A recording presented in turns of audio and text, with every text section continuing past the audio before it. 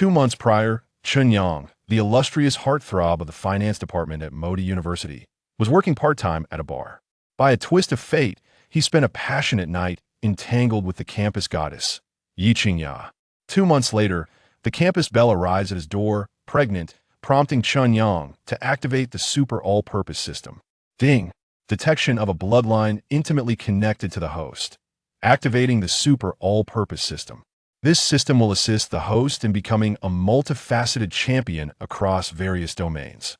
It will bestow upon you boundless wealth and immense power, ensuring the finest environment for your child's growth.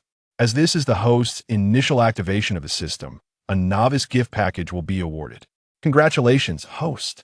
You have acquired extraordinary cerebral capabilities, and a randomly selected skill has reached its maximum level. From that moment onward, Chen Yang surged forward, amassing a plethora of divine titles. Titles such as God of Investment, God of Cars, God of Wild Fishing, God of Cooking, God of Traditional Chinese Medicine, God of Gambling, God-level Pianist. In just a few years post-graduation, he forged his own commercial empire, leaving behind endless legends across various industries. No one aided my lofty ambitions.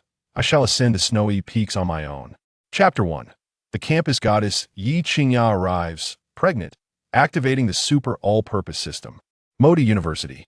In front of the boys' dormitory, room 405. Hello. May I ask if Chen Yang from the finance department resides here? A stunningly beautiful woman with exquisite features, tall stature, and graceful curves, dressed in a white casual outfit paired with a knee-length fitted skirt, raised her hand and knocked on the dormitory door and inquired within.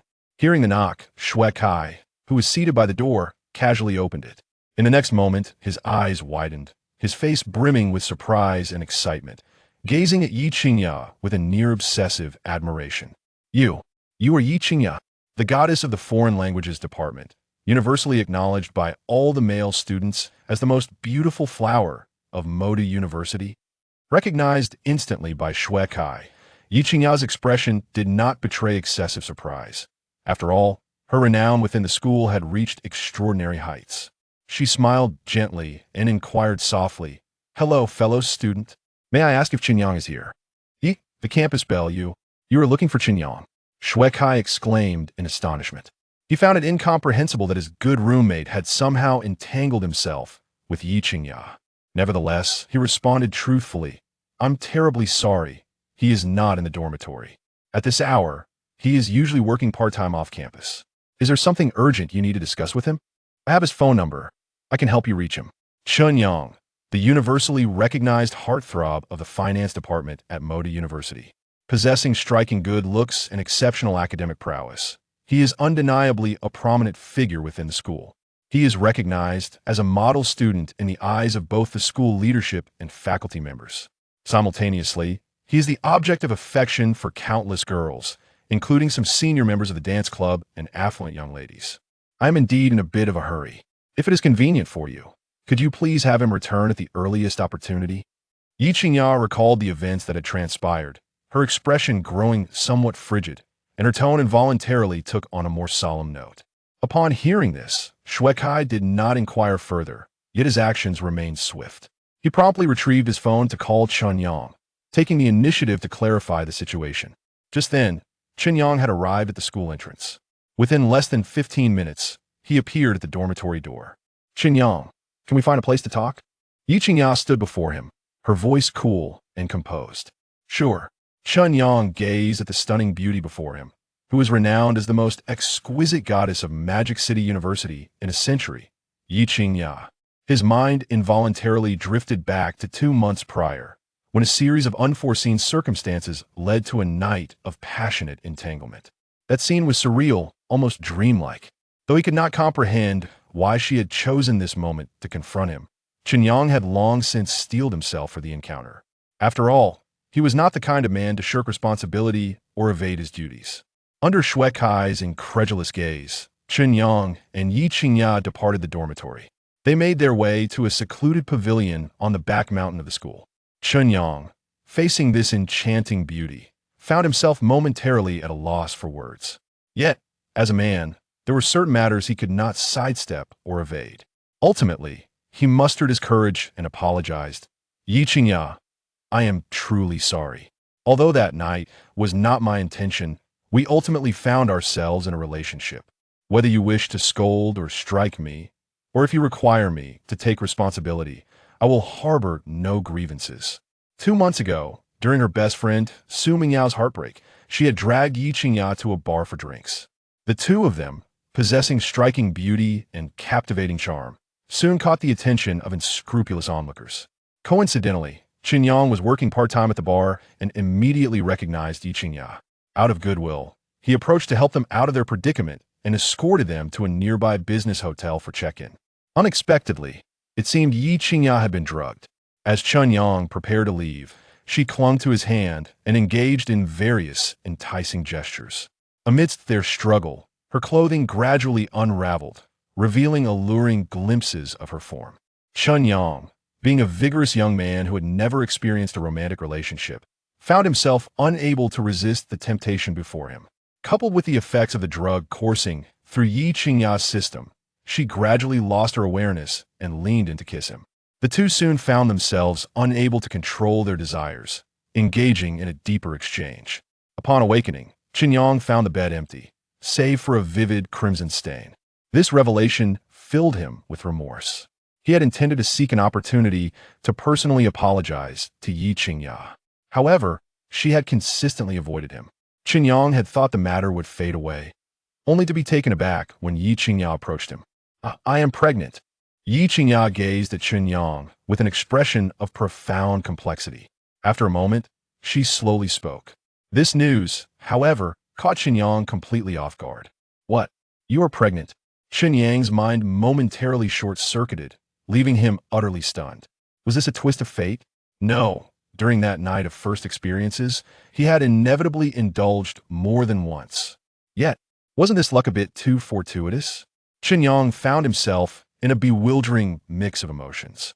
However, in the next moment, an electronic voice from an intelligent program echoed in his mind.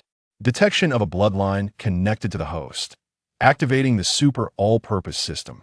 This system will assist the host in becoming a master in various fields, granting the host boundless wealth and immense power, thereby providing the best environment for the child's growth.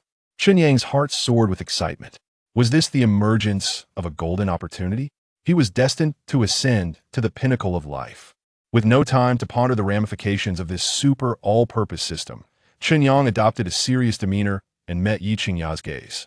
Yi Qingya, rest assured, I, Chen Yang, am absolutely not the kind of man who shirks responsibility or lacks accountability. I have never had a girlfriend until now, but if you are willing, from this moment on, you shall be my girlfriend. As for the child, I wish for you to carry it to term. I promise to exert every effort to create the best living conditions for you and the child, ensuring that neither of you endure any hardship. If this were earlier, Chen Yang might have felt uncertain. However, now he was a man imbued with extraordinary capabilities, making it entirely feasible to support a family. Chen Yang, are you serious? Yi Qingya was taken aback upon hearing Chen Yang's words. Coming from a distinguished family, she enjoyed a life of privilege, with her parents and relatives either holding high positions within the establishment or being renowned figures in the business world. Given her family background, it was inevitable that her future partner would not be an ordinary individual. After her graduation, it was only customary for her family to introduce her to various scions of illustrious families or exceptional young talents from diverse fields. All she needed to do was select a suitor whom she favored and who was of comparable social standing to marry. However, she never anticipated that such a situation would arise. Yi Qingya had conducted a private investigation. Chen Yang possessed striking looks, exceptional academic prowess, and remarkable abilities, yet hailing from a modest family. Such a man would be considered a rare gem in an ordinary household. But in Yi Qingya's context, gaining her family's approval would likely prove challenging. Furthermore, Yi Qingya was not well acquainted with Chen Yang, and there was no solid emotional foundation between them. Thus, she had been hesitating on how to navigate this matter. Nevertheless, Chen Yang did not shy away from responsibility. He exhibited the qualities of a man with resolve and determination. This alone was enough to earn Yi Qingya's admiration. Yi Qingya, we hardly know each other, and that night was merely an accident. However, Since fate has granted us this opportunity, it signifies that there is some semblance of destiny between us. If you are willing to place your trust in me and grant me a chance, I will demonstrate that I am far more exceptional than you perceive and possess the capability to ensure your happiness, Chen Yang said, his gaze intense and his tone brimming with confidence. Yi Qingya was momentarily stunned, contemplating for a moment before raising her gaze to meet Chen Yang's. She was uncertain of the source of his confidence, yet she was inclined to offer him an opportunity. Chen Yang, to be honest, when I discovered I was pregnant, my first reaction was not to consider terminating the pregnancy, but rather to understand what kind of man you truly are. Through my private investigation, I have learned that you excel academically, possess outstanding abilities, exhibit a gentle disposition, approach romantic relationships with caution, and are highly ambitious. Aside from your ordinary family background, you lack any significant shortcomings. If I choose to believe in you and attempt to pursue a relationship, do you have the confidence to persuade my family to accept you? Chapter 2. The Novice Gift Pack. The extraordinary brain domain allows the host to freely select a skill to reach its maximum level. Of course, Chen Yang replied decisively, without a trace of hesitation. Very well, I am willing to grant you an opportunity. I have consulted with the hospital. If the fetus is within 4 to 5 months of gestation, it can still be terminated through surgery. Let us set a 3-month period. During this time, if you can evoke feelings of affection in me and demonstrate your capability to support both me and the child, we shall proceed to register our marriage. Should you fail to do so, you must forget everything that has transpired between us, and we shall become as strangers. I will also terminate the pregnancy. Yi Qingya spoke with a solemn expression, gazing intently at Chen Yang. This was the best course of action she could conceive at the moment. She wished to afford both the child and Chen Yang a chance. It was not out of cruelty that Yi Qingya acted thus. If her parents were to learn of her predicament, it would undoubtedly escalate into a significant affair, and Chen Yang's consequences would be dire. Furthermore, through her understanding and observation of Chen Yang, she recognized his exceptional qualities. If they ultimately found themselves together, despite the bizarre circumstances, it could still be considered a beautiful turn of events. After all, she deemed Chen Yang to be a reliable man. All right, it is settled then, Chen Yang said, his face alight with joy. You should return to your dormitory to pack your belongings. I have rented a place near the school, which will make it convenient for you to have someone looking after you. Although Yi Qingya was pregnant, her condition was not yet apparent. To prevent others from discovering her secret, she had deliberately rented a house outside. Fortunately, she had completed her academic credits and was merely awaiting her internship verification and thesis completion to secure her graduation certificate, thus bringing her university life to a fulfilling conclusion. Otherwise, continuing classes would inevitably lead to the exposure of her secret. An unwed pregnancy. This was undoubtedly a monumental scandal for her, potentially marking her life with a blemish. All right, I will go now, Chen Yang responded resolutely. Before long, Chen Yang returned to his dormitory and began to gather his belongings. His roommate, Shui Kai, noticed Chen Yang's activity and couldn't help but inquire with curiosity. Chen, what are you packing for? Are you moving out to cohabit with the school beauty, Yi? Chen Yang smiled slightly. You guessed it right, Kai. The others, Dong and Liang, are not here. When they return, please inform them.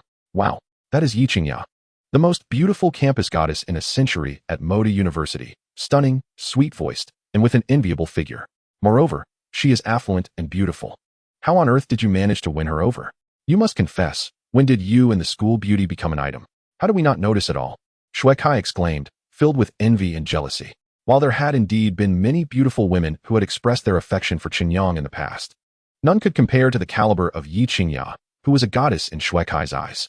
Yet now, she had fallen for Chen Yang, leaving Shui Kai feeling aggrieved. He genuinely wished to learn a few tricks from Chen Yang to improve his own chances at happiness. It's a long story.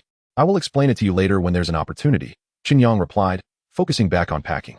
Fortunately, he had few belongings, just a few sets of clothes and some daily necessities, all of which fit neatly into a single suitcase. Afterward, Chen Yang wheeled his suitcase out of the dormitory. Upon exiting the school gates, he hailed a taxi and directed the driver to Yushuan Garden Community.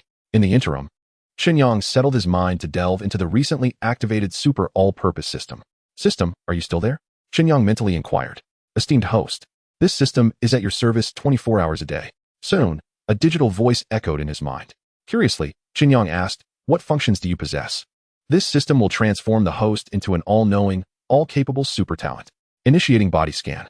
Moments later, a faint blue virtual screen appeared before Chen Yang's eyes, revealing that the host possessed the following skills: financial investment, beginner, culinary arts, novice, driving, novice, and foreign language, novice.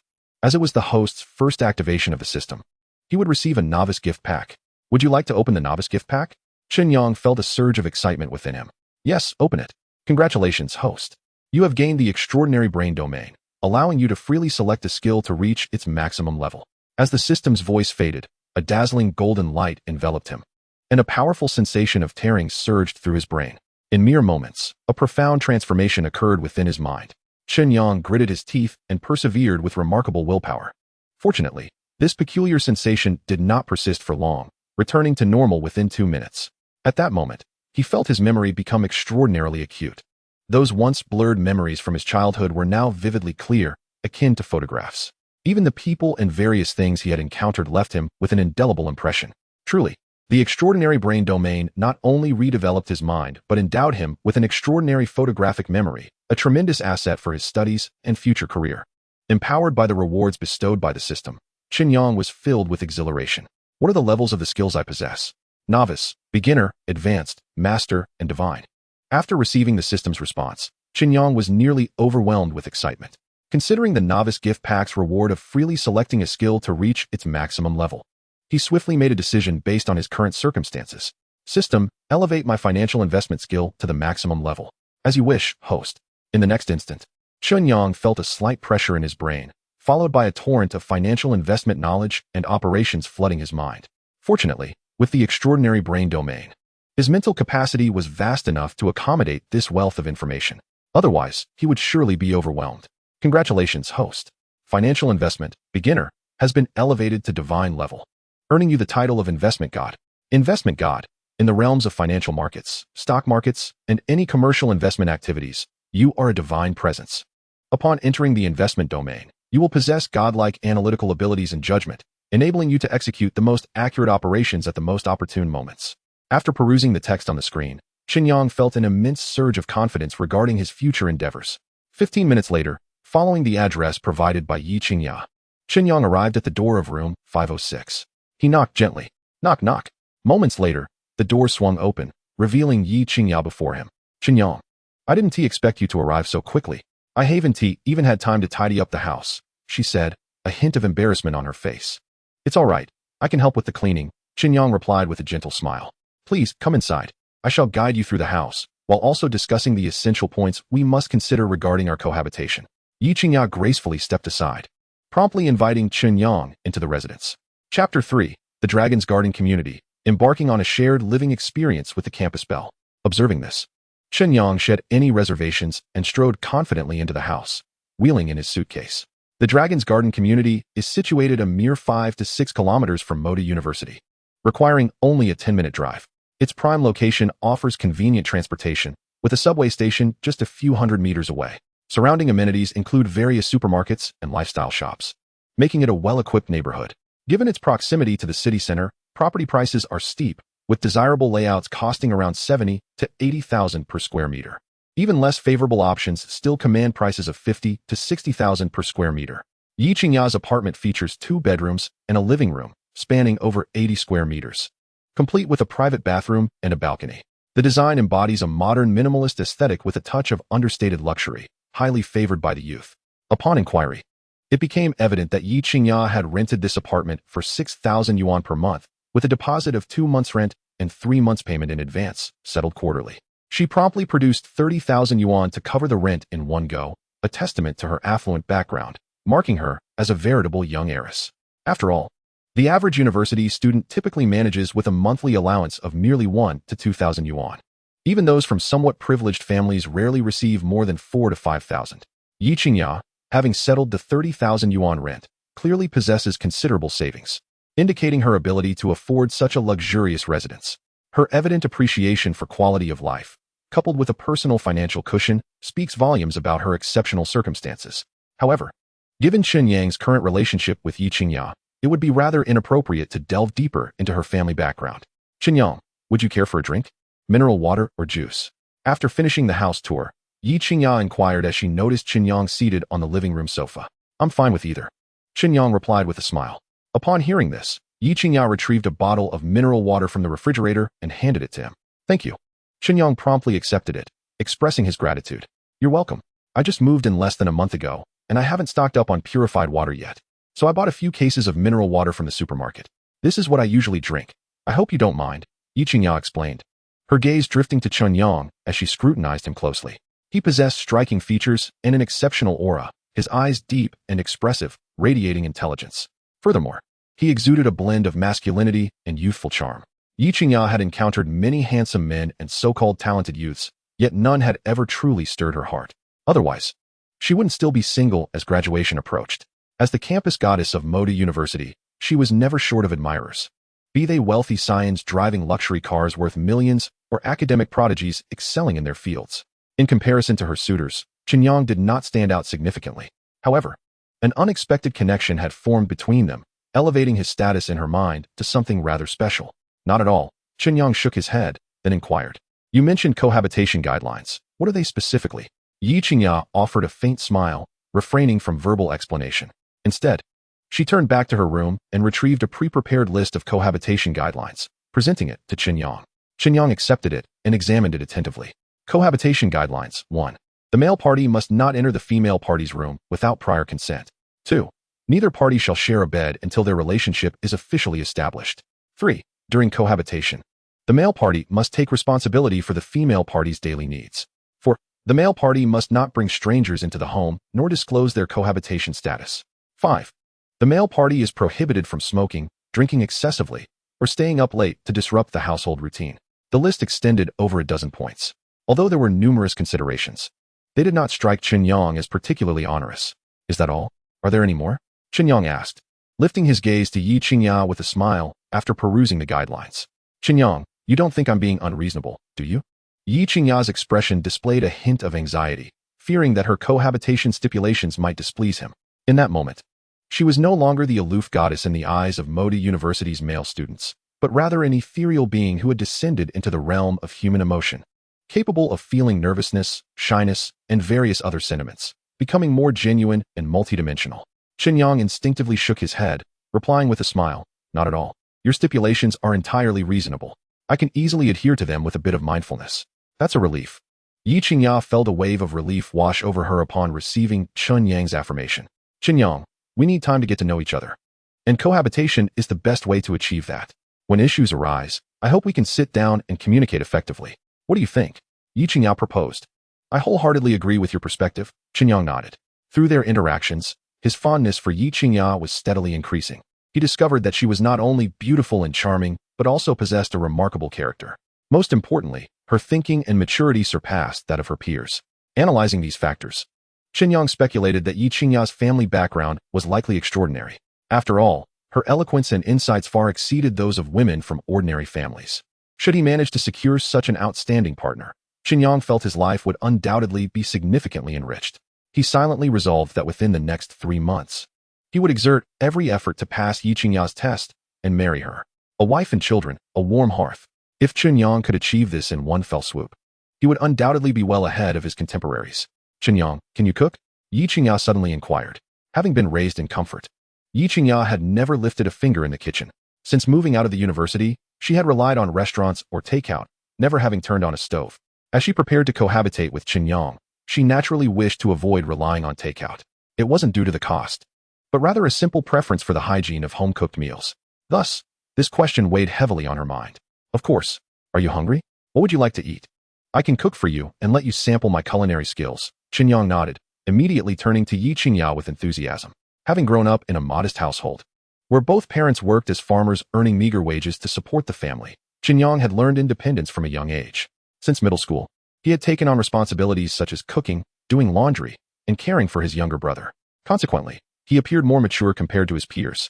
In order to gain admission to the prestigious university in the bustling metropolis, despite receiving a full scholarship each year, he still dedicates his spare time to part-time jobs, aiming to alleviate his family's financial burden. With an empty refrigerator lacking ingredients, a trip to the local supermarket becomes a necessity. Chen Yang, lacking culinary skills, typically purchases only snacks and daily necessities during these excursions, never having bought actual ingredients, which naturally results in a barren fridge. It's all right. We still have plenty of time. Let us go out and buy what we need to cook, Chen Yang suggested with a smile. Sure, I'll follow your lead. Chen Yang replied, not one to refuse when Chen Yang had made such a proposal. Soon, The two took the elevator down and exited their residential complex, heading towards the nearby supermarket. The striking combination of a handsome young man and a beautiful young woman inevitably drew the attention of passers-by, who couldn't help but steal a few glances. Fortunately, both Chen Yang and Yi Qingya were accustomed to such attention, and it did not significantly affect them. Pushing the shopping cart, Chen Yang and Yi Qingya quickly arrived at the produce section. "Qingya, what vegetables do you enjoy?" Chen Yang inquired, his gaze gently resting on her, indicating his intention to prepare dishes that catered to her preferences and showcase his culinary prowess. "Chen Yang, your confidence suggests you must possess considerable culinary skills. Have you perhaps studied cooking?" Yi Qingya asked, her beautiful eyes sparkling with curiosity. "Not exactly. I only know how to prepare some basic home-cooked meals. However, do share your preferences, and I can learn to make them when I have the time," Chen Yang replied earnestly, shaking his head. Chapter 4. A Culinary Journey from Novice to Beginner. Yi Qingya was momentarily taken aback. At that moment, she felt a sense of being valued by Chen Yang. A mix of delight and warmth filled her heart. After a brief pause, she finally responded, "I enjoy Cantonese and Shandong cuisine." Chen Yang softly asked, "Are there any foods you avoid?" "I can't handle spicy food very well, especially now that I'm pregnant. My diet should remain light," Yi Qingya replied with a smile. "Got it. I'll remember that," Chen Yang said with a serious expression. He then began selecting fresh ingredients: oilseed lettuce, bok choy, lean meat, marbled beef, shrimp, carrots, pork ribs, and base. He also purchased various seasonings such as oil, salt, soy sauce, vinegar, and white pepper. Before long, the shopping cart was brimming with supplies. Yi Qingya stood by, observing without interference. Seeing Chen Yang so knowledgeable about his selections reassured her of his culinary skills. At least they wouldn't have to rely on takeout anymore. It wasn't that she couldn't afford takeout. Rather, Yi Qingya preferred the comfort of home-cooked meals. As they approached the checkout counter, Yi Qingya took out her phone to pay, but Chen Yang promptly stopped her. "Qingya, let me handle the bill." A hint of traditional masculinity lingered in Chen Yang's demeanor, as he never allowed a girl to spend money when they were out together. "All right," Yi Qingya acquiesced, noting Chen Yang's earnestness. Although she wasn't short on funds, his willingness to pay endeared him to her even more. After completing the transaction, Chen Yang took the shopping bags and, together with Yi Qingya, returned to their rented apartment. The items they had purchased were ample enough to last them several days.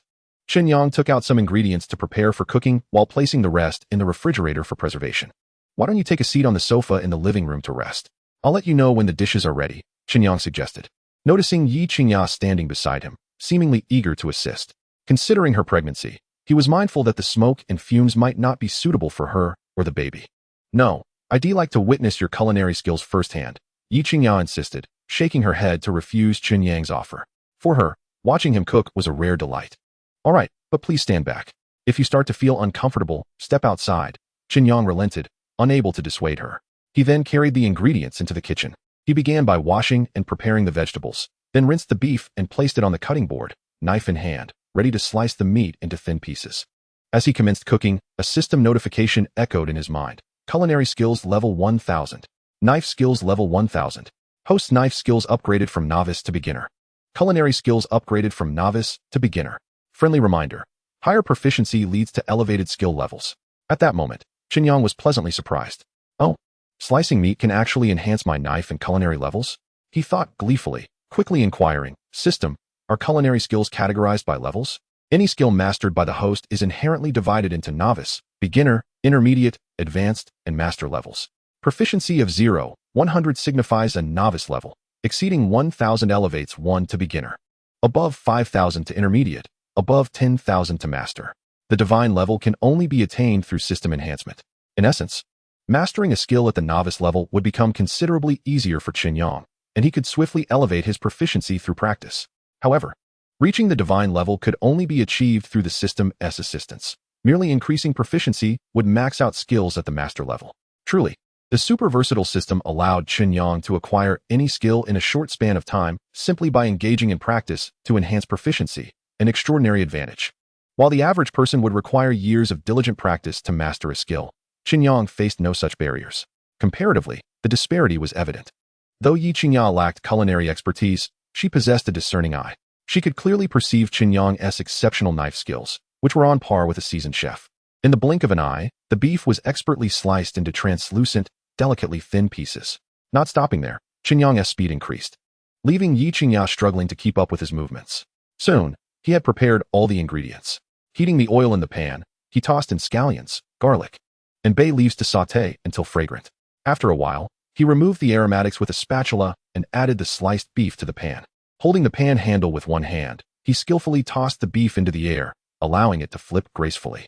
The flames erupted beneath the pan, showcasing the aura of a master chef. Impressive. Such finesse in flipping the pan. Only someone with years of culinary experience could achieve this, Yi Qingya thought, marveling at Chen Yang's modest demeanor despite his remarkable skills. Had she not insisted on watching him cook, she might have remained oblivious to his talents. At this moment, standing behind Chen Yang, Yi Qingya gazed in astonishment at the scene unfolding before her. It dawned on her that she had grossly underestimated Chen Yang's culinary skills. Simultaneously, a flicker of joy ignited within her heart. For the better his cooking, the more delectable meals she could enjoy, and she would no longer need to resort to takeout. Chen Yang, oblivious to the subtle changes in Yi Qingya, found himself increasingly adept in the kitchen, his enhanced culinary prowess allowing him to cook with newfound ease. After approximately an hour, four exquisite dishes and a fragrant soup emerged freshly prepared: stir-fried beef with scallions, sautéed cabbage with pork, spicy stir-fried shrimp, and a simple stir-fry of oil wheat, complemented by a delicate seaweed and egg drop soup. The dishes not only captivated the senses with their colors and aromas, but also boasted a stunning presentation, making them appear as though crafted by a master chef from a prestigious hotel. Chen Yang served a bowl of rice along with chopsticks to Yi Qingya. Qingya, do indulge in my culinary creation and let me know if it suits your palate. Yi Qingya, brimming with anticipation, made a concerted effort to maintain her composure. Yet, despite her restraint, her face betrayed a glimmer of excitement and eagerness. Chen Yang, noticing her expression but choosing not to address it directly, eagerly encouraged her to savor the dishes. Very well, I shall not be polite, she replied, and with that, she picked up a piece of beef with her chopsticks and placed it in her mouth. After just a few bites, the tender beef and rich sauce exploded with flavor on her taste buds. Within seconds, her eyes widened, and her expression transformed into one of sheer delight. Chen Yang, your culinary skills are truly extraordinary, surpassing even those of some hotel chefs, Yi Qingya exclaimed, giving him a thumbs up and showering him with praise. The sheer impact of Chen Yang's cooking left her utterly astonished. Is it really that exaggerated? Chen Yang replied skeptically. He then picked up his own chopsticks. Sampling a piece of beef himself, the tender and savory taste erupted in his mouth, far exceeding his expectations. Wow. To think that my basic culinary skills could yield such delicious dishes. This is simply incredible. Chen Yang realized he had underestimated the system's enhancement of his cooking abilities. Previously, he could only prepare home-style dishes that were merely decent, with a noticeable gap when compared to the chefs at upscale restaurants. But now, his basic skills had reached a level that could rival those of a professional chef. What marvels could await him if he were to attain advanced, master, or even divine cooking skills? The thought left him in awe, though he was certain that whatever he would create would be utterly irresistible. Chapter 5. The Dormitory Brothers. Each a scion of wealth, Yi Qingya continued to savor the delectable dishes, each bite reinforcing her admiration. Typically, her appetite was modest, but the exquisite flavors of Chen Yang's cooking led her to unwittingly overindulge. Stealing a glance at Chen Yang, she noted that he remained oblivious to her predicament, which brought her a sense of relief. If she continued to eat like this, she feared she might gain several pounds before long. While Yi Qingya felt a blend of happiness and concern, delighted at the prospect of enjoying such culinary delights on a daily basis. Yet troubled by the possibility of unwanted weight gain, she was quite satisfied with her current figure. The thought of gaining even a slight amount of weight was unacceptable to her. Qingya, do these dishes suit your taste? Chen Yang asked with eager anticipation. Given Yi Qingya's affluent background, accustomed to a luxurious diet, her palate was undoubtedly discerning. Nonetheless, Chen Yang felt confident that his cooking could sufficiently satisfy her cravings. As the saying goes, to win a woman's heart, one must first conquer her stomach. Culinary delights were Chen Yang's most formidable weapon. Delicious. Every dish is a feast for the senses, boasting authentic flavors. Chen Yang, with you cooking, I won't need to dine at restaurants anymore, Yi Qingya affirmed, her praise flowing freely. Her words ignited a sense of pride within Chen Yang. I'm glad you enjoy it. I have many more recipes up my sleeve. I can prepare a different dish every day, ensuring your satisfaction, Chen Yang replied with a smile. After their meal, Chen Yang began to tidy up the dishes, transporting everything to the kitchen. After spending a brief while washing the dishes and cleaning up, he emerged to find Yi Qingya seated on the living room sofa, occasionally glancing towards the kitchen. Internally, she marveled at Chen Yang's impressive efficiency, clearly pleased with his performance. Feeling a wave of fatigue wash over her, Yi Qingya suddenly found herself drowsy. Just as Chen Yang finished in the kitchen and stepped out, he noticed her stifling a yawn, her eyes heavy with sleep. Concerned, he suggested. "Qingya, would you like to take a short nap in your room? I've heard that pregnant women need plenty of rest for the healthy development of their unborn child." Yi Qingya pondered this, acknowledging the validity of his advice. "All right, I'll take a nap then. The front door has a code lock. My birthday is the password, 991102. If you have other matters to attend to, feel free to leave." As she stood to head towards her room, she paused and turned back to Chen Yang. "It seems we haven't added each other on Green Bubble. We don't have each other's contact information. Shall we exchange it for easier communication?" Chen Yang eagerly nodded, retrieving his phone from his pocket to add Yi Qingya on Green Bubble and exchange numbers. "Qingya, I need to return to campus shortly. If you need anything after you wake up, just let me know," he said with a hint of concern. "Okay, I understand," Yi Qingya replied with a smile. As she watched Chen Yang's departing figure, an inexplicable emotion stirred within her, one she was not fully aware of. Chen Yang stepped out of the Yulong Garden community and hailed a taxi, heading toward Modi University. Within half an hour, he found himself in dorm room 405. Shui Kai rubbed his eyes in disbelief, his expression a mix of shock and playful teasing. "Chen, weren't you just packing up to move out this morning? How come you're back so soon? Did you do something wrong and get kicked out by the campus beauty?" In response, Chen Yang mockingly scolded him. "Shut up. Do you really want to see me thrown out?" After a moment, he explained, "I came back to grab my computer and to discuss a few matters with the guys." Chen Yang had not forgotten that his financial investment skills had been enhanced to their peak by the system, earning him the title of investment god. It was no exaggeration to say that his current investment prowess was formidable to an astonishing degree. In March, the agreement with Yi Qingya felt neither particularly lengthy nor notably brief. He was compelled to amass initial capital rapidly within this time frame to substantiate his capabilities to Yi Qingya. Financial investment, without a doubt, represented his most promising avenue for ascendance. There was no alternative. Over the years, Chen Yang had diligently balanced work and study, consistently securing full scholarships. After accounting for daily expenses and remittances of tens of thousands to his family, he found himself with a mere 30,000 remaining. A skilled cook cannot create a feast without rice. In the face of such a dire shortage of investment funds, even if Chen Yang possessed extraordinary talents, soaring to success would remain an impossibility. Thus, upon his return, it was evident that Chen Yang intended to seek financial assistance from a few trusted brothers in his dormitory. Shui Kai, hailing from Jiangsu and Zhejiang, came from a family entrenched in the chain hotel industry, with a father renowned as a wealthy businessman in the region. Wu Dong, a native of the bustling metropolis, had a father who made his fortune in real estate, with investments spanning hotels, restaurants, clothing, and tourism. His mother served as the vice president of a local bank. Their relatives were either titans of industry or high-ranking officials, embodying the quintessential second-generation elite. Hao Liang, nicknamed Brother Liang, hailed from northeast China. True to his name, he stood tall at 1.88 meters, with thick brows and large eyes, exuding a robust and imposing presence. His family operated a large trading company specializing in grains, oils, fruits, and vegetables, making them a prominent player in the northeast trading landscape. In dormitory 405, aside from Chen Yang, the remaining three were undeniably affluent second-generation individuals. Fortunately, they were raised with strict values and possessed straightforward, kind-hearted personalities, showing no disdain for Chen Yang's modest background. Instead, they held a deep admiration for his self-discipline, resilience, and exceptional academic prowess. Thus, their camaraderie flourished. "Chen Gu, have you encountered some troubling issue?"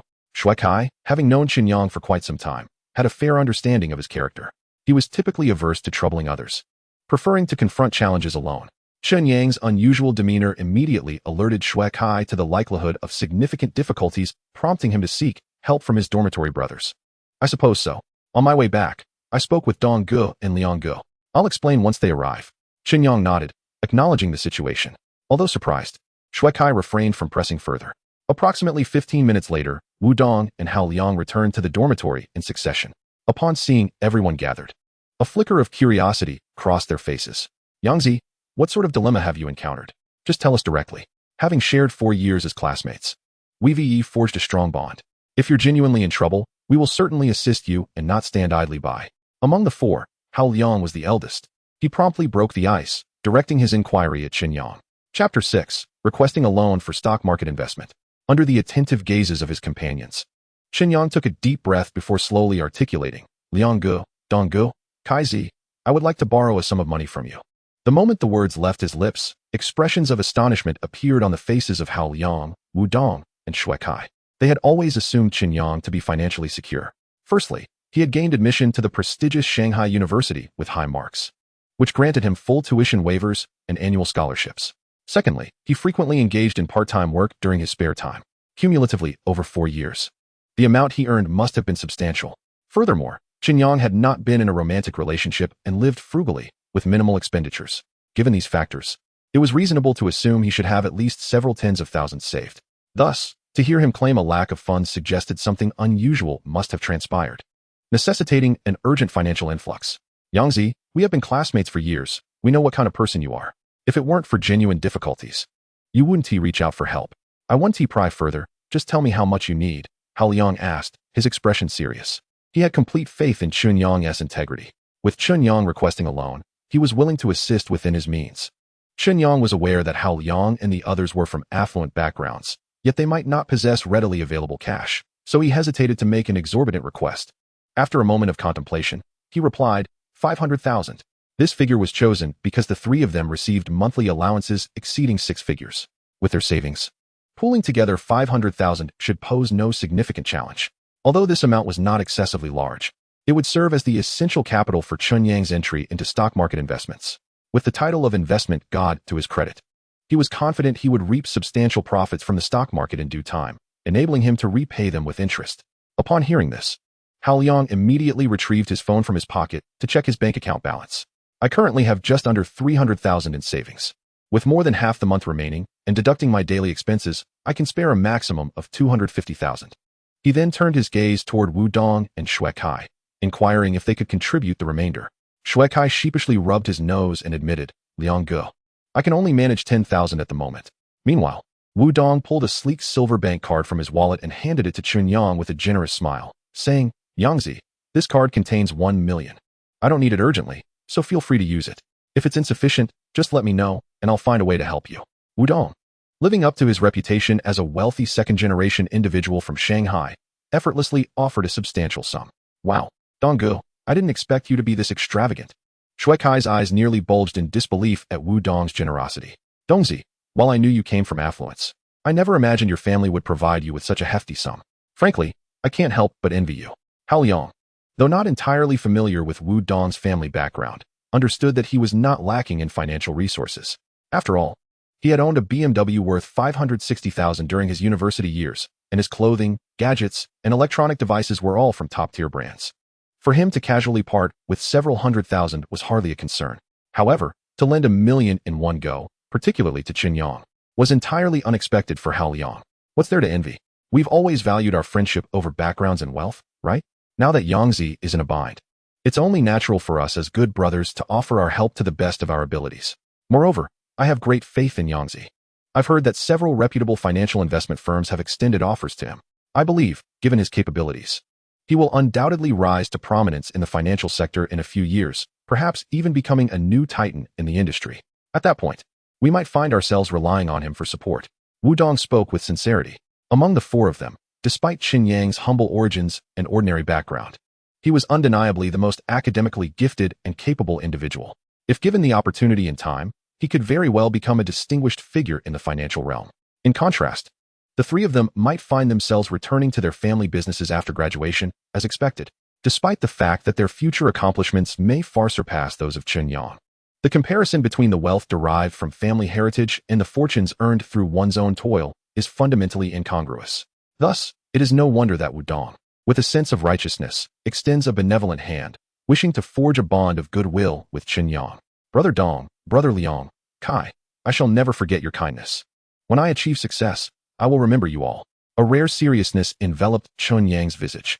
The unwavering support of these three individuals, who had lent him a substantial sum of money without question during his time of need, solidified their status as true brothers in his heart. Henceforth, they would share both fortunes and adversities. All right, let us not get overly sentimental. Take the money and expedite the matter at hand. Should you require any assistance, do not hesitate to ask, Wu Dong remarked, waving his hand with a smile. Thank you. I'll treat you all to a meal later, Chen Yang replied, eschewing any pretense as he tucked the bank card Wu Dong had offered into his pocket. With that, he grasped his notebook and exited the dormitory. Shortly after Chen Yang's departure, Hao Liang's gaze fell upon Shui Kai, prompting him to inquire, Kai, you've been cooped up in the dormitory. Have you noticed anything amiss with Yang recently? Shui Kai furrowed his brow in contemplation. After a moment, he sheepishly responded, If we're talking about something amiss, there indeed is. Yang has been rather distracted lately, appearing burdened with thoughts. When I ask him what's wrong, he insists there's nothing.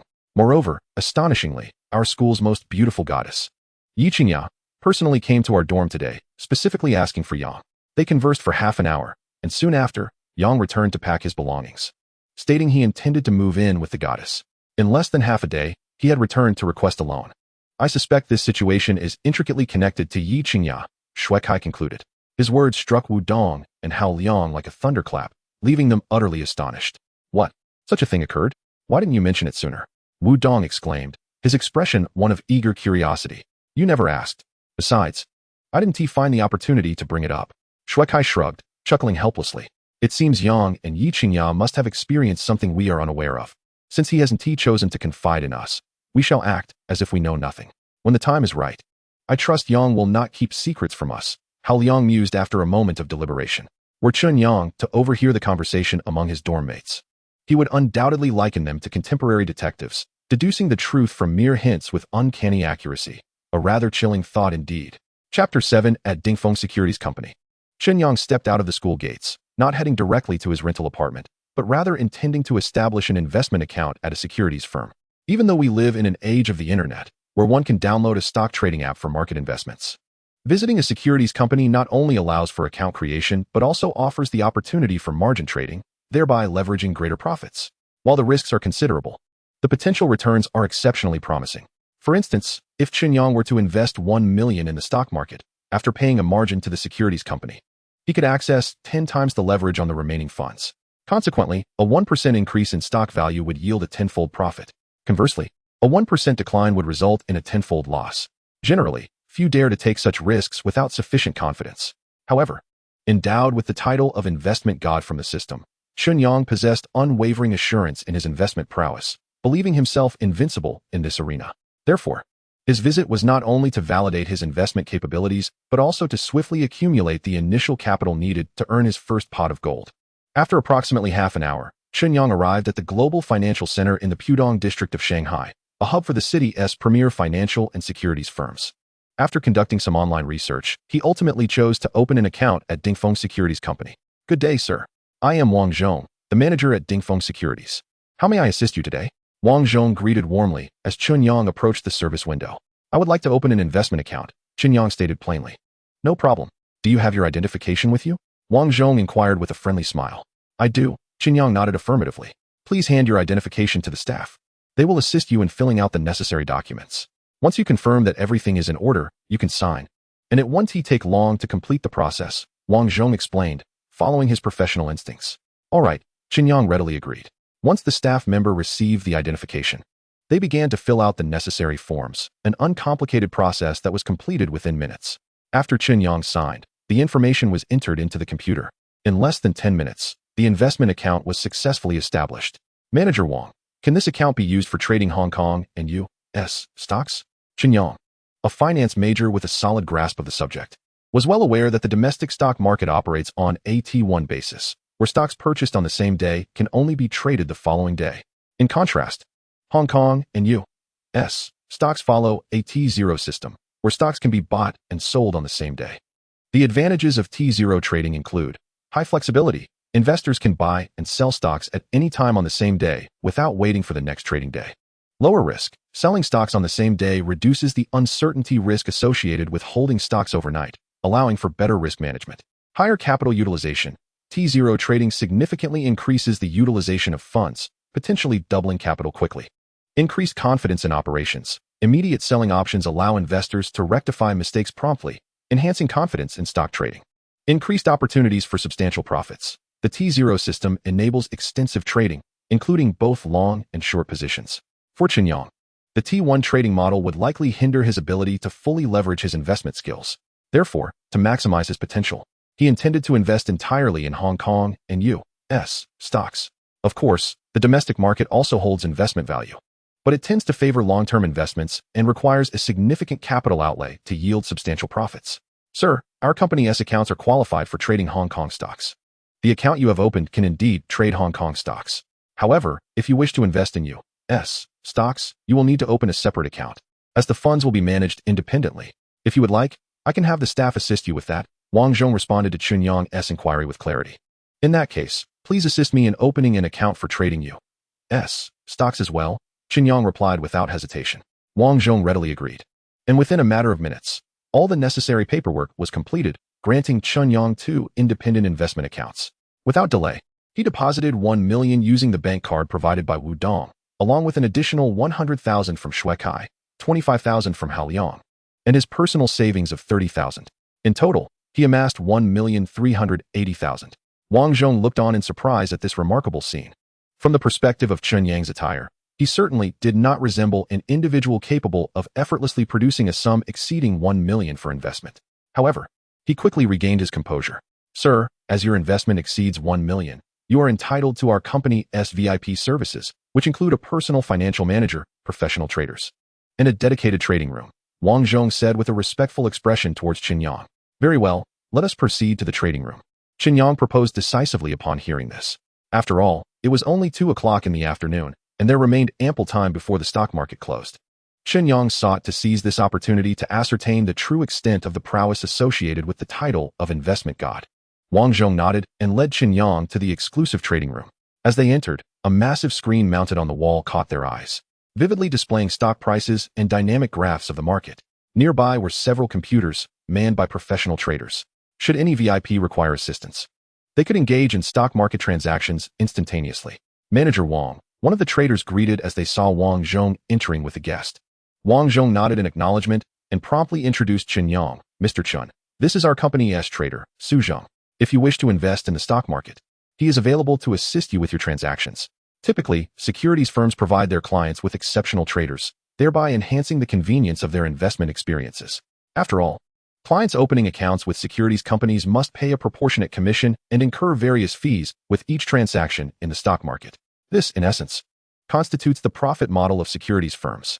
To attract and retain clients, companies will invariably strive to offer superior services, ensuring that clients perceive exceptional value for their investment. Can we trade Hong Kong stocks now? Chen Yang inquired directly of Su Zhong. Certainly, as long as Mr. Chen's funds are in place. We can proceed with transactions according to your wishes, Su Zhong replied respectfully. Manager Wang, given my current financial status, what is the maximum leverage your company can offer me? Chen Yang asked, turning to Wang Zhong with curiosity rather than rushing to trade. Mr. Chen, here's the situation. After opening an investment account, one must engage in trading for 20 working days, and the funds must exceed 500,000, along with a trading experience of 6 months, before our company can grant leverage, with a maximum multiplier of 110 times. Naturally, our company will authorize based on your account's trading performance and fund allocation. There is no fixed rule. Given your current situation, we are unable to grant you leverage at this time. I hope you can understand, Wang Zhong explained in detail from a professional standpoint. Chen Yang felt a twinge of regret, but was not disheartened. After all, he had a substantial amount of 138 million at his disposal. This sum was more than sufficient for profitable stock market investments. Chapter 8. The title of investment god commands respect. At this moment, there remained an hour and a half until the Hong Kong stock market closed. Chen Yang reviewed the market and noted that several stocks had experienced significant surges, with prices rising nearly 40 and trading volumes soaring into the billions. Analyzing from a professional standpoint, he quickly deduced that there was evidently a major player accumulating shares in the market, intent on artificially inflating the stock price. Entering the market at this juncture could likely result in being trapped at high prices by the major player. However, Chen Yang was a man of extraordinary luck. For him, nothing posed a problem. Detecting that the host is engaging in stock trading, the investment god system is activating and materializing. Green for real estate. With a current stock price of 62 yuan, would witness a major player aggressively acquiring shares in the market 15 minutes later, forcibly driving the price up to 184 yuan. Retail investors would, upon seeing favorable news, begin to buy in. At that time, the major player would discreetly offload shares, causing the price to retract to around 95 yuan. Before the market closed, it would surge again, reaching 208 yuan. In the next moment, the voice of the system resonated in Chen Yang's mind. Moreover, a virtual display materialized before his eyes, vividly illustrating the projected price fluctuations of green for real estate leading up to the market's closure. It also distinctly marked the optimal buying and selling times. With proper utilization, maximizing profits was entirely achievable. Wow, this investment god is truly remarkable. It even provides dynamic graphs of stock price fluctuations. With this, my future investments in the stock market will undoubtedly be successful. Becoming an invincible general in trading will not be a challenge at all. Chen Yang realized this, his excitement simmering within him. Without a moment's hesitation, Chen Yang promptly instructed Su Zhong, "Please assist me in purchasing green fur real estate with my entire capital." Upon hearing this, both Su Zhong and Wang Zhong wore expressions of shock. As professionals in financial trading, they had encountered numerous clients with ample resources. These clients typically fell into two categories: the informed and the uninformed. The uninformed had only a rudimentary understanding of stock market investments and often sought recommendations from professionals to secure their capital without significant loss. In contrast, the informed possessed rich investment experience, relying on their analyses and judgments to invest independently. Nevertheless, even the informed would generally avoid putting all their eggs in one basket, diversifying their investments across various stocks to mitigate risk and prevent catastrophic losses during market fluctuations. Individuals like Chen Yang, who opened an account and immediately invested their entire capital in a single stock, were exceptionally rare. Such actions often stemmed from either blind faith in insider information, resulting in being exploited, or an overconfidence in their judgment leading to significant losses. Though Chen Yang appeared young and somewhat novice, Wang Zhong found during their conversation that he possessed considerable depth of thought, far from being the naive greenhorn. Therefore, when Chen Yang proposed such an investment strategy, it left both men incredulous. "Mr. Chen, would you like to reconsider? The recent price fluctuations of green fur real estate have been minimal and do not present a viable investment opportunity. Investing your entire capital poses excessive risk. Perhaps I could recommend a few quality stocks for you." Wang Zhong, acting out of goodwill, urged Chen Yang to reconsider. After all, the mere fact that Chen Yang could readily allocate $1 million to stock market investments warranted Wang Zhong's effort to assist him. "Manager Wang, I appreciate your concern, but I have my reasons for this decision. Please instruct the trader to act according to my directives. I will assume full responsibility for any gains or losses and will not impose any inconvenience on your esteemed company." Chen Yang firmly declined Wang Zhong's suggestion. "Why would I listen to Wang Zhong? With the assistance of the investment god, my stock market investments are equivalent to wielding a cheat code. There is no possibility of failure." In this context, he found it inconceivable to heed Wang Zhong's advice. "Manager Wang." Su Zhong looked to Wang Zhong, knowing that without his superior's approval, he dared not proceed recklessly. "Mr. Chen, since you are so resolute, I will refrain from further discussion. Su Zhong, from this moment forth, you must adhere strictly to Mr. Chen's directives, leaving no room for error. Do you understand?" Wang Zhong, seeing Chen Yang's obstinate resolve, ultimately had no choice but to acquiesce. At the same time, he issued a command to Su Zhong. "Understood." Su Zhong comprehended the implications of Wang Zhong's words. This signified that should there be any losses from the forthcoming investments, Chen Yang would bear the entire burden, with no repercussions for Dingfeng Financial Securities Company. A subtle smirk graced Chen Yang's lips. He was acutely aware that his first pot of gold would emerge from this investment. His emotions were a blend of tension and exhilaration. Simultaneously, Su Zhong logged into Chen Yang's investment account. Subsequently, he utilized the entire sum of $1.38 million to acquire shares in Lushing Real Estate. Fortunately, Lushing Real Estate had maintained a steady yet unremarkable performance, allowing the transactions to proceed smoothly in a short span of time. The funds in the account were entirely depleted, replaced by shares in Lushing Real Estate. However, just after Su Zhong completed the purchase, the stock price of Lushing Real Estate fluctuated. It surged from an initial 62 yuan to 65 yuan, marking an increase of 3 yuan. Although the rise was modest, it nonetheless astonished both Wang Zhong and Su Zhong. It was imperative to note that Chen Yang had purchased at a peak, which inherently carried the risk of a sharp decline. The stock price had risen. Just after the successful acquisition, the price began to climb. Was it mere coincidence, or did Mr. Chen possess prior foresight? Observing the unfolding scene, Wang Zhong was suddenly flooded with thoughts. A few minutes later, the stock price of Lushing Real Estate soared again, this time skyrocketing from 75 yuan to 126 yuan, nearly doubling in value. Following this surge, retail investors flocked to the market like sharks sensing blood, bringing in substantial capital. Consequently, the influx of funds propelled the stock price further, elevating it from 125 yuan to 175 yuan in just half an hour, with an emerging trend hinting at a breakthrough of 180 yuan. At this moment, Chen Yang's account saw its funds multiply almost threefold. Neither Wang Zhong nor Su Zhong could maintain their composure any longer. In the Hong Kong stock market, numerous stocks traded daily, some soaring by 30 points while others plummeted, leaving investors questioning their choices. Yet, Lushing Real Estate had remained relatively stagnant. Any individual with a modicum of investment acumen would have refrained from purchasing, deeming it devoid of investment potential. Little did they anticipate that it would emerge as a dark horse, delivering unexpected fortune especially with Chen Yang opting for a full investment, reaping substantial rewards. Wang Zhong and Su Zheng now regarded Chen Yang with eyes devoid of previous disdain, replaced by admiration and astonishment. Chen Yang's unwavering conviction in fully investing in Lushing real estate exuded a confidence that suggested he harbored prior knowledge of the impending surge in stock price. Thus, it appeared that Chen Yang either possessed inside information or was a seasoned investment savant.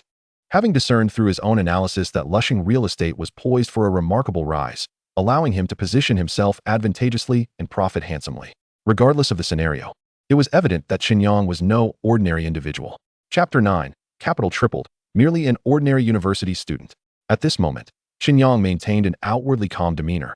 Yet internally, he was anything but tranquil. Even though he was well aware that his investment in Lushing real estate would yield substantial returns, the unfolding reality still felt surreal. The phrase "from rags to riches" encapsulated Chen Yang's innermost sentiments. Indeed, everything was genuine. The title of investment god was truly fitting. Chen Yang felt a surge of excitement, striving to temper his emotions to avoid drawing undue attention. In less than an hour, the funds in Chen Yang's account had escalated from 1.38 million to 4.25 million, tripling in value. Financial investment undeniably proved to be a lucrative endeavor, with the speed of profit acquisition almost beyond comprehension. As the stock price surged relentlessly towards the system's projected peak, a subsequent decline was inevitable, heralding a potential crash. To maximize his gains, Chen Yang instructed the trader Su Zheng, "Sell all my holdings at the current stock price." Upon hearing this, Su Zheng momentarily froze, struggling to comprehend Chen Yang's rationale. Summoning his courage, he ventured cautiously, "Mr. Chen, given the current surge in Lushing real estate, with retail investors following suit and substantial capital flooding in, there might still be a wave of favorable momentum ahead. Would it not be rather unfortunate to exit at this juncture? The financial market is ever evolving. Frequently, it is not that individuals fail to profit, but rather that their greed leads to folly. When a 10 profit is already secured, one might consider pocketing the gains. Yet, witnessing a promising upward trend, they often yearn for more, choosing to either hold on or increase their positions, only to find themselves ensnared, ultimately incurring substantial losses. While others fear, I shall be greedy. When others are greedy, I shall be fearful. The vast majority fall prey to the allure of immediate gains, losing their rationality, even when their subconscious urges them to withdraw at the right moment. Su Zheng was undoubtedly ensnared by this common pitfall, while Chen Yang seemed to operate on an entirely different level, thoroughly versed in stock price fluctuations, rendering him impervious to Su Zheng's counsel. He shook his head, resolutely stating, "No need for consideration. Please proceed to liquidate all the stocks in my account for cash." Su Zheng, recognizing the gravity of the situation, could only nod in agreement. He was merely a trader, not the account holder. Thus, the profits or losses bore little significance to him. Having made his decision, Chen Yang's instructions were to be executed without question. After the transactions were executed, as soon as Su Zheng successfully sold all the stocks and secured the funds, the stock price began its descent, plummeting without any signs of abating. Witnessing this turn of events, Su Zheng stood in stunned silence. Just moments ago, he had predicted a forthcoming rise in Lushing real estate, only to be met with a swift and harsh reality check. Had Chen Yang not insisted on selling, it would have resulted in incalculable losses. Reflecting on this, Su Zheng felt immense relief, coupled with a burgeoning curiosity about Chen Yang's true identity. Who exactly was this individual? How did he foresee the impending stock price drop? And why did he manage to cash out at the peak without a moment's hesitation? Was he genuinely a formidable player? Or was there more to the story? Not only Su Zheng, but also manager Wang Zhong shared this pressing curiosity. "Mr. Chen, if I may be so bold, what is your profession? Have you previously engaged in financial trading?" Wang Zhong pondered for a moment before inquiring with genuine intrigue. "I am merely an unremarkable university student," Chen Yang replied, "albeit one who happens to have studied financial investment. Thus, I thought it prudent to test my skills in the financial market." Chen Yang observed Wang Zhong's inquisitiveness regarding his identity and willingly elaborated. He was acutely aware of the investment prowess he had demonstrated, which had garnered the recognition of his counterpart. Although he had yet to step into the professional world, he was cognizant of the treacherous nature of human intentions. Naturally, he could not divulge his most significant secrets in their entirety. Thus, he offered a faint smile and casually replied, "An unremarkable university student?" Upon hearing this, Wang Zhong's lips involuntarily twitched. Which university student could, within a mere hour, triple the investment funds in their account? Such prowess was exceedingly rare, even among the most elite financial institutions in the industry. Yet, those individuals were all renowned figures within their field. Compared to them, Chen Yang appeared remarkably youthful, embodying boundless potential. May I inquire which university you attend, Mr. Chen? Wang Zhong asked, his curiosity piqued. Modi University, Chen Yang replied with a smile.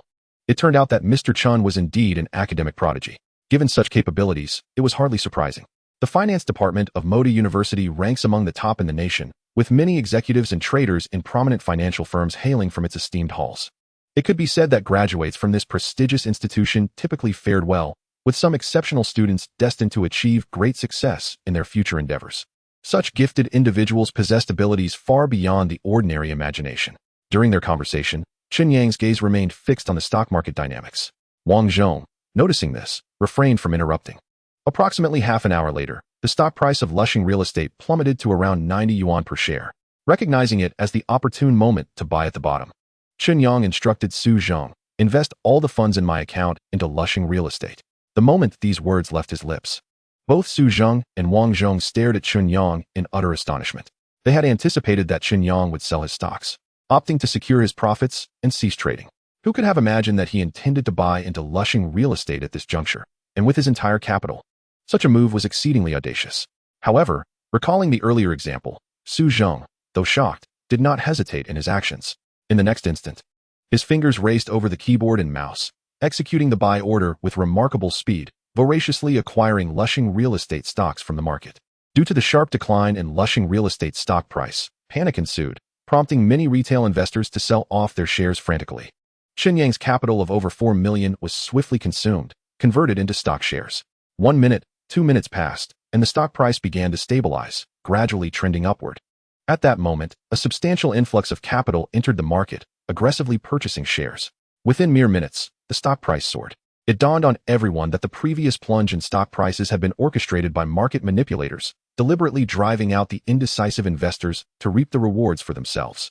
Some eager sellers, unable to endure until the very last moment, were left with substantial losses due to these manipulative tactics. Of course, there were also astute investors, like Chen Yang, who profited handsomely amidst the chaos. Chapter 10, Sevenfold Profit.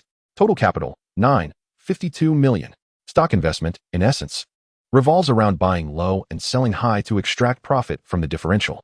Yet, the challenge lies in identifying the correct timing for investment. Outsiders, enamored by a promising upward trend, often succumb to the impulse to buy, only to witness a subsequent plummet in stock prices. When prices fall, anxiety takes hold, leading them to hastily sell their shares. Just a few days later, the stock price may rebound. This cycle continues, and those lacking investment acumen will inevitably find themselves losing money, merely becoming fodder for the market, repeatedly harvested. Even seasoned financial professionals, armed with robust expertise and sharp analytical skills, can falter, suffering significant losses if they misstep. The financial market is a realm of rapid fluctuations, with the pace of both gains and losses defying imagination. It is precisely due to the correlation between risk and reward that many find it exhilarating. However, these hurdles vanished for Chen Yang upon earning the title of investment god. It was as if he had activated a cheat code in a game, possessing the ability to foresee the future. From a godlike perspective, he could effortlessly navigate profit and peril, maximizing his gains. Chen Yang sold Lushing Real Estate shares as the price neared its zenith and subsequently bought in at the nadir, effectively securing profits from the same stock twice, thereby achieving optimal returns. However, this maneuver left a profound impact on Wang Zhong, the manager of Dingfeng Securities, and Su Zhong, the trader. If Chen Yang's earlier actions had been attributed to luck, his strategic bottom buying undoubtedly revealed his true capabilities. Without keen judgment and exceptional analytical skills, such bold actions would have been inconceivable. After all, he had already garnered profits, amassing over 4 million in capital. If he lacked absolute confidence, how could he have committed his entire holdings to Lushing Real Estate stocks? In the ensuing minutes, the stock price of Lushing Real Estate experienced a series of upward surges. Continuing for nearly half an hour, the stocks held in Chen Yang's account swelled in value to 5 million, doubling from before. Recognizing that his profits had approached their peak, Chen Yang felt no hesitation. He promptly instructed Su Zhong, "The current returns have met my expectations. Please sell all the stocks at the current market price." "Yes, Mr. Chen," Su Zhong replied, no longer daring to question him. He had been thoroughly captivated by Chen Yang's displayed prowess, and promptly followed his directives. At last, just before the market closed, all the stocks in Chen Yang's account were successfully sold, leaving him with a staggering 52 million in capital. In less than 2 hours, Chen Yang's funds had surged from 38 million to 52 million, nearly achieving a sevenfold increase, just shy of the 10 million mark. Chen Yang felt a profound sense of satisfaction. Meanwhile, Wang Zhong and Su Zheng wore expressions brimming with envy and admiration. This, indeed, was the allure of financial investment. It could elevate one to a dreamlike paradise or plunge one into the depths of despair. In this realm, merit alone dictated success. Having achieved his objective, Chen Yang decided it was time to take his leave from Dingfeng Securities. However, just as he was about to exit the trading room, manager Wang Zhong swiftly stepped in front of him, producing a business card from his pocket and respectfully offering it with both hands. Mr. Chen, congratulations on your triumphant debut and substantial gains in the stock market. Here is my business card. Should you have any future investment intentions, feel free to contact me. I will do my utmost to assist you. In financial investment, transactions typically incur relevant fees and commissions, generally adhering to a rate of 3 per thousand. In other words, Chen Yang conducted a transaction of 10 million through Dingfeng Securities, incurring a commission of 30,000. Although this fee is not exorbitant, should the amounts escalate to hundreds of millions and occur frequently, the long-term accumulation would indeed amount to a significant sum. In Wang Zhong's eyes, Chen Yang is undoubtedly a master of financial investment. With such prowess, having tasted the sweetness of the financial market, it is only natural that he would not limit himself to a single investment. If a long-term collaboration can be established, given Chen Yang's remarkable speed in generating profits, it is likely that he will soon become a major client of the company. Thus, Wang Zhong's immediate task is to cultivate a favorable relationship with Chen Yang, ensuring mutual benefit. All right, no problem, Chen Yang replied, accepting the business card with a smile directed at Wang Zhong. Shortly after Chen Yang departed from Dingfeng Securities, Wang Zhong promptly sought out the secretary of the general manager to report an important matter to Mr. Liu. Unfortunately, Mr. Liu was engaged in a video conference. After a wait of about 10 minutes, the secretary finally escorted Wang Zhong into the office. Manager Wang, I hear you have something significant to report? Lu Jindong, at the age of 42, a graduate of the prestigious Shanghai University of Finance and Economics with a Ph.D., had an impressive track record, having served in several financial institutions with extensive experience and exceptional personal talent, as well as management skills. Consequently, he was recruited at a high salary to serve as the general manager of Dingfeng Securities, which, under his leadership, had consistently achieved record-breaking performance. Thus, he commanded considerable respect within the company, including from Wang Zhong, who was also captivated by Lu Jindong's charisma. Mr. Liu, I just encountered a client with the surname Chen. A young man in his early 20s, still a student at Shanghai University. He opened an account with us at Dingfeng Securities, investing 38 million in Hong Kong stocks. In less than 2 hours, he multiplied his investment almost sevenfold, ultimately reaching 52 million. Initially, he entered the market at a high point, and after his purchase, the stock prices soared like a rocket. Yet, just as the situation appeared exceedingly favorable, he took the contrary path, decisively liquidating all the stocks in his account, successfully cashing out. From this maneuver alone, he garnered nearly 3 times his profit. Subsequently, when the stock prices plummeted to their nadir, he boldly bought in at full capacity, only to immediately cash out again at a high point, this time reaping nearly double his initial profit. It is evident that he possesses an extraordinary talent for investment, consistently timing his moves at critical junctures. Wang Zhong did not hesitate to disclose every detail of the incident to Lu Jindong, driven by a desire for progress, to identify and cultivate a genuine investment prodigy for the benefit of the company. Such an accomplishment would undoubtedly elevate Wang Zhong's standing. What? Such a thing exists? Upon hearing Wang Zhong's report, Lu Jindong was taken aback. Sevenfold profit. Even for him, personally managing trades, achieving such a feat would be challenging, let alone for a mere university student. Mr. Liu, may I borrow your computer? Mr. Chen used an account registered with our company for his transactions, so we have full access to his operation records and trading details. Wang Zhong, anxious that Lu Jindong might be skeptical, proposed to retrieve Chen Yang's trading records to present to him. This would be far more convincing than any explanation. Upon hearing this, Lu Jindong's interest was piqued, and he nodded in agreement. Very well, let us pull it up and see just what capabilities this individual truly possesses. Chapter 11. Investment prowess attracts attention. The campus Belle and her close friend Su Mengyao. With Lu Jindong's consent, Wang Zhong swiftly operated the computer. In no time, Chen Yang's account operation records and trading details appeared on the screen. Mr. Liu, please take a look. Wang Zhong stepped back slightly, providing Lu Jindong with ample space. Noticing Wang Zhong's adeptness in gauging the situation, Lu Jindong mentally acknowledged his acumen, though he maintained a neutral expression. Lu Jindong's attention was quickly captivated by Chen Yang's operation records. The more he examined them, the more astonished he became, as Chen Yang's timing for both buying and selling was exceptionally precise. This meticulous execution allowed him to maximize his profits, rendering his actions almost textbook in nature. It was at this moment that Lu Jindong comprehended why Wang Zhong had specifically chosen to report this matter to him. A prodigious investment talent, and such a young one at that. If a rapport could be established with him, it would undoubtedly yield immense benefits for Dingfeng Securities. Should Chen Yang maintain such an efficient level of investment, collaboration could be established, wherein Dingfeng Securities would provide the capital, and he would manage the trades, with profits distributed according to an agreed ratio, achieving a win-win scenario.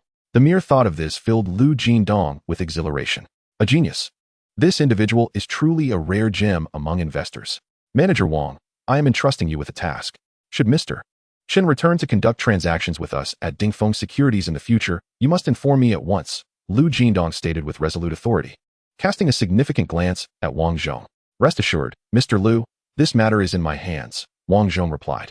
Observing Lu Jindong's intense reaction after reviewing Chen Yang's trading records and his subsequent instructions, Wang Zhong realized he had made the right gamble. Not only had he successfully showcased his value before his superior, but he had also identified a true investment prodigy for the company. If Chen Yang indeed brought substantial benefits to the firm in the future, Wang Zhong would undoubtedly be the one to receive the credit, leading to promotions and raises, earning him the esteem of his superiors.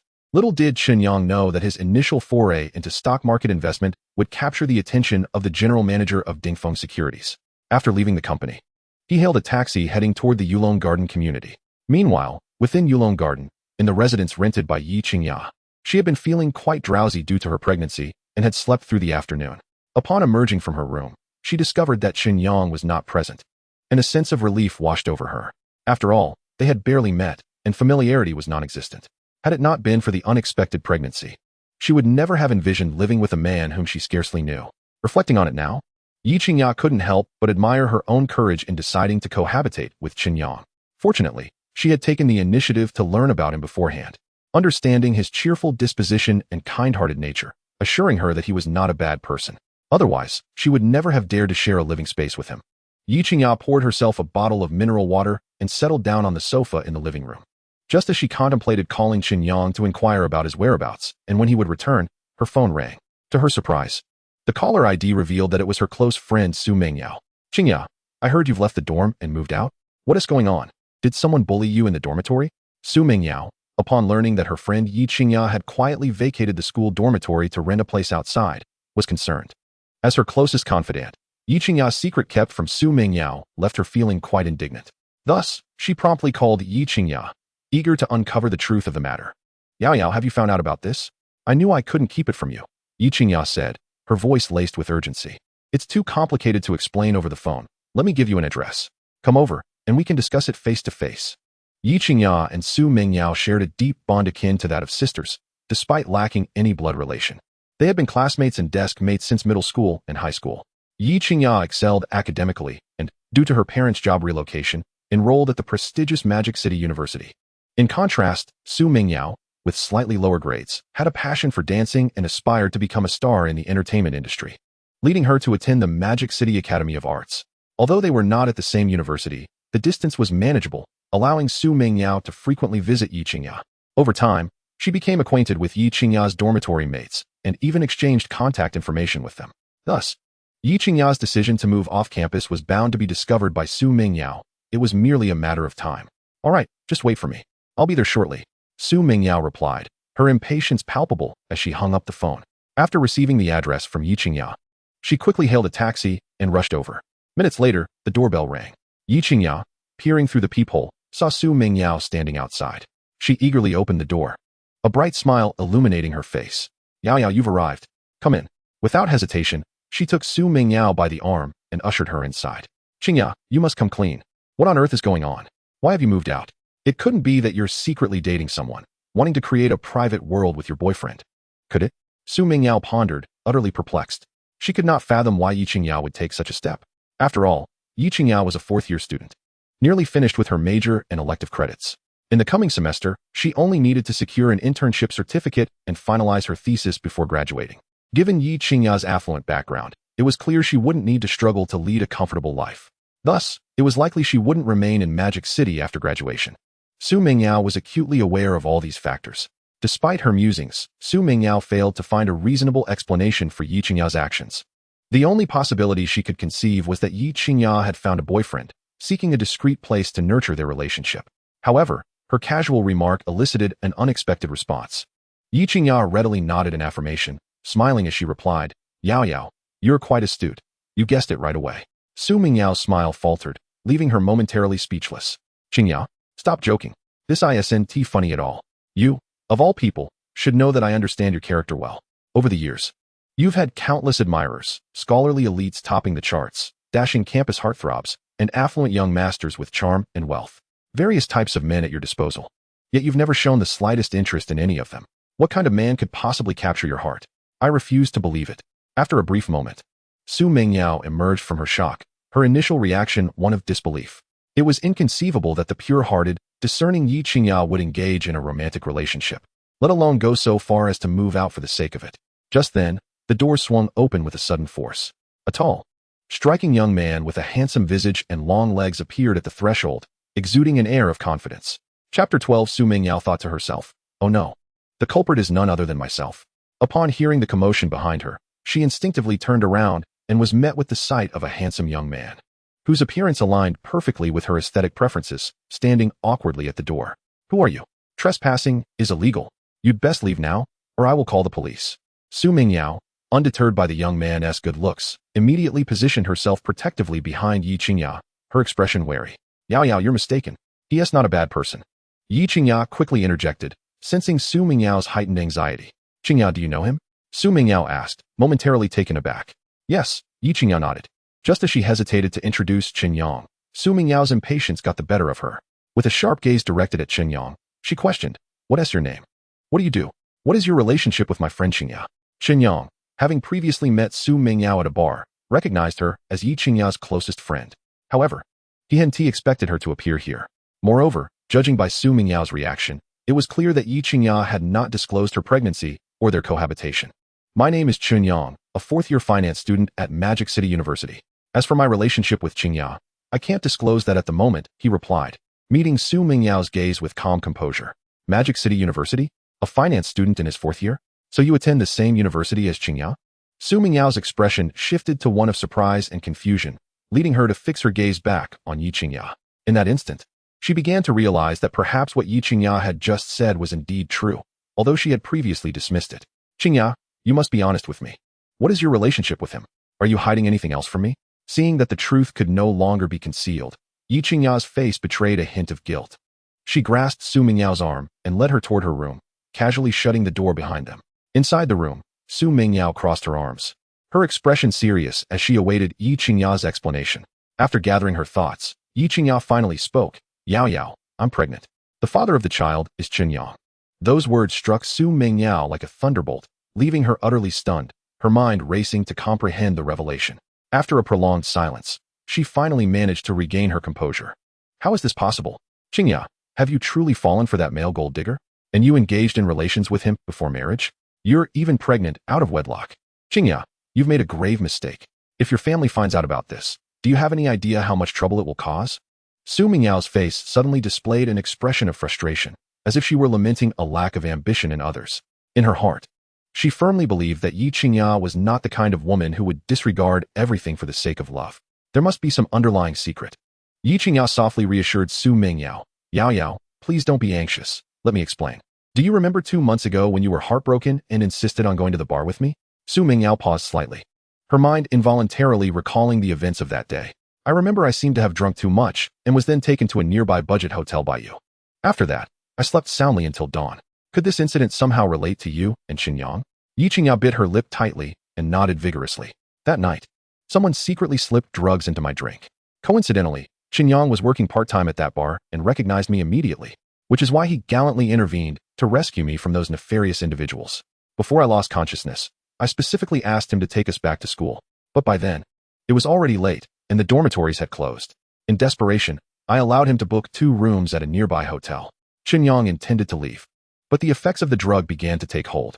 I found myself unable to control my impulses and ended up getting physical with him, leading to an uncontrollable situation. In a certain sense, both Chen Yang and I were victims. I never anticipated that we would have an encounter that resulted in my pregnancy. That's why I confronted Chen Yang. I intended for us to live together for a while to assess him thoroughly. If he could pass my tests and evoke feelings of love within me, I would choose to marry him and bear the child.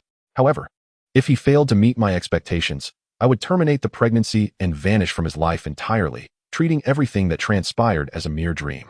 This approach, I believe, is the best course of action for both of us. After hearing Yi Qingya's words, Su Mingyao felt an overwhelming sense of guilt. She had never imagined that her heartbreak would lead Yi Qingya into such a predicament, jeopardizing her reputation. If this were to come to the attention of the Yi family, Su Mingyao knew she would certainly be held accountable. Just the thought of it sent a shiver down her spine.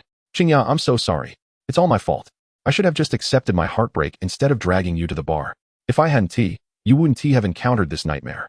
If your family finds out, they certainly won't spare me. Su Mingyao's face turned pale with fear, her body trembling uncontrollably. She had been friends with Yi Qingya for many years and was somewhat aware of her family's prestigious background. Yi Qingya's great-grandfather was a veteran of the Red Army. Having participated in the War of Resistance against Japan, traversed the grasslands, crossed the Yalu River, and received countless medals and honors. Her great-grandmother was a doctor at a military hospital, renowned for her miraculous healing abilities. Yi Qingya's grandfather fought in the Vietnam War and later became a high-ranking official in the capital. Her grandmother was a daughter of a wealthy family, known for their business acumen. Her father held a high-ranking position in the capital and had recently been transferred to the metropolis as the municipal party secretary. Meanwhile, her mother worked within the banking system, having been promoted to a vice-presidential position. The relatives in her family either held significant roles in the government or were successful in the business world, thriving remarkably. The Yi family was undoubtedly a powerful entity in the capital. Compared to Yi Qingya, Su Mingyao's family was at a stark disadvantage. If the Yi family were to unleash their wrath, directing their fury towards the Su family, it would be akin to a catastrophic disaster for them. It was no wonder that Su Mingyao appeared utterly horrified. Seeing Su Mingyao in such a state of panic, Yi Qingya felt a pang of sympathy. The consequences of this situation were far beyond what she could bear.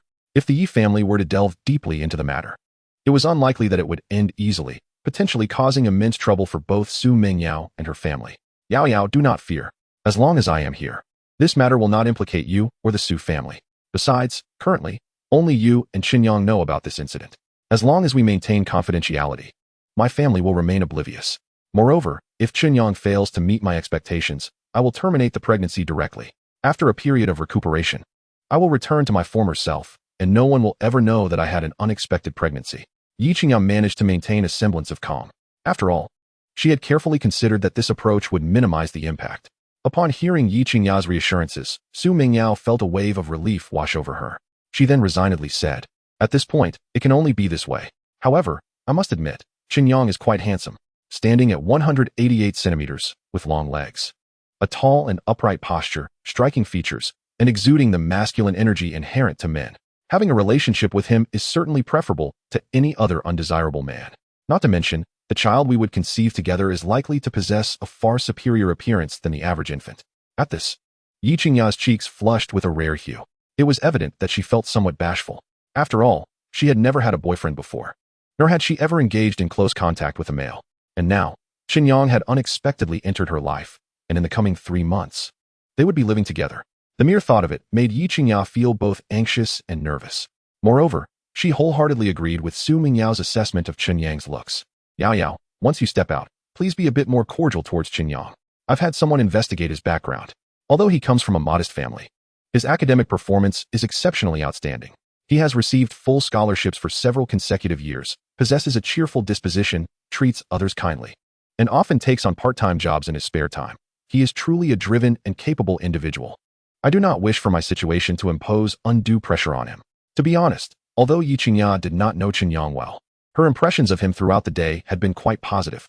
Thus, she did not want her dear friend Su Mingyao to adopt a hostile attitude towards him, as that might provoke Chen Yang's resentment. After all, one was the father of her future child, and the other was her longtime best friend. Yi Qingya did not wish for their relationship to become strained, as it would place her in a very awkward position. "Rest assured, I was merely caught up in the moment earlier and failed to control my emotions. I am usually very friendly towards handsome men." Su Mingyao clearly sensed Yi Qingya's defense of Chen Yang and couldn't help but smile to herself. It seemed that her usually aloof and high-minded best friend had finally softened her heart, even if she might not yet realize it. Meanwhile, Chen Yang remained completely unaware of the conversation taking place between Yi Qingya and Su Mingyao in the room. After sitting on the sofa for a while, noticing that time was slipping away, Chen Yang decisively made his way to the kitchen to wash rice and prepare a meal. He then retrieved the ingredients he had purchased at noon from the refrigerator, gearing up to begin cooking. Taking into account nutritional balance and the culinary preferences of Yi Qingya, Chen Yang quickly devised a menu for the evening. Having washed the ingredients, he placed them on the cutting board, ready to showcase his knife skills. As the host engaged in cooking, the system chimed in, indicating his knife skills had reached a mastery level of 100 and his culinary proficiency was also at 100. Simultaneously, Chen Yang felt a surge of growth in both his knife skills and cooking abilities, accelerating rapidly with every moment he dedicated to the craft. This sensation filled him with immense satisfaction. An hour and a half later, a simple yet delightful spread of 5 dishes and a soup emerged from his efforts: stir-fried beef, poached fish slices, boiled prawns, garlic-flavored romaine, a fruit salad, and a fresh mushroom chicken soup. Under Chen Yang's meticulous presentation, the dishes exhibited an enticing array of colors and aromas. Meanwhile, in the room, Yi Qingya and Su Mingyao were deep in conversation when suddenly, they caught a whiff of an extraordinary fragrance. What a delightful aroma! What is that? Su Mingyao exclaimed. Yi Qingya pulled out her phone and checked the time. It was already 6:20 p.m. The enticing scent wafting in from outside instantly reminded her of the sumptuous meal Chen Yang had prepared earlier that day. Yao Yao, you're in for a treat. You have no idea how delicious Chen Yang's cooking is. In terms of flavor, it certainly rivals that of professional chefs at restaurants. He must be cooking right now. Come, let us go take a look. As soon as she finished speaking, Yi Qingya took hold of Su Mingyao's arm, and the two of them stepped out of the room. Just then, Chen Yang had finished arranging the dishes on the dining table. Turning around, he spotted Yi Qingya and Su Mingyao entering and couldn't help but smile, saying, "Qingya, have you finished your conversation so soon? I just finished preparing the meal and was about to call you out to eat." Yi Qingya nodded, feeling a surge of affection for Chen Yang's thoughtful gesture. A smile graced her face as she replied, "We could smell the delicious aroma from our room. I guessed it was you cooking." Chen Yang chuckled. "Isn't it time for dinner? I thought it would be a waste to leave all those ingredients I bought at noon untouched in the fridge.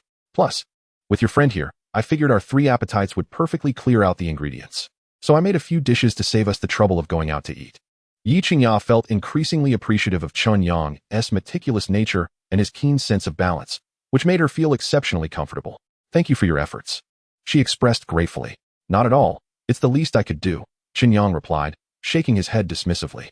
He had promised Yi Qingya that during these 3 months, he would demonstrate his worth through actions, proving himself capable of bringing her happiness. Cooking was merely one small aspect of that commitment, not something he felt warranted special recognition before her. "Wow, is this entire spread made by your own hands? I can't shake the feeling that your culinary skills and presentation surpass even those of the dishes I've had at high-end hotels," Su Mingyao exclaimed as she approached the table, captivated by the 5 dishes and soup laid out before her. In the midst of their conversation, Su Mingyao could hardly contain her astonishment. Despite Yi Qingya having given her a heads up, Su Mingyao had not taken it seriously. Yet now, faced with the vibrant and aromatic spread, she was genuinely taken aback. Chen Yang was handsome, a scholarly achiever, adept in both the kitchen and at social gatherings, and importantly, he carried himself with considerable poise. With all these traits combined, he was undoubtedly a catch. If only he had a bit more wealth. No woman could possibly resist his charm. Realizing this, Su Mingyao understood why her usually aloof and dignified best friend had succumbed to Chen Yang's allure. These are simple home-cooked dishes, and they still don't quite match the finesse of a professional chef. However, if you have any particular favorites, do let me know, and I'll make it a point to learn and impress you next time," Chen Yang remarked, a hint of pleasure blooming within him at Su Mingyao's praise. "Is that so? That would be fantastic," Su Mingyao said, beaming with joy, and then, without hesitation, she pulled Yi Qingyao's arm and found a seat. "Qingya, let us sit down and try Chen Yang's cooking." Yi Qingya smiled back at Su Mingyao and softly said, "Yao Yao, I actually tasted it at noon. I'm not just flattering him. Chen Yang's culinary skills are truly impressive. His knife skills and cooking techniques rival those of the master chef we have at home." With those words, Su Mingyao's eyes widened in surprise. She knew that Yi Qingyao's family chef had an esteemed background, having once cooked for dignitaries. The fact that Chen Yang's culinary prowess could be compared to that of such a renowned chef spoke volumes about the deliciousness of his dishes. "Is it really that remarkable?" Su Mingyao asked, somewhat skeptical. "Why don't you taste it for yourself?" Yi Qingya replied with a charming smile. "All right, I shall savor it thoroughly," Su Mingyao declared, picking up her chopsticks and selecting a piece of the stir-fried beef. The beef, sliced thin and coated in a secret blend of spices, emanated an irresistible aroma. As she took a bite, the tender, succulent texture combined with the rich, Spicy sauce overwhelmed her taste buds, almost causing her to lose herself in the experience. Each bite was a revelation. So fresh, so tender, so spicy. It's incredibly delightful.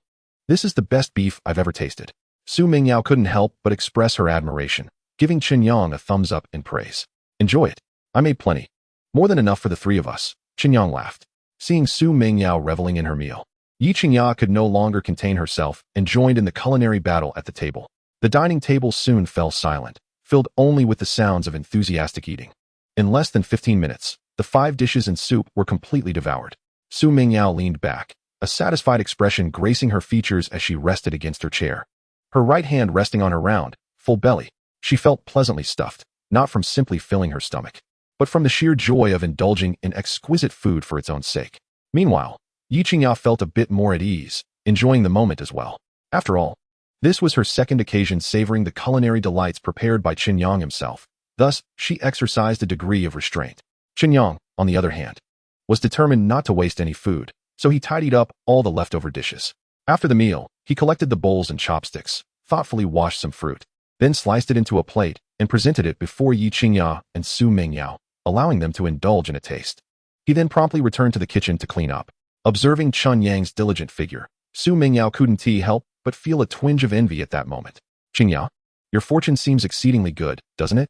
You not only enjoyed a drink, but also spent the night with such an attractive and well-built gentleman. What else more? He possesses not only talent but culinary skills that rival those of a professional chef. And his character is exceptional, so gentle and considerate. Living with him, wouldn't you be able to relish such exquisite meals every day? Yi Qingya was momentarily taken aback. It seems that way indeed. So, does this mean I've turned misfortune into fortune? Or perhaps this is simply fate between Chen Yang and me. If you're willing, then let this fortunate encounter be yours to enjoy. Yi Qingya shrugged and teased with a smile. I would love to. But the crux of the matter is that he doesn't seem to regard me highly. Su Mingyao sighed helplessly, her expression a mixture of gloom. What difference do you mean? Yi Qingya inquired curiously. When Chen Yang first laid eyes on me, there was surprise and confusion. Yet, when he gazed at you, there was a hint of admiration and tenderness. Hence, I'm certain that he harbors feelings for you.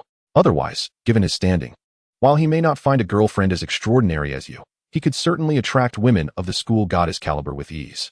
In fact, many elite socialites and heiresses are drawn to his type. He could easily be off the market whenever he wished, yet he has remained single until now, until he developed a relationship with you. Su Mingyao's observations were not without merit. Had Yi Qingya not been breathtakingly beautiful, with a figure so enchanting, even if she had been drugged and had made advances towards Chen Yang, he would have undoubtedly rejected her and promptly taken her to the hospital. Instead, he willingly cooperated and engaged with Yi Qingya. This indicated that he simply could not resist her allure. This realization filled Yi Qingya with joy. At least she was alluring in Chen Yang's eyes. Wasn't he that a perfectly normal thing? In this world, how many men could resist my beauty? Although Yi Qingya's words carried a hint of self-praise, they were nonetheless truthful. There was no denying her stunning looks, enviable figure, and remarkable charisma. Most importantly, her prestigious family background was what truly captivated countless men. To put it bluntly, any man fortunate enough to win Yi Qingya's affection and become a son-in-law of the Yi family would soar to great heights, gaining unparalleled opportunities. The prestige associated with the title of Yi family son-in-law is enough to drive countless men to madness. Chapter 15. A well-meaning reminder from a good friend, of course. It must be noted that Chen Yang was entirely unaware of Yi Qingya's true identity, and thus he could not have been drawn by the allure of being a Yi family son-in-law. In essence, he was merely captivated by her beauty and physique. While it may seem somewhat superficial, it at least demonstrates that Yi Qingya possesses an allure that far surpasses that of her peers. Otherwise, as the campus heartthrob of the financial department at Modi University, surrounded by numerous beautiful and graceful admirers who have openly confessed their affections, none have succeeded in winning his heart. Yet Yi Qingya, in a state of confusion, effortlessly captured the attention of the man they all adored. If this incident were to be made public, it would surely cause quite a stir. Qingya, you must be cautious in your interactions with Chen Yang moving forward. Understand that men relish the challenge of conquering women. The more unattainable something is, the more they yearn for it. They are willing to exert every effort for it. And the greater the investment, the more they cherish the prize. Your unexpected relationship with Chen Yang has led to a pregnancy, so you must closely observe his sense of responsibility. Does he possess the capability to create a stable future for you and the child? In today's world, a man's good looks won't suffice. At best, they merely provide eye candy and a fleeting sense of joy. when it comes to practical matters. If he cannot establish a career and a reliable income, he may struggle to support your daily expenses, prenatal checkups, and nutritional needs. In that case, as your friend, I would strongly advise you to part ways with him. However, on the other hand, given Chen Yang's remarkable culinary skills, even if he doesn't secure a position in a major financial firm post-graduation, he could easily start his own restaurant and support a family. Su Mingyao's advice stemmed from genuine concern for Yi Qingya, and while it may seem somewhat biased, there is a kernel of truth to it. Nevertheless, based on Yi Qingya's understanding of Chen Yang, such a scenario appeared highly unlikely. From the information she had gathered, Chen Yang ranked first in his class and exhibited exceptional professional abilities, earning the admiration of his mentors and the attention of university leaders. They had approached him multiple times, hoping to retain him as a faculty member post-graduation, offering lucrative salaries and benefits. Furthermore, several top-ranking financial companies in Modu had also expressed interest in Chen Yang, with HR even extending job offers. It could be said that before he even stepped out of the university, he had already secured offers from prestigious financial institutions. Should he choose to, he could become a university professor earning an annual salary in the hundreds of thousands or a promising professional in the financial sector. While he may not be a rich heir, he has the potential to carve out his own path through sheer skill and determination. Compared to the average person, he is already quite exceptional. Most importantly, Chen Yang is still so young. The future is uncertain. We could all be dark horses. No one can guarantee that one day, Chen Yang won't rise to the pinnacle of the financial investment industry through his own efforts. The only certainty is that with Chen Yang's character and abilities, he is destined for greatness. Even if he faces setbacks, it matters not. If Yi Qingya lends him a slight hand, granting him an opportunity to alter his fate, he too can soar to great heights. Chapter 16. Any profession will suffice for earning money. Of course, these were merely the thoughts of Yi Qingya and Su Mingyao. In reality, Chen Yang was far more impressive than they could have imagined. Before long, he emerged from the kitchen, taking a seat before Yi Qingya and Su Mingyao. Curiosity etched on his face as he inquired, "What are you two discussing that seems to bring you so much joy?" Yi Qingya smiled softly and then explained, "Yao Yao is concerned that you might struggle to find a good job after graduation. She mentioned that with your exceptional culinary skills, even starting your own restaurant could yield a substantial income." Upon hearing this, Chen Yang's lips curled into a smile as he replied, "Really? I had never considered that before. However, your suggestion indeed seems to be a splendid idea. It is common knowledge that Shanghai is a city with high living costs. Whether they are office workers or elites from various industries, individuals are willing to invest in their quality of life. They often engage in social gatherings during work and cherish moments with friends on weekends. When it comes to dining, they generally do not skimp on themselves. Therefore, as long as the dishes are delectable and the prices remain reasonable, there will certainly be business." Su Mingyao nodded in agreement. "Exactly, that is precisely what I believe." However, she continued, "Chen Yang, you are a top student from the finance department of Shanghai University. After graduation, instead of pursuing a lucrative position in a major financial firm and enjoying a glamorous career, you are considering becoming a restaurant owner. Don't you think that would undermine the arduous journey you have undertaken in your studies?" Chen Yang shook his head. "The reason I have worked hard academically is to step-by-step transition from my hometown to a big city, to witness the scenery I long to see and to experience a life that is different from the ordinary. Moreover, I have never felt the need to conform to a specific identity. My aspiration is simply to do my utmost to provide a better life for my parents and younger brother. Of course, I now have an additional goal, which is to be worthy of Qingya and to bring happiness to her and the child. The industry I choose to engage in is of little significance in this regard. For me, financial investment is simply more lucrative than running a restaurant." Upon hearing this, Yi Qingya and Su Mingyao exchanged discreet glances, both surprised by Chen Yang's sincerity and straightforwardness. After all, they had encountered many men who cloaked themselves in the guise of societal elites and successful professionals, appearing glamorous while lacking genuine substance. They often relied on flattery and sycophancy, manipulating various connections for personal gain. A man as candid as Chen Yang was a rarity. In truth, Chen Yang had no connections to leverage. He had always relied solely on himself. "So what are your plans now? Are you preparing to work in a financial firm?" Yi Qingya inquired, knowing that Chen Yang had received several job offers from financial companies. She had not had the chance to ask him before, but now that the opportunity arose, she wished to discuss his future career development. Though Yi Qingya did not discriminate against the less affluent, she believed that anyone who aspired to be her partner should possess certain qualifications. Otherwise, they would inevitably face external criticism. Most importantly, if Chen Yang lacked capability, even if she genuinely liked him and wished to build a life together, the Yi family might not recognize his worth. This would undoubtedly put Yi Qingya in a difficult position. Thus, she felt compelled to gently remind Chen Yang of this reality. Chapter 17. Striking a blow against poverty. In fact, families of higher social standing place great importance on compatibility. After all, no one wishes for the fruits of generations of hard work to be appropriated by an outsider. This is particularly true in political circles. Many young men from humble backgrounds, possessing striking appearances and exceptional abilities, have caught the attention of wealthy families' daughters.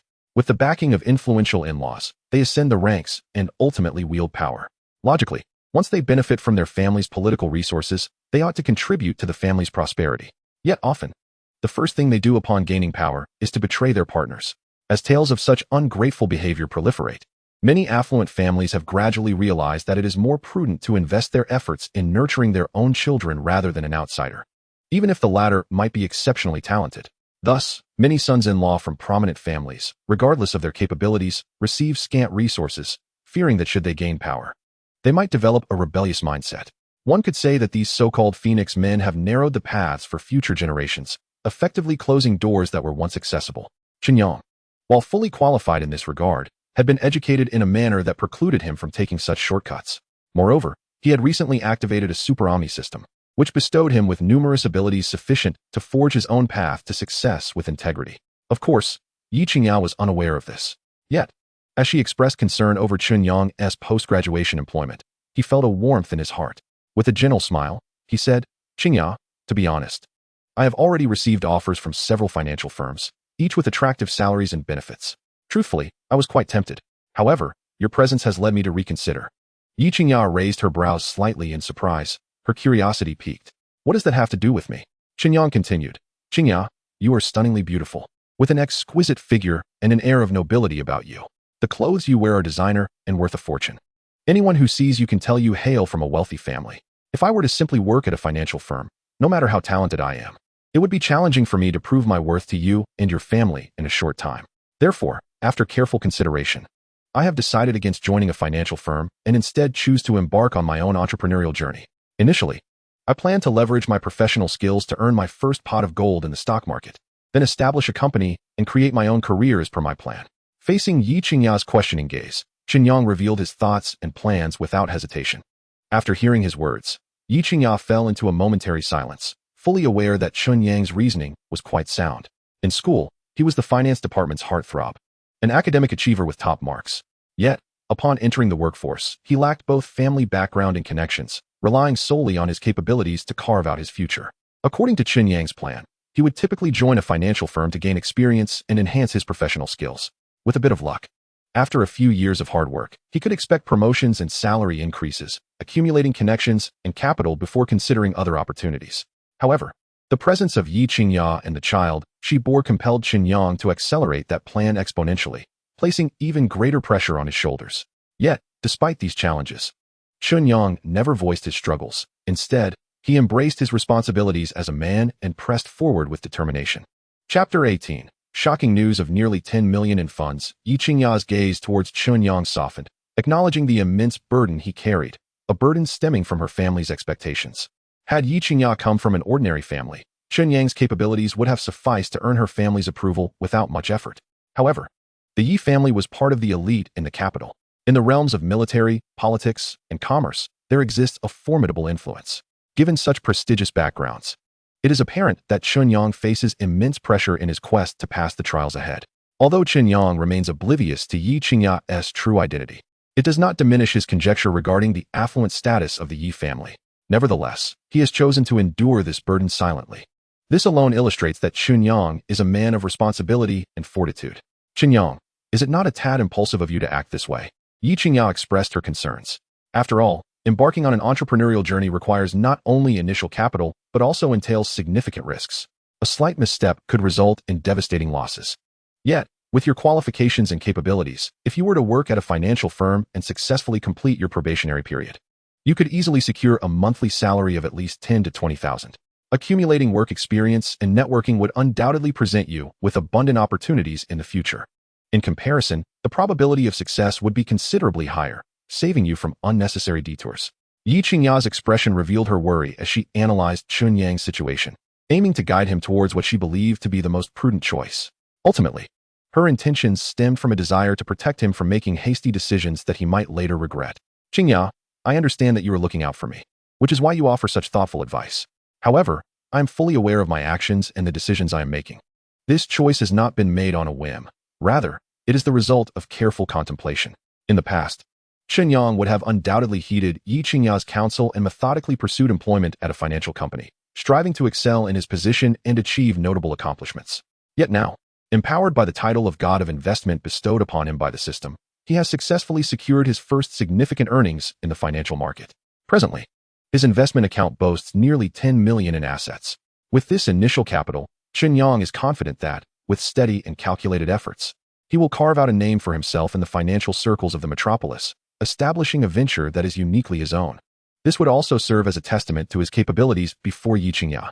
At this moment, Chen Yang brims with confidence, while Yi Qingya is engulfed in apprehension. The allure of dreams is often overshadowed by the harshness of reality. Entrepreneurship resembles a perilous journey across a narrow bridge, where only the most formidable individuals can emerge victorious from the fierce competition of the market. As a university student yet to graduate, with no entrepreneurial experience and no familial background in business, Chen Yang faces insurmountable challenges, lacking both capital and valuable connections. The path to success in entrepreneurship is fraught with difficulties akin to scaling a mountain. Yi Qingya is reluctant to let Chen Yang shoulder excessive pressure because of her, potentially leading him to make regrettable choices. Chen Yang, it is not that I lack faith in you. Rather, the path of entrepreneurship is exceedingly arduous. Why not first accumulate some work experience, conduct thorough research on the market environment, and then reconsider whether to pursue this path? Should you, hypothetically, face investment failures and suffer catastrophic losses, I fear it would devastate your confidence, leaving you disheartened. When Yi Qingya locked eyes with Chen Yang, her tone was gentle, yet conveyed a sense of urgency for him to reconsider. Chen Yang, of course, understood her concern. With a smile, he retrieved his phone from his pocket and tapped the screen a few times, subsequently presenting it to Yi Qingya. Caught off guard by this unexpected gesture, Yi Qingya blinked in surprise. What is this? With a slight smile, Chen Yang replied, Qingya, you may not be aware that among the 4 of us in the dormitory, aside from myself, the other 3 are wealthy second-generation individuals. In my quest to rapidly earn my first substantial income, I managed to raise 135,000 from them. Combined with the 30,000 I accumulated through part-time jobs and scholarships during my university years, totaling 138,000. I opened an investment account with this sum at a firm called Dingfeng Securities in the global financial tower of the metropolis. Just this afternoon, through trading Hong Kong stocks, my funds multiplied several times over. Here are the details of my account and the trading records. If you doubt my claims, feel free to take a look. Upon hearing this, both Yi Qingya and Su Mingyao stood in stunned disbelief. Chen Yang, are you not being overly audacious? You actually borrowed money to invest in stocks? And your roommates actually lent it to you? Su Mingyao exclaimed in astonishment. However, the crux of the matter lies not in the borrowing, but in Chen Yang's revelation of having significantly multiplied his investment that very afternoon. Although Yi Qingya may not be well versed in the financial sector, she understood the immense difficulty of profiting in the stock market. Despite Chen Yang being a top student in finance with commendable theoretical knowledge, he was still just a student without real-world experience. Theory and practice, after all, are not synonymous. Yet, Yi Qingya never anticipated that Chen Yang's aptitude for financial investment would be so remarkable. To be precise, my initial investment was 138,000. And after deducting transaction fees and commissions, my account currently holds 9,524,000. Chen Yang grinned as he spoke. As soon as the words left his lips, Yi Qingya immediately snatched the phone from him, her eyes widening at the screen displaying a financial trading software interface, revealing a staggering account balance. After counting twice, she confirmed the figures, 9,524,000, an astonishing 7-digit sum. At that moment, Yi Qingya was still in disbelief, as such a scenario felt surreal to her. Had this occurred in the realm of elite financial moguls, she would not have been so astonished. Yet, here was Chen Yang, merely a soon-to-be graduate, with no prior experience in the industry. His academic prowess, evidenced by his consistent top ranking in his class, validated his theoretical knowledge.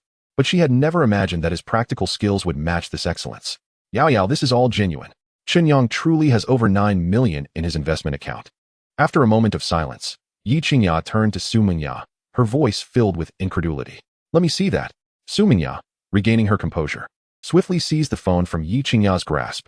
Coming from a relatively affluent background and pursuing an artistic path with specific standards for appearance, she received a monthly allowance in the 6-figure range. After deducting expenses for skincare, makeup, and leisure, she typically had some savings. Su Mingya often channeled this surplus into stocks and mutual funds, thus cultivating a basic understanding of financial investments. Before long, Su Mingya clicked through the screen, confirming that this was indeed a real trading account and not a simulated one. As she gazed upon the account balance, she too felt a wave of disbelief wash over her. All this time, it turned out that Chen Yang was a financial prodigy. With just a slight effort, he had amassed his first 10 million. Meanwhile, both she and Yi Qingya had been consumed with concerns about each other's futures. In hindsight, their worries seemed pathetically naive. Chapter 19. True skill prevails, not mere luck.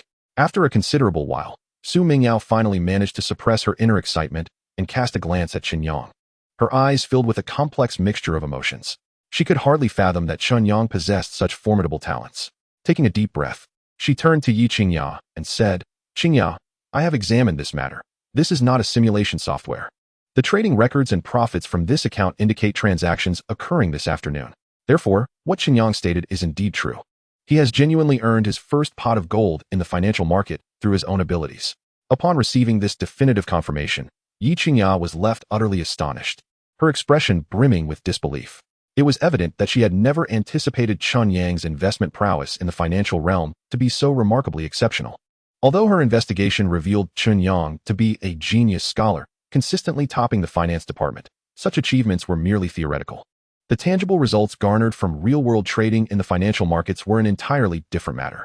After all, the finance department of Magic City University produced numerous brilliant scholars each year, most of whom would eventually secure positions in the city's elite financial firms. However, the probability of someone carving out a name for themselves in the financial sector solely through their exceptional talent and capability was less than 10%. Thus, despite Chen Yang's outstanding academic performance, Yi Qingya had not truly regarded him with the seriousness he deserved. Previously, she had even been concerned about whether Chen Yang had the means to support himself and her unborn child. Yet now, Chen Yang had presented her with a satisfactory answer, even delivering an unexpected surprise. "Chen Yang, you are truly remarkable. Please, tell us how you managed to achieve this." After her initial astonishment, Yi Qingya's emotions gradually settled, and she gazed at Chen Yang with excitement, inquiring earnestly. Noticing Yi Qingya's curiosity, Chen Yang pondered for a moment before explaining, "Qingya, to be frank, I have harbored the desire to invest in the stock market for quite some time. However, I had been held back by a lack of funds until recently. Through my observations and data analysis, I discovered a promising stock in the Hong Kong market that appeared to be accumulating quietly, presumably with intentions to artificially inflate its price for substantial profits. Coincidentally, I had borrowed some money from my dormitory mates, so I boldly decided to take the plunge. To my surprise, luck was on my side, allowing me to reap significant rewards alongside the market makers." Chen Yang refrained from disclosing the existence of his Omni system. Setting aside whether Yi Qingya would believe such a claim, this extraordinary advantage was his greatest secret and the cornerstone of his ascent to greatness. Therefore, he intended to keep it from everyone, including his own parents and younger brother, to avoid attracting unwanted attention from those with ulterior motives. Su Mingyao opened her mouth, eager to voice her thoughts, but the words caught in her throat. Having dabbled in stock trading herself and invested in various publicly listed companies, she was all too aware that her experiences mostly resulted in losses. Without solid expertise and keen judgment, it was exceedingly difficult for an ordinary person to profit in the financial market. Even if one stumbled upon a fortunate investment, it was likely that losses would ultimately nullify any gains. She understood this reality well, leading her to firmly believe that the events surrounding Chen Yang could not be encapsulated by his casual remarks. However, since he was unwilling to elaborate, she felt it inappropriate to press further. Deep down, she resolved to encourage her friend Yi Qingya to remain vigilant and uncover the truth about Chen Yang's abilities. "Chen Yang, I am not a child. You cannot simply brush me off with such vague statements." Yi Qingya shook her head, clearly dissatisfied with Chen Yang's explanation. To her, the fact that Chen Yang, at such a young age, had earned his initial fortune in the financial stock market was a testament to his capability, courage, and extraordinary investment acumen, rather than mere luck. Therefore, her assessment of Chen Yang had undoubtedly risen considerably. "This is merely a humble perspective." Chen Yang chuckled awkwardly, glancing at Yi Qingya. "While this sum is indeed considerable, it pales in comparison to the vast fortunes amassed by seasoned investors in the market. I do not wish to become complacent due to a momentary gain. Financial investment is often a dance of risks and rewards. While I have successfully earned nearly 10 million, a slight misstep in future investments could potentially lead to catastrophic losses. Hence, I approach investment with a sense of reverence." Only then can I remain rational and execute optimal decisions in critical moments. Yi Qingya felt a twinge of fear as she came to realize that the money Chen Yang had invested was primarily borrowed from his dormitory comrades. Should he face investment failures, he would find himself burdened with debts exceeding 6 figures. Given his family background and capabilities, it would take him at least 3 to 5 years to recover from such setbacks. Thus, Chen Yang was not only contending with the unpredictable risks of the stock market, but also gambling with his future prospects. Fortunately, thanks to his remarkable investment skills, he had emerged victorious, earning his first pot of gold. Qingya, you may find it hard to believe, but were it not for your presence, I doubt I would have made such a decisive move so swiftly, nor would I have achieved such great success. In a sense, you are my lucky charm. I have a strong premonition that you will profoundly alter the trajectory of my life. Chen Yang's words were not mere flattery, they reflected the truth. Had Yi Qingya not sought him out due to her pregnancy, he would not have activated the system, nor would he have gained the ability to change his destiny. Thus, he felt a genuine gratitude towards her, but, due to certain reasons, could not express it openly, instead opting for other means to convey his appreciation and affection. What are you saying, Chen Yang? Upon hearing this, Yi Qingya's ears flushed crimson, and her enchanting visage revealed a flustered expression. It was evident that she was taken aback by Chen Yang's sudden display of deep emotion. After all, Yi Qingya had never been in a romantic relationship, nor had she ever been so intimately close to the opposite sex. It was perfectly normal for her to react this way. Meanwhile, Su Mingyao watched the unfolding scene with an expression of mild exasperation. Chen Yang, Qingya, could you two refrain from being so affectionate? Consider my feelings. Must you make me, a single person, suffer through this display of affection? Chapter 20. Not having dated does not mean I cannot pursue girls. Su Mingya felt somewhat superfluous in this situation. As the young couple basked in their affection, their bond deepening. Yet here she was, consuming dog food and playing the role of a third wheel, which seemed rather inappropriate. Upon hearing this, Yi Qingya hurriedly spoke up to refute. Yao Yao, that is not the case at all. Don't listen to Chen Yang's nonsense. Our relationship has not progressed that rapidly.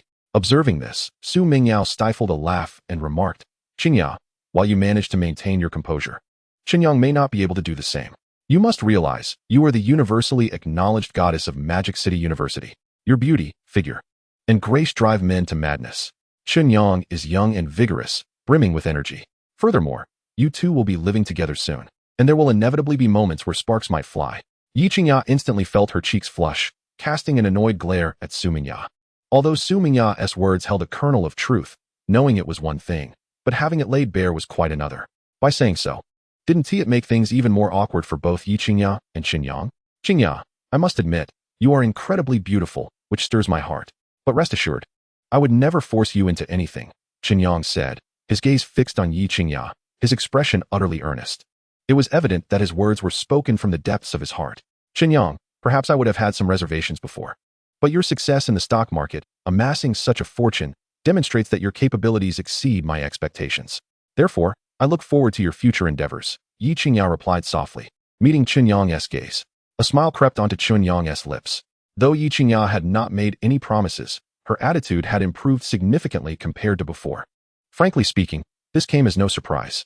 Chen Yang was handsome, with an exceptional demeanor, high intelligence, and was undoubtedly a top scholar. His bright personality, logical reasoning, and articulate expression left little to be desired. Aside from a modest background, he possessed no glaring shortcomings.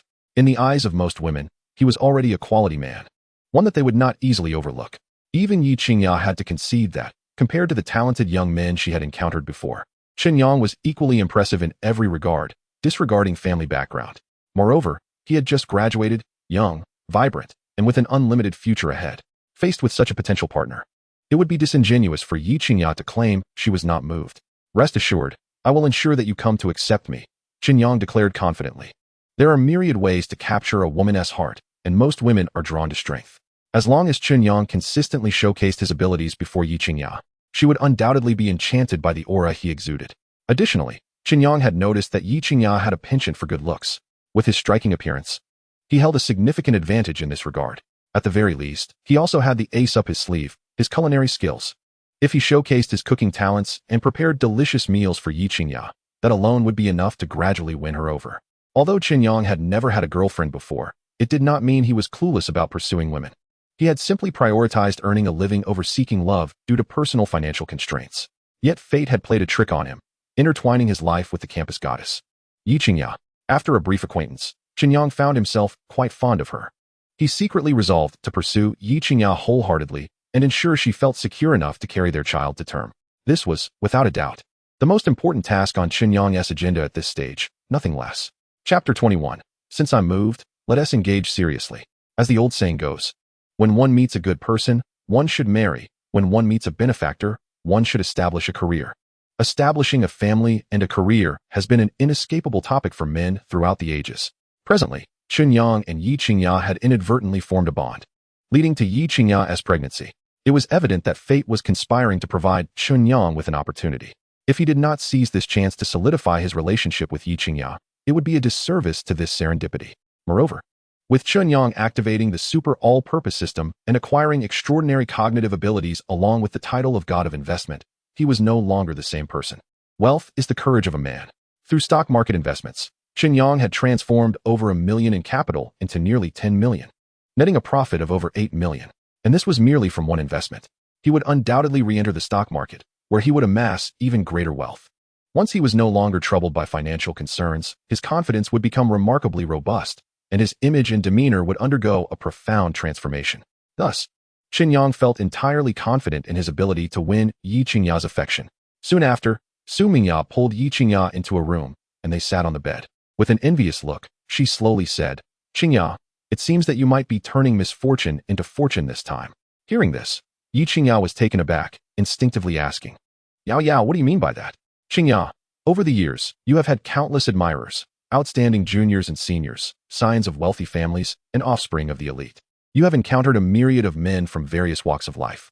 Yet, none have truly captured your heart. Only this Chen Yang elicits a unique feeling in you.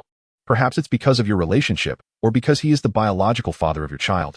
But it is undeniable that I can sense you have a genuine fondness for him.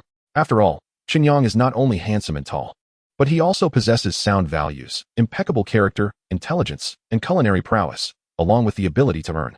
Aside from his somewhat humble background, he is nearly flawless. If you truly have feelings for such a quality man, you must seize the opportunity to avoid being swept away by another woman. Su Mingya grasped Yi Qingya's hand, her expression serious as she earnestly advised. I don't have feelings for him, Yi Qingya replied, seemingly caught off guard. In that moment, her cheeks flushed, adopting a pose of feigned modesty. Qingya, you can try to deceive me, but don't deceive yourself. Are you really saying that you are not the slightest bit moved by Chen Yang? If you weren't, with your personality, you would have long since terminated the pregnancy and would not have sought out Chen Yang or arranged to live together for 3 months, giving him a chance to prove himself. Su Mingya did not believe Yi Qingya's denial. Her probing left Yi Qingya momentarily speechless. Seeing this, Su Mingya continued, Qingya, don't lose faith in love just because I encountered a scoundrel. From my perspective, Chen Yang is undoubtedly a reliable man. 100 times better than that previous scoundrel I dated. If you genuinely have feelings for Chen Yang, you must treat it seriously. Do not wait until it's too late to regret missing out. Chapter 22. It's not that she is double standard, but that Chen Yang is exceptionally capable. The disparity in Su Mingya's statements is not due to her double standards, but rather because, upon getting to know Chen Yang, she realized he was far more impressive than she had imagined. Dating and marriage, to be honest, are entirely different matters. In the realm of collegiate romance, a man like Chen Yang, whose academic prowess consistently places him at the pinnacle of his class, securing scholarships year after year and earning the title of campus heartthrob, would undoubtedly be the prime choice. However, when it comes to the prospect of marriage, it is imperative that mutual affection exists between the two individuals, along with harmonious relations between their respective families. In simpler terms, they must be well matched. Even if their financial backgrounds differ slightly, it is inconsequential. Yet, the disparity between Chen Yang's family background and that of Yi Qingya is as vast as the ocean. From the perspective of her best friend, it would be prudent for Yi Qingya to cut her losses. Even if they were to endure a relationship, it is unlikely that they would gain the approval of Yi Qingya's parents. Nevertheless, Chen Yang possesses remarkable capabilities. His exceptional talent could easily compensate for his family's financial shortcomings. After all, given Chen Yang's investment acumen, with diligence, it would not take long for him to provide a comfortable life for his family. At that point, his only disadvantage would vanish entirely. With such attributes, it is inevitable that countless beautiful women would seek his attention. Even though Yi Qingya is stunning, possesses an admirable figure, and comes from a reputable family, a moment's hesitation could lead to a lifetime of regret. Romantic relationships may have their order, but marriage does not afford such luxuries. Once Chen Yang ties the knot, unless someone is utterly blind, separation would be inconceivable.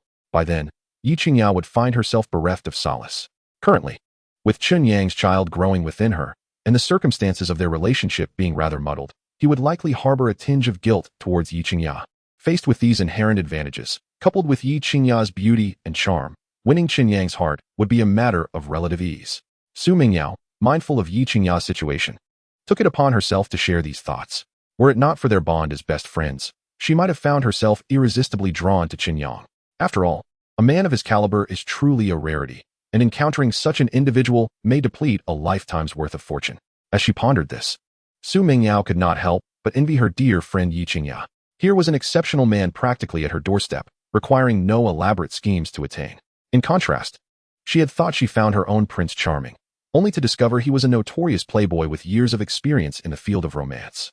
The comparison was enough to incite frustration. After reflecting on Su Mingyao's words, Yi Qingya found herself deep in thought. Indeed, her friend's insights were profoundly rational. If she did not hold any affection for Chen Yang, how could she possibly agree to cohabitate with him, let alone grant him 3 months to prove himself? Perhaps there was a physiological attraction at play, but the crux of the matter lay in Yi Qingya's genuine admiration for Chen Yang. To her, while one's origins may be immutable, diligence and perseverance can elevate an individual to greatness. Chen Yang epitomized this principle, resilient and extraordinarily capable. He could rise above his circumstances and become someone to whom many would aspire to look up. Thus, individuals like him often possess a charisma that surpasses those who rely solely on familial influence for advancement, since every step they take is earned through sheer effort. Such steadfastness allows them to accumulate experience and ultimately reach greater heights. Yao Yao, rest assured, I know what I must do, Yi Qingya said, taking Su Mingyao's hand with a smile. That's wonderful. In this matter, you must ponder carefully, for it concerns not only your future happiness, but also the bond between your child and their father, Su Mingyao concluded, having said all she could. The remaining decisions were beyond her authority to make for Yi Qingya. As the evening descended with the city lights aglow, it soon approached 8 o'clock. Su Mingyao, realizing the time, intended to take her leave, but was halted by Yi Qingya. Yao Yao, since you have nothing pressing at school, why not stay over tonight and keep me company? Yi Qingya said, playfully wrapping her arm around Su Mingyao's. Qingya, you're not worried about cohabiting with Chen Yang, are you? Concerned he might do something untoward? Su Mingyao, being more experienced, immediately perceived Yi Qingya's intentions. Yao Yao, I have never shared a roof with a male before, so naturally, I feel a bit anxious. Just help me out and stay with me tonight. Yi Qingya smiled gently. All right, who could refuse my best friend? Since you've asked, I cannot say no. But don't blame me if I ruin your chances. Su Mingyao chuckled, bemused by her friend's contradictions. If she were in Yi Qingya's position, sharing a space with such a handsome, well-built, and culinary-savvy man would be a dream come true, leaving no room for unnecessary worries. Meanwhile, Chen Yang, noticing that Yi Qingya and Su Mingyao had yet to emerge from the room, chose not to intrude. He took his change of clothes into the bathroom and enjoyed a relaxing hot shower. Afterward, he washed his underwear and socks by hand, tossing his clothes into the washing machine. Once he finished, he approached Yi Qingya's door and gently knocked. Shortly after, the door opened, revealing Yi Qingya and Su Mingyao. Qingya, Mingyao, I'm all done. You can go ahead now, Chen Yang said with a smile. Acknowledging him, Yi Qingya nodded. All right, we'll wash up shortly. I'm going to play on the computer for a bit. Just knock if you need anything. With that, Chen Yang turned and retreated to his room, closing the door behind him, a gesture that prompted a knowing glance between the two girls. They could discern an air of shyness about Chen Yang, which made him all the more intriguing. Qingya, it seems you two are becoming quite the pair, Su Mingyao teased. Enough with the jokes. I need to shower. I've worked up quite a sweat today and feel utterly uncomfortable, Yi Qingya retorted, shooting Su Mingyao an exasperated look before heading to her wardrobe. She retrieved a set of black, form-fitting undergarments and a change of sleepwear before making her way to the bathroom, all while Chen Yang remained blissfully unaware. At that moment, he sat before his computer, the software illuminating with real-time stock market analyses. For Chen Yang, this day marked a transformative milestone. Earlier that afternoon, he had opened an investment account with Dingfeng Securities and had remarkably earned over 8 million in the Hong Kong stock market, accumulating nearly 10 million in total funds. To an ordinary person, this sum might seem astronomical, yet in the eyes of the Yi family, it may hardly warrant mention. To win Yi Qingya's heart within 3 months, while also gaining the Yi family's approval, Chen Yang knew he had a long, arduous journey ahead. Thus, he resolved to make every moment count, diligently striving for self-improvement. Investing in the U.S. stock market appeared to be his most promising avenue at this juncture. Chapter 23. trading American stocks and currency exchange. It is widely acknowledged that there exists a significant time difference between China and the United States. Consequently, the trading hours for American stocks diverge greatly from those in China. The opening hours for the American stock market are adjusted according to the United States Daylight Saving Time and Standard Time as follows. 1. Daylight Saving Time, from the second Sunday in March to the first Sunday in November. Opening time, 21:30 Beijing time. Closing time, 4 o'clock the following day. 2. Standard Time, from the first Sunday in November to the second Sunday in March. Opening time, 22:30 Beijing time. Closing time, 5 o'clock the following day. Pre-market trading occurs from 16 to 21:30 during Daylight Saving Time and from 19 to 22:30 during Standard Time in Beijing time. As it happens, it is now early March, which means the market should be operating under Daylight Saving Time. Therefore, Chen Yang is fully capable of engaging in pre-market trading while awaiting the commencement of the American stock market. However, prior to that, he must first contact the manager at Dingfeng Securities to convert the cash in his account into US dollars to facilitate his trading endeavors. Chen Yang is a man of action, acting on his thoughts without hesitation. He promptly retrieves his phone, locates manager Wang Zhong's contact number, and dials it directly. Meanwhile, in the manager's office at Dingfeng Securities, Wang Zhong has just completed his shift and is preparing to head home. Just as he is about to lock his office door, his phone suddenly rings. Upon checking the caller ID, he is taken aback to see that it is Chen Yang, the individual who had opened an account earlier that afternoon and had made a substantial profit trading Hong Kong stocks. His expression instantly transforms with excitement. How curious.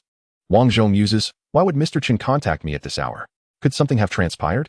Despite the questions swirling in his mind, he does not delay in his actions. He decisively answers the call and responds respectfully, Mr. Chen, this is Wang Zhong, the business manager at Dingfeng Securities. How may I assist you? Manager Wang, I have a favor to ask. I opened an account for American stocks at your company this afternoon, and since I find myself with some free time, I would like to make some trades in the US market. Would it be convenient for you to convert all the funds in my account into US dollars? Chen Yang smiles as he speaks to Wang Zhong. Are you suggesting that you need this done right now? Wang Zhong is momentarily bewildered. He glances at his watch, noting that it is already 8:30 p.m.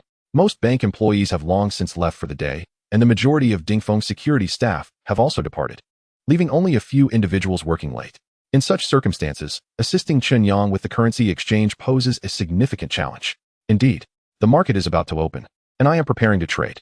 Manager Wang, is it too late for the currency exchange? Chen Yang reflects on his spur-of-the-moment decision.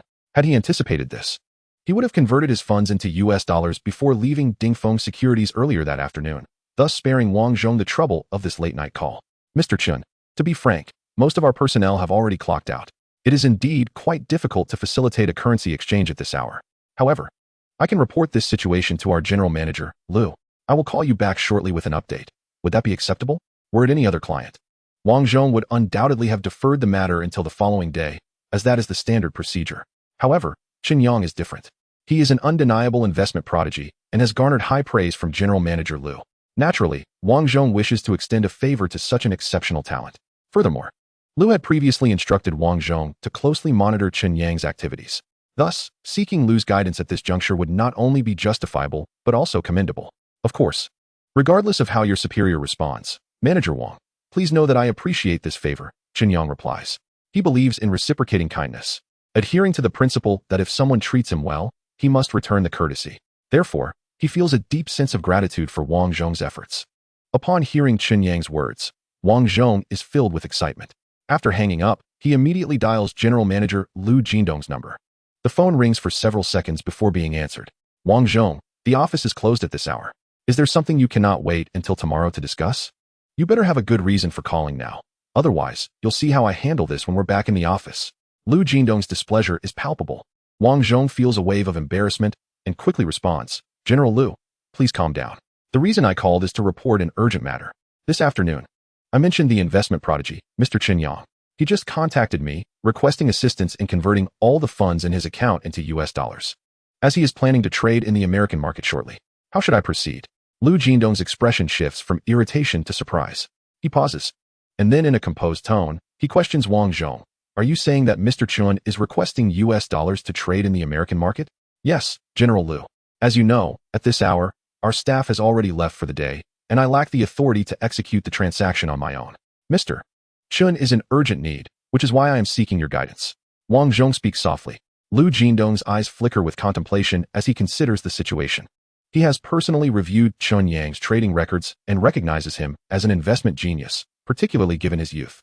The future holds immense promise for such talent. Moreover, Chen Yang had earned a remarkable profit exceeding 8 million earlier that day at Dingfeng Securities. Who could guarantee that he would not achieve even greater gains in the American market? If Dingfeng Securities were to hinder Chen Yang's trading plans due to the currency exchange issue, the company could find itself held accountable. The potential fallout could lead Chen Yang to harbor resentment towards Dingfeng Securities, perhaps even prompting him to seek out another brokerage for his investments. This would undoubtedly result in a significant loss for Dingfeng Securities. With this in mind, Lu Jindong understands the need for careful consideration. Wang Zhong immediately informed Mr. Chen that I will personally oversee the currency exchange matter. However, he will need to wait a moment. I will ensure that everything is resolved within 20 minutes, and it will not interfere with his subsequent investment plans. As the general manager of Dingfeng Securities, Lu Jindong possesses the authority to execute transactions in the company's backend, allowing him to convert Chen Yang's account funds entirely into US dollars. If necessary, he could even borrow a sum of US dollars from the company to deposit into Chen Yang's investment account, temporarily freezing the funds in Chen Yang's account until after he concludes his trading, at which point the settlement could occur the following day. As long as Lu Jindong is willing to assist, there are ample solutions available. Upon receiving Lu Jindong's response, Wang Zhong is filled with elation. Immediately, he hung up the phone and hurried to share the good news with Chen Yang. Chapter 24, Lu Jindong's favor in the opening of the U.S. stock market. Mr. Chen, I apologize for keeping you waiting, said Wang Zhong. I just reported your situation to General Manager Lu. In light of your remarkable investment achievements with our Dingfeng Securities, Mr. Lu intends to personally facilitate this matter for you. However, I must ask you to wait for a moment. Mr. Lu has assured me that he will ensure all the funds in your account are converted to US dollars and deposited into your investment account before the US stock market opens. So your subsequent investment plans will not be hindered. Wang Zhong then dialed Chen Yang's number and, with a smile, continued, Mr. Chen, you truly are a distinguished guest of Dingfeng Securities. Providing you with superior service and an exceptional investment experience is our utmost responsibility. I hope your investment plans tonight can be as successful as those from this afternoon. Wang Zhong felt a deep sense of reverence thinking about Chen Yang's almost divine foresight in investments. If Chen Yang could invest in the U.S. stock market with the same divine assistance he had when trading Hong Kong stocks this afternoon, his investment talent would surely be deemed a once-in-a-millennium phenomenon. The favor he received from Chen Yang would undoubtedly bring him unimaginable benefits. A promotion and a salary increase would merely be the beginning. It was even possible that, leveraging Chen Yang's goodwill, he could be promoted to a senior position in the company, a feat not entirely out of reach for someone as prodigious as Chen Yang. Not only Wang Zhong, but even Mr. Lu and the most elite financial investment moguls in the metropolis would be eager to curry favor. With such thoughts racing through his mind, Wang Zhong felt an exhilarating thrill. Well then, I shall take your kind words to heart, Manager Wang. Appreciating Wang Zhong's earnest goodwill, Chen Yang felt quite gratified. This reminded him of a saying, when one has nothing, even a stray dog won't spare you a glance. Yet, when one achieves success and can bring immense value to others, they are surrounded by kind-hearted individuals. They will provide the best resources and spare no effort to meet your demands, all in hopes of securing a favor from you in the future. The world thrives on mutual benefit. Whether one holds a high position or possesses immense wealth, ultimately, it all boils down to interests. Chen Yang, dubbed the god of investment, possessed an almost supernatural command over financial stocks, futures, and various business investments, securing his position in an invincible stance. Thus, occurrences like this would undoubtedly become more frequent in the future. Chen Yang also personally felt the transformative impact the system had brought to his life, instilling him with greater confidence in conquering Yi Qingya and earning the recognition of the Yi family. In less than 15 minutes, Chen Yang's phone rang once more. Upon checking, he saw an unfamiliar number. Hesitating briefly, he pressed the answer button. Hello, Mr. Chen. This is Lu Jindong, General Manager of Dingfeng Securities. I have expedited the process regarding the conversion to US dollars, and you can now open your US stock account to verify. The deep voice of a middle-aged man resonated from the other end of the line. Mr. Lu, please hold on. I will check right now, Chen Yang replied. He then opened his laptop, logged into the trading software with his account password, and checked the account balance. As expected, over 9 million yuan had been converted into 1.34 million US dollars. Mr. Lu, I see that the funds have been credited to my account. I sincerely apologize for troubling you at this late hour, Chen Yang said with a look of regret. Oh, Mr. Chen, please do not mention it. It is my honor to serve a distinguished guest like you, Lu Jindong replied. fully aware of his position as general manager of Dingfeng Securities, yet not daring to adopt an arrogant demeanor in front of Chen Yang. Although Chen Yang was relatively young, his brilliance in the financial market was enough to make Lu Jindong feel a sense of embarrassment. He acknowledged that at Chen Yang's age, he had not achieved comparable excellence. Recognizing Chen Yang's potential and capability, Lu Jindong was eager to cultivate a closer relationship, as future cooperation might be beneficial for both parties. Mr. Lu, I appreciate your kindness. I will remember this matter. When I have the chance, I would be delighted to treat you and Manager Wang to a meal, Chen Yang replied with a smile. Excellent. I wish you great success in the U.S. stock market, Mr. Chen. With that, Lu Jindong tactfully ended the call. In the room, upon confirming the funds were in place, Chen Yang immediately entered a focused work mode. He opened the U.S. stock software and meticulously reviewed the market dynamics. As the system detected that the host was investing in the U.S. stock market, the God of Investment feature activated, manifesting a godly investment and analysis capability. Johnny Media's stock was priced at $810 per share. Following the explosive box office success of its film Crazy Rock Man, which received countless accolades from fans and critics alike, Johnny Media quickly gained prominence in the capital market. 10 minutes later, as the U.S. stock market opened, significant capital began to pour into that stock, leading to a sharp rise in Johnny Media's stock price, soaring to $1,650 per share. This news would rapidly dominate major media headlines, sparking a frenzy among fans eager to invest. The stock was predicted to experience another surge, ultimately reaching a peak of $250 per share. Half an hour later, a financial institution would recognize this as an excellent short-selling opportunity, allocating $200 million and employing a 5x leverage strategy, deploying their most skilled traders to initiate short positions. Soon, the stock market would experience fluctuations, with the stock price declining to $1,780 per share. Subsequently, fierce competition would ensue between capital and financial institutions, causing the stock price to oscillate. Ultimately, capital would deploy vast sums to forcefully elevate the stock price, decisively winning the battle. The specific stock dynamics analysis is illustrated as shown. At that moment, a voice from the system resounded in Chen Yang's mind. Instantly, a faint blue virtual screen appeared before him, displaying a stock dynamic analysis chart. This provided Chen Yang with an almost divine perspective for his upcoming investments. By following the stock dynamic analysis chart, he could pinpoint the optimal entry and exit points, maximizing profits in the U.S. stock market. 10 minutes swiftly passed. The U.S. stock market had officially commenced. Chen Yang, not daring to delay, promptly located the stock code for Johnny Media and, through his investment account, purchased all available funds. With the press of the enter key, the transaction was completed. At that moment, capital had yet to officially enter the market, preventing any disturbances. Consequently, Chen Yang's transaction was executed swiftly, converting all his funds into shares of Johnny Media. Mere moments later, Chen Yang observed a massive influx of capital into Johnny Media's stock. This indicated that investors were beginning to enter the market. The stock price began to surge rapidly. 810, 830, 850, 880, 950, 1020, 360, 523. Chapter 25. A true miracle. Assets skyrocketing, a windfall of millions of dollars. Everything unfolded as the system had predicted. After the Johnny Media Company's stock witnessed a substantial influx of capital, its price began to soar dramatically, reaching nearly $1,650 per share before gradually slowing down. Chen Yang, having made his purchases in advance, saw the value of his holdings double. Yet, that was merely the beginning. As the market observed the aggressive price manipulation, retail investors were akin to sharks sensing blood in the water, eagerly preparing to join the fray in hopes of securing their share of the spoils. Consequently, a continuous stream of funds flowed into Johnny Media's stock, propelling the price upward once more. After half an hour, however, the stock price finally exhibited signs of weakness, ultimately stabilizing at $250 per share. Seizing the opportunity, Chen Yang promptly sold all his shares, converting them into cash that flowed into his account. In no time, his investment account, which initially held over $1.3 million, ballooned to over $4 million. Before he could fully revel in his triumph, the thought of an impending minor price drop crossed his mind. With swift precision, he maneuvered his keyboard and mouse, using all his available funds to short the stock.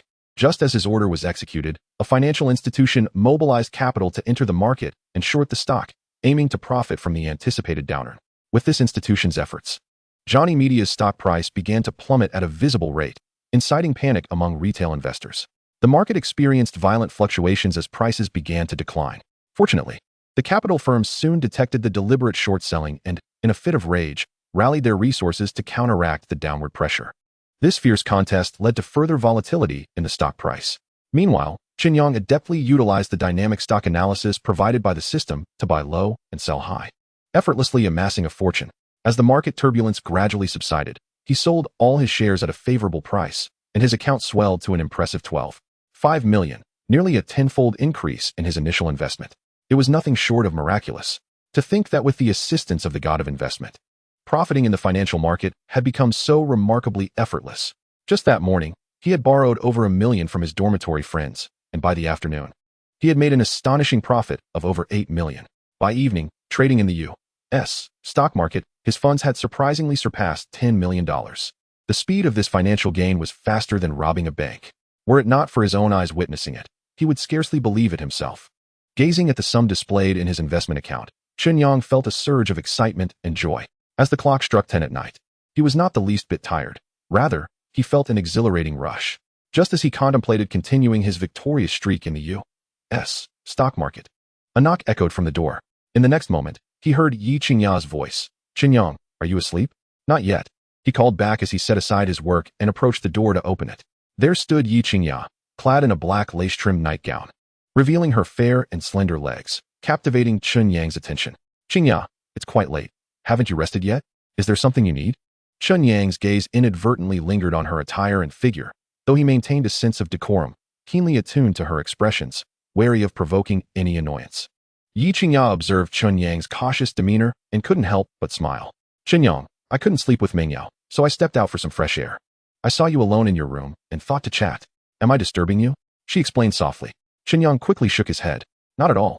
I was just bored and took a stroll through the U.S. stock market, making an investment that seems quite promising." Yi Qingya's eyelashes fluttered, her bright eyes glimmering with admiration. She hadn't expected Chen Yang to be so diligent, working late into the night. With the domestic stock market closed, he turned to trading U.S. stocks, wasting no time at all. It was evident that he was under considerable pressure. Otherwise, he wouldn't be working so hard. A wave of sympathy washed over her for Chen Yang. "Chen Yang, I understand you have pressure, but you mustn't overexert yourself. Remember to strike a balance between work and rest, or your health will eventually suffer," she advised with concern. Feeling warmth in his heart at her care, Chen Yang smiled softly. "Qingya, it's all right. I'm young and in my prime for striving. The sooner I accumulate capital, the sooner I can achieve something substantial, ensuring a better future for you and the child, and earning your family's approval of my status." At that moment, Su Mingyao joined them, dressed in a modest red nightgown, munching on a peeled apple. After a moment, she chimed in with a light laugh. "Qingya, Chen Yang's attitude is truly commendable. You mustn't dampen his enthusiasm. As you know, he possesses exceptional talent in financial investment. The sooner he achieves success, the greater the likelihood of you two being together. Isn't that a good thing?" Yi Qingya considered this, recognizing the validity in her words. With a sheepish smile, she said, "Chen Yang, you can continue with your work. Meng Yao and I won't disturb you any longer." With that, she took Su Mingyao's arm and strode back to her room. Watching Yi Qingya's retreating figure, Chen Yang couldn't help but smile, his heart swelling with joy. "Qingya, rest assured, I will soon prove that I, Chen Yang, am indeed your best match. No other man shall dare to lay claim to your affections." In that moment, Chen Yang's confidence soared to unprecedented heights. The U.S. stock market continued to operate. While one financial battle had concluded, it did not signify an end. Daily, billions of dollars were transacted in the U.S. market, with the next minute potentially birthing countless millionaires while others faced ruin. The stock market, at its essence, is a zero-sum game. One either profits or incurs losses. Without sufficient skill, relying solely on fervor will never yield substantial gains. Even with a stroke of luck leading to a windfall, as long as one remains in the game, the winnings are bound to be lost eventually, potentially leading to complete financial ruin. Such tales are numerous within the stock market. Yet, there exists a distinct group of individuals.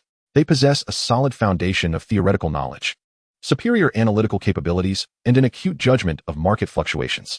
Each investment they make is a calculated prediction of market movements, allowing them to seize opportunities while avoiding pitfalls.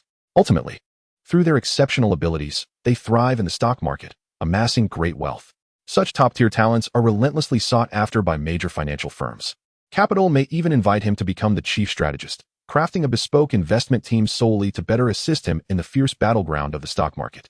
Yet, Chen Yang possesses a system enhancement, and his investment prowess far surpasses that of such individuals. To refer to him as a stock market deity would be no exaggeration. Chapter 26, A New Battle in the American Stock Market. preparing breakfast for Yi Qingya. That night, the American stock market was rife with turmoil. Countless capitalists and financial institutions mobilized vast sums of money in pursuit of their own interests, attempting to reap substantial profits from the stock market. A series of unmarked financial wars erupted, fierce and relentless. Chen Yang held over $10 million, yet was not in haste to invest. He meticulously scrutinized the American stock market, analyzing the data of each stock, hoping to uncover a prime investment opportunity. As the system detected the host engaging in American stock investment, the god of investment was activated, manifesting extraordinary investment and analytical capabilities. Sena Technology, stock code XXXXX, had assembled a research team at great expense and, after 2 years of dedicated effort, developed holographic imaging technology and thermal projection technology, introducing groundbreaking innovations to the technology and film industries. It was predicted that upon the announcement of this news the following morning, the stock price would surge from 1,010 to an astonishing 2,520, multiplying nearly 15-fold. Subsequently, as capital flowed in, the stock price would continue to soar, ultimately stabilizing at 3,510. The system advised the host to invest immediately. Soon, the system's notification tone echoed in Chen Yang's mind once more. What remarkable fortune! I have indeed stumbled upon a stock of immense investment value. Trusting the system implicitly, Chen Yang hesitated not for a moment. He reserved $1 million from his account and wagered the remainder entirely on Sena Technologies stock. Having completed this, he shut down his computer and collapsed into slumber. That sleep lasted until 7 the following morning. Upon awakening, Chen Yang promptly descended from his bed and checked his investment account. Upon seeing the substantial sum within, he confirmed he was not dreaming and let out a sigh of relief. Afterward, he donned his attire and proceeded to the bathroom for his morning routine. He then entered the kitchen, intending to personally prepare a nutritious porridge for Yi Qingya.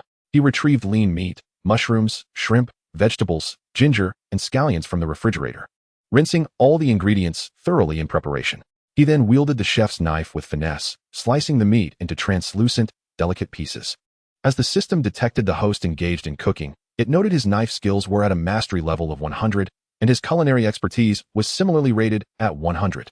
In an instant, a surge of inexplicable memories flooded Chen Yang's mind, significantly enhancing his culinary skills and knife techniques. Meanwhile, within Yi Qingya's boudoir, the room was bathed in warm hues, presenting a cozy atmosphere. Yi Qingya and Su Mingyao lay side by side, their sleeping postures graceful. Their exquisite features, coupled with their fair, supple skin, rendered them breathtaking even without makeup. Reclining on the bed, their ample curves were inviting, evoking an almost unattainable allure. Words like stunning and ethereal beauty scarcely encapsulated Yi Qingya's magnificence. Though Su Mingya's beauty, figure, and grace were hardly lacking, she paled in comparison to Yi Qingya. After a while, Su Mingya's eyelashes fluttered slightly, signaling her awakening. Rubbing her eyes, she surveyed the room, and, upon seeing Yi Qingya still asleep, mischievously tickled her waist. Yi Qingya was instantaneously jolted awake. Noticing Su Mingya's playful antics, she felt a wave of relief wash over her. With a frown, she playfully scolded Su Meng. Yao, you're up to mischief so early in the morning. It seems I've been too kind to you, allowing you to become so audacious. In that case, don't blame me for being unkind. With that, before Su Mingya could react, Yi Qingya pounced on her, tickling her underarms. Su Mingya could hardly withstand this tactic and burst into laughter. Amid their playful tussle, their clothes began to loosen, the atmosphere becoming increasingly intimate. Fortunately, Chen Yang remained oblivious, or he would have undoubtedly succumbed to the enchanting scene. Ultimately, their playful skirmish concluded with Su Mingya begging for mercy. After both women dressed, they ventured into the living room, immediately detecting an alluring aroma wafting through the air, compelling them to salivate. Qingya, do you smell that delicious fragrance? It seems someone is cooking porridge, and there's seafood in it, making it utterly irresistible. Su Mingya exclaimed, her nose twitching in delight. I smell it too. It must be Chen Yang in the kitchen. Yesterday, I signed a cohabitation agreement with him, stipulating that he would be responsible for my meals during our time together. Only he, with his exceptional culinary skills, could create such a fragrant porridge. Yi Qingya nodded in agreement. As they spoke, her gaze unconsciously drifted toward the kitchen entrance. Let us hurry and freshen up, then go see what delicious dish Chen Yang has prepared for us, Su Mingya urged. Taking Yi Qingya's hand, as they swiftly made their way to the bathroom. After completing their morning routines, the two arrived at the kitchen door, where they beheld Chen Yang busily tending to the stove. A warmth blossomed in Yi Qingya's heart. Having a boyfriend who could skillfully prepare breakfast every morning was indeed a source of happiness. Chen Yang, you're up so early. What delectable treat have you prepared for us? Su Mingya was the first to inquire. I made a pot of fresh shrimp, mushroom, and lean meat porridge with the ingredients from the refrigerator. It will be ready shortly. You two can sit in the living room and wait, Chen Yang replied. Turning to see Yi Qingya and Su Mingya without makeup, their natural beauty stunning him momentarily, especially in their comfortable, casual attire. They resembled celestial beings who had descended from the heavens, grounded yet ethereal. Chen Yang found himself momentarily entranced, his admiration evident. This spellbound expression did not go unnoticed by Yi Qingya and Su Mingya. Su Mingya's smile widened, and she gently nudged Yi Qingya with her elbow, her eyes seemingly conveying, "Look, sister, how captivating you are." To win Chen Yang's heart, you need only to showcase your charm, and he will inevitably fall at your feet. Yi Qingya's cheeks flushed, revealing a hint of shyness. Her heart raced, and no matter how hard she tried, she could not calm her fluttering emotions. The sensation of being smitten was indeed palpable. Ahem, Su Mingya cleared her throat, her expression beaming as she turned to Chen Yang and softly asked, "Chen Yang, don't you think Qingya looks particularly beautiful without makeup?" Chen Yang instinctively nodded. Indeed, she is as lovely as a fairy. Upon hearing this, Yi Qingya's cheeks turned as red as a ripe tomato. She immediately lowered her head, unable to meet Chen Yang's gaze, wishing desperately to find a crack in the ground to slip into. This early morning, the conversation between Su Mingya and Chen Yang left Yi Qingya feeling exceedingly awkward. If she could, she would turn around and leave this place right now. Chapter 27. The exquisite shrimp, mushroom, and lean meat congee once again delighted Yi Qingya's palate. Chen Yang, you must understand that our Qingya is renowned as the most beautiful campus belle in the century of Magic City University. The men who adore her could form a line from your dormitory all the way to the East Gate. If you wish to win her heart and genuinely earn her affection, you must be prepared to endure hardships. Su Mingya wore a mischievous smile. Having been not only classmates in junior and senior high school, but also desk mates, she knew Yi Qingya better than anyone aside from her parents. Yi Qingya's character was gentle and kind, and although she hailed from an extraordinary family, she exhibited no hint of arrogance. She had a passion for dance, piano, and painting, with diverse interests, making her the ethereal dream of countless boys.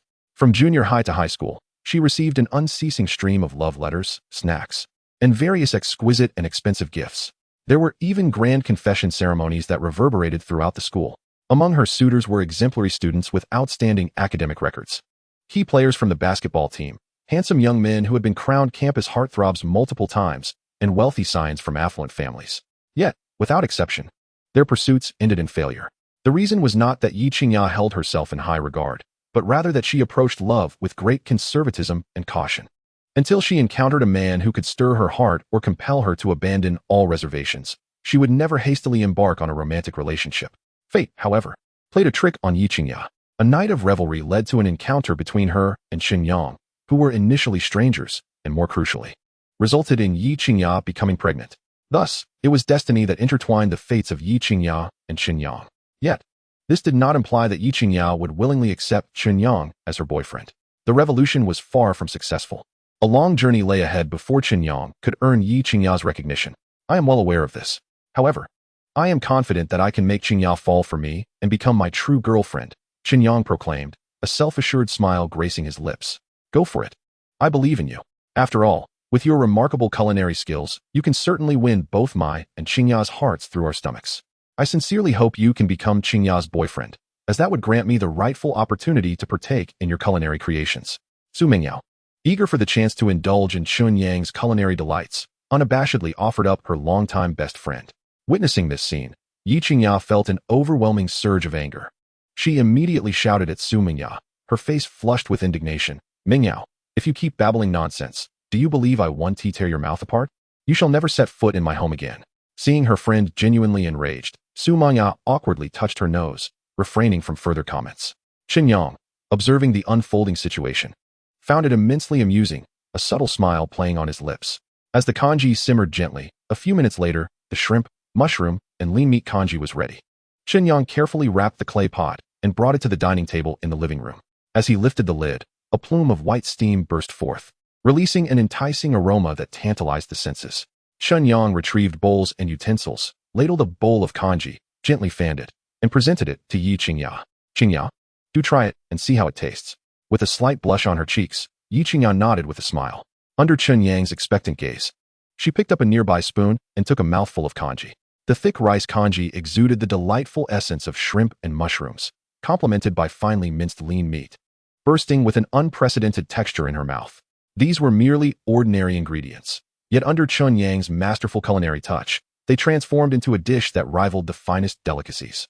It was so delicious that words could scarcely encapsulate its flavor. One had to taste this congee to comprehend that such exquisite shrimp, mushroom, and lean meat congee could exist in the world. It's delicious, absolutely divine. The flavors of the shrimp and mushrooms meld perfectly together, delivering an exquisite freshness and delightful savor. Yi Qingya's eyes sparkled, her expression brimming with excitement. She looked at Chen Yang with incredulity. Had she not tasted the congee he prepared herself, she would find it hard to believe anyone could make congee this scrumptious. It was so delightful that even her taste buds seemed to dance with joy. This sensation was something Yi Qingya had never experienced before. Beside her, Su Mingyao could hardly contain herself, serving herself a bowl of congee and beginning to eat voraciously. The congee enveloped the shrimp as it entered her mouth, the tender, savory flavor exploding in her mouth. Her eyes widened in disbelief as she exclaimed, "How can this congee be so delicious? It surpasses the flavors crafted by chefs in five-star hotels. Chen Yang, your culinary talent is extraordinary. Are you certain you haven't trained under some culinary master?" Su Mingyao was baffled. How could someone so young possess such remarkable culinary skills? Not at all. I merely found some cooking videos online and learned to make it myself. Chen Yang chuckled awkwardly, not revealing the existence of his system, instead providing a casual explanation. Truly gifted. You are undoubtedly exceptionally talented. Many aspire to be chefs, yet few can achieve such a level of culinary excellence. Su Mingyao was visibly astonished. In the next moment, she grasped Yi Qingya's arm, her eyes brimming with envy. "Qingya, you have truly struck gold. With Chen Yang around, you will enjoy gourmet meals fit for a master chef every day. Just the thought of it is enviable." Yi Qingya's cheeks flushed crimson. Out of the corner of her eye, she secretly glanced at Chen Yang, relieved to see him calm and composed. She then shot Su Mingyao a playful glare and chided. "Mingyao, if you dare to speak out of turn again, I guarantee you will never taste Chen Yang's cooking again." Upon hearing this, Su Mingyao immediately covered her mouth in fright. Having savored Chen Yang's exquisite culinary skills, she knew that any other food would likely pale in comparison. Thus, for the sake of her own palate, she resolved to endure. Once Chen Yang and Yi Qingya were fully together, she was confident there would be ample opportunity to reclaim her voice. The entire pot of congee was ultimately devoured by the three of them.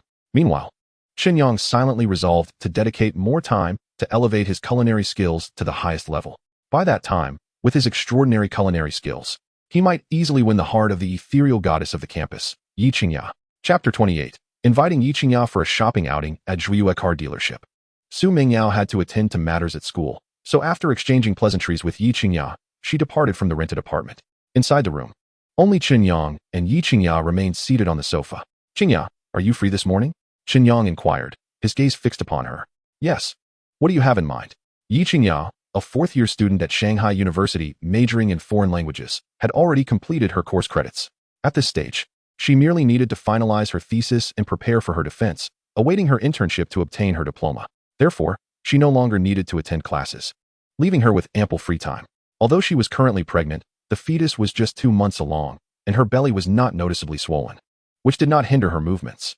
She simply needed to pay more attention to her diet. Noticing Chen Yang's invitation, Yi Qingya felt an inexplicable tension within her. "I was thinking of taking you out for a stroll. What do you think?" Chen Yang said, a smile gracing his lips as he looked at her with anticipation. After all, this was his first formal invitation for a date with Yi Qingya. He was uncertain whether she would accept. Upon witnessing Chen Yang's nervous expression, Yi Qingya realized that he wished to go on a date with her. Until now, she had never gone out alone with a male before, so she inevitably felt a bit shy. However, recalling the words her close friend Su Mingyao had shared with her, she resolved to spend more time with Chen Yang to deepen their understanding of one another. This was undoubtedly a splendid opportunity. After a moment of contemplation, Yi Qingya nodded in agreement under Chen Yang's expectant gaze. "Sure, it's rather dull staying at home alone. A breath of fresh air would be nice." Before long, the two of them exited the apartment. They hailed a taxi at the community entrance, and Chen Yang instructed the driver with the address of a 4S dealership, and the car proceeded towards their destination. The reason for their first stop at the 4S dealership was that Chen Yang believed having a car would be more convenient for outings. Furthermore, given his current financial standing, purchasing a vehicle was well within his means. It was the hallmark of a successful individual and the best way to demonstrate his accomplishments at a young age. 20 minutes later, the taxi halted in front of a dealership named Zhuiyue car dealership. After paying the fare, Chen Yang and Yi Qingya stepped out and strode inside.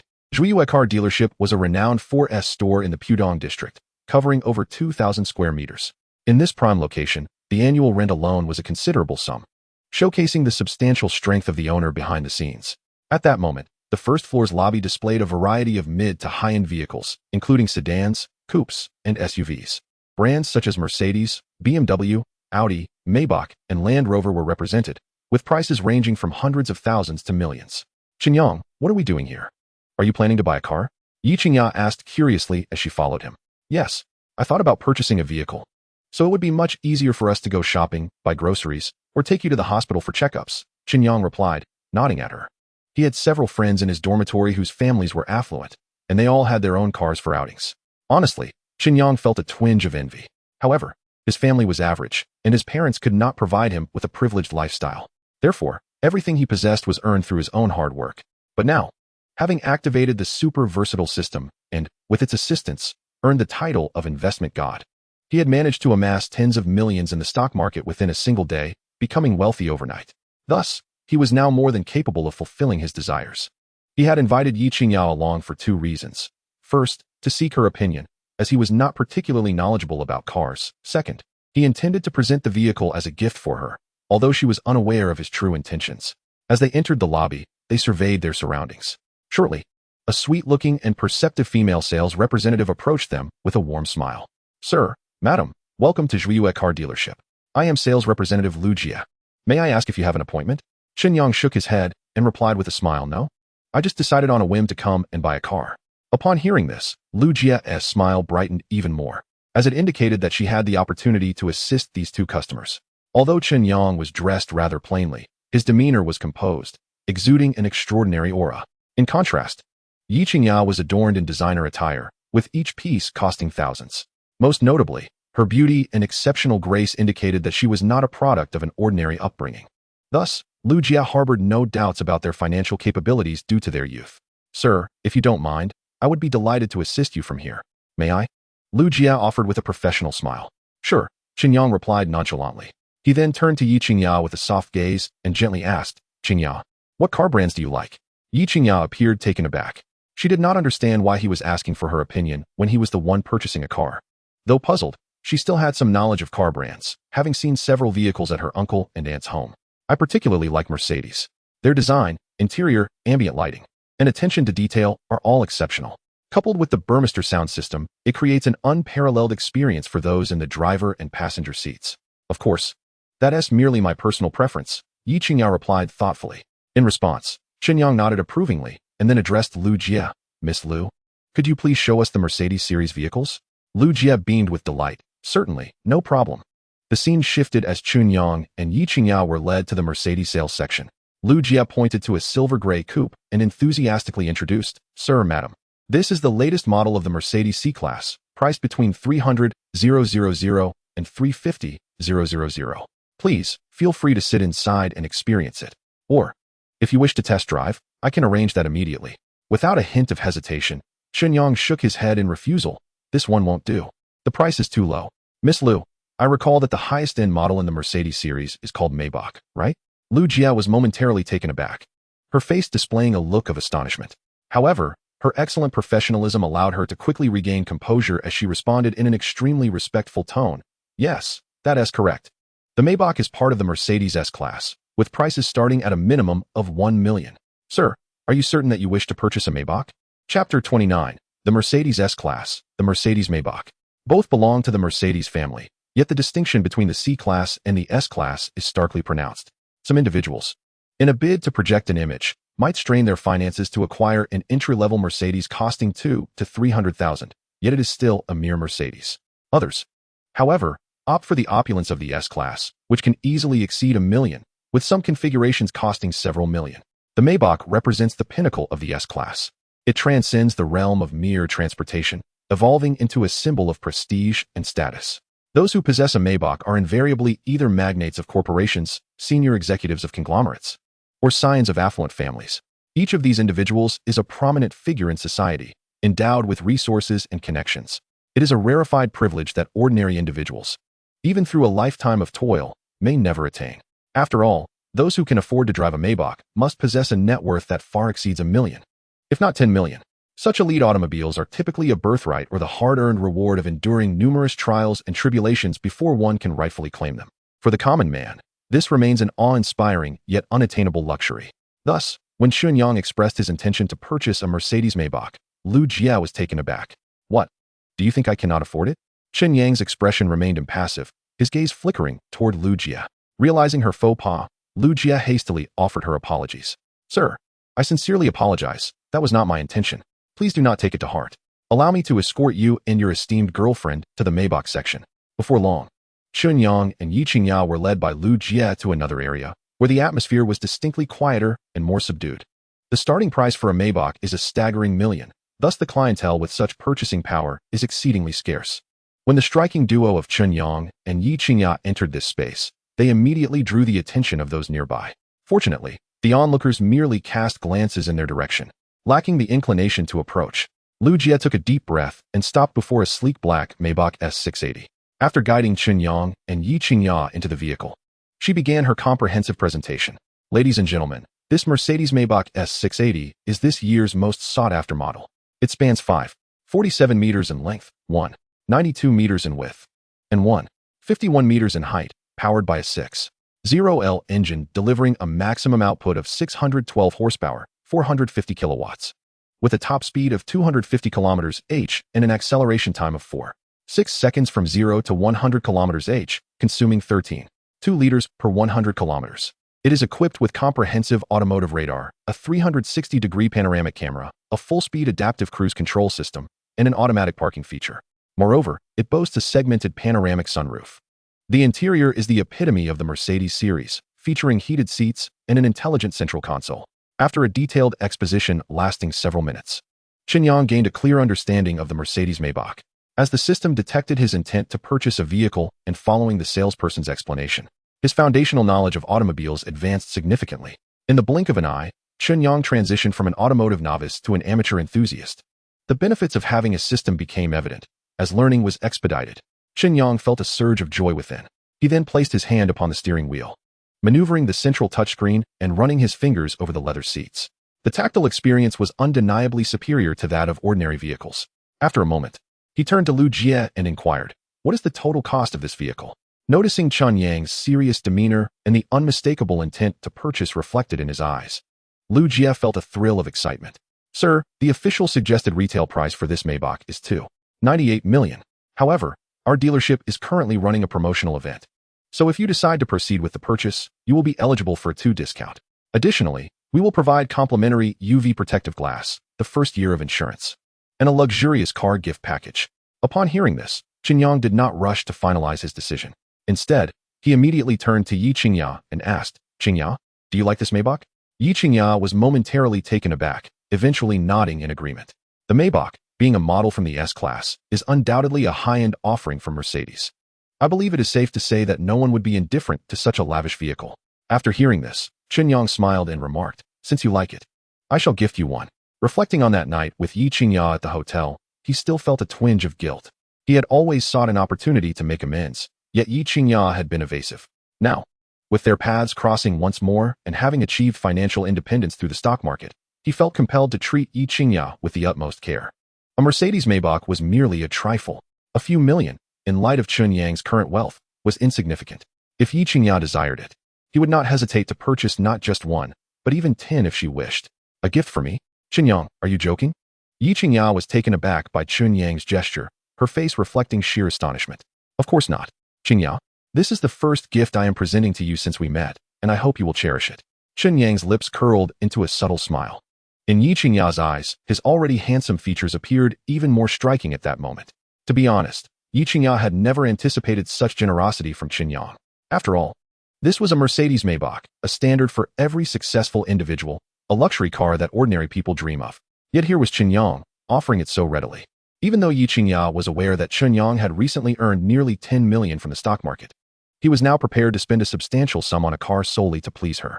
Such magnanimity deeply moved Yi Qingya, although she was never short of admirers, and many showered her with extravagant gifts, jewelry, and luxurious watches. None had ever been as audacious as Chen Yang. It was important to note that Chen Yang did not hail from wealth. Every penny he possessed was hard-earned. Rather than using his newfound fortune to enhance his own life or upgrade his own belongings, he chose to buy her a gift. This single act alone was a testament to the significant place Yi Qingya held in his heart. Understanding this, Yi Qingya's gaze toward Chen Yang became complex, an intricate tapestry of emotions, gratitude, confusion, and empathy intertwined. Chen Yang, I truly appreciate it. However, this gift is far too extravagant. I cannot accept it. Despite gradually acknowledging Chen Yang as a potential partner for her future, she retained a sliver of rationality. Given her circumstances, a Maybach, a dream for many ordinary individuals, was hardly a rarity in her life. Chen Yang expressed his affection in his own unique way, which certainly brought joy to Yi Qingya. However, this did not imply that Yi Qingya could accept Chen Yang's gift with a clear conscience. The principle of no gain without effort was one she understood well. In Chapter 30, Chen Yang presented his first gift, a fully paid, 3 million yuan Maybach S680. When Yi Qingya gently declined, Chen Yang was taken aback. He had not anticipated that his inaugural gift would be rebuffed. Yet, this was not entirely disheartening. It revealed Yi Qingya's indifference towards monetary wealth. If she valued money highly, she would not have sought him out after learning his background, nor would she have considered giving him a chance. Qingya, please do not be hasty in your refusal. First and foremost, I am genuinely grateful that you offered me the opportunity to pursue you during my most destitute times. Our paths seemed destined to remain separate, yet fate conspired to bring us together. Had it not been for this incident, I might never have taken the plunge to earn my first fortune in the stock market. Thus, I believe you share in this achievement. This Maybach S680 is my first gift to you. I hope it symbolizes not merely a token of my affection, but also the blossoming of our love. Furthermore, I aspire for my career to flourish under the witness of this Maybach until I truly become your and our child's support. Unbeknownst to him, Chen Yang had already taken Yi Qingya's delicate, fair hand in his. His gaze, more sincere than ever, reflected a depth of tenderness.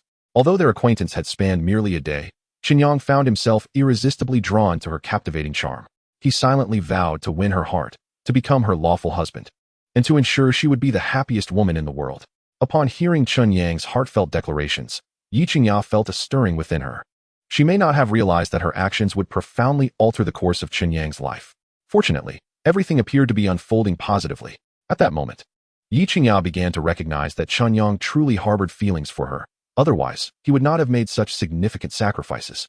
In a fleeting moment, she recalled her friend Su Mingyao's words, "Such a treasure of a man should not be taken for granted, lest another woman covet him."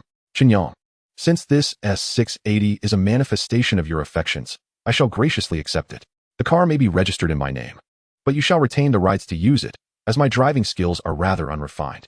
After a moment of hesitation, Yi Qingya ultimately chose to accept Chen Yang's gift, unwilling to disappoint him or witness his sorrow.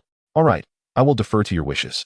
Upon her agreement, a radiant smile spread across Chen Yang's face. He then turned his attention to the sales representative, Lu Jia. "Miss Lu, I would like to purchase this Maybach S680. Please register the ownership in my girlfriend's name, and we intend to drive it away shortly. Is that feasible?" Lu Jia's eyes widened in disbelief.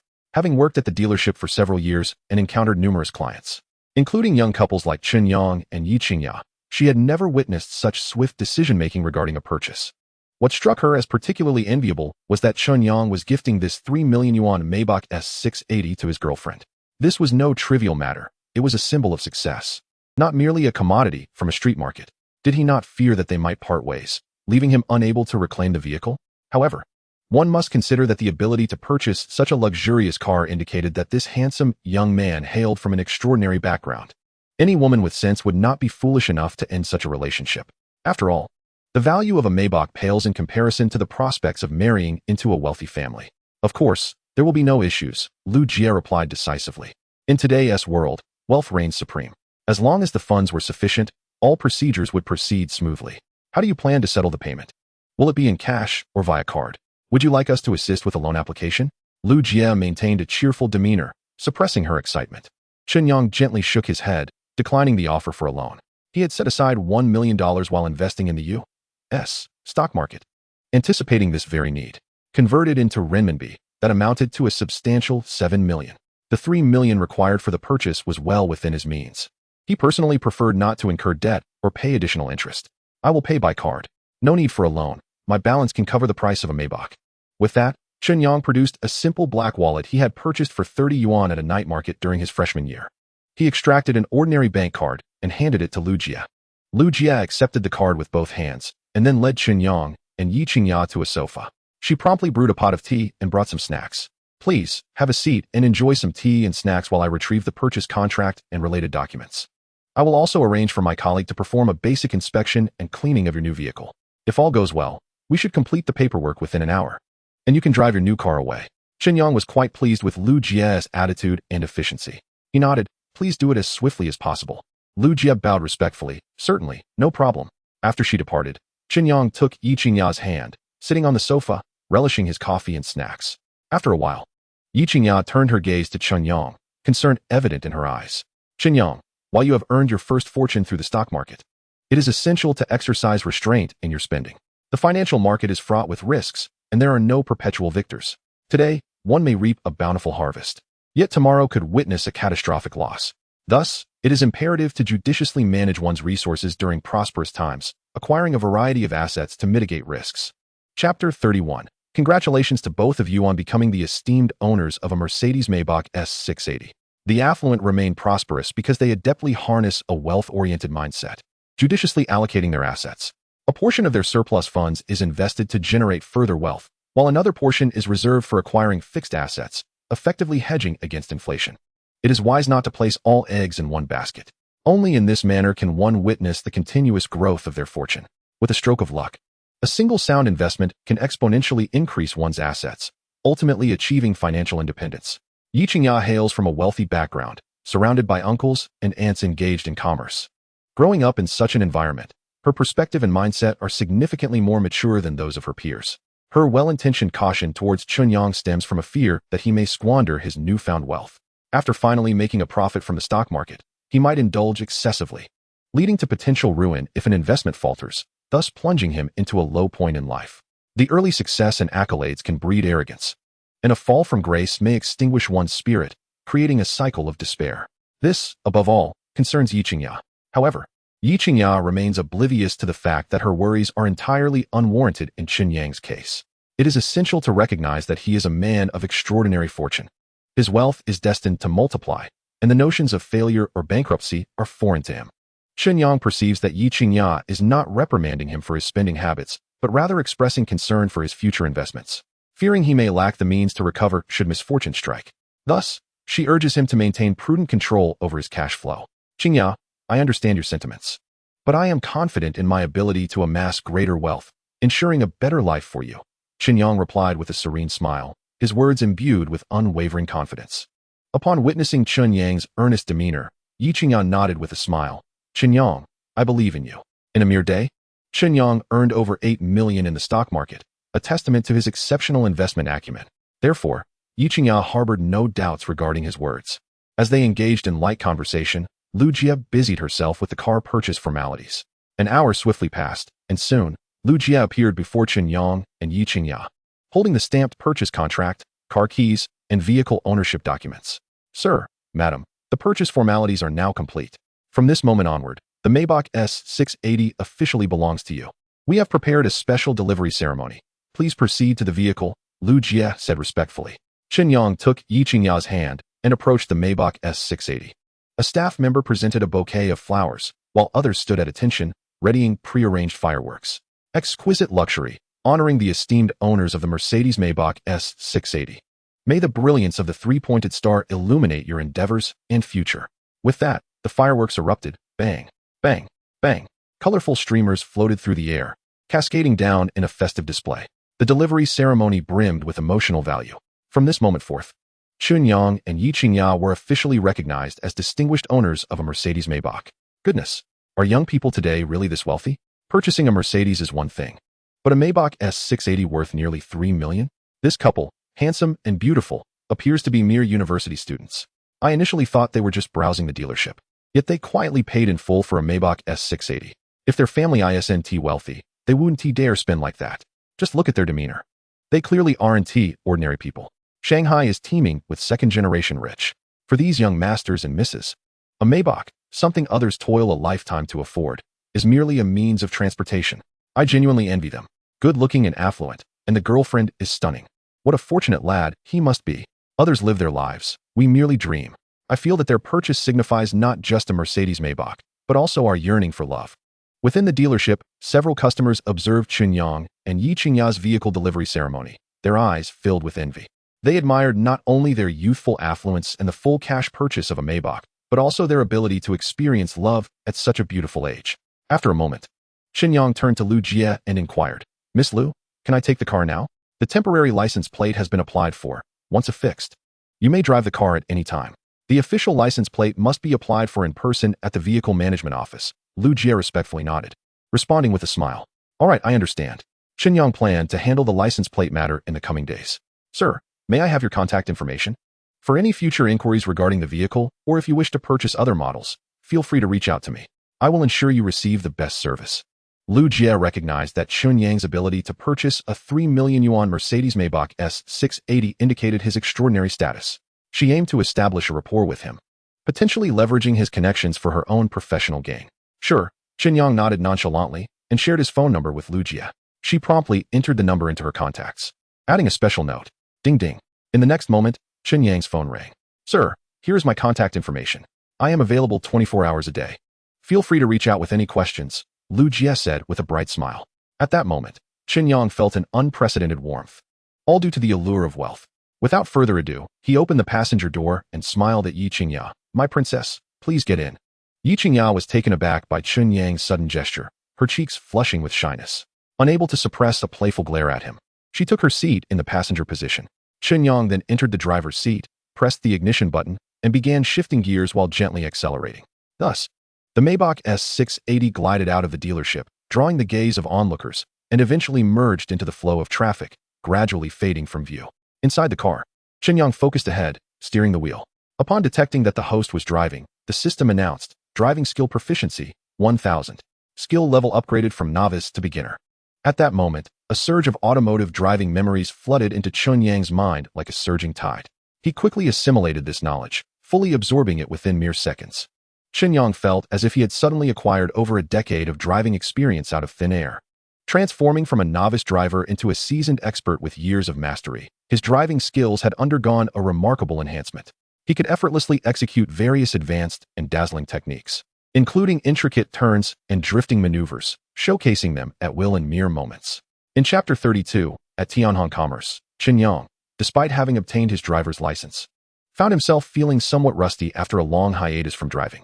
However, the system had elevated his driving proficiency from the beginner level directly to intermediate. With the influx of over a decade's worth of driving experience flooding his mind, he was liberated from any lingering concerns. At that moment, the Maybach S680 glided smoothly along the road, with Chen Yang steering confidently with one hand.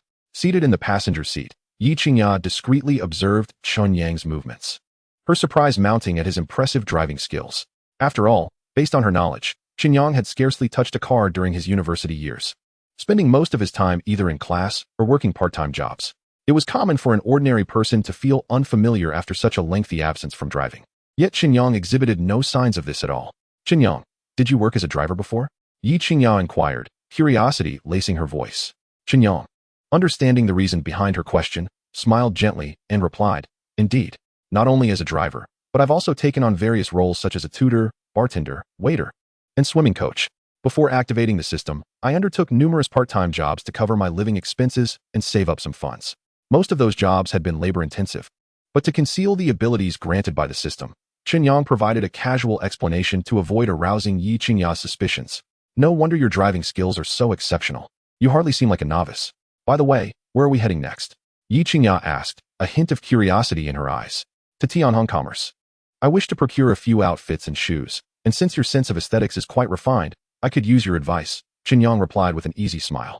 "No problem," Yi Qingya agreed decisively. Tianhong Commerce is a renowned shopping center in Pudong, Shanghai, home to an array of luxury brands favored by the affluent. Clothing, shoes, handbags, cosmetics, watches, and jewelry, everything one could desire is available here. Chen Yang had often heard his dorm mates discuss it, but had never set foot inside. Now that he had successfully earned his first pot of gold, he was eager to explore the place. Half an hour later, the Maybach S680 entered the underground parking garage of Tianhong Commerce. Chen Yang and Yi Qingya took the elevator directly to the lobby, where they were immediately enveloped by the opulent atmosphere. Each boutique was luxuriously adorned, showcasing unique designs that offered an exquisite visual experience. "Chen Yang, have you been here before?" Yi Qingya asked, her eyes sparkling with amusement. Chen Yang shook his head. No, this is my first time. However, I've often heard my dorm mates mention it, and know that it hosts many major brands from both domestic and international markets. Familiar with the place from her visits with her friend Su Mengyao, Yi Qingya suggested, the men's section is on the 3rd floor. Let's head up there. All right. I'm following your lead. Chen Yang readily agreed. They ascended the escalator, taking in the bustling splendor of the shopping center, and soon arrived on the 3rd floor. Before them lay a row of men's clothing brand stores, Versace, Armani, Gucci, Louis Vuitton, a dizzying array of options. Chen Yang and Yi Qingya casually entered one of the stores, where a lovely saleswoman named Xiao Wu greeted them warmly. Welcome to our Versace boutique. I'm saleswoman Xiao Wu. May I ask what style of clothing you're interested in? Yi Qingya smiled at the saleswoman. I'm looking to buy a few casual and formal outfits. Do you have any recommendations? Xiao Wu nodded respectfully. Certainly. Please follow me. Xiao Wu led Chen Yang and Yi Qingya to a designated area filled with various styles of men's casual wear. Madam, these garments are the latest releases of this year and are bestsellers. Please take a look and see if anything catches your eye, she said with a smile. Yi Qingya perused the selections for a while before choosing a few shirts and pairing them with casual slacks and jeans, presenting them to Chen Yang for his opinion. What do you think of these? She asked softly. They look great, Chen Yang replied with a smile. All right, go try them on and see how they fit. Yi Qingya encouraged. Sure, Chen Yang responded readily, gathering the clothes and heading towards the fitting room. A moment later, Chen Yang emerged wearing a crisp white shirt paired with black trousers, stepping into Yi Qingya's view. The old adage rings true, a person is judged by their attire. Naturally handsome, Chen Yang's striking appearance was further accentuated by the Versace attire he wore, elevating his presence to an air of grandeur. Those unfamiliar with him might easily mistake him for a scion of a wealthy family. Even Yi Qingya, witnessing Chen Yang's transformed image at that moment, felt a wave of astonishment. Qingya, do you think I look good in this outfit? Chen Yang asked, a playful smile gracing his lips. Absolutely dashing. With your natural charm, this ensemble elevates your aura to an entirely new level. If I didn't know your background, I might have thought you were a second-generation heir from a prominent family. Yi Qingya praised him sincerely.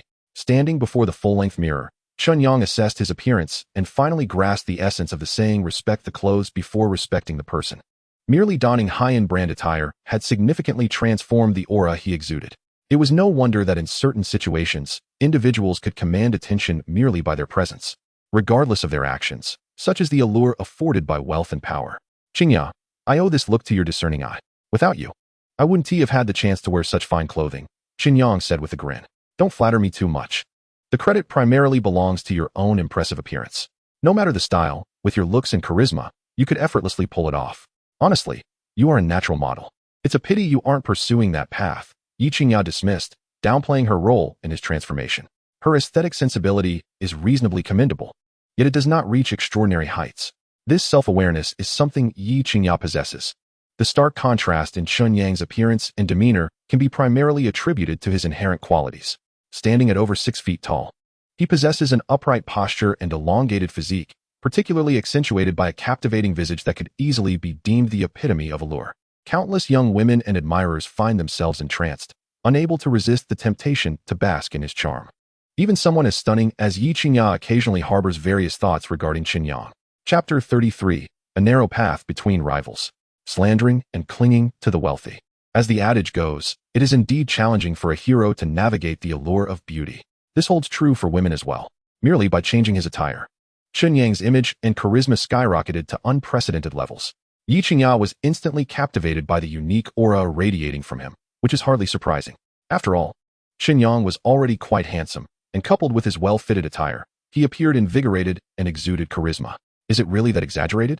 Chen Yang said, a hint of bashfulness in his tone as he touched his nose. Exaggerated? Not in the slightest. Yi Qingya promptly countered. Just look at you, standing at 6 feet tall, with a stature as upright as a young poplar tree, and with such striking features.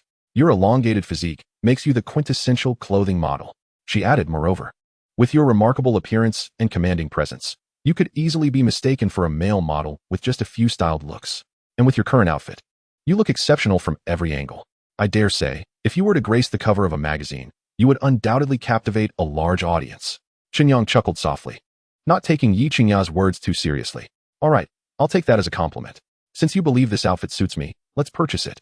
Hurry, try on a few more styles. With a glimmer in her eyes, Yi Qingya urged him to envision Chen Yang in various other clothing styles. All right, Chen Yang readily agreed. In less than 2 minutes, he emerged from the fitting room, adorned in a sky-blue polo shirt paired with a pair of Mickey-colored cargo pants, striding confidently towards Yi Qingya. Although this outfit embodies a different style, you wear it effortlessly, showcasing a distinct charm. It seems my initial judgment was indeed accurate, Yi Qingya remarked, her words laced with admiration. Well then, please help me select a few more casual and business outfits, as they will be convenient for daily rotation. Most of the clothes in Chen Yang's wardrobe were inexpensive, costing only a few dozen to 100 yuan. They had been worn for years, faded and worn. It wasn't a matter of financial inability. Rather, he was reluctant to squander money, as he had earned it through diligent part-time work. However, times have changed. With the system's bestowed ability as the god of investment, he had amassed remarkable wealth in just one day on the stock market, alleviating his previous financial struggles. Earning money had become a trivial endeavor for him. Thus, starting today, he would bid farewell to his past and begin to relish life. Luxuries and international brands that once seemed out of reach were now within his grasp without the burden of budget constraints. This newfound sensation brought him immense joy.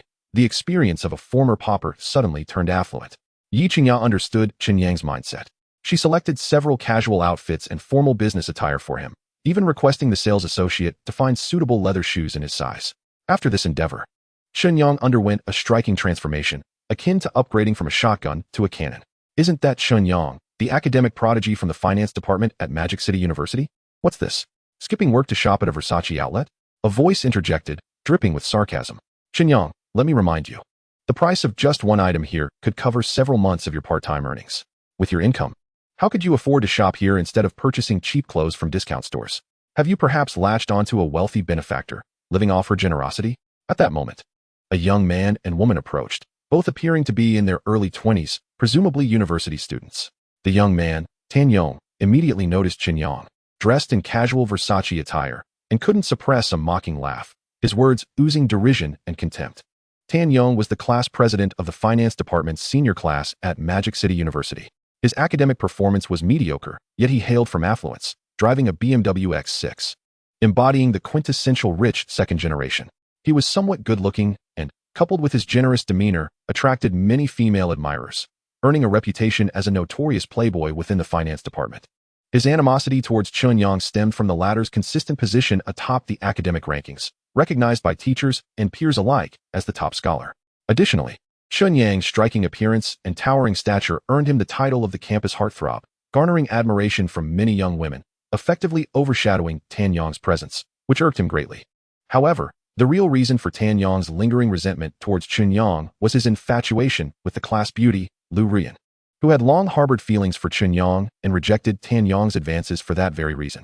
This ignited Tan Yang's fury and a desire to make Chen Yang's life difficult. Nevertheless, Chen Yang maintained a consistent routine, alternating between classes, the library, and his dormitory, with weekends spent working part-time. This pattern held true for all 4 years, without exception. Now that an opportunity presented itself, Tan Yang was determined not to let it slip away. Chen Yang, it seems that in this brief time apart, not only has your wit sharpened, but your tone has grown quite audacious. I am genuinely curious as to who has granted you such confidence. Is it that wealthy benefactor you've attached yourself to? Or perhaps a powerful patron? Tan Yang scoffed, his expression dripping with disdain. Yi Qingya, the most beautiful goddess from the foreign language department. What is she doing here? Su Jieli, who was affectionately draping her arm around Tan Yang's, initially intended to observe the unfolding drama. However, she quickly spotted a striking figure with an impressive physique and exceptional presence. Not only did she recognize this person, but the name was also quite familiar to her. Chen Yang, who are they? Do you know them? Yi Qingya turned, her gaze landing on Tan Yong and Su Jieli. She had heard every word Tan Yong had directed at Chen Yang, and thus held little regard for the pair, even feeling considerable disdain. After all, Chen Yang's current status was that of her nominal partner. Mocking and belittling him was tantamount to slapping her own face. Given the circumstances, she certainly wouldn't allow such insolence to pass unnoticed. That's Tan Yong, the class president of our finance department's second class. He harbored affections for a girl in class, yet she did not reciprocate his feelings. Consequently, she employed me as a shield and rejected him. As a result of this incident, he harbored a grudge against me. I suspect that upon witnessing me purchasing clothing at the Versace store, he became envious of my good fortune, resorting to various schemes to tarnish my reputation, an act of sheer malice. Chen Yang, however, saw through Tan Yong's petty machinations with ease. Yet, he found such tactics utterly contemptible. You, a mere impoverished student, How could you afford to shop at a Versace store?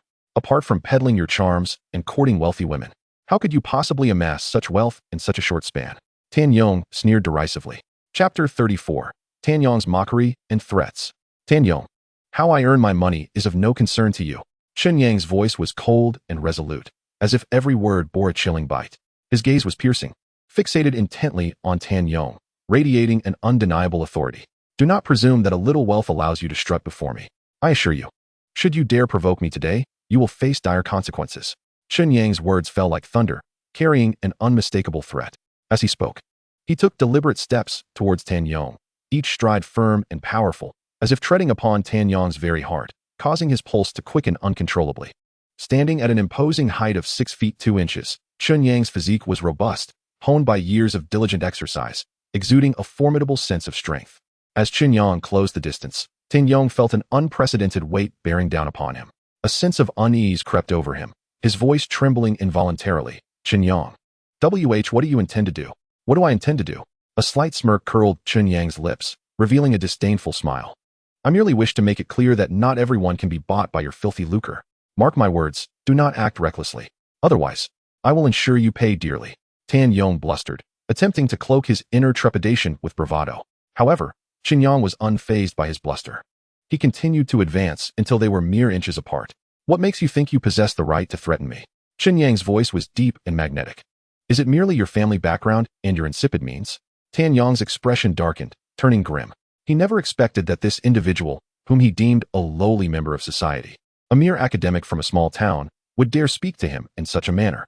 After a pause, his tone dripped with malice. Chen Yang, your arrogance is astonishing. I acknowledge your academic prowess. After all, you consistently rank first in exams. Yet, in this world, apart from ability, the most vital assets are resources and connections. Without them, no matter how exceptional you are, you will ultimately end up as nothing more than an employee. In fact, with a single phone call, I could have you dismissed from your position the very next day. Do not doubt my words, for my father is the chairman of the Zhonghai Group, and my mother is the director of the city hospital. The influence of the Tan family permeates every industry. If I so choose, I can ensure that your graduation is swiftly followed by unemployment. Crushing you like an ant would be effortless. In that case, there will be no place for you in this vast metropolis. If you know what is good for you, keep your distance from Lu Ruyan and cease any entanglement with her. Then, grovel and apologize to me, and out of consideration for our shared academic institution, I might show you mercy. Otherwise, the consequences will be yours to bear. Were this a previous time, Chen Yang would have quailed at Tan Yang's threats. After all, his relentless studying was aimed at securing a good job in this city upon graduation, and any obstruction from Tan Yang could shatter his dreams.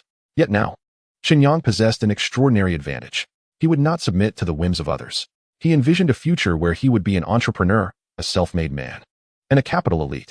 Hence, Tan Yang's threats were nothing more than a farce in Chen Yang's eyes. Tan Yang, how did I not realize before how naive you are? Do you think that mere words can compel me to bow to your intimidation? Not only do you lack the capability, but even if you did, I would remain unperturbed. Let me be clear. If you do not leave now and continue to obstruct my view, do not blame me for my lack of mercy. Chen Yang's previous restraint stemmed from not possessing sufficient confidence or strength. But now, with the backing of a formidable, all-encompassing system, he was emboldened. Confronting Tan Yang was trivial. Even against the Tan family, given a modicum of time, he would find a way to contend. This is the Versace boutique. I wish to browse here. What right do you have to impede me? He continued, let us not even discuss anything else. The outfit you currently wear would cost no less than several tens of thousands. I am eager to see if you can indeed settle the bill. In a fit of rage, Tan Yang laughed derisively. He stepped back a few paces but made no move to leave, intending to watch the spectacle unfold. Meanwhile, his gaze discreetly fell upon Yi Qingya. Acknowledging her as the most beautiful, elegant, and renowned campus goddess at Moda University, Tan Yang was well aware of her status. He found it perplexing that such a paragon would associate with a destitute student like Chen Yang. Clearly, their relationship was more than superficial. Had he not witnessed it firsthand, he would never have believed that a background-less student like Chen Yang could capture Yi Qingya's affection.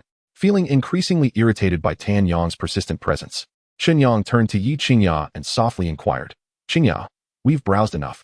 Shall we settle the bill and leave? I would rather not let someone like him sour our mood. Yi Qingya, ever perceptive, nodded in agreement. All right, let's do that. With that, Chen Yang addressed salesperson Xiao Wu, saying, please package all these garments. I will purchase them. Certainly, sir. Xiao Wu replied with enthusiasm, promptly gathering the items Chen Yang had tried on into specialized shopping bags. Meanwhile, the cashier began tallying the total. "Sir, the total for these garments and shoes amounts to 265 for 120 yuan. How would you like to pay?" Upon hearing the sum, Chen Yang did not even flinch, maintaining an air of calm indifference. In the next moment, he retrieved his wallet from his pocket, producing a standard UnionPay card and handing it to the cashier. "Swipe the card. The password is the last 6 digits of the card." Witnessing this scene, Tan Yong could not suppress his derision. 265,000. I doubt even if Chen Yang were sold, he would be worth that much. It seems to me that he is merely trying to impress the campus goddess by pretending to be affluent, hoping to win her favor. In reality, he probably borrowed that money online. Despite his disdain for Chen Yang, Tan Yong had to concede one point. Chen Yang's appearance and demeanor were undoubtedly top tier. Not to mention, he consistently topped the finance rankings as a scholar. The only shortcoming he possessed was perhaps his humble background, lacking the sufficient foundation and resources to elevate him. Yet, even so, numerous wealthy young ladies and distinguished socialites within the school extended their olive branches towards him. This fact filled Tan Yong with both resentment and jealousy. Meanwhile, Su Jelly, who had overheard Tan Yong's remarks, found them to be quite reasonable. After all, Chen Yang was also a prominent figure at Moda University, and his background was hardly a secret within the institution.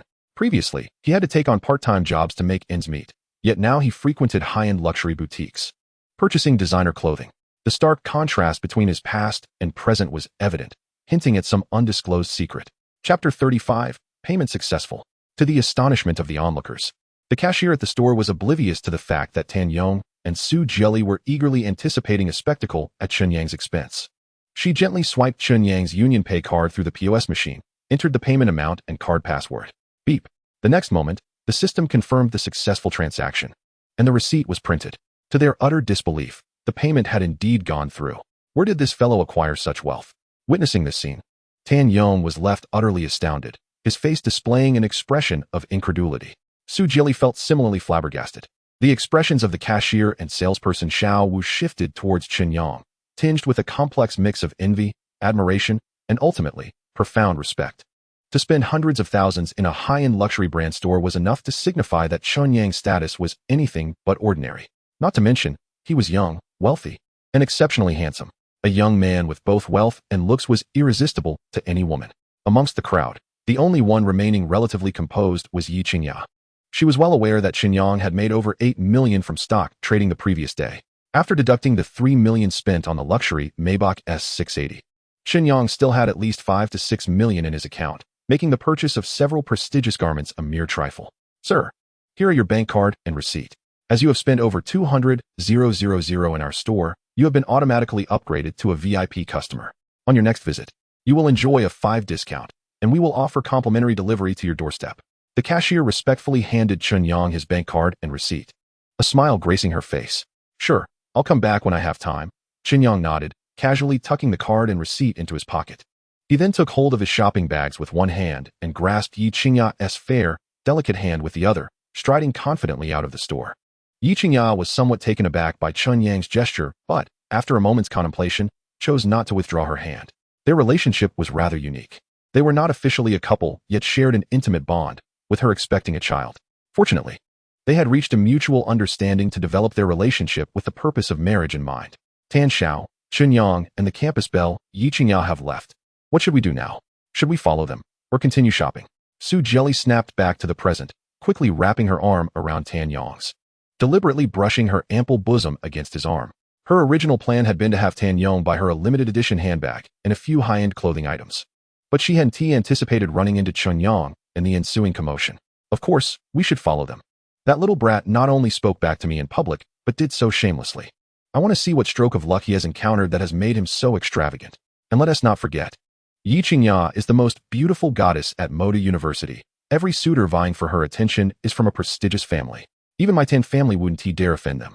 If they discover that the goddess they have long admired and pursued has chosen to be with a gigolo instead, it would be a slap in the face for them.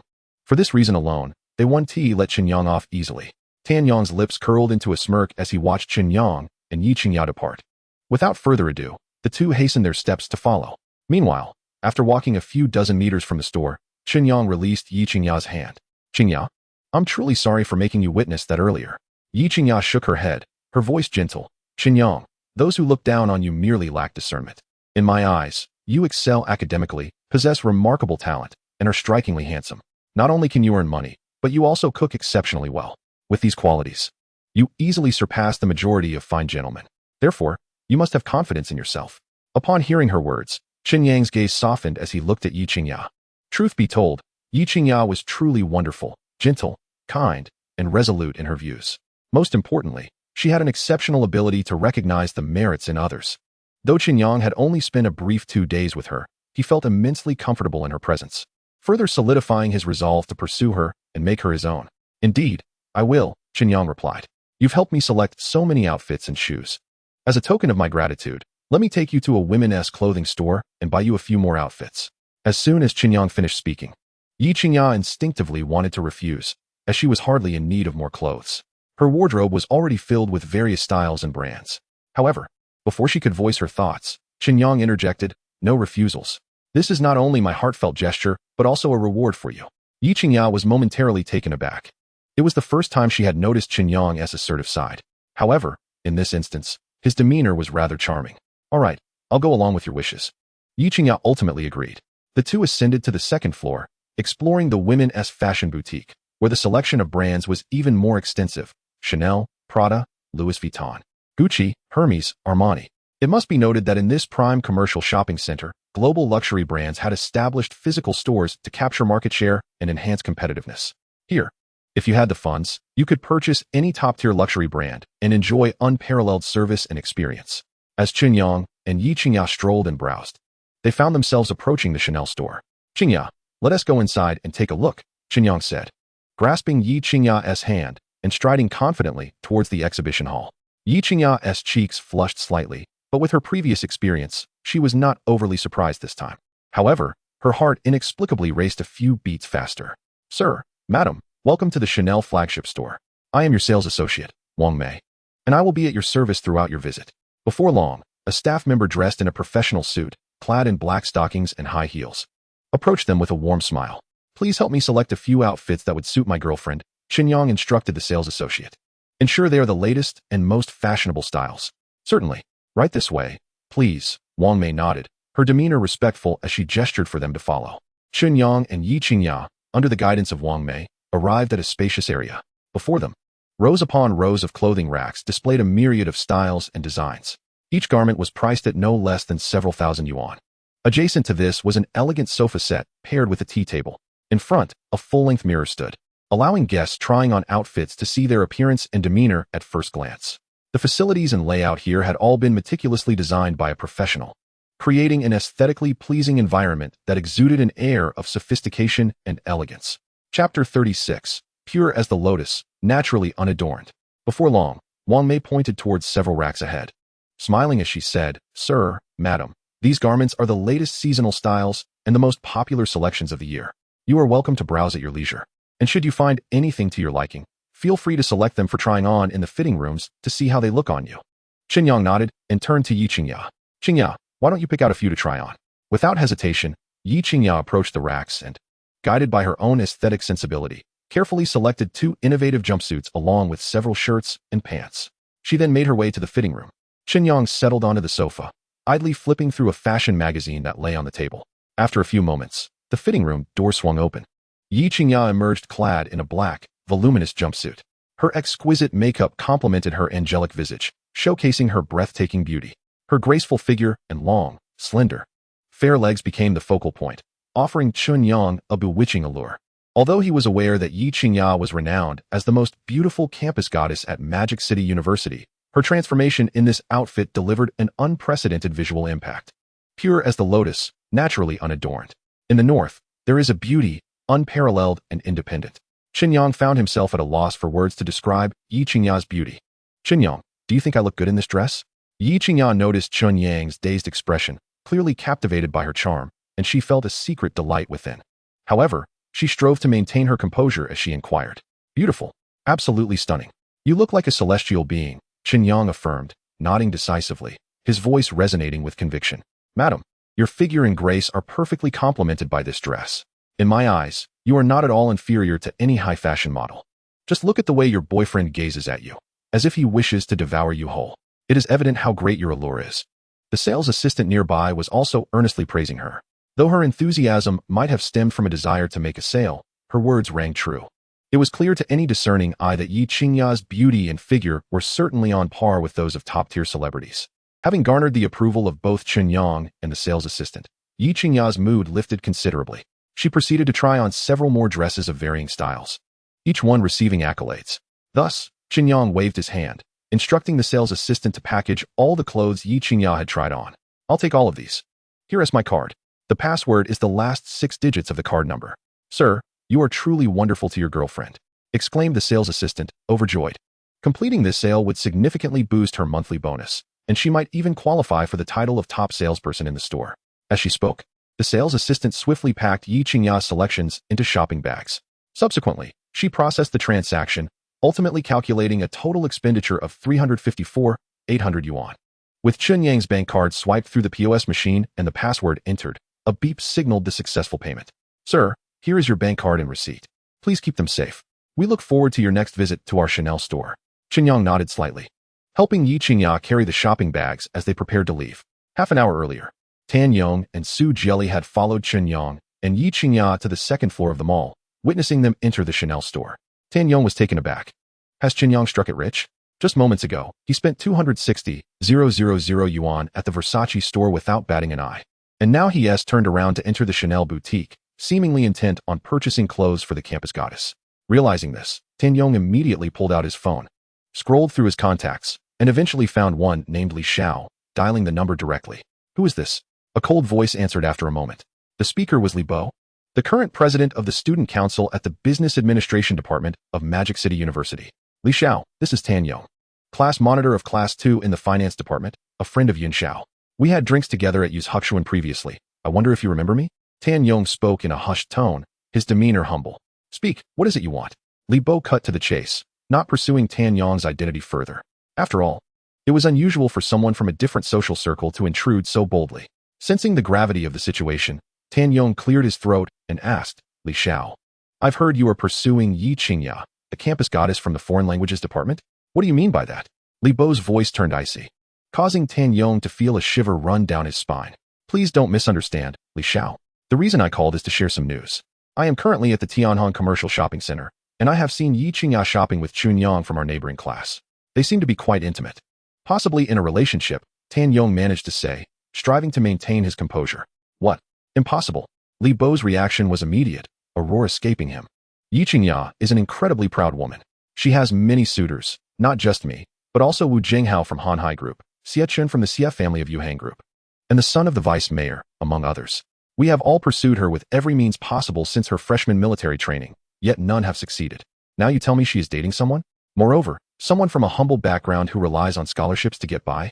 Do you not find that utterly ridiculous? Li Bo's intense reaction was understandable. Yi Qingya's status within the elite circles of Magic City was well known. This very factor made her a coveted prize, pursued tirelessly by numerous affluent young men. These privileged heirs, despite their social standing, had all lowered their pride to pursue Yi Qingya, only to meet with failure. Such a situation was hardly a point of pride.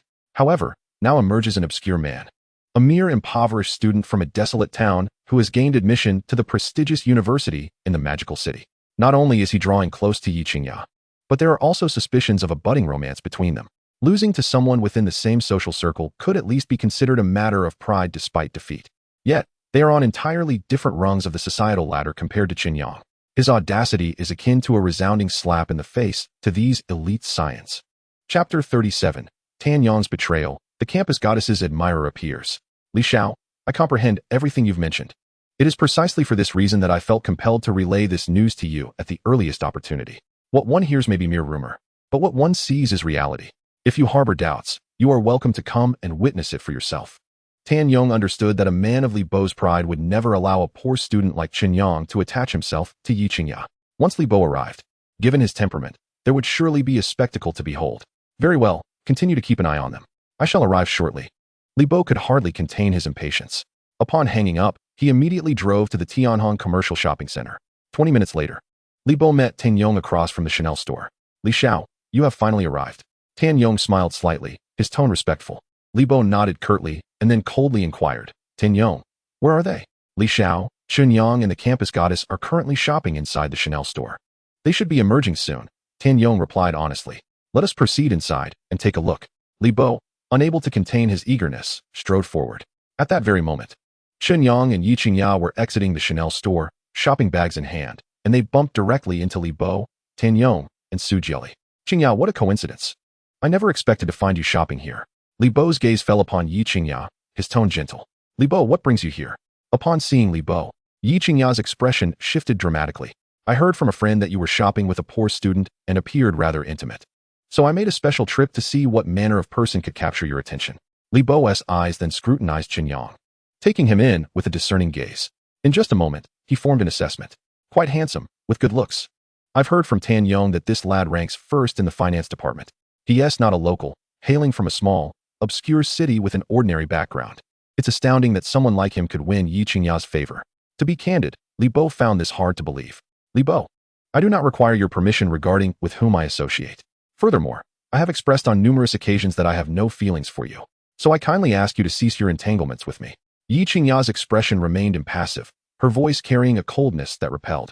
She understood that Li Bo's pursuit was not rooted in genuine affection, but rather in the power wielded by her father and the accumulated prestige of her family. Not only he, but also those illustrious young heirs and privileged scions had similar ulterior motives. Yi Qingya harbored a deep disdain for such individuals. Qingya, you are correct. It is your freedom to choose whom to date. However, it must not be this young man before us. The reasoning is simple. You two inhabit entirely different worlds. His background is ordinary, devoid of any connections. Even if he possesses some capabilities, crossing the chasm of class disparity is an impossibility. Gaining the approval of your uncle and your family is a mere pipe dream. My intentions are for your own good. Li Bo's lips curled into a smile that appeared insincere. After hearing Li Bo's words, Chen Yang, standing beside Yi Qingya, could no longer remain silent. He stepped forward, shielding Yi Qingya behind him, and met Li Bo's gaze with sharp determination, sneering, for her good? Such grandiloquence is rather laughable, wouldn't you agree? Li Bo's brows furrowed slightly, his eyes betraying a flicker of displeasure. Chen Yang, I have heard of you. The finance department's top scholar, consistently holding the '1 spot. With guidance from Professor Jiangning, you possess great talent in finance and are a rare gem. This implies that you are an astute individual. Yi Qingya's status is far beyond what you can imagine. If I were you, I would wisely distance myself from her. Otherwise, just her suitors alone could devise 100 ways to bring about your ruin. Li Bo's tone was calm, yet his words dripped with veiled threats. Without waiting for Chen Yang's reply, he shifted gears, continuing, You came from your hometown to the magical city university, diligently studying and achieving excellent results, all in hopes of securing a good job in a financial firm to improve your family's circumstances. Am I correct? If you continue to draw close to Qingya, do you know who your adversaries will be, aside from me? They are individuals whose backgrounds and capabilities are beyond your wildest imagination. Are you certain you possess the qualifications to oppose them? Yi Qingya instinctively bit her lip. Though she found Li Bo's remarks distasteful, she felt powerless to refute them. For these were the undeniable truths. While Chen Yang was undoubtedly talented, the challenges he faced were far more formidable than he envisioned. Would Chen Yang waver in the face of Li Bo's words? At this moment, Yi Qingya felt a flicker of uncertainty within her. Yet just then, she felt Chen Yang's firm grasp on her hand. Unperturbed by Li Bo's threats, he maintained a composed demeanor, his eyes brimming with determination. My qualifications are not for you to determine. Moreover, I am currently Yi Qingya's boyfriend, so I kindly ask you to cease any further harassment. Should you have any grievances, direct them at me. Upon this declaration, Li Bo's expression shifted dramatically. The astonishment on the faces of Tan Yong and Su Jieli behind him mirrored his own. They could hardly fathom that Chen Yang would audaciously confront Li Bo. It was akin to courting disaster. It must be noted that Li Bo's true identity was that of the heir to the Sihai Group, a family entrenched in the upper echelons of the magical city's elite. The Li family South enterprises spanned real estate, hospitality, catering, finance, internet technology, and transportation. Their web of connections and interests intricately entwined. Such a formidable entity, even Tan Yong and his family dared not provoke. Yet, here stood Chen Yang, brimming with audacity. Madness.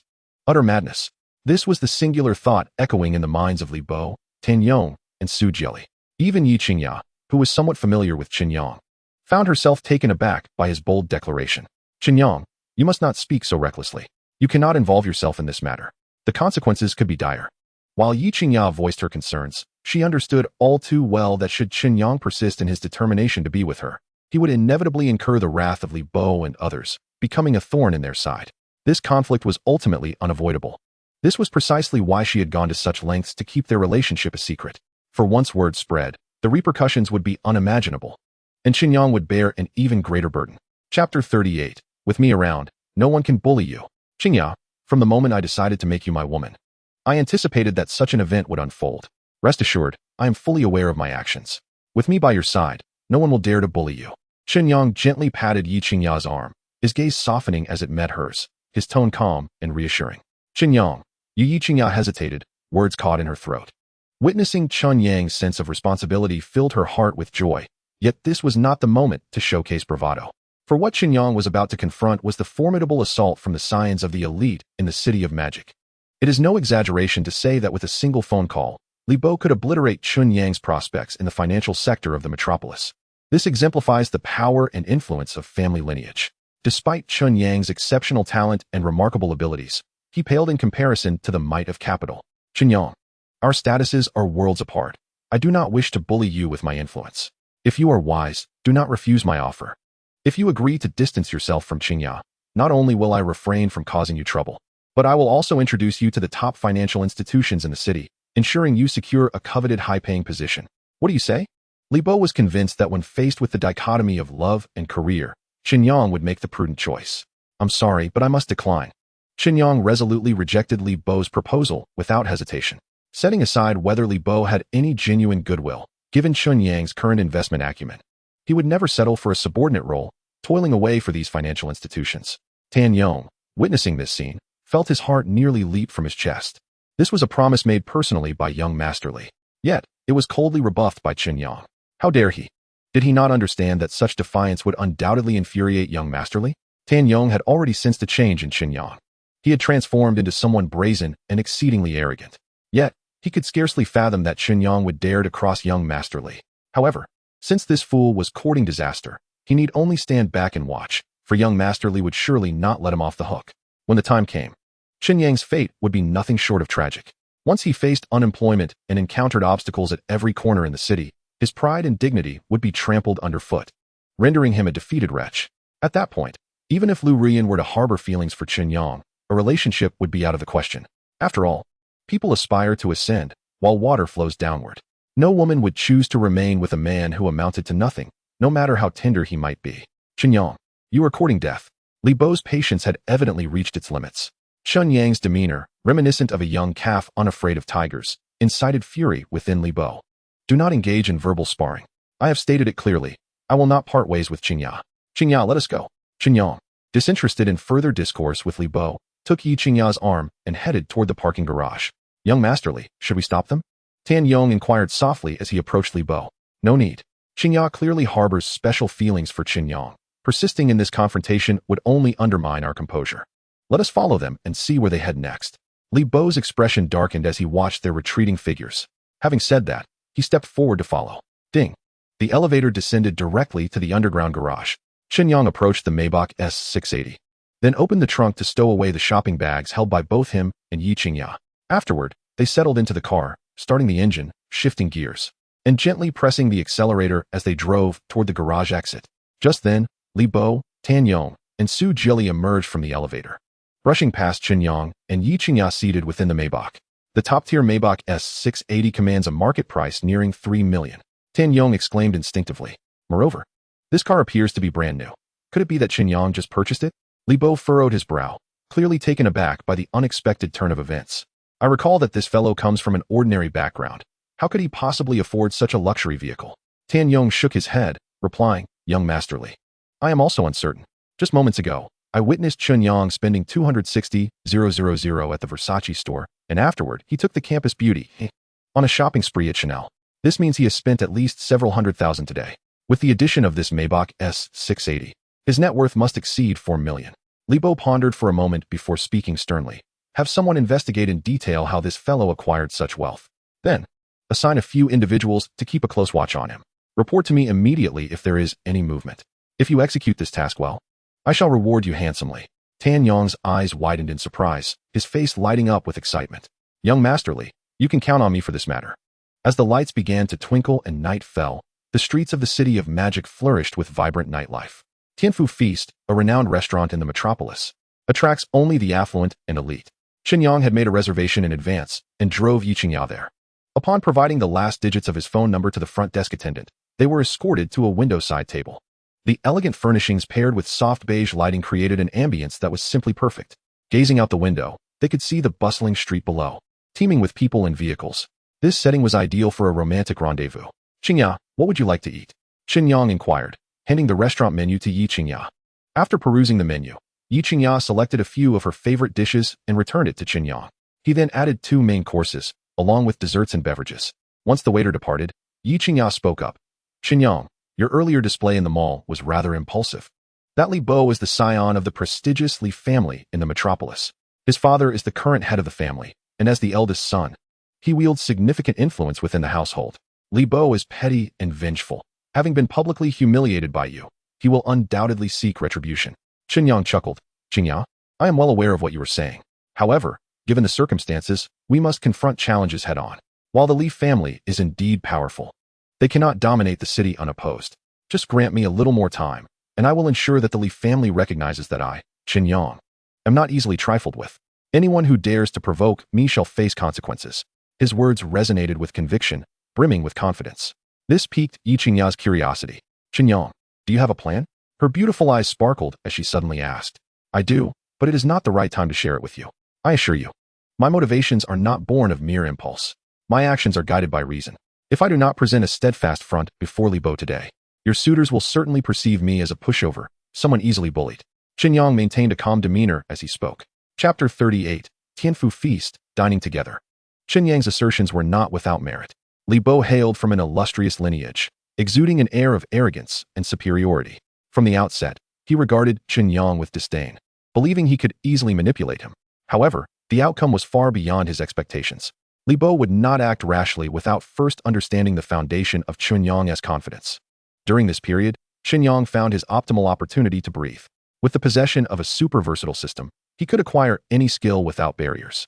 As long as he was willing to invest time and effort, he could enhance his proficiency. A mere 3 days apart would surely lead to a remarkable transformation. Yiqingya, observing Chen Yang's confident demeanor, sensed he had already devised a strategy to cope with the situation. Her lips moved slightly, yet she refrained from offering any counsel. Very well, let Chen Yang attempt to resolve this on his own. Should he truly find himself in dire straits, she would offer her assistance when the time came. Despite Li Bo's antics, he would have to show her some respect. Still, she mused, this approach only addressed the symptoms, not the root of the problem. Before long, the waiter wheeled a cart to Chen Yang and Yiqingya, presenting an array of exquisite dishes on the dining table. "Gentlemen, your meals are served. Please enjoy.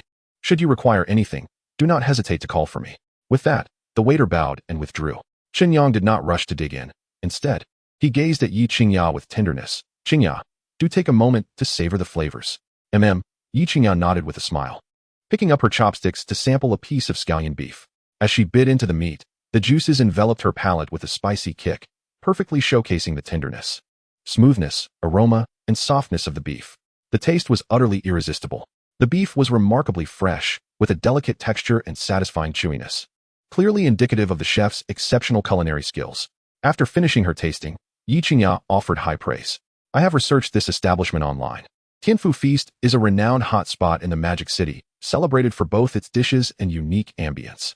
It is immensely popular among wealthy scions, elite young ladies, business professionals, and social luminaries.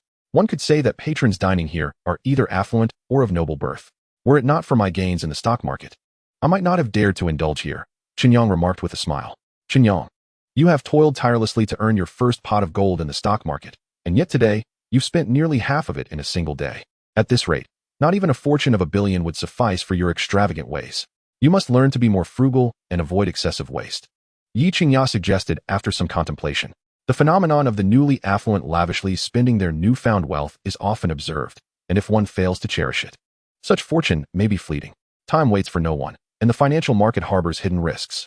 No one can remain a perpetual victor, not even those long-established titans of finance, let alone Chen Yang, a soon-to-be graduate in finance. Seeing Yiqingya's concern for his financial state, Chen Yang grinned widely, his smile radiant.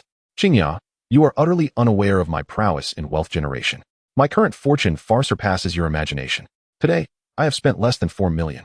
And even if I were to spend this much daily, I can well afford it. At this revelation, Yi Qingya was momentarily taken aback, her face a canvas of shock and disbelief. After a moment, she composed herself and looked at Chen Yang, inquiring, Chen Yang, you're not jesting with me, are you? Of course not. How could I jest about such matters? Just yesterday, I earned over 8 million from trading Hong Kong stocks. And after the US stock market opened last night, I leveraged that profit to trade in US stocks, accruing over $10 million. Though my wealth has yet to reach $1 billion, given a little more time, crossing that threshold will certainly not be an issue. So Qingya, you need not worry about me squandering my money. With a cheerful demeanor, Chen Yang spoke with an air of nonchalance. What? You actually ventured into US stocks and made over $10 million? This is simply unbelievable. The news left Yi Qingya in a state of profound astonishment. She had initially thought it remarkable that Chen Yang had earned nearly 10 million from the stock market the previous day. But little did she realize that this was merely an appetizer. With a capital of over $1 million, he turned a profit of nearly 10 million. And with 10 million in capital trading US stocks, he achieved returns exceeding tenfold. Such investment acumen is scarcely found even among the top financial firms in the Magic City. And only the most elite moguls in the financial sphere could boast such capabilities. This suggested that Chen Yang possessed the potential to become a financial tycoon. Understanding this, Yi Qingya felt a renewed confidence in Chen Yang's acceptance by his family. Qingya, my abilities extend far beyond this. In due time, you will discover more. For now, let us enjoy our meal. Afterwards, I shall escort you home. Later tonight, I must continue my efforts in the US stock market. I aim to accumulate my initial capital as swiftly as possible. My next step is to establish a financial investment company, using that as a springboard to enter the financial sphere of the Magic City. Step by step, I shall ascend to the pinnacle of the financial world. At that moment, Chen Yang did not conceal his ambitions in front of Yi Qingya. Had he not acquired his golden opportunity, he might have settled for a conventional career in a financial institution after graduation, leading a mundane life. Yet now, his investment prowess had reached a global pinnacle.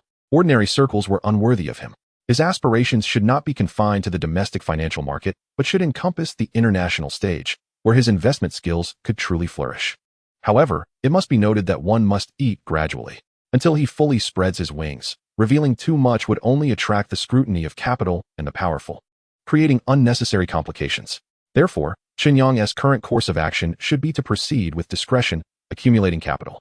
When the time is ripe, he would soar to great heights, and numerous influential figures and capital would naturally gravitate towards him. Among these individuals, some would be fortunate enough to become his allies, providing him with substantial backing. In return, Chen Yang would deliver immense benefits to them. Indeed, Yi Qingya, witnessing Chen Yang's spirited confidence, felt a swell of happiness for him. After all, Chen Yang excelled in every aspect, with the sole drawback being his humble background. Yet, should his abilities prove sufficiently remarkable, this shortcoming could easily be compensated for. Half an hour later, having feasted to their heart's content and settled the bill, Chen Yang and Yi Qingya rose to depart. Upon returning to the Yulong Garden community, it was around 9 in the evening. At this juncture, the US stock market was just opening. Chen Yang returned to his room, powered on his laptop, and logged into his trading software. The shares of Sena Technology in his account had surged from an initial price of 1,010 per share to 1,150, and they continued to rise at a visibly rapid pace. It is evident that the favorable news regarding Sena Technology has already been disseminated across major media outlets and forums in the United States, attracting capital eager to seize the opportunity. The volume of purchases has surged dramatically, trending towards a halt at the daily price limit. Chapter 39, The Turbulence of the U.S. Stock Market, a windfall of $40 million. In the United States, within the Financial Tower of New York, at the trading room of Noah Financial Company, General Manager Daminovich and the company's executives, accompanied by a dozen elite traders, have mobilized substantial funds, poised to launch an offensive. Ladies and gentlemen, the favorable news about Sena Technology has been unveiled. Now, various financial institutions are ambitiously vying to claim the upper hand in this lucrative feast. We at Noah are no exception.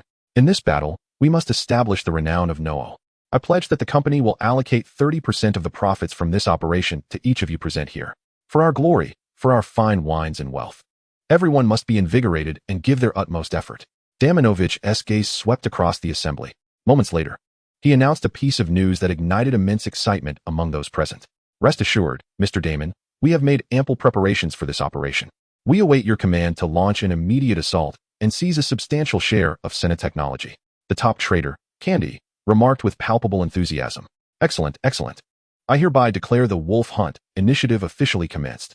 Everyone, return to your respective posts, operate the accounts entrusted to you by the company, and spare no effort to purchase Sena Technology stocks at any cost.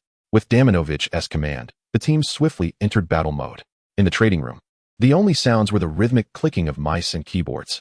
Team 1, all account funds have been expended, successfully acquiring Sena Technology stocks. Team 2, account funds depleted. Purchase successful.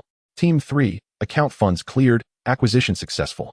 A staggering $3 billion were consumed in a mere half hour, transformed into shares of Sena Technology. This scene unfolded not only at NOO Financial, but also in the trading rooms of various top financial firms within the Financial Tower of New York. The U.S. stock market witnessed a massive influx of capital into Sena Technology stocks, with buy orders escalating exponentially. Consequently, the stock price surged from an initial 1.010 per share to an astounding 2.152 per share within half an hour, showing no signs of abating. Clearly, Sena Technology had become the darling of investors. However, with many wolves and limited prey, those seeking to feast upon the succulent offerings would need to eliminate unrelated competitors. This was a classic tactic of capital maneuvering. Soon after, some investors, intent on ousting certain financial institutions, began to frantically issue massive sell orders. This operation forcibly pressed the pause button on Sena Technology stocks. Furthermore, the unseen puppeteers were aggressively pushing down the stock price, aiming to deplete the capital of major financial firms, coercing them into relinquishing their shares and retreating. Mr. Damon, this is troubling. There are manipulators behind the scenes. They intend to wash out the market and drive us out. Currently, Sena Technology's stock price has fallen to 1.520 per share. If this decline continues, our capital will suffer significant losses. I recommend that we immediately liquidate a portion of our shares to recover our funds and ensure that our company does not incur losses in this battle. Candy's expression was grim. He had never imagined that this force operating behind the scenes would disregard the rules and employ such tyrannical tactics to compel their company to relinquish their positions. Otherwise, they would be drained by overwhelming capital. Once all opponents were eliminated, they would then elevate the stock price independently to maximize profits. Such a strategy required exceedingly rich funds and would entail certain losses. Yet, if successful, the profits would be substantial. Proceed as you suggest, Candy. Damanovich recognized that the adversary's aggression indicated they were not mere investors, but likely top tycoons of the U.S. The apparent $3 billion at NOO Financial seemed negligible to the real financial magnates. These adversaries were determined to win at all costs, employing ruthless strategies. Should they fail to show any sign of weakness or grant the opposition any leeway, the situation would undoubtedly spiral out of control. At that point, not only would profits be elusive, but their very livelihoods could be at stake. In this land of freedom, various sordid and nefarious tactics lay hidden beneath the surface. Should one fail to adhere to the rules of this game, unimaginable consequences would ensue. In an instant, numerous financial institutions retreated, casting aside a portion of their shares in the market. Shortly thereafter, this formidable force consumed all that was offered. Thereafter, the stock price of Sena Technology began its meteoric ascent. 1.550, 1.880, 2.550, 2.862, 3.250, 3.510. In the magical city, at the Yulong Garden community, within a room, Chen Yang had been closely monitoring the U.S. stock market and the price of Sena Technology. He witnessed firsthand the intense competition and the clash of colossal capital. Thanks to the god of investment, Chen Yang perceived the underlying causes of price fluctuations with a godlike perspective. Rather than succumbing to panic, he remained steadfast until the end. As the opportune moment arrived, Chen Yang placed a sell order for his shares of Sena Technology at 3.510 per share, liquidating his holdings entirely. Although this price had room for further ascent, his insight into the larger picture told him that a decline was inevitable. This price represented the most ideal point for divestment. As expected, the shares in Chen Yang's possession were swiftly acquired by investors, converting into funds that returned to his account. With an initial investment of 150,000, he had multiplied his capital nearly 35-fold, yielding 40,250,000. After deducting fees and commissions, his investment account ultimately reflected a balance of 40 million. Converting this into Chinese yuan amounted to approximately 280 million. Chen Yang's net worth had finally surpassed the 100 million mark. He had become an overnight millionaire. At that moment, it was already past 3 in the morning. Yi Qingya had long since fallen asleep in the master bedroom, and Chen Yang did not wish to disturb her, deciding to share the good news the following morning. The next day, at 9 in the morning, Yi Qingya awoke, and after a refreshing wash, she stepped out of her room. Finding the living room eerily quiet and the kitchen empty, she tiptoed to Chen Yang's room, turning the doorknob to enter. Soon, she discovered Chen Yang, sweetly asleep in bed. With striking features and fair, supple skin, he appeared handsome even without cosmetics, radiating charm even in slumber. For a moment, Yi Qingya became entranced, instinctively reaching out to caress Chen Yang's face. This sudden touch roused Chen Yang from his slumber. He opened his eyes to find Yi Qingya standing before him in her sleepwear. "Qingya, what brings you here?" Chen Yang inquired curiously. "I woke up and found the living room empty, so I came to check if you were still asleep or had already left." "I'm sorry for waking you," Yi Qingya replied, her expression apologetic. "Yes, I was up quite late last night." Last night, the U.S. stock market witnessed notable fluctuations, and by the time trading concluded, it was already past 3 in the morning. "This was precisely the reason I overslept," Chen Yang nodded and explained with a smile. "So, would you like to sleep a bit longer? As for breakfast, I can simply grab a few buns from the shop at the community entrance."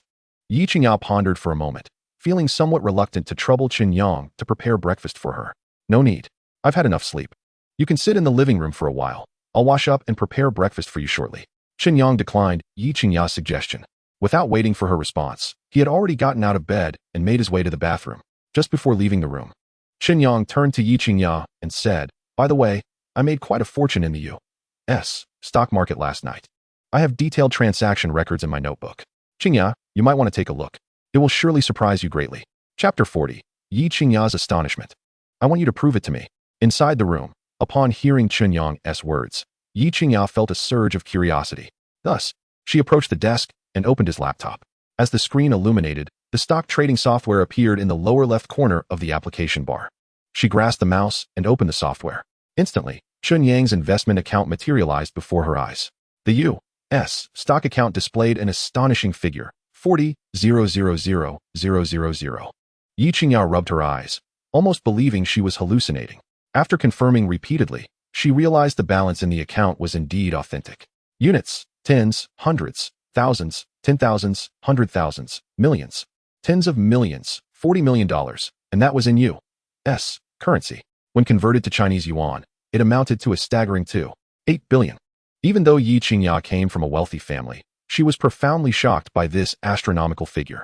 Just yesterday, Chen Yang's South account held barely close to 10 million. Subtracting today's expenses of 4 million, he should have only around 5 million left. Yet, in just one night, his account balance had surpassed 100 million. This was utterly unfathomable. How on earth did Chen Yang achieve this? Could it be that he truly possessed an extraordinary talent for stock trading? Once Yi Qingya regained her composure after the initial shock, she promptly accessed Chen Yang's investment account to review the operation records and transaction details. The account's backend detailed how, over the past 2 days, Chen Yang's investments in the U.S. stock market had led to a substantial increase in capital. On his first foray into U.S. stocks, his investment account had surged from just over $1 million to 12.5 million. After reserving 1 million, he had invested all remaining funds into a stock named Sina Technology last night. This stock had sparked a frenzy among investors as soon as it opened, with its price skyrocketing by over threefold. Thanks to his timely purchase, Chen Yang managed to liquidate all shares just before the price peaked, amassing $40 million and achieving the remarkable milestone of a net worth exceeding 100 million. I never expected Chen Yang to have accomplished such an astounding feat behind my back. No wonder he had the audacity to boast during dinner last night that he could easily afford to spend millions each day. It turns out he had already foreseen his investments in the U.S. stock market would yield substantial returns. It is widely known that the domestic stock market operates on a T1 system, meaning stocks purchased today can only be traded the following day. In contrast, the U.S. stock market employs a T0 system, allowing same-day transactions. While this method offers greater convenience, it also carries significant risks. Those lacking foresight, faced with plummeting stock prices, would undoubtedly be filled with trepidation. If overwhelmed by pressure, they would instinctively seek to sell their stocks to recoup funds and mitigate losses. Conversely, those with acumen and a steady heart would often seize such moments of volatility to buy in, aiming for greater wealth. However, human nature frequently falters under pressure. The stock of Sina Technology that Chen Yang purchased exhibited considerable fluctuations. Yet, despite this, he chose not to sell it. This indicated that from the outset, Chen Yang held a strong conviction, or rather, certainty, that this stock had further potential for appreciation. Thus, he was not swayed by immediate gains or losses, but steadfastly opted to hold, resulting in nearly threefold profits. This serves to demonstrate that Chen Yang's success in stock trading is not merely a matter of luck. He had anticipated from the very beginning that this stock would be profitable, and immensely so. Recognizing this, Qingya's esteem for Chen Yang rose even higher. A golden scale is not meant to be a mere pond fish. It transforms into a dragon upon encountering a storm. It appears that Chen Yang is even more exceptional than I had imagined, at least in terms of financial investment. His displayed prowess undoubtedly surpasses that of many top investment experts. Meanwhile, after completing his morning routine, Chen Yang entered the kitchen. He first retrieved some ingredients from the refrigerator, washed them, and began preparing breakfast. As he engaged in cooking, a notification from the system echoed in his mind. Cooking skill, level 100. At that moment, Chen Yang felt his culinary abilities had noticeably improved. System, check my cooking skill level. Host cooking skill level, beginner, 1505,000. You are 3,600 experience points away from advancing to intermediate. We hope the host will strive diligently to level up soon. It seems I need to cook more often to elevate my culinary skills to intermediate. That way, the dishes I prepare will effortlessly outshine those crafted by top-tier chefs in 5-star hotels. Then, I will be able to easily satisfy Qingya's palate. After nearly half an hour of labor, Chen Yang brought a pot of red date and black rice porridge, a bowl of steamed egg custard, and 2 servings of Chinese pancake rolls to the dining table in the living room. After removing his chef's apron and returning to the room, he looked at Qingya, who was seated at the desk, and said with a light smile, "Qingya, breakfast is ready. Let us eat soon." Qingya turned around, her gaze fixed intently on Chen Yang. After a moment, she slowly spoke, "Chen Yang, you must honestly tell me how you managed to do this. In just 2 days, you transformed an initial capital of 1.38 million into 2.8 billion through stock trading. In the entire financial realm, it would be nearly impossible to find another individual who could achieve such a feat." Chen Yang maintained a nonchalant demeanor, revealing no signs of surprise or excitement. "Qingya, if I were to say that all of this was a result of my analysis and judgment of the financial market, would you believe me?" Upon hearing this, Qingya did not respond immediately. After pondering for a few minutes, she eventually said, "Chen Yang, it's not that I doubt your capabilities. It's just that this is truly astonishing. Your speed in making money surpasses even that of robbing a bank.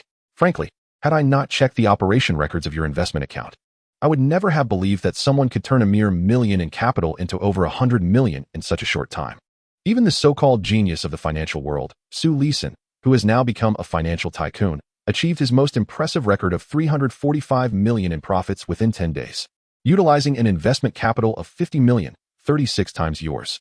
In comparison, the achievement you've made feels almost celestial, as if a deity has descended upon the earth. A stock god among us. Just because others cannot do it, does not mean I cannot, Chen Yang replied. "Qingya, the stock market is fraught with risks. Yet within those risks, opportunities often lie. My mind allows me to clearly discern what constitutes a crisis and what represents an opportunity. And this, indeed, is the unwavering confidence that underpins my success in the stock market." In this moment, Chen Yang exudes an aura of formidable self-assurance, captivating Qingya to the core. Taking a deep breath, Qingya met Chen Yang's gaze and articulated each word with clarity. "Very well, I want you to prove it to me." Chapter 41. Do you dare to make a bet with me? If you lose, you must kiss me. Not a problem. However, let us first enjoy our breakfast. After the market opens, I shall demonstrate my trading prowess, Chen Yang replied with a smile. "All right, I shall defer to you." Qingya nodded in agreement. Before long, the two made their way to the dining table in the living room, where they indulged in breakfast. As Qingya savored the porridge, steamed egg custard, and pancake rolls that Chen Yang had prepared, she realized that the flavors far surpassed those of any takeout she had ever ordered. Chen Yang noticed that Qingya had quite the appetite. Not only did she finish every morsel of the breakfast he had made, but she also bore an expression of lingering satisfaction. "Qingya, you are pregnant now, and it's essential that you maintain proper nutrition. I will prepare more nourishing soups and medicinal dishes for you in the future. If there is anything you particularly enjoy, please let me know in advance," he said with genuine concern. Feeling touched by Chen Yang's attentiveness, Qingya's fondness for him deepened. She thus expressed her gratitude. "Chen Yang, thank you. Just a small gesture." "There's no need to be so formal," Chen Yang replied, beaming. At 10 in the morning, Chen Yang brought his laptop from the bedroom to the living room table. Under Qingya's watchful gaze, he once again commenced his investment maneuvers. In a bid to showcase his trading capabilities, Chen Yang decided to engage in short-term trading. This method was not only expedient, yielding quick returns, but also posed a higher degree of difficulty, eliminating the possibility of insider trading or deceptive transactions. "Qingya, watch closely. I'm about to show off," he declared. No sooner had the words left his lips than he launched the stock trading software. directing his attention toward the Hong Kong stock market. After all, short-term trading was only feasible under the T0 trading model of the Hong Kong market. As he detected that the host was engaged in stock trading, the title of investment god was activated. For short-term trading, he recommended the stock Congyue Pharmaceutical, stock code XXXXXX, with an optimal purchase price of 45 Hong Kong dollars per share and an ideal selling price of 65 Hong Kong dollars per share. The fluctuation chart is as follows: dynamic data chart. Tianmei Media, stock code XXXXXX. In 10 minutes, this stock price will begin to surge. The optimal purchase price is 85 Hong Kong dollars per share, and the ideal selling price is 145 Hong Kong dollars per share. The fluctuation chart is as follows: dynamic data chart. Hearsure Spinning, stock code XXXXXX. Due to adverse weather conditions at sea, shipments of imported spinning yarn will be unable to dock safely, resulting in a backlog of over a month. Consequently, demand for spinning yarn will outstrip supply, causing prices to soar. The optimal purchase price is 54 Hong Kong dollars per share, and the ideal selling price is 124 Hong Kong dollars per share. The fluctuation chart is as follows: dynamic data chart. In mere moments, several highly valuable stocks appeared before Chen Yang's eyes. With a godlike perspective, investing became effortless for him. He converted 200 million HKD from his account and began placing orders in batches, preparing to acquire substantial amounts of stock. The entire process took no more than 10 minutes, and the 200 million HKD was entirely expended. Now, he merely awaited the rise in stock prices.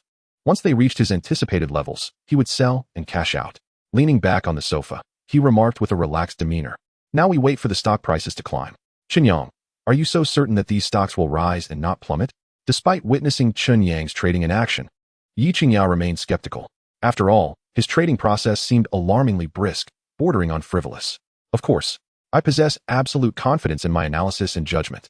If you doubt me, would you dare to make a wager?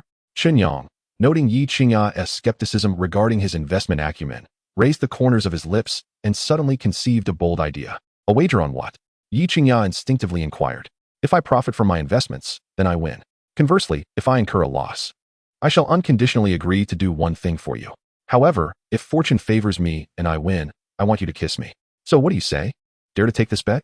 Chen Yang's eyes glinted with mischief as he gazed at Yi Qingya. At his words, Yi Qingya's cheeks flushed crimson, and she felt a wave of shyness wash over her. You rogue, how dare you propose such a wager? Yet, Chen Yang remained unfazed, his heart steady. When it comes to pursuing a girl, one must be bold, astute, and unabashed. Especially with a stunning beauty like Yi Qingya, the dream of countless admirers and wealthy heirs.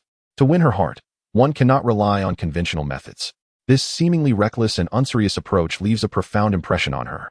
As the saying goes, it's not the rogue that is feared, but the rogue with intellect. A good man lacks charm, while a bad man can truly stir a woman's heart. And a man like Chen Yang, handsome, capable, and eloquent, providing emotional value to women, possesses a destructive allure akin to that of a nuclear bomb. Yi Qingya, set aside your doubts.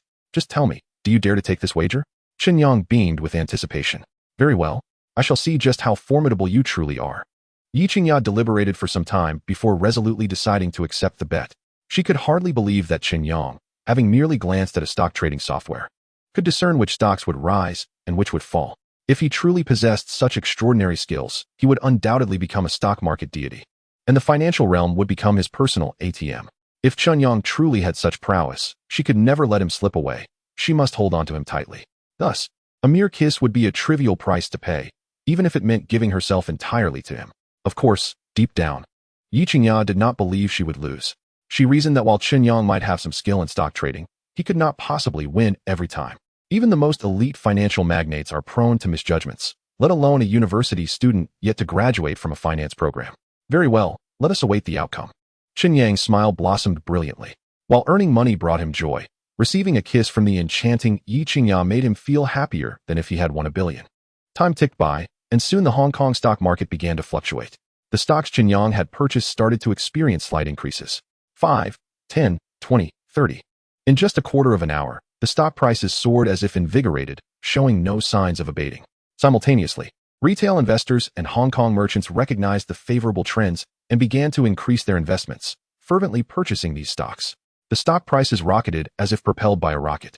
Qingya, open your eyes and observe closely. Aren't all the stocks I've bought on the rise? And not just that, they've more than doubled. Now, are you still going to say that I am merely a blind cat stumbling upon a dead mouse? Chapter 42, the profound gains of stock trading. Earning money faster than robbing a bank. Yi Qingya gazed at the impressive performance displayed on Chen Yang's investment account, rendered momentarily speechless, unable to regain her composure. Chen Yang's investments had indeed yielded profits. Moreover, every stock he purchased had surged in value. Within less than half an hour, his earnings had more than doubled. This pace was astonishingly swifter than robbing a bank. Had she not witnessed it with her own eyes, Yi Qingya would scarcely have believed that investing in the stock market could be so effortless. Yet, deep down, she understood that it was not the act of trading that was simple, but rather Chen Yang's exceptional insight in discerning which stocks possessed genuine investment value. Chen Yang, I never anticipated your investment prowess to be so remarkable. It seems I need not worry about your future any longer. Although she had lost the bet, Yi Qingya felt no anger. On the contrary, a wave of joy surged within her, for this signified that Chen Yang had gained recognition from her family, instilling an additional glimmer of hope. Being born into humble beginnings is not a disgrace. The ability to adapt and endure is what defines a true gentleman. Chen Yang's character, capabilities, virtues, and even his appearance were all of the highest caliber. Now, with this almost prodigious investment skill, his ordinary background would no longer be a disadvantage. Qingya, I am confident that I can provide you and our child with a happy life. This is my promise to you, and I will strive tirelessly to fulfill it, Chen Yang declared with unwavering conviction. Moments later, a smile graced his face as he turned to Yi Qingya. You have lost this wager. Isn't it time for you to honor your promise? Yi Qingya hesitated for a moment, then leaned forward, maintaining a close distance with Chen Yang. Chen Yang, given your current circumstances, you could easily win the hearts of various beautiful women outside. However, if you wish to walk this path with me, you will face numerous challenges. Are you certain you are prepared for this? Yi Qingya was not attempting to intimidate Chen Yang. Her words were grounded in truth. Leaving aside the elite second-generation heirs of the metropolis, even someone like Belle, or any of her admirers from school, posed significant challenges. If Chen Yang were to maintain a close relationship with Yi Qingya, he would undoubtedly become a target of their disdain and hostility. Without power or influence, the unfolding of events could not be guaranteed. Thus, Yi Qingya wanted Chen Yang to contemplate this carefully. It was both a kind reminder and a test of his resolve. Of course, Qingya, I have actually liked you for a long time. I just hadn't figured out how to present myself before you. Fortunately, fate intervened, binding our destinies together through an unexpected turn of events. I understand this is my only opportunity. Therefore, regardless of what transpires in the future, as long as you are willing to trust me, I will protect you and our child, ensuring that you both endure no injustice, Chen Yang asserted. His grip gently enclosing Yi Qingya's delicate hand. His gaze emanated steadfastness, exuding an unspoken aura of dominance. This scene stirred a flicker of anticipation within Yi Qingya's previously tranquil heart. All right, I shall grant you this opportunity. Chen Yang, from this moment forth, we are officially a couple. Upon finishing her words, Yi Qingya swiftly pressed her lips against Chen Yang's cheek, and before he could process the moment, she shyly retreated to her room, shutting the door behind her. She not only accepted her defeat in the wager, but also kissed me. Moreover, she even agreed to officially date me. Chen Yang stood stunned for a while, gradually coming back to reality. The next moment, he leaped up from the sofa, his face alight with excitement and exhilaration. He even questioned whether he might be dreaming. After all, how could the illustrious beauty of Magic City University, Yi Qingya, willingly and proactively agree to become his girlfriend? In the master bedroom, Yi Qingya lay on her bed, burying her head in her pillow. As she reflected on her actions from earlier, she felt a sense of disbelief. However, after calming down, she found no fault in her decision. Firstly, Yi Qingya and Chen Yang shared a dwelling and were expecting a child. Secondly, she harbored curiosity and anticipation towards Chen Yang. Through their brief interactions over the past 2 days, she realized that Chen Yang met her criteria for a partner in terms of appearance, character, abilities, values, and integrity. Furthermore, today, Chen Yang had personally demonstrated his prowess in financial investments. In light of these factors, Yi Qingya felt thoroughly satisfied with Chen Yang in every aspect. Under such circumstances, she could not afford to prolong their relationship. Otherwise, should Chen Yang change his mind, she would unwittingly lose such an exceptional partner. Most importantly, Yi Qingya discovered that, unbeknownst to her, she had developed feelings for Chen Yang. Regardless of the outcome, I wish to give this a try with Chen Yang. Even if we are ultimately forced to part ways, I will not regret it. After all, it is the first time in my life that I have felt such a flutter for someone of the opposite sex. In the living room, Chen Yang gradually composed himself. At this stage, he needed to prioritize his career. Only by strengthening his own capabilities could he earn the respect of others. Yi Qingya's admirers, along with her family and relatives, were not to be trifled with. If Chen Yang remained an ordinary individual, he would be subjected to targeting and suppression. rendering him powerless to retaliate. Only by becoming formidable and proving his worth in the eyes of others could he avoid being ruthlessly bullied. Thus, he would barely possess the means to protect himself. The first step towards this goal commenced with the stock market. He aimed to accumulate capital, continually develop, and attract the attention of the elite circles in Magic City. Thereupon, it would mark the beginning of Chen Yang's rise in social standing. As he transitioned into a new affluent class, Chen Yang checked the Hong Kong stock market and discovered that the stocks he had invested in were nearing their peak. He promptly placed sell orders. In less than 15 minutes, he had liquidated all his stocks, converting them into substantial funds in his account. At that moment, the funds in Chen Yang's account surged from an initial 200 million to an astonishing 3 billion, an increase of a full twofold. This was merely the beginning and did not represent the limits of Chen Yang's trading prowess. Soon, noon arrived, signaling the end of the Hong Kong morning trading session. Just then, the door swung open, revealing Yi Qingya clad in a pearl-white jumpsuit that accentuated her ample curves. Her elegantly long and flawless legs were adorned with black low-heeled shoes. Her already breathtakingly beautiful visage was further enhanced by exquisite makeup, exuding an air of opulence. Chen Yang was immediately captivated by her appearance. "Chen Yang, shall we dine at home for lunch, or would you prefer to eat out?" Yi Qingya asked cheerfully, her eyelashes fluttering. Given the time, cooking was clearly out of the question. "How about we eat out for lunch? Later tonight, I can visit the supermarket to procure some ingredients and prepare a sumptuous feast for you. What do you think?" Chen Yang glanced at the clock before responding to Yi Qingya. Chapter 43, Dining at Yusheng Feng, an unexpected encounter with Wu Dong. "All right, I will follow your lead." Yi Qingya did not hesitate and readily agreed. Subsequently, the two of them left the house and took the elevator down to the garage. Seated within the luxurious confines of the Maybach S680, en route to an upscale restaurant in the city, Chen Yang glanced at Yi Qingya, who occupied the passenger seat. With her chin resting delicately on her hand, she inquired with a hint of curiosity, "Chen Yang, I see you've been busy all morning. How much have you earned in the stock market today?" "Not much, just a couple of 100 million, he replied nonchalantly, his gaze flickering momentarily to her.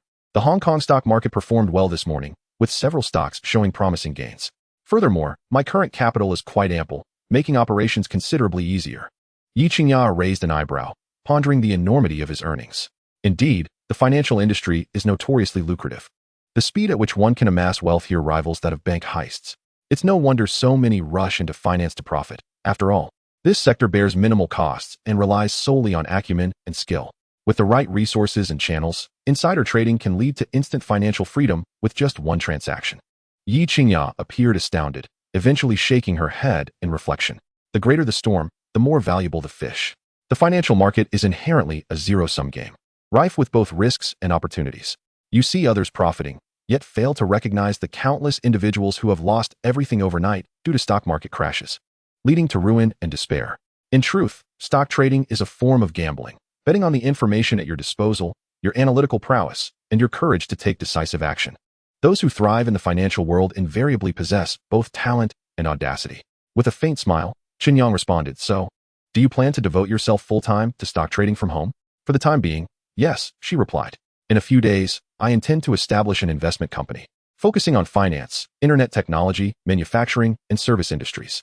Chen Yang felt at ease sharing his professional aspirations, given their newly formalized relationship as a couple.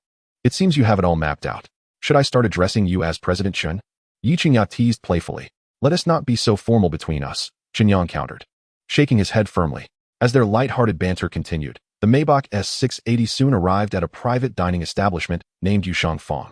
The dining experience here was pricey, with a per capita cost starting at 2,000 to 3,000. However, the quality of the environment, service, and ingredients, along with the chef's culinary skills, justified the expense. Consequently, during peak dining hours, the restaurant thrived with patrons. "Good afternoon, sir and madam. Do you have a reservation?" The front desk manager greeted them warmly as they entered. "Unfortunately, no," Chen Yang admitted, having decided on a whim to dine at Yushang Fong. "I didn't have time to make a reservation. I apologize, esteemed guests. But as it is peak dining time, all private rooms have been fully booked in advance. If it pleases you, I can arrange for you to dine in the main hall. Would that be acceptable?" The manager bowed slightly, his tone exceedingly respectful. "What do you think, Qingya?" Chen Yang asked, although he himself was indifferent to the arrangement. He wanted to ensure Yi Qingya felt comfortable, considering her striking looks and presence would undoubtedly draw attention. Yi Qingya furrowed her brow slightly, clearly taken aback by the situation. Just as she hesitated, a voice called out from behind them. "Chen Yang?" He instinctively turned around to find his dormitory buddy, Wu Dong, approaching with a fashionably attired and elegant young woman by his side. "Brother Dong, what a surprise!" Chen Yang exclaimed, his expression one of astonishment. "Shouldn't I be asking you that? You've been MIA for days, and the guys were starting to suspect you had joined a pyramid scheme. Who would have thought you'd be here living it up without inviting your friends?" Wu Dong rolled his eyes, feigning annoyance. "It wasn't intentional. I just wanted to wait a few days before catching up with everyone," Chen Yang explained, a hint of sheepishness in his tone. "Are you here to eat at Yushangfang too?" "Indeed. Allow me to introduce you to my girlfriend, Sun Xin. From the Business Administration Department at our university." Wu Dong affectionately placed his arm around Sun Xin's slender waist, a beaming smile on his face. "Chen Yang, this is Sun Xin. She's heard all about you." "Hello, Chen Yang. It's a pleasure to finally meet you," Sun Xin said, her gaze curiously assessing him. After a moment, her attention shifted to Yi Qingya standing beside him, and her expression shifted to one of shock and disbelief. "President Yi, what are you doing here?"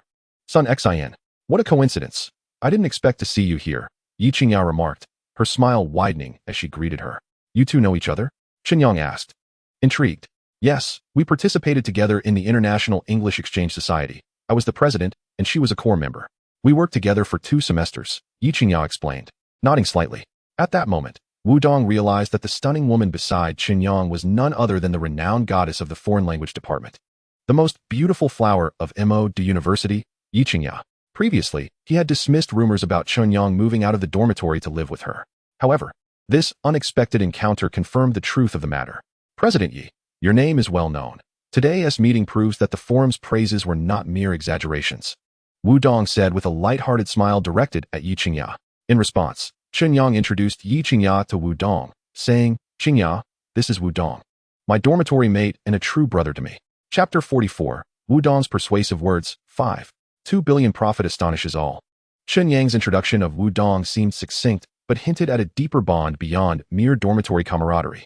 During their 4 years of university, Wu Dong had been a significant support for him, particularly when he lent Chen Yang 100,000 without interest as he entered the stock market. This act of kindness solidified Wu Dong's place in Chen Yang's heart as a true brother, a debt of gratitude he would repay in his own way in the future. "Hello," she greeted. Yi Qingya smiled charmingly and greeted Wu Dong. "Brother Dong, have you reserved a private room at Yashengfeng?" Chen Yang inquired. "Indeed. What? Did you fail to make a reservation? Then you can join us in our private room. It's just right. The more, the merrier," Wu Dong replied with a knowing glance. Having quickly discerned Chen Yang's intentions, "Brother Dong, I truly apologize for interrupting your date with your wife. We decided on a whim to dine here, so we didn't manage to reserve a private room in time. The front desk manager mentioned that the restaurant is bustling and all the private rooms are fully booked, leaving only the tables in the main hall. I personally don't mind, but I'm concerned that Qingya might feel uncomfortable. Hence, I took the liberty of asking to join you. As compensation, allow me to treat you to this meal," Chen Yang explained with a calm smile. "Not to worry, I understand." Wu Dong waved his hand dismissively, unconcerned about sharing a table with Chen Yang and Yi Qingya. Yi Qingya was a vision of beauty, her posture regal, her grace unparalleled. Dining in the main hall would surely draw the attention of many. The adage "beauty brings disaster" rings true, especially for a goddess like Yi Qingya, capable of captivating countless men, inciting irrational behavior. To mitigate potential complications, Chen Yang's actions were certainly comprehensible to Wu Dong. "All right, let us head inside." Wu Dong then informed the front desk manager of their reserved room and provided the last digits of his phone number. The group was led by a waiter into a spacious private room. The room was well soundproofed, and the external clamor dissipated at that moment. As they settled in, the waiter placed the menu before them and prepared to take their orders on a tablet. "Brother Dong, feel free to order whatever you and your wife desire. Don't hold back on my account," Chen Yang said with a grin. "Chen Yang, have you struck it rich? When did you become so extravagant?" Wu Dong asked. Curiosity piqued. He was well aware of Chen Yang's circumstances, having borrowed money from their dorm mates just a few days prior. This sudden shift to lavish spending starkly contrasted with his usual frugality, indicating something significant must have transpired. "Brother Dong, you recall the money I borrowed from the guys a few days ago? I invested it in stocks, and fortune smiled upon me, allowing me to reap substantial gains. I had intended to treat everyone to a meal soon and announce it publicly." Chen Yang shrugged, a serene smile adorning his face. Upon hearing this, Wu Dong's expression momentarily froze. He had anticipated that Chen Yang borrowed money to invest in the stock market. "Chen Yang, I know you excel in finance and possess solid theoretical knowledge. However, the stock market is far more unpredictable than the data and models in textbooks. It harbors risks. I've known several financial prodigies who entered the market with high spirits, only to lose everything in the end. As your brother, I advise you to proceed with caution.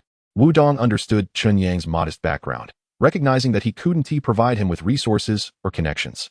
Having borrowed 35 million, if Chen Yang incurred losses, it would shatter his confidence, creating an insurmountable hurdle in his career and personal future. Wu Dong, as a good friend, wished to prevent such a scenario. Brother Dong, I appreciate your concern. Your intentions are noted, but the situation is not as dire as you perceive, Chen Yang replied nonchalantly. Seeing that Chen Yang was unyielding, Wu Dong's brow furrowed, and his tone deepened. Chen Yang, you're still young. Don't let the lure of quick money lead you into an inescapable abyss. Investing in stocks is not a game. A single thought can lead to heaven or hell. Many have faced ruin due to stock speculation. I know you possess knowledge, capability, and an indomitable spirit. Yet, as the old saying goes, one should take life one step at a time. Overindulgence can lead to dire consequences. Chen Yang nodded. Brother Dong, I understand everything you've said. However, my abilities may surpass your expectations. Meanwhile, Yi Qingya, listening to the exchange, couldn't help but smile, her beauty radiating. Sun Xin, noticing this, softly asked, Sister Yi, what brings you to smile? Did Brother Dong say something amiss? Yi Qingya shook her head, her voice melodious. Had this been before, I would likely have shared Wu Dong's concerns. It wasn't until this morning, witnessing Chen Yang's practical skills firsthand, that I realized his exceptional talent in investing.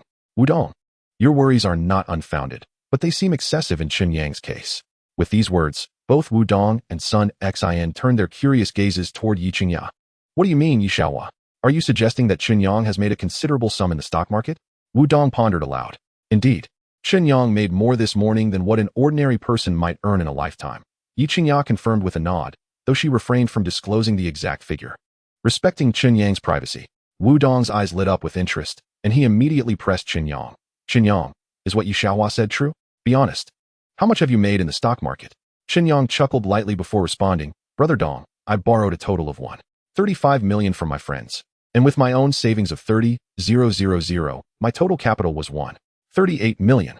As of this morning's market close, my account holds a total of 2 billion. 2 billion. Upon hearing this figure from Chen Yang's lips, Wu Dong, Sun Xin, and Yi Qingya were all taken aback, disbelief etched across their faces. Particularly for Wu Dong and Sun Xin, they could scarcely fathom that Chen Yang had managed to amass such an astronomical profit through stock trading. Although Yi Qingya was aware that Chen Yang had earned 200 to 300 million that morning, the revelation of his personal wealth reaching 2 billion was still beyond her wildest expectations. The room fell into an eerie silence.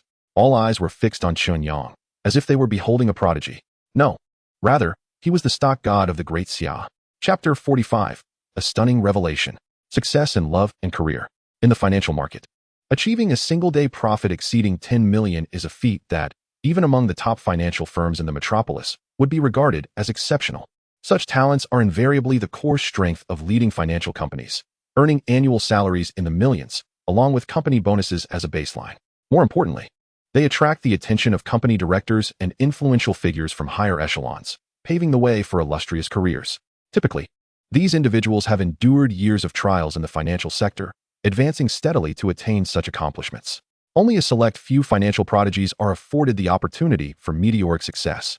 However, even among them, they are exceedingly rare. Yet, here was Chen Yang, still a senior in college, yet to officially step into the financial realm. In the eyes of many seasoned veterans, he was merely a novice, yet he had managed to outmaneuver the industry titans with his formidable skills.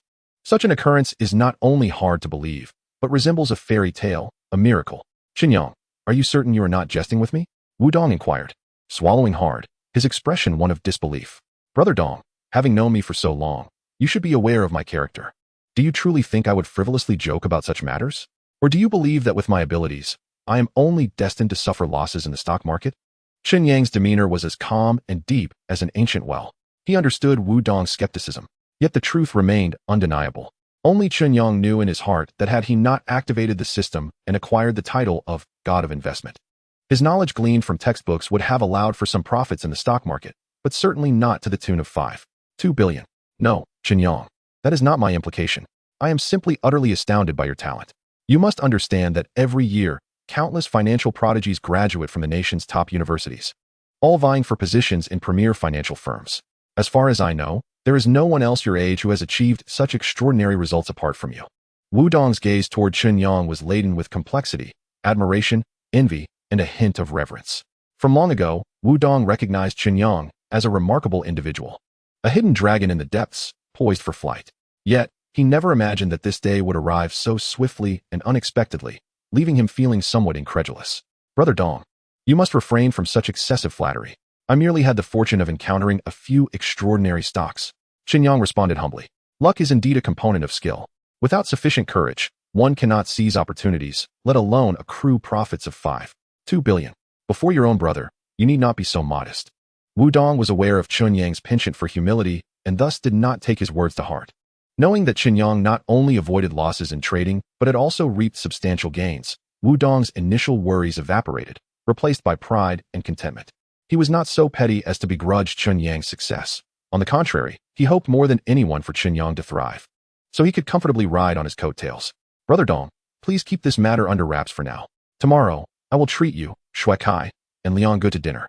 And I will also return the money I borrowed from you previously, Chen Yang requested earnestly. Absolutely, Wudong nodded readily in agreement. Before long, the door to the private room swung open, and a server wheeled in a cart laden with exquisite dishes. Crystal steamed pork, steamed hairy crabs, scallion lobster, braised bass, sea cucumber, and 4 happiness meatballs. All of these dishes were a feast for the senses, enticing all present. The group, starved, greeted one another and began to indulge heartily. Yashangfang truly lived up to its reputation as one of the premier private dining establishments in the bustling city of Shanghai, with dishes of exceptional flavor. Chen Yang, possessing only rudimentary culinary skills, could discern that the ingredients were meticulously selected and expertly prepared by the chef, rivaling even his own culinary creations. Chen Yang, the dishes here are as delectable as yours, Yi Qingya remarked after sampling each dish, quickly forming her judgment. This indicated that Chen Yang's culinary skills could indeed hold their own against the chef of Yashangfang. What? Chen Yang, you can cook? Wudong's eyes widened in disbelief, feeling as if he were meeting Chen Yang for the first time. Throughout their 4 years of university, he had never realized that Chen Yang possessed such a skill. Isn't it quite normal for a young man to know how to cook? What is so surprising about that? Chen Yang replied, a subtle smile gracing his lips. To receive such high praise from the campus belle, your culinary skills must be remarkable. Chen Yang, you must not forget your friends in light of your newfound talents. One day, when you have the time, showcase your skills in front of us brothers, so we may feast our eyes, Wudong remarked, noticing Chen Yang's growing mystique. Not only had he demonstrated astonishing aptitude in the financial market, but now he also possessed considerable culinary expertise. Was this truly the same Chen Yang he had known for 4 years? His depths seemed unfathomably profound. Don't worry, once I purchase my new home, I will definitely invite the brothers over to celebrate, and I will personally handle the cooking. Feel free to request any dishes you desire, Chen Yang promised. With his wealth surpassing 100 million, he had undeniably become a bona fide millionaire. Acquiring luxury cars and residing in opulent homes had become standard for him. While the Yulong Garden community boasted a pleasant environment, it still paled in comparison to luxurious flats and standalone villas. Given his financial capacity, Chen Yang naturally aspired to reside in a place that was more spacious and comfortable alongside Yi Qingya. Moreover, there was a more pressing reason. Higher-end residential areas typically boasted superior security. This was of paramount importance for both Chen Yang and Yi Qingya, as it would help shield them from disturbances and ensure their daily lives and travels remained unimpeded. All right, I shall hold you to that, Wudong chuckled. After satisfying their appetites, Chen Yang and his companions exited the private room and approached the restaurant's cashier to settle the bill before stepping out into the world. Wudong produced the keys to his BMW X6 and inquired, "Where are you two headed? I can give you a lift." Chen Yang shook his head and then pulled out the keys to his newly acquired Mercedes Maybach, deliberately waving them in front of Wudong. He then chuckled, "Brother Dong, what a coincidence. I just picked up a new car yesterday. So, your kind offer is much appreciated, but unnecessary." Wow. The Mercedes S-Class, Maybach S680.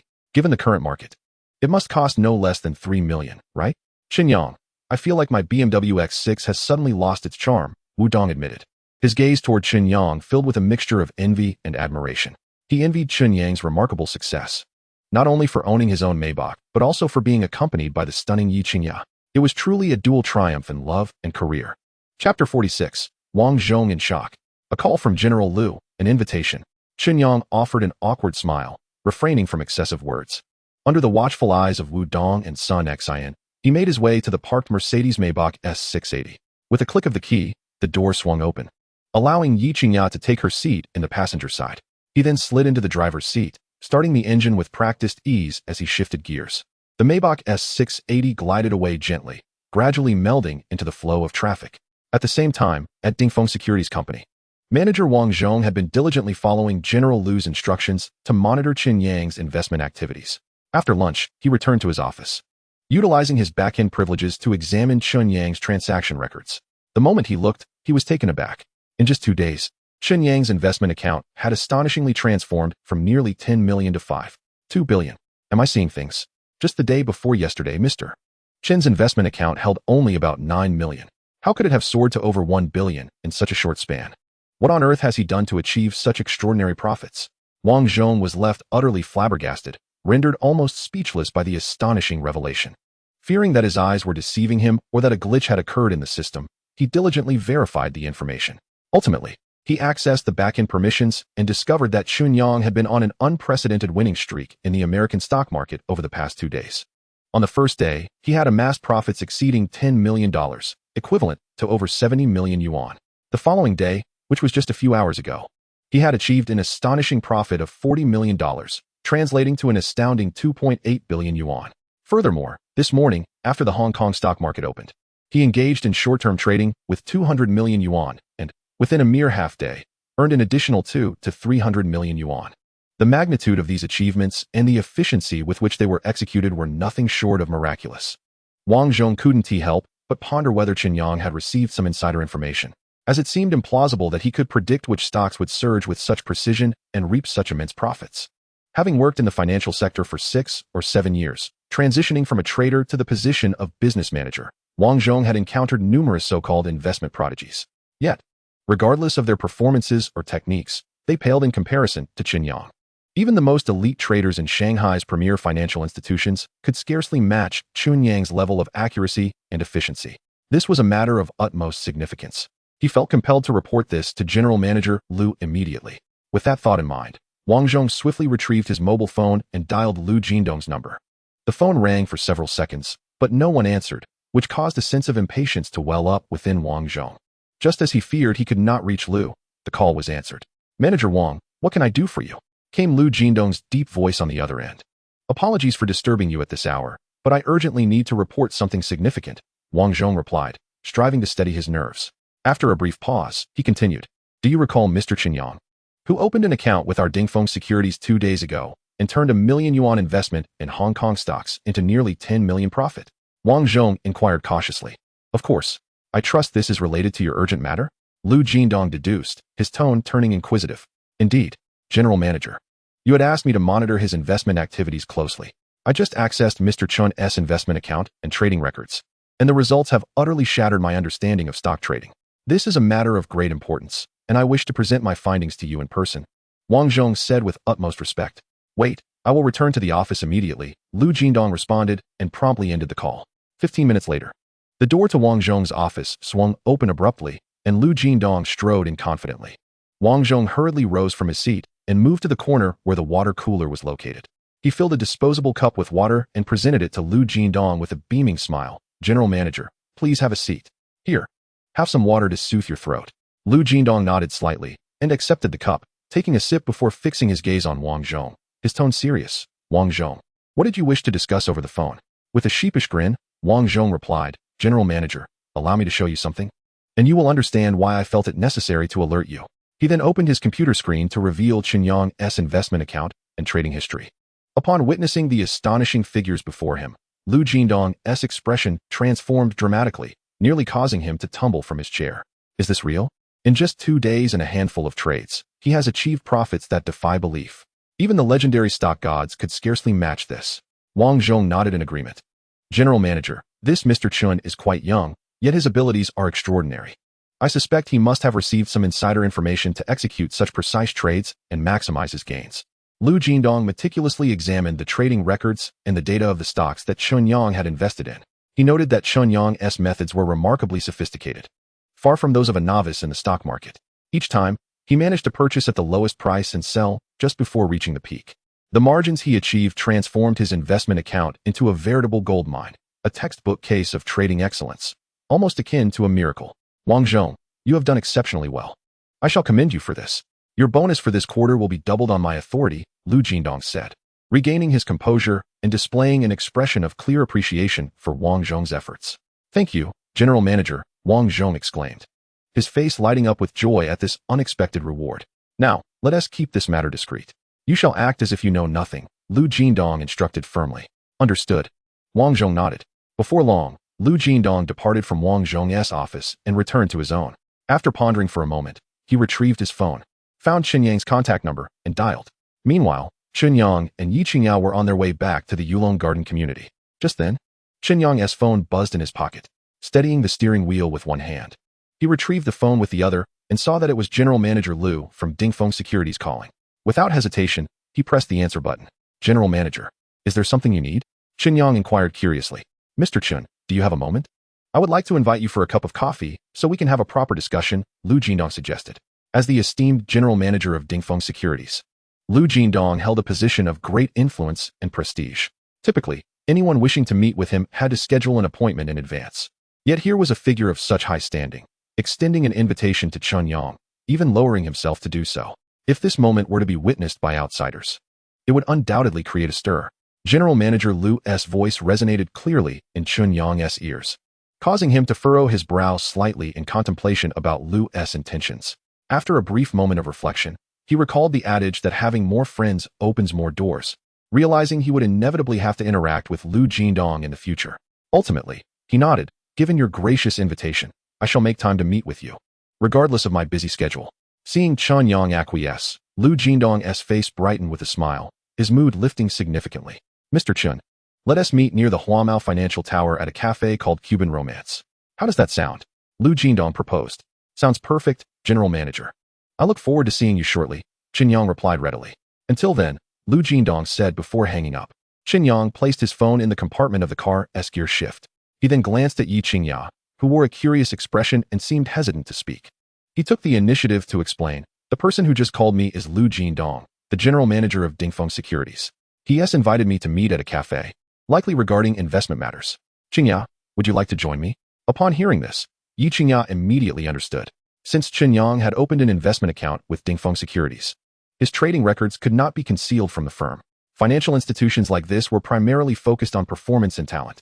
In a mere span of 2 days, Chen Yang deftly transformed an initial capital of 1 million into a staggering profit exceeding hundreds of millions.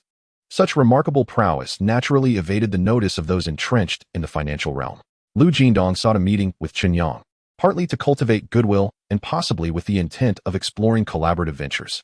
Regardless of his motives, Chen Yang undeniably held the reins of this encounter. He could even harness this opportunity to forge a connection with Lu Jindong, thereby expanding his network within the financial circles of the bustling metropolis. The thought brought genuine joy to Yi Qingyao, who felt a heartfelt happiness for Chen Yang. Wonderful. Since I'll be returning home and finding myself bored, I might as well accompany you to broaden my horizons. Without a moment's hesitation, Yi Qingyao readily agreed. 20 minutes later, the Maybach S680 arrived at the cafe as guided by the navigation system. Exiting the vehicle, Chen Yang and Yi Qingyao walked side by side towards the entrance of the cafe. It wasn't long before they entered the main hall. Chen Yang scanned the surroundings, but did not spot Lu Jindong. Just as he was about to retrieve his phone from his pocket to call Lu, a staff member approached with a respectful demeanor and inquired, "Are you Mr. Chen Yang?" Upon hearing this, Chen Yang nodded affirmatively. "Mr. Lu has been awaiting your arrival in the private room for quite some time. Please, this way."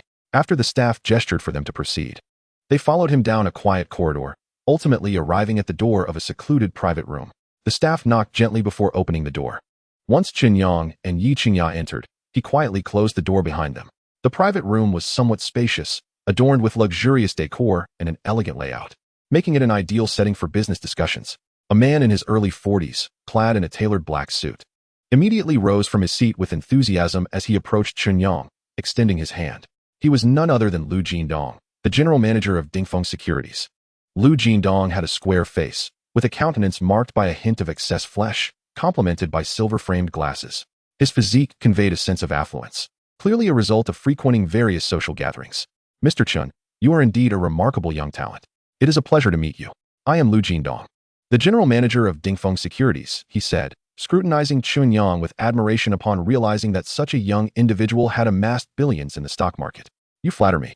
Mr. Lu, allow me to introduce my girlfriend, Yi Qingyao," Chen Yang replied, shaking Lu Jindong's hand with a modest demeanor. Lu Jindong's gaze then fell upon the exquisite young woman standing beside Chen Yang, her features delicate and her skin as pristine as snow. Truly a celestial beauty. Pure, dignified, and noble. These words were perfectly suited to describe the aura that surrounded Yi Qingya. Even though Lu Jindong had encountered countless beauties, he had never before laid eyes on a goddess of her caliber, untouched by the hands of cosmetic enhancement. He found himself momentarily entranced, taking several seconds to regain his composure. Realizing he had lost his decorum in Chen Yang's presence, he quickly collected himself and, with a smile, remarked, "Miss Yi, you are truly a vision of beauty, rivaling even the most celebrated stars. Mr. Chen, you are indeed fortunate to have found such a lovely partner." Chen Yang and Yi Qingya exchanged smiles. "Waiter," Lu Jindong called towards the door. "Yes, Mr. Lu, how may I assist you?" A staff member swiftly entered the room, standing before Lu Jindong. "Please, take a seat. Would you like something to drink?" Lu Jindong invited them to sit. "I would like a glass of lemonade, please," Chen Yang softly requested. "A fruit juice for me," Yi Qingya added. "Certainly, please wait a moment," the staff member noted before exiting the room. Before long, their drinks were served, and the staff quietly departed. "Mr. Chen, I have heard from our manager Wang Zhong that you are currently a senior student in the finance department at Modi University." Lu Jindong began with some pleasantries before swiftly delving into the main topic.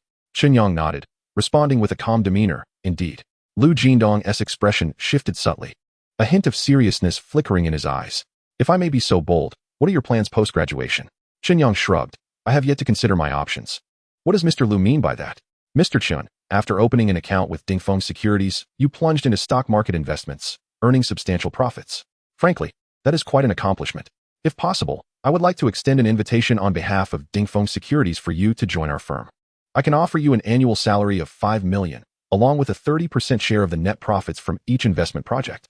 Lu Jindong cleared his throat, his tone exceedingly sincere as he addressed Chen Yang.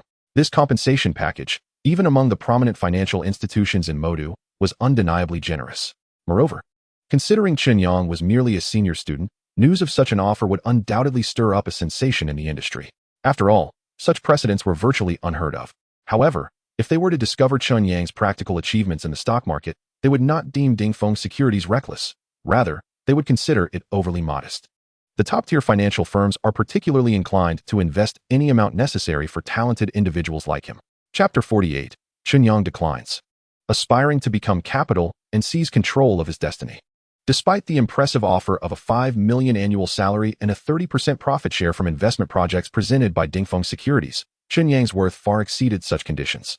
In just 2 days, he had generated an astonishing profit of 5.2 billion with a mere million in capital. Should he join Dingfeng Securities? With adequate funds at his disposal, the profits he would generate for the company in a month would far surpass his annual salary.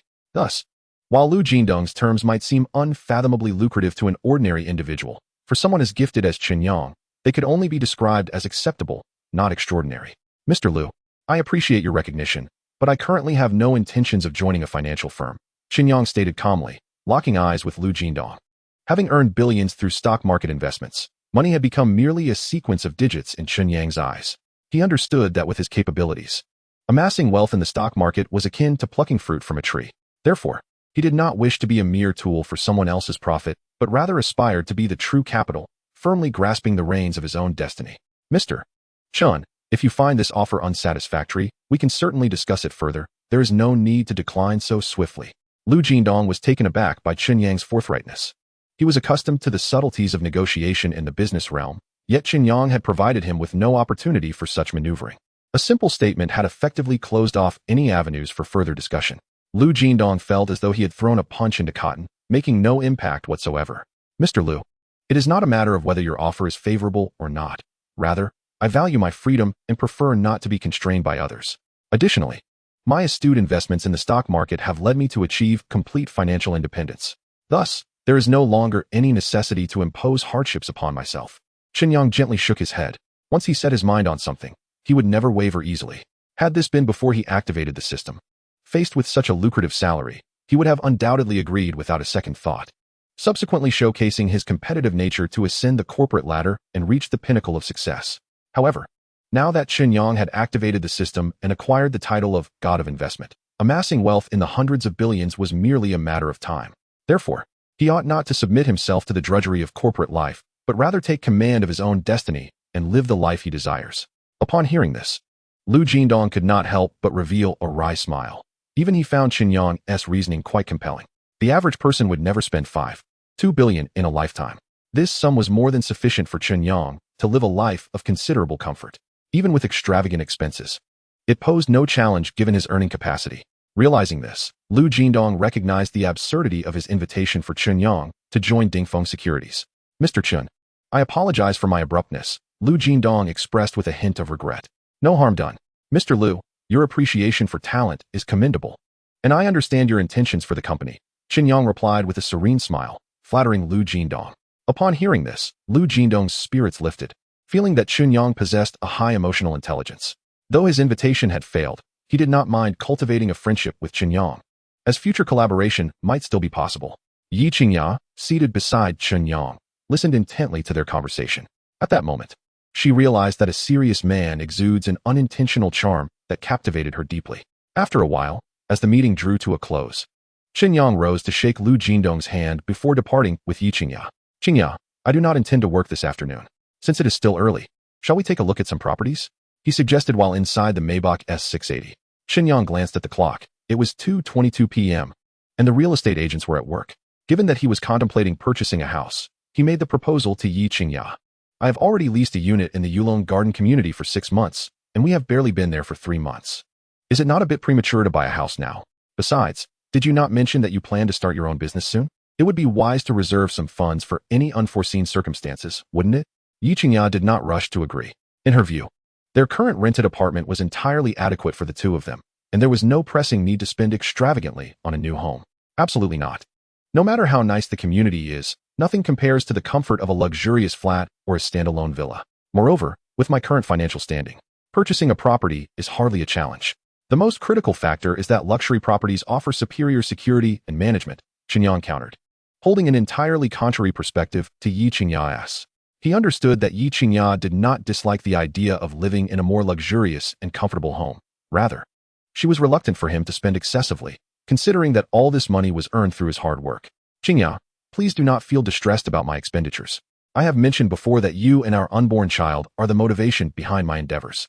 If you remain hesitant to spend the money I earn, then what is the purpose of my efforts? Are you suggesting that I should squander my wealth on other women to make you happy? Upon hearing this, Yi Qingya's countenance darkened immediately. Don't you dare. Seeing her reaction, Chen Yang recognized that his provocative words had struck a chord.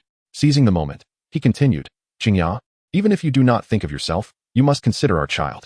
At just 2 months, the baby does not hinder your daily activities, but as time passes, it will inevitably bring about inconveniences in your life.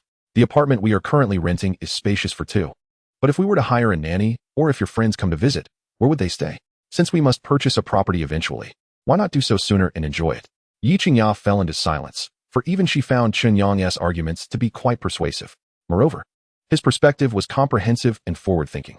All right, let us go look at some properties, she finally conceded after a long pause. Huangfa Real Estate Group is a leading enterprise in the real estate market of the Magic City. The group has developed a variety of high-end properties, including luxurious apartments, grand flats, and standalone villas overlooking the river. Among the most renowned are the Tangxuan Yiping, Zhu Xingyuan Phases 1 to 4, and the overseas Chinese town villa area. These prime locations boast prices starting at 200,000 to 300,000 per square meter, with the most expensive reaching 500,000 per square meter. Residents include top-tier celebrities like Lin Wanqing, award-winning actor Bai Yi, and esteemed director Zheng Gang, as well as financial mogul He Jun, tech tycoon Feng Yushan, and hotel magnate Li Muhua.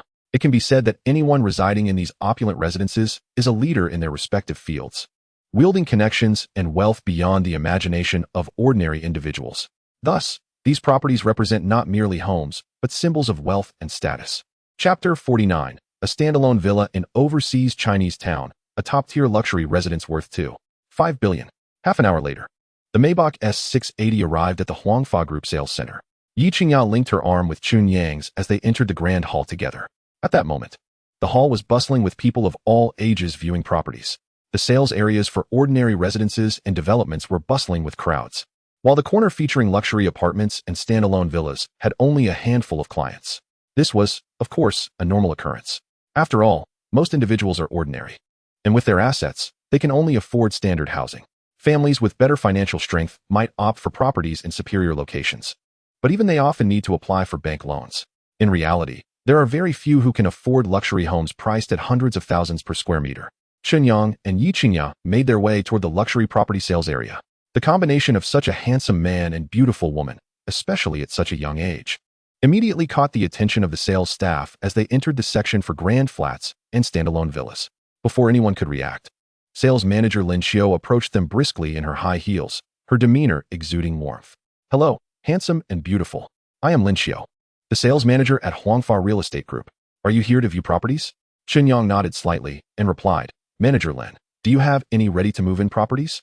I am interested in purchasing a standalone villa, preferably one that has been decorated for over 6 months and is ready for immediate occupancy.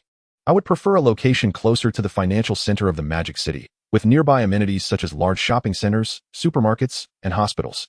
Upon hearing this, Lin Xiu's face lit up with delight. The client's requirements were clear, and they exhibited a strong intention to purchase. This was a prime customer walking right through the door. In just a moment, Lin Xiu formed a clear judgment about Chen Yang in her mind. As for why she did not doubt his financial capability to buy a luxury home, it was partly due to Chen Yang's attire, which consisted of an international brand, Versace, and cost upwards of 70 to 80,000. Secondly, Chen Yang possessed a tall and slender physique, coupled with an outstanding appearance that exuded the air of a scion from a prestigious family. Thirdly, Yi Qingya was a vision of exquisite beauty. Her graceful form and skin as fair as snow, reminiscent of a celestial being descended to earth. A discerning observer could easily perceive her refined demeanor and noble lineage. As a competent real estate agent, discerning the economic strength and taste of clients is fundamental. In light of these observations, Lin Xiu promptly deduced that both Chen Yang and Yi Qingya were either affluent or of noble birth, endowed with substantial purchasing power. "May I inquire about your esteemed surnames?" Lin Xiu suppressed her excitement and asked respectfully. "My surname is Chen, and my girlfriend's surname is Yi," Chen Yang replied with a smile. "Mr. Chen, Miss Yi, I believe I have a grasp of your requirements. Please, do take a moment to rest on the sofa," Lin Xiu said with a slight smile. Guiding Chen Yang and Yi Qingya to a luxurious sofa, she then called over a colleague. "Xiaomei, please bring 2 bottles of mineral water for our guests." "Certainly, Manager Lin," came the prompt response. Soon, a young lady appeared, presenting the mineral water to Chen Yang and Yi Qingya. Meanwhile, Lin Xiu retrieved several sets of information regarding opulent villas that aligned with Chen Yang's preferences from her tablet. "Mr. Chen, Miss Yi, this is the villa area of overseas Chinese town developed by our Hongfa Real Estate Group. There are several vacant standalone villas that perfectly meet your criteria. Please feel free to peruse them," Lin Xiu said as she handed the tablet to Chen Yang. Chen Yang took the tablet and examined the detailed layout diagrams and high-definition videos of the villa's interior, all captured by specialized staff. The design and decor clearly reflected a European modern architectural style, minimalist, grand, understated, and luxurious. It resonated deeply with Chen Yang's impression of a luxury residence. "Manager Lin, what is the area of this villa, and what is its market price?" Chen Yang inquired curiously, feeling that the villa's decor and layout were quite to his taste. Lin Xiu leaned slightly forward, her voice imbued with respect as she elaborated. "Mr. Chen, this villa spans 720 square meters, comprising 4 levels, 1 basement, and 3 above ground. The market price is 350,000 per square meter, totaling 2.52 billion. Should you be inclined to purchase, I can leverage my authority to secure the maximum discount for you. As one of the most prestigious luxury properties in the city, the overseas Chinese town villa area boasts an exceptional geographical location and comprehensive surrounding amenities. Furthermore, the architectural style, interior furnishings, sofas, appliances, kitchenware, air conditioning, and air exchange systems are all of the highest caliber. It is no exaggeration to say that aside from the steep price, one would be hard-pressed to find any faults with these villas. Yoga rooms, gyms, private cinemas, karaoke rooms, game rooms, billiard rooms, wine cellars, maid's quarters, walk-in closets, and private swimming pools. Every conceivable amenity is at hand." Truth be told, Chen Yang was quite taken by the offerings. However, as this was merely the first villa he had viewed, with many more alternatives yet to come, he was not in a rush to make a decision. "Qingya, do take a look as well." Chen Yang then handed the tablet to Yi Qingya, allowing her to experience the allure of this top-tier luxury residence. Yi Qingya cast a few glances and was indeed astonished by the villa's lavishness. "Chen Yang, although you are not lacking in funds, is it truly necessary to purchase such an extravagant villa? This estate is valued at 2.5 billion. Do you not think it excessively priced?" After a moment, Yi Qingya diverted her gaze back to Chen Yang, her tone filled with wonder. "It is indeed expensive, but it is expensive for a reason. Qingya, I have promised to provide you and our child with the finest life. This luxurious villa is merely the beginning. In the future, I shall procure more luxury cars and mansions for you, ensuring you never have to worry about financial matters again. I will take care of providing for our family, while you embody beauty and grace. Together, we shall thrive.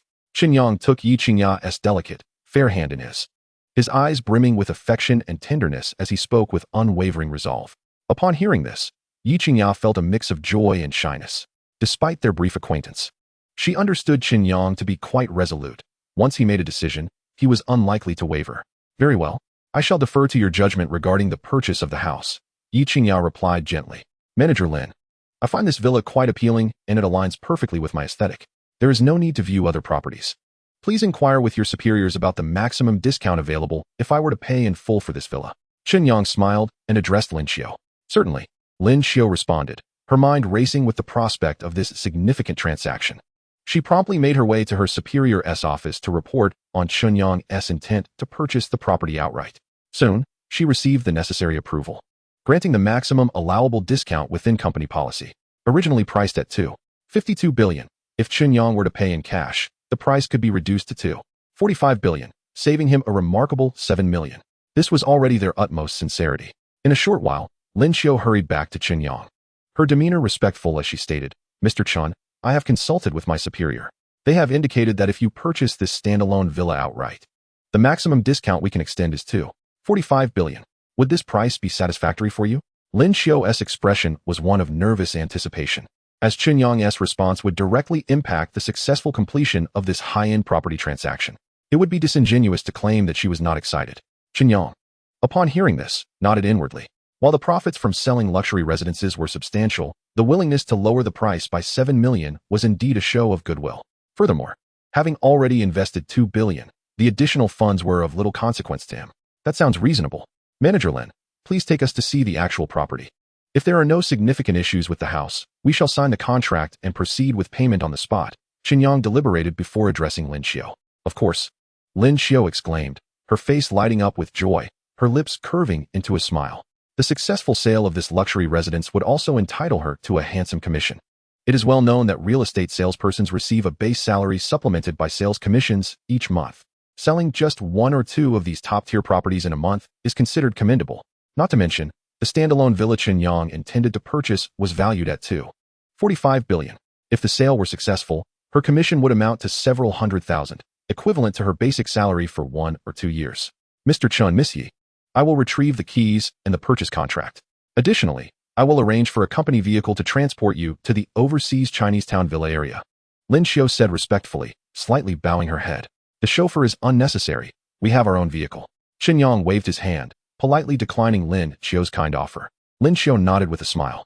A few minutes later, Lin Xiu followed Chen Yang to the front of the Maybach S680. They settled into the car and set off towards the overseas Chinese-town villa area. Fortunately, the distance was not great, taking less than 20 minutes to reach their destination. Under Lin Xiu's guidance, they arrived at Villa 8 District Number 13. The villa's entrance featured a massive iron gate, which Lin Xiu unlocked with a key, allowing the Maybach S680 to proceed inside. Following this, there was a multifunctional password lock, operable by fingerprint, magnetic card, or password entry. Lin Xiu produced a pre-prepared magnetic card, and with a beep, the external door of the villa swung open effortlessly. As Chen Yang and Yi Qingya stepped onto the exquisitely laid marble floor, they entered the hall, immediately captivated by the towering 5 to 6 meter high hollow space, adorned with an opulent crystal chandelier that dangled from the ceiling.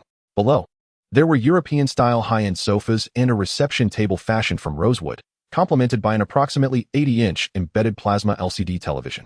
Continuing forward, they encountered a dedicated dining area, furnished with upscale brand tables and chairs, exuding an air of affluence. Adjacent was the kitchen, equipped with an independent indoor exhaust and circulation system, featuring top-tier kitchenware and culinary tools from the finest brands of Country D and Country Y. The embedded 8-door refrigerator utilized the most advanced cooling and preservation technology, capable of storing ingredients for over a week. At the rear of the first floor was a guest room with its own bathroom, accompanied by a maid's quarters and a small storage room. The walk-in closet was conveniently situated to the right of the entrance, facilitating easy access for the homeowner. The second floor housed 5 rooms, the largest of which was the master bedroom, furnished with a mattress, sheets, and duvet of the same caliber as those found in 5-star hotels. The third floor boasted a gym, karaoke room, game room, esports room, yoga studio, and billiards room. The basement featured a dedicated wine cellar for collecting various fine wines and cigars, as well as a spacious private cinema with a starry ceiling, allowing them to enjoy films from the comfort of their sofa. To the side of the villa was a separate garage capable of accommodating 4 to 5 vehicles, while a private swimming pool at the back offered a refreshing escape during the summer months. The lavishness of this setup was beyond compare. After the tour, Chen Yang and Yi Qingya found themselves thoroughly satisfied. Mr. Chen, Miss Yi, this is the comprehensive overview of the villa. Do you have any further inquiries? Lin Xiao inquired. Accompanying them throughout the tour and patiently detailing various nuances, her service exceptionally attentive. The conversation soon returned to the most pivotal matter. When would they sign the contract? Indeed, I am quite pleased with this villa. Let us sign the contract now, Chen Yang affirmed with a nod of satisfaction. Upon hearing this, Lin Xiao's face lit up with joy as she quickly retrieved a purchase agreement from her briefcase. She then respectfully extended the signature pen to Chen Yang. Seated on the sofa, he took the pen and elegantly inscribed his name on the purchase agreement. Manager Lin, I have a special request, Chen Yang stated after a brief pause, raising his gaze to meet Lin Xiao's. Mr. Chen, please go ahead, Lin Xiao replied, her expression serious.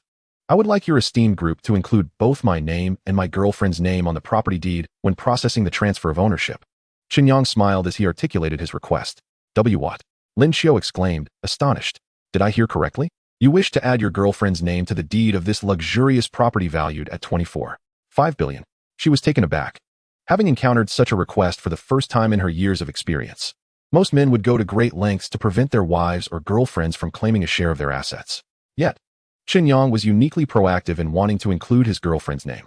It was essential to note that once her name appeared on the property deed, it would carry legal implications. Should they ever part ways, Yi Qingya would easily claim half the ownership of this opulent residence valued at 24.5 billion. The magnitude of this risk underscored Chen Yang's generosity towards Yi Qingya. Indeed, you heard correctly. I want this 24.5 billion luxury villa to include my girlfriend Yi Qingya's name. Henceforth, it shall be our shared home, Chen Yang declared, having taken Yi Qingya's delicate, fair hand in his. His gaze filled with affection. Yi Qingya was profoundly touched by Chen Yang's gesture. Lin Xiao, witnessing their affectionate exchange, felt an overwhelming sense of envy, secretly admiring their bond. After all, it was undeniable that Chen Yang's charm and wealth made him exceedingly desirable, and any woman would covet to take Yi Qingya's place. Nevertheless, Lin Xiao was self-aware. Yi Qingya's unparalleled beauty, physique, and grace rightfully warranted Chen Yang's affection. Chapter 51, A Woman of Many Talents. Yi School Belle, grateful for destiny's gifts. Stunned for several seconds, Lin Xiao eventually regained her composure. With admiration, she gazed at Chen Yang and remarked, Mr. Chen, you are truly wonderful to Miss Yi. Rest assured, I will personally oversee the property transfer process and ensure it is handled precisely as you requested. Chen Yang nodded in satisfaction. He then retrieved his wallet, extracting a black bank card, which he handed to Lin Xiao. Please process the payment. The password is the 6-digit card number. Lin Xiao gently accepted the bank card, then retrieved a POS machine from her briefcase. She entered the payment amount of 24.5 billion, swiped the card through the slot, and input the card's password. Ding! In less than 2 seconds, the POS machine displayed a successful payment notification, and a receipt was promptly printed. Witnessing this, Lin Xiao's respect for Chen Yang's status deepened. At such a young age, possessing 24.5 billion in cash indicated an exceptional family background. Only someone of his caliber could approach the purchase of a luxury villa with such nonchalance. Individuals like him were to be befriended and never offended. Otherwise, losing one's job would be the least of one's concerns, as survival in the bustling metropolis could become a pressing issue. Unbeknownst to Chen Yang, his full payment for the 24.5 billion villa had led Lin Xiao to concoct various assumptions about his identity. This was entirely understandable. For the average person, having even 100,000 to 200,000 in cash was a remarkable feat. The majority were burdened with debts, whether from car loans, mortgages, or various online loans. While their lives may appear glamorous, many were ensnared in a web of debt, having overspent and accumulated significant liabilities. To possess over $1 billion in liquid assets typically indicated being a scion of a wealthy family, a corporate executive, or a shareholder of a publicly listed company. Regardless of the category, such individuals were far beyond the reach of someone like Lin Xiao, a common real estate agent. Mr. Chen, you still have the payment receipt. The property documents and transfer procedures will be completed within 3 working days. I will personally deliver them to you. May I kindly request your contact information for future correspondence? Lin Xiao inquired, regaining her composure. Immediately, She directed her gaze towards Chen Yang and softly spoke, "No problem." After a moment of contemplation, Chen Yang readily acquiesced and promptly shared his mobile number with Lin Xiu. Lin Xiu, without delay, accessed her contacts and diligently entered Chen Yang's number, thoughtfully adding a note. Having completed this task, she took the initiative to dial his number. In no time, Chen Yang's phone rang. "Mr. Chen, this is my number. I am available 24 hours a day. Should you have any subsequent inquiries, feel free to consult me," Lin Xiu said in a warm tone. "Understood." Chen Yang replied with a casual nod. Lin Xiu then handed Chen Yang the keys to the villa's main entrance along with the access card. "Mr. Chen, here are the keys to the iron gate and the access card for the multifunctional smart lock, which can register both fingerprints and passwords. If you require assistance, I can help you set it up for your convenience," she offered. "Thank you, Manager Lin," Chen Yang expressed, finding the functionality exceedingly practical. After all, it would be quite inconvenient to carry the access card every time one needed to enter or exit the villa. If it were ever lost, re-entry would be impossible. To circumvent such scenarios, it would be prudent to utilize both the fingerprint and password locks. Lin Xiu responded graciously, "You're welcome, it is my duty."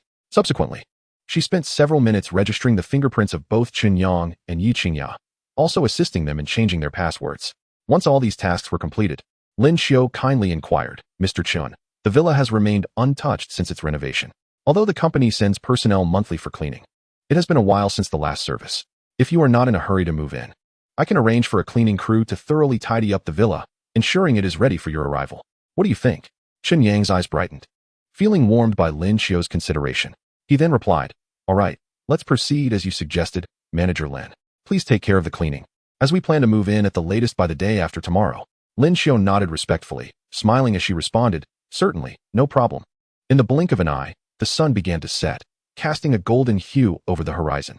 Departing from the Huachao City Villa area, Chen Yang drove his Maybach S680 to a large supermarket. Pushing a shopping cart, he strolled alongside Yi Qingya. "Qingya, what would you like to eat tonight? I can prepare it for you," Chen Yang asked gently, his gaze softening as he looked at her. "I would like shrimp, fish, and beef. These ingredients are nutritious and beneficial for the development of the baby in my womb," Yi Qingya replied, her voice sweet and melodious like a lark. Chen Yang could listen to her endlessly, never growing weary. "All right, let us buy them. Additionally, we should gather some other ingredients so I can prepare a few signature dishes for you." With a clear objective, their pace quickened considerably. Once they had collected all the necessary ingredients, Chen Yang took Yi Qingya to select some fresh fruits, along with her favorite snacks and pastries. The cart was filled to the brim. Ultimately, they arrived at the checkout to settle the bill. Afterwards, they returned to the Yulong Garden community. Inside the rental apartment, Chen Yang changed into slippers and placed all the shopping bags on the table. He extracted the ingredients and entered the kitchen to begin his culinary endeavors. Yi Qingya sat on the living room sofa, resting and sipping water before her curiosity led her to the kitchen door. Soon, she saw Chen Yang busy at the sink, rinsing the shrimp, fish, beef, and fresh vegetables in clean water. Next, he began to devein the shrimp and then placed the beef on the cutting board, skillfully slicing it into paper-thin pieces. Noticing the host was cooking, the system announced, "Knife skills 100, culinary skills 100. Chen Yang ignored the system's reminders, remaining focused on his task. His knife skills were exceptional, and the beef was prepared swiftly. He then continued with the fish, vegetables, and accompanying ingredients. After about 10 minutes, all the ingredients were ready. He turned on the kitchen exhaust fan, heated the pan, and added oil. The first dish was stir-fried shrimp with scallions. Chen Yang moved with practiced ease, his technique flawless. The frying pan seemed weightless in his hands as he tossed and stirred, the entire process flowing seamlessly, akin to a beautiful painting. Before long, the kitchen was filled with the tantalizing aroma of fresh shrimp. Although Yi Qingya stood at the doorway, her sensitive nose detected the delightful scent wafting from the pan. Her eyes were drawn to the sizzling shrimp, and she couldn't help but swallow hard. To possess the grace of a hostess while excelling in the kitchen, what extraordinary fortune had she encountered in life to find such an exceptional man as Chen Yang? She silently expressed her gratitude to the heavens for their kindness towards her. If previously Yi Qingya had lamented her unfortunate fate, having lost her innocence and become pregnant with a stranger's child, at this moment, she felt an overwhelming sense of gratitude. The universe had smiled upon her, presenting her with an extraordinary partner. In terms of character, ability, looks, and virtues, Chen Yang was truly one in a million. Any woman would undoubtedly find herself captivated by a boyfriend like him. Letting go? That was out of the question. After a considerable time had passed, Chen Yang served 4 dishes and a soup at the dining table: stir-fried shrimp with scallions, spicy beef stir-fry, sweet and sour fish, garlic lettuce, accompanied by a seaweed and egg drop soup. The presentation was exquisite, both nutritious and healthy. Yi Qingya immediately filled 2 bowls with rice and offered chopsticks to Chen Yang. "Thank you for your hard work, Chen Yang. Allow me to peel the shrimp for you." Yi Qingya felt a twinge of guilt enjoying Chen Yang's kindness. To her, a healthy relationship should not involve one party giving unilaterally, but rather mutual understanding and trust. After spending the last few days together, Chen Yang had shown himself to be exceptionally considerate, cooking for her, buying a car in her name, and even ensuring that his name was added to the title of the luxurious Huaqiao City villa worth $2.45 billion. This was not merely a sign of trust, but an indication of his affection for her. While others might be willing to do something for her, there would inevitably be ulterior motives behind such gestures. Coming to this realization, Yi Qingya felt it was time for her to make some changes as well. After all, she and Chen Yang were now officially in a relationship.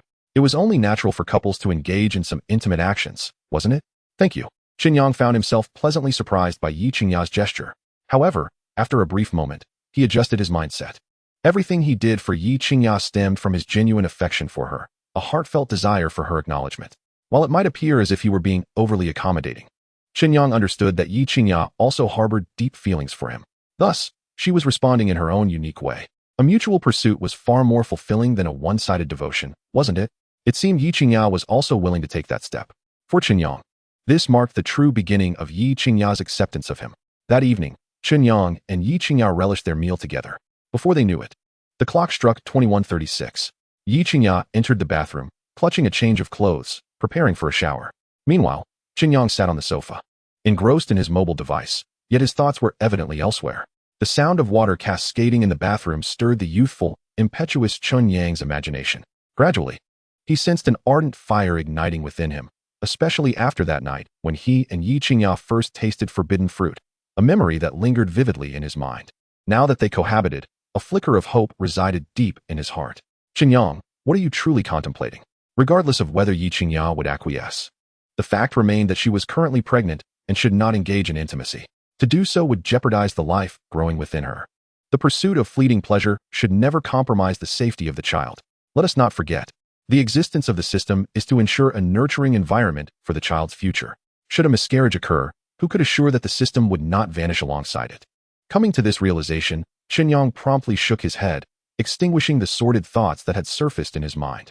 He understood that his present objective should not be the desire for Yi Qingya's body, but rather the accumulation of capital in a short span of time to achieve a swift rise. Only by transforming himself into a phoenix tree could he attract the phoenix. Moreover, Yi Qingya had officially become his girlfriend, and she had begun to accept him wholeheartedly. Thus, there was no need for Chen Yang to fear her departure. Instead, he ought to consider how to confront the advances of her suitors and the trials posed by her family. These were the matters worthy of his attention. The American stock market should be opening at this hour. He resolved to strive diligently, earning more for the child's milk powder. Soon, Chen Yang rose from the sofa and made his way to the room. He settled into a chair and deftly logged into his stock trading software on his laptop. His account, once boasting $5.2 billion, had been reduced by $2.5 billion due to his purchase of a luxurious villa in overseas Chinese town. At present, he still had $2.7 billion, equivalent to $38.5 million, a sum ample for investing in the American stock market. The American stock market is characterized by its colossal trading volume, with vast sums of money circulating every moment. In the blink of an eye, someone could earn $1 million, only to lose it all moments later due to market fluctuations. The financial market is ever-changing. However, such risks posed no concern to Chen Yang. In this battlefield, he was the sole, true deity. As the system detected that the host was trading in American stocks, the title of God of Investment activated, bestowing him with divine data analysis and judgment capabilities. Genie Pharmaceuticals, stock code XXXXXX, currently priced at $4,850 per share, was projected to surge dramatically within 10 minutes due to financial institutions manipulating funds to artificially inflate the stock price. In 30 minutes, the price was expected to rise to $7,825 per share. As countless retail investors flocked to purchase, a wave of sell orders would soon follow, with financial institutions hastily cashing out at the peak, realizing enormous profits. This stock held immense investment value, and the system advised the host to act immediately. Orlon Military, stock code XXXXXX, currently priced at $15,045 per share, was anticipated to encounter chaos in the western border within half an hour, as warlords initiated conflict to usurp power. The warlords would procure substantial quantities of arms and strategic resources from this military conglomerate. Once the media broadcasted the news, a multitude of financial institutions and tycoons would buy in, pushing the stock price to a peak of $260 per share. This was a stock capable of making one fabulously wealthy overnight, and the system recommended the host to invest heavily. Before Chen Yang unfolded his strategy, a transparent virtual screen materialized before him, with all information laid bare as if he had gained a divine perspective. In this financial warfare, how could Chen Yang possibly lose? The question was not whether he would lose, but rather how much he could profit from the American stock market. Without further ado, Chen Yang commenced his maneuvers. He wagered $25 million entirely on Genie Pharmaceuticals, intending to secure a profit before shifting his gains to Orlan Military once it was poised for a significant move, maximizing his benefits. After all, the American stock market was dynamic, and such lucrative opportunities did not arise daily. Thus, Chen Yang could not afford to miss out. 10 minutes later, Genie Pharmaceuticals indeed began to surge, rising from $48.50 per share to $5,245. Yet, this was merely the beginning. As time elapsed, the stock price continued to soar. To avoid hindering his substantial buy-in of Orlan Military shares, Chen Yang reluctantly sold off his Genie Pharmaceutical stock as it approached $75 per share, swiftly recouping his capital. His investment account swelled from the initial $25 million to $59 million. But that was not all. Seizing the moment before favorable news about Orlan Military broke, Chen Yang promptly executed a trade, investing all his account funds into Orlan Military stocks. Just 5 minutes after concluding the transaction, war erupted, and the news spread rapidly across major media platforms. Orlan Military instantly became the toast of financial institutions and capitalists alike. Thus commenced a silent yet fierce financial battle. Chen Yang, having strategically positioned himself beforehand, reveled in his fortune as he observed the greedy financial institutions and tycoons clashing over stock shares. In this scenario, the clamorous conflict between the snipe and the clam only benefited the fisherman, and Chen Yang was that fisherman, calmly awaiting his haul. Chapter 53, A Wealth Surge. Net worth approaches 1 billion. Yi School Beauty cooks personally. Suddenly, a series of knocks echoed from the door. Chen Yang, I'm done. You can take your shower now. The gentle, melodious voice of Yi Qingya drifted in from outside. All right, I'll be there shortly. Chen Yang swiftly set up an automatic sell order for Orlan Military shares, ensuring that once the price reached $260 per share, all stocks would be sold off. After completing these arrangements, he approached the door. With a twist of the doorknob, he gently pulled it open to find Yi Qingya standing before him in a pink pajama set, a towel draped around her neck as she dried her hair. Qingya, don't you have a hairdryer? Chen Yang inquired curiously. I do, but it's in my room. Yi Qingya nodded, responding with a light laugh. Then go get it. And I'll help you dry your hair. It'll be quicker that way. Chen Yang suggested with a gentle smile. Really? Yi Qingya exclaimed in surprise. She had not anticipated Chen Yang would be so considerate as to offer assistance with such a task. Throughout her life, besides her mother, no one had ever helped her with her hair. Of course, it's a trivial matter for me, Chen Yang replied casually. All right, just wait a moment, she said.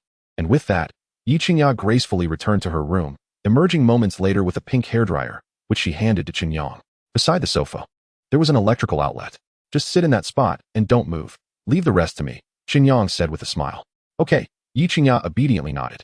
Before long, the two arrived in front of the sofa. After Yi Qingya sat down, Chen Yang plugged in the hairdryer, gently placing one hand on her long, lustrous hair, while the other hand pressed the power button.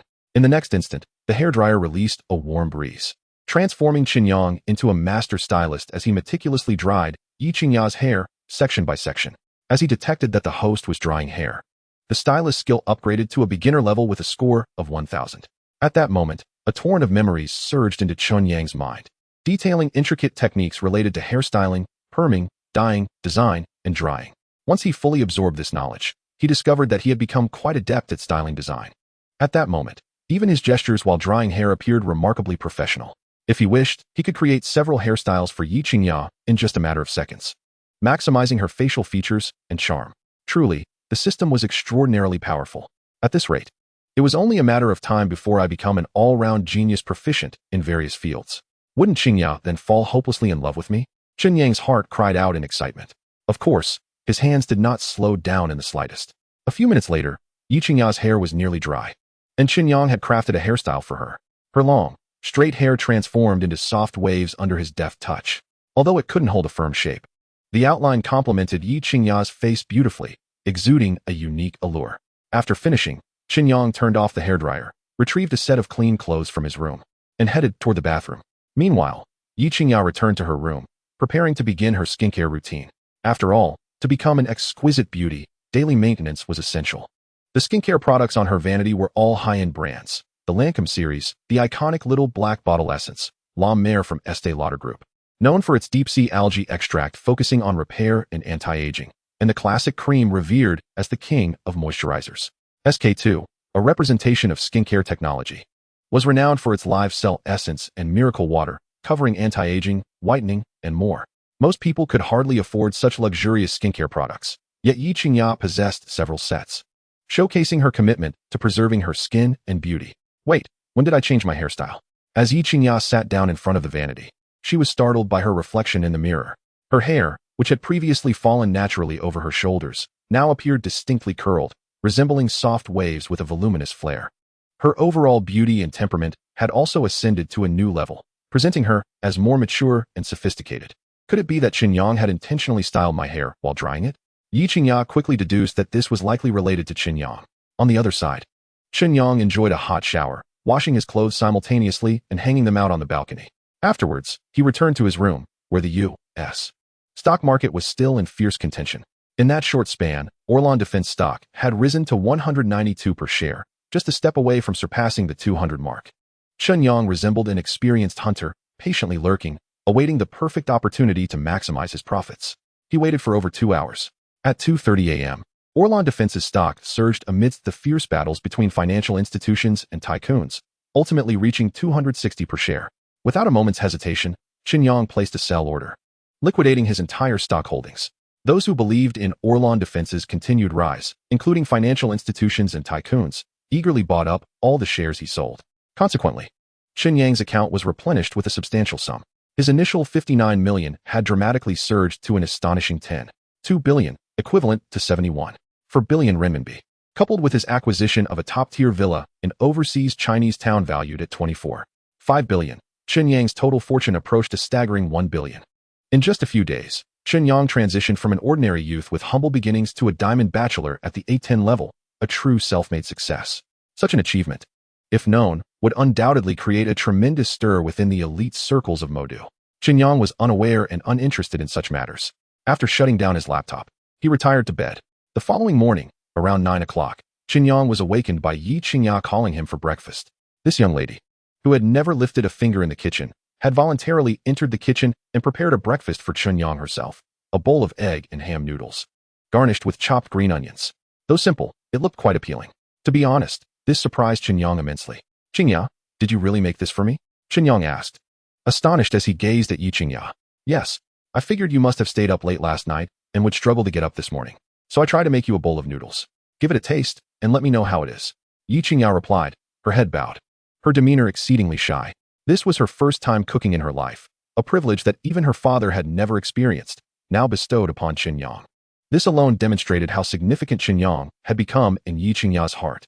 "Okay," Chen Yang nodded softly. He then sat down, picked up his chopsticks, and took a bite. To his astonishment, Yi Qingya's first attempt at cooking had turned out quite well. The noodles tasted rather good.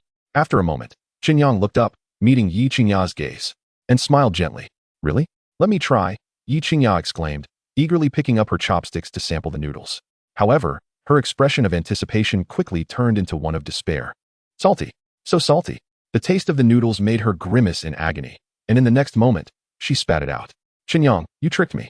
This noodle is ridiculously salty, yet you ate it with such delight." Yi Qingya stared incredulously at Chen Yang. "I have a strong preference for salty flavors. Is that not acceptable?" Chen Yang teased with a playful grin. Upon hearing this, a warm sensation surged within Yi Qingya. She understood that Chen Yang's words were merely a kind-hearted attempt to comfort her regarding her first culinary endeavor. "I'm sorry, Chen Yang. I promise to practice more whenever I have the chance.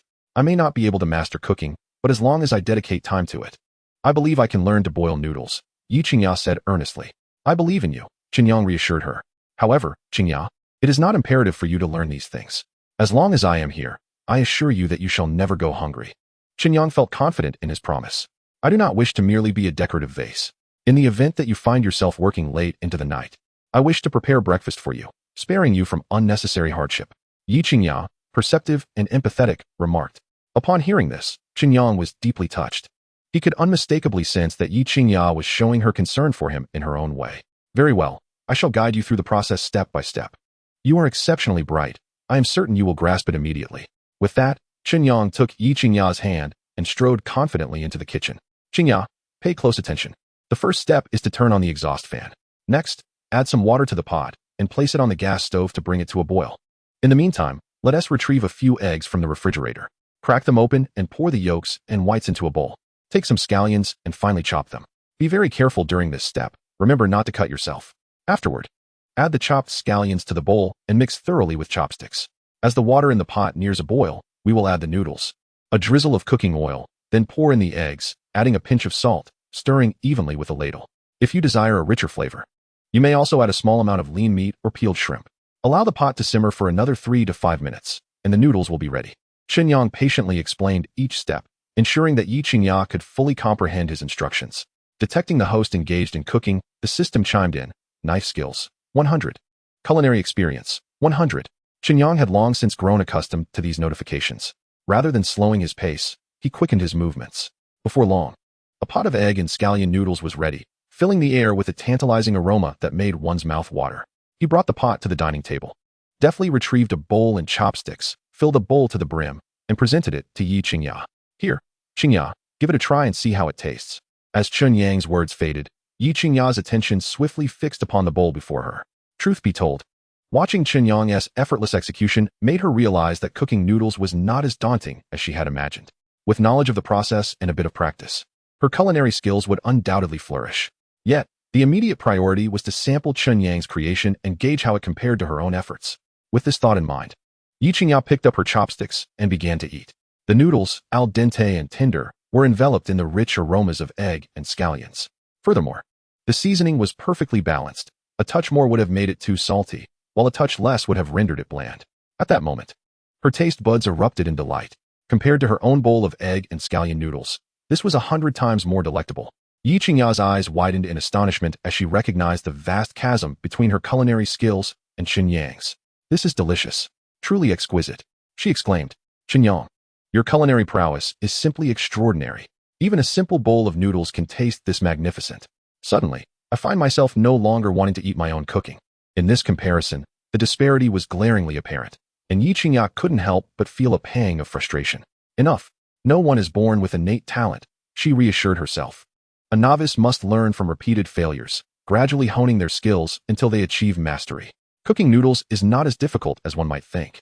As long as one understands how to control the heat, season appropriately, and pair ingredients well, the flavor need not be exquisite, but certainly won't be far off. However, to reach perfection requires time and effort to delve deeper, enhancing one's abilities step by step. This principle applies across all disciplines. While entry may be easy, attaining proficiency or even mastery necessitates not only time and experience, but also a touch of innate talent. You need not harbor lofty ambitions. Simply learn to prepare a basic breakfast. As for more elaborate meals, leave those to me. Chen Yang gazed at Yi Qingya with affectionate indulgence. To him, it seemed that her true talent lay in the realm of the arts. He recalled an event during his sophomore year when she had performed a piano solo as the grand finale of a welcoming gala. Dressed in a flowing white gown with a meticulously crafted visage, complemented by her ethereal demeanor, she had captivated the audience, instantly becoming the dream goddess of every man present. It was that performance that catapulted Yi Qingya to fame, not only earning her the title of the most beautiful flower of the Foreign Languages Institute, but also eclipsing the other campus beauties. Later, at another gala, she had partnered with a senior from the dance club, showcasing her graceful movements. Her beauty and poise on stage drove countless admirers to distraction. Consequently, Yi Qingya found herself surrounded by suitors, a fierce competition that ultimately left only those from prominent families or influential backgrounds vying for her attention. Regrettably, it seemed she had no intentions of dating during her university years. Unfazed by the fervent pursuits of these young men, she remained resolutely independent, establishing herself as a uniquely distinguished presence among the other campus beauties. After all, while her peers either dated affluent second-generation heirs or top-ranking scholars, Yi Qingya stood apart, clear-headed and self-sufficient. She became the unattainable ideal, the cherished dream of every male student, yet also the most revered and untouchable. However, it was surely unexpected that this seemingly aloof and proud goddess, indifferent to the advances of any male, would become the girlfriend of Chen Yang, the campus heartthrob of the finance department. They would never guess that beneath her seemingly cold exterior, Yi Qingya was genuinely understanding, soft-hearted, and resolute, especially in her self-awareness. Because of this, she discerned which men were sincere in their affection and which were drawn to her beauty and the influence of her family. Chapter 55. The Beautiful Counselor. Teacher Jiang Ning calls. After listening to Chen Yang, Yi Qingya nodded slightly, her voice melodious and pleasant. All right, I will follow your lead. First, let us have breakfast. Afterwards, I may need to return to school. Chen Yang smiled warmly, and soon, they both polished off the entire pot of noodles. Subsequently, he took the pot and utensils back to the kitchen, cleaning them thoroughly before placing them in the cupboard. Time flew, and soon it was 9 o'clock. Suddenly, Chen Yang's phone rang. He retrieved it from his pocket and saw that the caller was his counselor, Teacher Jiang Ning. Hello, Teacher Jiang. Is there something you need from me? Chen Yang answered the call, curiosity etched on his face. Jiang Ning was nominally Chen Yang's university counselor, but in reality, she was only a few years his senior. A graduate student from Kyoto University, she held a degree in financial management. Standing at 1.68 meters and weighing 48 kilograms. She possessed long, lustrous black hair, almond-shaped eyes, delicately arched eyebrows, a well-defined nose, and lips that resembled the petals of a blooming rose. With an elegant oval face, exquisite features, and skin as fair and smooth as porcelain, she possesses a figure that, while not exceedingly voluptuous, undoubtedly eclipses over 90% of women. Her overall appearance is strikingly distinctive, earning her the title of a renowned beauty among the faculty at the prestigious University of Magic City. Surrounding her are numerous admirers, including colleagues from various departments, so-called workplace elites, and even vice presidents from publicly listed companies. Additionally, there are the sons of department heads from governmental agencies. Such information is well known within the university, not shrouded in secrecy. This clearly demonstrates that Teacher Jiang Ning's allure is by no means inferior to that of the campus's celebrated beauties. Previously, due to his scholarship and part-time work, Chen Yang had interacted with Teacher Jiang Ning, who had also provided him with considerable assistance. Consequently, their relationship was markedly closer than that of the average student and teacher. Chen Yang, are you at school or working outside? Came Teacher Jiang Ning's voice from the other end of the line. Teacher Jiang, I've rented a place outside and I'm currently at home. Chen Yang replied honestly, albeit somewhat perplexed, trusting in her sincerity. The reason I'm calling is that due to your outstanding academic performance in your major and your exemplary participation in extracurricular activities, the school leadership has taken the initiative to recommend you to several prestigious financial firms. The human resources directors of these companies are quite interested in you, and they will be visiting the school this morning for an initial interview. You must return to school immediately and prepare for the interview. This is your first job opportunity and a significant choice for the most exceptional graduate of the finance department at the University of Magic City.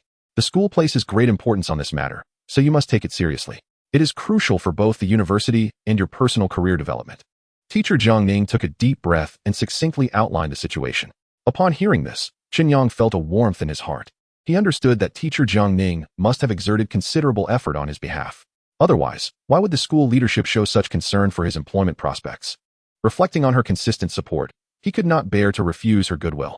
After a moment's contemplation, he replied, Teacher Jiang, rest assured. I will rush back to school right away and ensure I do not delay the interview. That's wonderful. I will wait for you in the office. Teacher Jiang Ning responded before hanging up. Qingya, I have to return to school. Will you accompany me, or stay here? Chen Yang inquired, looking at Yi Qingya. Perfect timing. I have some matters to attend to at the dormitory as well. Please drop me off at the girls' dormitory, then you can focus on your own affairs. Yi Qingya decided after a brief moment of thought. A few minutes later, the two arrived at the underground parking lot. Chen Yang drove his Maybach S680 towards the University of Magic City. The journey was short, taking only about 10 minutes. They approached the vicinity of the girls' dormitory before coming to a gradual stop. As the car door opened, Yi Qingya, donning a mask, hurriedly exited and, seizing the opportunity when no one was watching, gracefully entered the girls' dorm. Observing this, Chen Yang then drove away. 15 minutes later, Chen Yang arrived at Teacher Jiang Ning's office and immediately spotted her diligently engaged at her desk. Knock, knock, knock. Chen Yang rapped on the door and strode towards Teacher Jiang Ning, a smile gracing his face as he cheerfully announced, Teacher Jiang, I'm here. Upon hearing his voice, Jiang Ning looked up, her gaze falling upon Chen Yang. It wasn't he, just her. Other faculty members from surrounding departments also turned their attention towards him. After all, Chen Yang was not only strikingly handsome, but had also consistently ranked first in his major for multiple years, earning him the reputation of an academic prodigy. Most importantly, it was rumored that he had caught the attention of the school's board of directors. This was precisely why the institution had mobilized resources to recommend him to several well-known financial firms. Not only did they wish to establish him as a role model, but they also harbored high hopes for his professional growth, prompting them to assist him at this juncture. This was not merely a political task. It was a genuine investment in goodwill. It was evident that the school's board and leadership unanimously believed in Chen Yang's immense potential, anticipating that his future accomplishments would be immeasurable. Thus, they sought to extend their support during his formative years, hoping that he would remember the school's kindness and, when capable, give back in a manner befitting a success story. Teachers who possessed a slight political awareness and some understanding of the underlying dynamics were fully aware of the situation. Regardless of the motivations, the support Chen Yang received from the school was tangible. His outstanding abilities were recognized by both the leadership and faculty, and now, with such an opportunity at hand, it was merely a matter of time before he soared to success. Consequently, many teachers regarded Chen Yang with respect, contemplating whether they should seek opportunities to cultivate a closer rapport with him, thereby reaping some benefits and recognition once he achieved success. Chen Yang, your timing is impeccable. The principal just called to inform me that the interviewers from the recruiting financial firms have arrived. I need to take you to the principal's office at once. Jiang Ning quickly rose, gathering her phone and a stack of documents as she led Chen Yang towards the principal's office. Teacher Jiang, what exactly is going on? In previous years, the school never provided direct job offers to students who ranked first in their majors. Why this sudden change of heart this year? Chen Yang followed closely behind Jiang Ning. To be honest, he was reluctant to attend this so-called interview. After all, he had already achieved a fortune nearing 1 billion, attaining complete financial freedom. Lu Jindong, the general manager of Dingfeng Securities, had previously invited him to join the company with a salary of 5 million and a 30% share of project profits, an offer he had decisively declined. How could he possibly be interested in positions offering 2,000 to 3,000 a month for fresh graduates? However, at that moment, Chen Yang was at a loss for how to express his situation. Would teacher Jiang Ning believe that he had achieved financial independence through stock trading? Would the principal or the board members accept it? Chapter 56. School leaders, board members, and financial company executives gather together. Upon hearing his query, teacher Jiang Ning instinctively glanced at Chen Yang, her eyes reflecting a mixture of admiration and significance. After a brief pause, she slowly articulated, what could it be attributed to?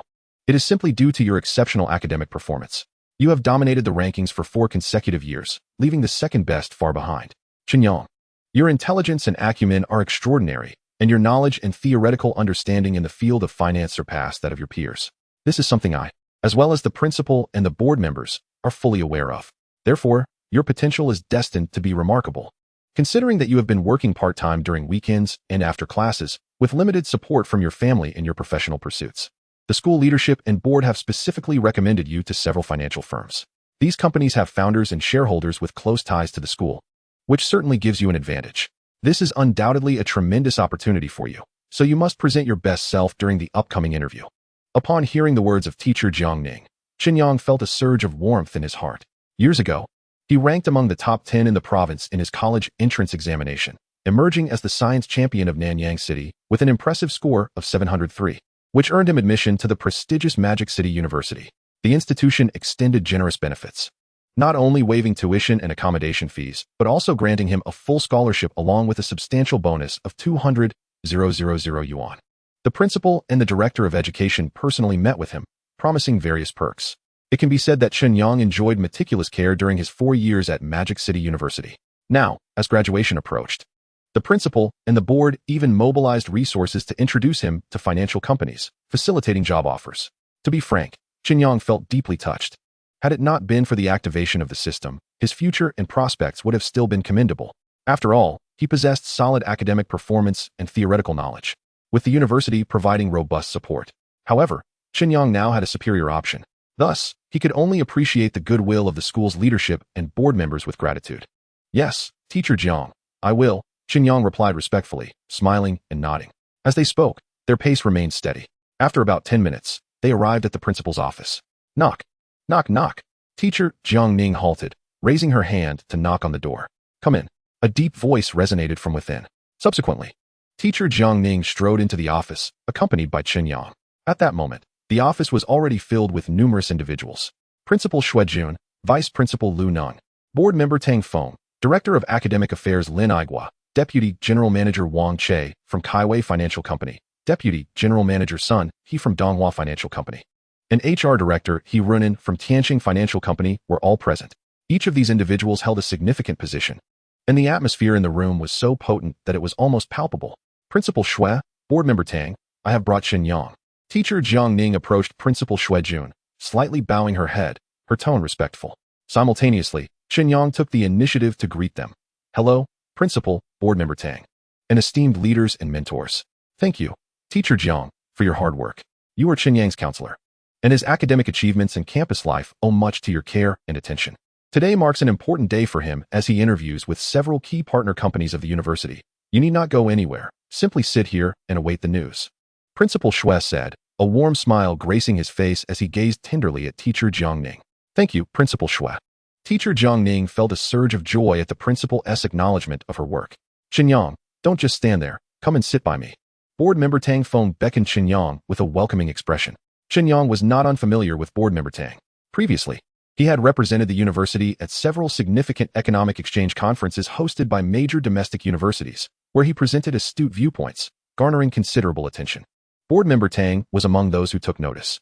Consequently, the board member would occasionally engage him in conversation about domestic and international financial markets, economic systems, and future economic development trends.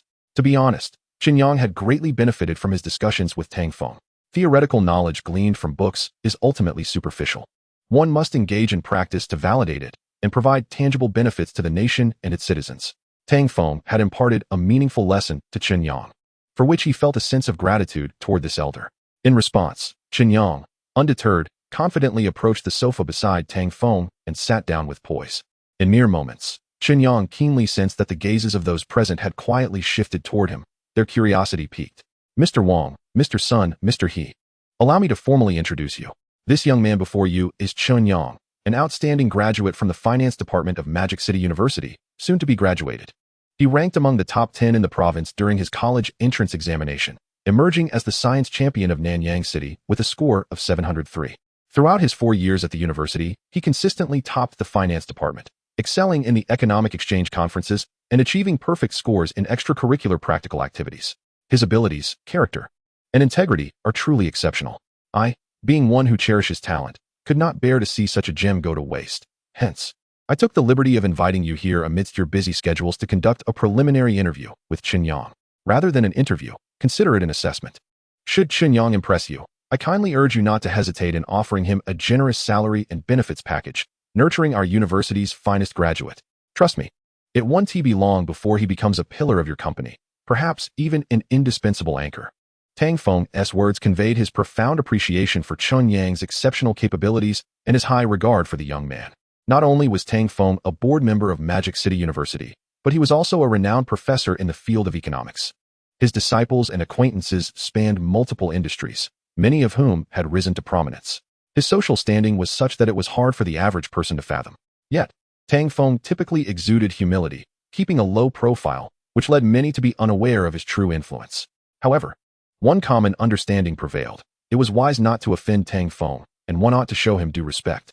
Otherwise, they would not have made the effort to attend Magic City University at his invitation, forsaking their duties at their companies. Of course, they were also filled with curiosity about what kind of student could elicit such admiration from Tang Feng, prompting him to go to such lengths to arrange a personal interview opportunity. It should be noted that there had never been a precedent for such a situation before. Kaiwei, Donghua, and Tianqing. These three financial companies may not be the pinnacle of the Magic City financial sector, but they undoubtedly ranked among the elite. On any given day, countless financial talents would vie for a position within their ranks, often leveraging connections to gain access. Yet, encountering a lobbyist of Tang Feng's caliber was a first for them. Thus, curiosity regarding Chen Yang pervaded the atmosphere, culminating in the unprecedented gathering of leaders from three financial companies in one room. Board Member Tang, you are an esteemed professor of economics and a senior in our industry. We naturally place our trust in your judgment. Otherwise, we would not have come in person. We only hope that the performance of your distinguished student will leave us pleasantly surprised. The first to speak was Sun He, Deputy General Manager of Donghua Financial Company. He had conducted background checks before arriving, confirming that Chen Yang had maintained the top academic standing throughout his 4 years at university, with his capabilities beyond doubt. Moreover, he was known for his humble demeanor, treating classmates, teachers, and even university leaders with utmost respect. Remarkably, Chen Yang came from an ordinary background and often took on part-time work during weekends and after classes. Despite this, his academic performance remained unaffected.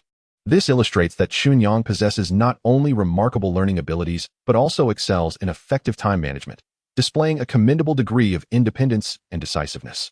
Such an individual, provided they remain true to their original aspirations and continue to strive diligently, is bound to achieve great success one day, perhaps even securing a prominent position within the financial sector of the bustling metropolis. Moreover, Chen Yang has garnered the appreciation of Tang Feng, who has personally taken the initiative to create opportunities for him. With strong capabilities, commendable character, and the support of a benefactor, he is reminiscent of a majestic rock soaring to great heights on the winds. The future holds limitless potential. Sun He has already resolved that if Chen Yang can successfully navigate his interview, he is willing to extend an offer of no less than 350,000 yuan annually. He has never been one to skimp on rewarding talent. More importantly, his intuition tells him that Chen Yang is of a kindred spirit. With just a bit of nurturing, he believes that within 2 years, Chen Yang could evolve into a valuable right-hand man. President Sun, with your word, I feel reassured, Chen Yang stated. I have personally assessed Chen Yang's abilities, and I assure you, he will not disappoint. Tang Feng said with a beaming smile. He then glanced at Shui Jun and remarked, Principal Shui, is the conference room prepared? Let's expedite the process and commence the interviews with President Sun and his team. Hearing this, Shui Jun exchanged a knowing look with the Director of Academic Affairs, Lin Aigua. The latter promptly understood and rose with a smile, saying, President Sun, Chen Yang, please follow me. Soon, Lin Aigua led Sun He and Chen Yang to the adjacent conference room, where he had already prepared tea.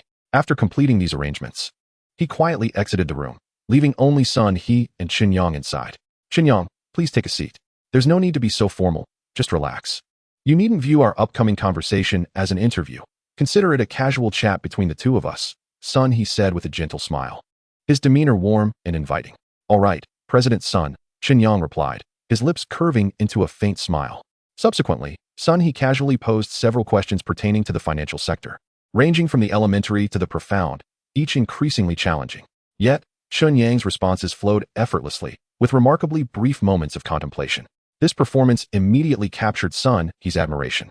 It was no wonder that he was lauded by Chairman Tang. The depth of his theory and thought truly stood out. Sun He was internally astounded. Though he maintained a composed exterior as he shifted the conversation towards the routine operations of financial companies and the investment domain, he had initially presumed that Chen Yang would lack experience due to his absence from the workforce. However, once again, Chen Yang's answers pleasantly surprised him. In fact, Chen Yang's logical reasoning and analytical skills far exceeded Sun He's expectations. I've struck gold. This was the most genuine thought occupying Sun He's mind at that moment. Without a moment's hesitation, Sun He fixed his gaze intently on Chen Yang, stating earnestly, Chen Yang, on behalf of Donghua Financial Company, I extend a sincere invitation for you to join our team. To that end, I will utilize my authority to offer you a salary of no less than 350,000 yuan annually. You are aware of the intense competition in the job market. Even as an exemplary graduate of Magic City University, securing your first position at Donghua Financial Company with such a generous salary is indeed rare. Therefore, I urge you to consider this seriously. Normally, one would expect Chen Yang to feel elated or excited upon receiving such a lucrative offer. However, Sun He was left disappointed. He saw no emotion reflected on Chen Yang's face. This scene perplexed him. Could it be that Chen Yang was dissatisfied with the offered salary? Even graduates from prestigious institutions like Yanjing University and Qingbei University typically receive offers within this range for their first employment. Could it be that Chen Yang intended to interview with Kaiwei and Tianqing financial firms, hoping to negotiate a better deal? Aside from this possibility, Sun He could not fathom another explanation. President Sun, I appreciate your recognition and support. I will give serious consideration to the prospect of joining your esteemed company. Please leave me your contact number, and I will provide a response promptly, Chen Yang replied with a calm smile. Excellent. Here is my business card. Feel free to reach out at any time. Sun He responded without further elaboration, handing Chen Yang a business card. Chen Yang respectfully accepted it with both hands, then extended his hand towards Sun He for a handshake. Moments later, Sun He rose and exited the room. Shortly thereafter, leaders from both Kaiwei Financial Company and Tianqing Financial Company entered the room in succession to conduct brief interviews with Chen Yang. He showcased remarkable talent and a delightful sense of humor, which greatly impressed the two leaders. They each extended job offers to him. Wang Che, the vice president of Kaiwei Financial Company, proposed a salary of 300,000 yuan annually, while He Runan, the HR director of Tianqing Financial Company, offered a position as a financial data analyst, promising future opportunities to assist him in entering the investment department for practical trading experience, along with a generous salary of 400,000 yuan. It could be said that Chen Yang's performance during the interviews was outstanding, earning recognition from the senior executives of 3 financial firms, who eagerly extended their olive branches. Yet, Chen Yang did not accept any of the offers. He merely provided a reason, stating that he needed a few more days to consider, while taking down their contact information. After the interviews concluded, Sun He, Wang Che, and He Runan exchanged pleasantries with Principal Shui and Chairman Tang before departing the office. On their way out, the 3 exchanged glances, seemingly inquiring about which company Chen Yang would choose. After sharing their insights, it became apparent that Chen Yang was in no hurry to make a decision. In the principal's office, Principal Shui Jun, Vice Principal Lu Ning, Chairman Tang Feng, and Director Lin Aigua, upon hearing of Chen Yang's remarkably smooth interview results and the invitations from 3 companies, along with offers of no less than 300,000 yuan in salary, couldn't help but beam with delight. After all, such a remuneration was entirely befitting of Chen Yang's capabilities. Chen Yang, which of these 3 companies do you most wish to join? Tang Feng inquired with a curious smile. As this question was posed, the other school leaders turned their gazes toward Chen Yang, their hearts quietly anticipating his response. Chapter 58. A young man should aspire to greatness. Riding a gallant steed across the plains, Chen Yang noted the attention of the group focused on him. With a calm smile, he organized his thoughts before speaking. Chairman Tang, principal, and esteemed leaders, each of these 3 financial companies possesses its own unique merits. However, I have no intention of joining any of them. During this period, I have utilized my hard-earned savings, along with a loan from my dormitory brothers, to engage in practical stock market investments. Fortune has smiled upon me, allowing me to earn my first pot of gold in life. Consequently, I plan to pursue an entrepreneurial path and establish my own investment company. Tang Feng's expression shifted in surprise, his smile abruptly frozen. He had never anticipated such an unexpected response from Chen Yang. Not only him, but Principal Shui Jun, Vice Principal Lu Nong, Director Lin Aigua, and others also looked at Chen Yang in disbelief. They contemplated countless answers.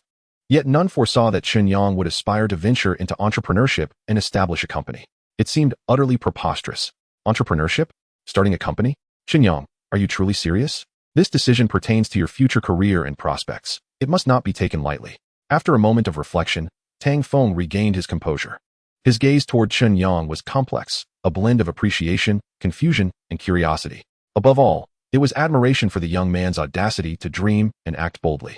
Indeed, Chen Yang, embarking on entrepreneurship is akin to traversing a narrow bridge amid an army of thousands. While it sounds appealing in theory, the challenges of enduring until the end and successfully developing a company are unfathomable. If you were to join a financial firm, not only would you minimize risks, but you would also earn a substantial salary annually, gaining invaluable experience for your personal career development. Perhaps you should reconsider.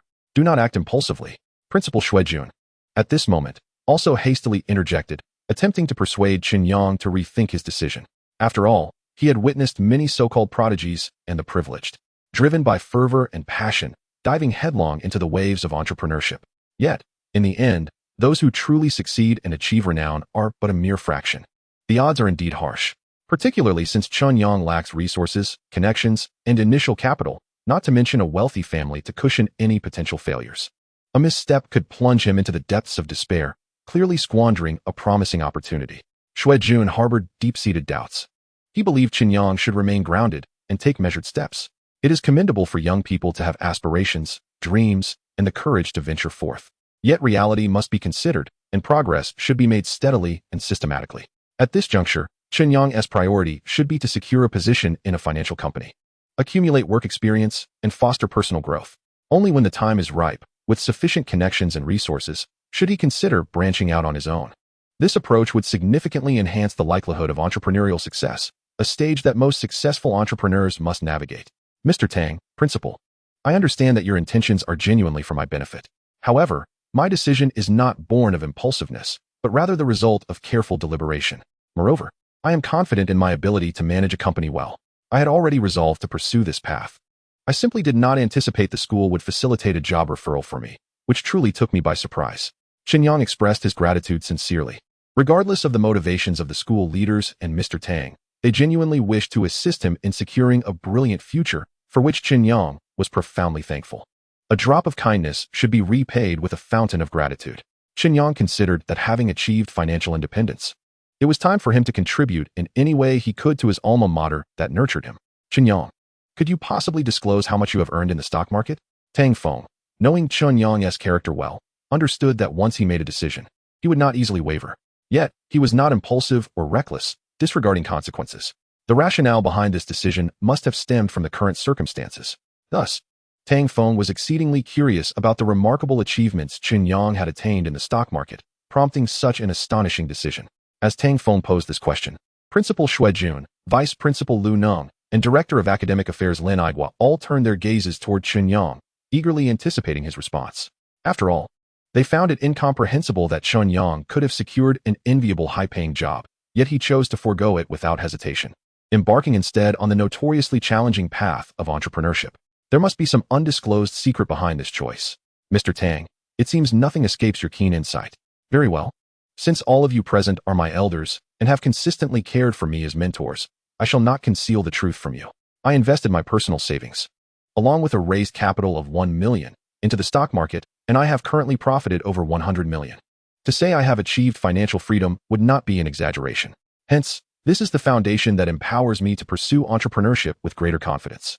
Chen Yang paused for a moment, then calmly addressed the assembly. Investing 1 million? Profits exceeding 100 million?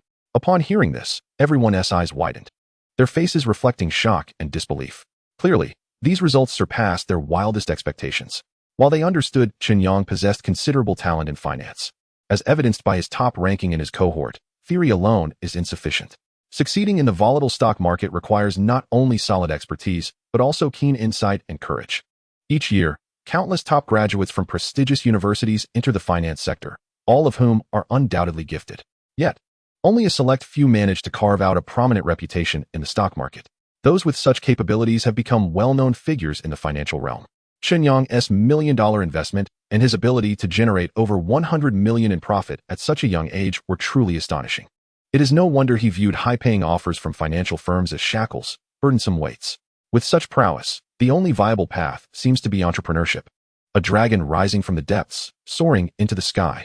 It appears that Magic City University is about to witness the emergence of a true dragon. In that moment, everyone's hearts brimmed with joy. The glances they cast at Chen Yang no longer held any trace of disdain or displeasure. Instead, they were filled with admiration, respect, and esteem. A young man should harbor lofty ambitions, riding a swift steed to conquer the plains. This sentiment encapsulated the school leader's genuine reflections on Chen Yang and served as the highest commendation. Chapter 59. A gesture of gratitude. Donating 20 million to the school in my personal capacity. Chen Yang observed the expressions of the leaders, taking it all in. Without waiting for their reactions, he continued, I understand this news may be hard for the leaders to believe, but it is indeed the truth. From the moment I stepped into Magic City University, I felt the profound academic atmosphere and the care and protection from the principal and the board. I can attribute my achievements today not only to my own abilities and a touch of luck, but also to the nurturing support from my teachers and leaders. Therefore, after careful consideration, I have decided to donate 20 million to the school in my personal capacity. A portion will be allocated to improving various infrastructures and teaching equipment, while another part will support impoverished students and scholarships. This is my humble contribution in gratitude for the school's cultivation of my talents. As the saying goes, in poverty, one should focus on self-improvement. In wealth, one should benefit the world. Having experienced the storms of life, I now understand why renowned entrepreneurs and chairpersons of publicly listed companies allocate substantial funds each year to support education. Teaching someone to fish is far more valuable than merely giving them a fish. Only through knowledge can children from impoverished backgrounds hope to transcend their social strata. In achieving their personal worth, they also contribute to the nation and society. It is undeniable that Chen Yang's vision and intellect far surpass those of his peers. Chen Yang, you are exceptional, exceeding our expectations in every regard. Since you possess your own convictions, we, as your elders, cannot interfere with your decisions. Regarding your generous donation to the school, we will feature a special acknowledgement on the school's official website to express our gratitude for your contributions. Furthermore, the institution will assign dedicated personnel to ensure that the funds are managed transparently, with every penny utilized effectively. Lastly, I hope that when your career flourishes, you will return to our university from time to time. Tang Feng has already recognized that Chen Yang, this hidden dragon, will from this day forth soar to great heights from Magic City University. Today, he takes pride in Magic City University. In the future, Magic City University will take pride in him. He firmly believes that day is not far off. Rest assured, Mr. Tang, no matter where my journey leads or what position I hold, I will never forget that I emerged from Magic City University Chen Yang remarked with a slight smile. Excellent. Chen Yang, you truly embody the finest graduate of our finance department at Magic City University. Here is my business card. Should you encounter any difficulties in the future, feel free to contact me, and I will assist you to the best of my abilities. At that moment, Principal Shuejun was particularly exhilarated, gazing at Chen Yang as if he were beholding the god of wealth. Although Magic City University receives substantial funding from the Ministry of Education annually for research and daily operations, such allocations are subject to rigorous approval processes. However, Chen Yang's donation of 20 million is free from such constraints. Moreover, this is not merely a sum of money. It stands as the highest honor for the school, highlighting its ability to cultivate an extraordinary talent like Chen Yang. After all, not every university can produce a prodigious student of his caliber. This represents a prestigious emblem, as well as the finest advertisement for the school in the coming years. For Shuejun, it significantly bolsters his achievements. Thank you, Principal, Chen Yang expressed with genuine gratitude, accepting the business card that Shuejun had handed him and carefully tucking it away. As the university president, Shuejun holds a considerable position within the system, possessing far superior connections and influence than Chen Yang. He might find himself in need of Shuejun's assistance in the future, and thus, he intends to nurture this connection with care. Please provide me with a bank account number later so that I can transfer the 2 million donation accordingly. Chen Yang reminded at the end. Director Lin, I entrust this matter to you. Shuejun nodded and then turned to the Director of Academic Affairs, Lin Aigua. Yes, Principal. Lin Aigua replied decisively.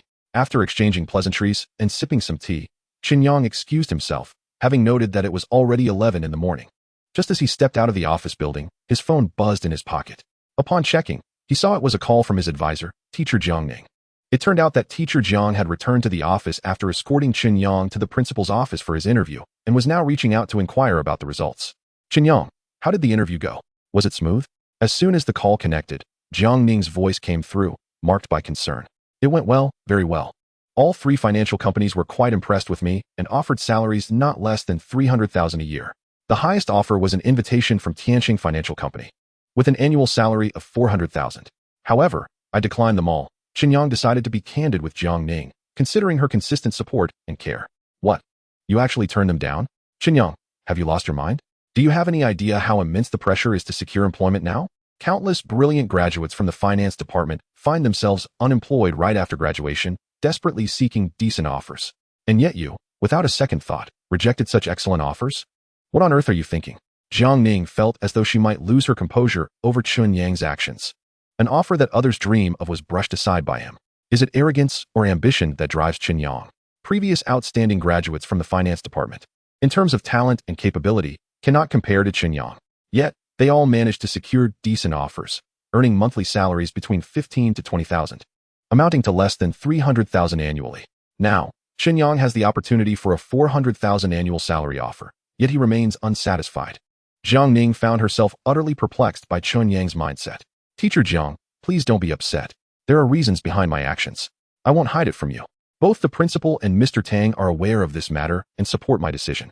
You will soon learn more about it, Chen Yang reassured her. He then used the principal and Mr. Tang as a shield, confident that Jiang Ning would privately seek clarification from the principal regarding the situation. This would be preferable to his own explanations that lacked substance. Having said that, without waiting for Jiang Ning to respond, he promptly ended the call. Meanwhile, in the office, Jiang Ning, taken aback by Chen Yang's audacity to hang up on her, wore a displeased expression. Determined to uncover the truth, she hurried to the principal's office.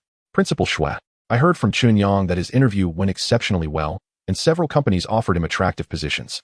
However, he declined them all, stating that you supported his decision. What exactly is going on?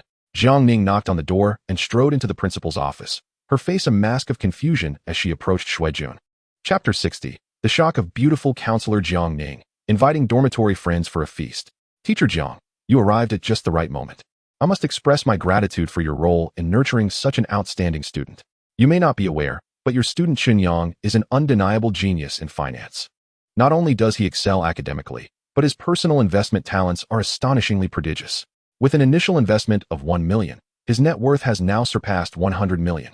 Just moments ago, he mentioned his intention to donate 20 million to the school for infrastructure, educational equipment, and financial aid, as well as scholarships. In my years of experience in education, I have never encountered a student of such caliber. The reason he declined positions at financial companies is that his abilities are simply too exceptional. He plans to establish his own investment company and embark on an entrepreneurial journey. His future is destined to be boundless. His aspirations and ambitions far exceed those of the average person. We cannot intervene, so we can only choose to support him, Shuejun explained to Jiang Ning with a calm smile. Upon hearing this, Jiang Ning felt her mind momentarily stall. Goodness, how could this be possible? Chen Yang astonishingly invested in the stock market and amassed an extraordinary fortune exceeding 100 million. Furthermore, he intends to donate 20 million to the school. Not only that, but he also plans to venture into entrepreneurship and establish his own company. Is this something a student from an ordinary background, nearing graduation in his 4th year, could accomplish? It seems rather exaggerated, does it not?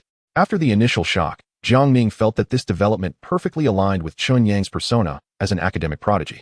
After all, Chen Yang excels in every aspect. He is intelligent, eager to learn, astute, and possesses both striking good looks and exceptional academic performance. Now, leveraging his own capabilities, he has garnered astonishing wealth from the stock market. Although this is indeed surprising, it does not seem entirely unacceptable. It is no wonder that Chen Yang had the confidence to decline the financial company offer that the school had recommended for him. His skills and talents have long surpassed the expectations of the school as leaders and board members. So this is how it is. Principal, I understand now, and I will respect Chen Yang's choices, Jiang Ning said earnestly after regaining her composure. Teacher Jiang, as Chen Yang's counselor, his achievements today are undoubtedly a reflection of your daily care and guidance. At the end of this year, the school will reward you with a generous bonus. And we hope you will continue to nurture more outstanding students like Chen Yang, Shuejun expressed, looking at Jiang Ning with great expectations. Principal, please don't jest. A prodigy like Chen Yang is a rarity. He is not someone I could have cultivated. Jiang Ning quickly shook her head. While that may be true, we must still dedicate ourselves to nurturing our students into successful individuals, Shuejun replied with a light chuckle. Meanwhile, Chen Yang returned to the boys' dormitory 405. Kaizi, open the door, he knocked and called out to the room. Shui Kai, who was engrossed in his computer, instinctively glanced towards the door upon hearing his name. His expression froze upon seeing Chen Yang standing outside. Well, if it isn't my brother Yang, what brings you back today? Have you been so enraptured by your blissful cohabitation with the campus Belle that you've forgotten your friends? Shui Kai exclaimed, swinging the door open and teasingly adding. What brings you back to see us today? I had planned to return today and treat the brothers to a meal. But then teacher Jiang called and asked me to attend interviews with several financial companies, which delayed my arrival, Chen Yang explained as he stepped into the dormitory. Plopping down on the chair beneath his bed, he then glanced around the room. Noticing the absence of others, he curiously inquired, where are Dong Gu and Liang Gu? Are they not in the dorm? They left in the morning. They're probably out on dates with their girlfriends. Shui Kai replied. Wu Dong and Hao Liang, both handsome and talented, had no shortage of female friends, a fact that was no secret in the dormitory. Despite Shui Kai's decent looks and ample pocket money, he was a homebody, preferring to stay in the dorm playing games and engaging in programming and design. Chen Yang had long since grown accustomed to this. Kaizi, come out with me later. I'll treat you to a feast. Also, let us summon Dong Gu and Liang Gu. I have significant news to share with you all. Upon hearing this, Shui Kai looked bewildered. After a moment, he cautiously asked, Brother Yang, this wouldn't be related to the money you borrowed from us last time, would it? Well, somewhat, Chen Yang acknowledged with a nod. All right, I'll call them right now. Shui Kai said as he picked up his phone to contact Wu Dong and Hao Liang, relaying Chen Yang's message verbatim. Meanwhile, Chen Yang searched for nearby restaurants with excellent reviews to make a reservation. After some sifting, he discovered a highly rated private dining establishment called Tango and promptly made a reservation. A few minutes later, Shui Kai approached Chen Yang from the balcony, stating, Brother Yang, I spoke to Dong Gu and Liang Gu. They agreed to return and are on their way to the school. No need to go through all that trouble. I've already booked a private room at Tango. I'll send them the address, and we can meet there for dinner. You can drive me there, Chen Yang replied, shaking his head slightly. Brother Yang, have you bought a car? When did this happen? How come I didn't know? What brand? How much? Shui Kai asked, his expression one of shock. He realized he was becoming increasingly unfamiliar with Chen Yang.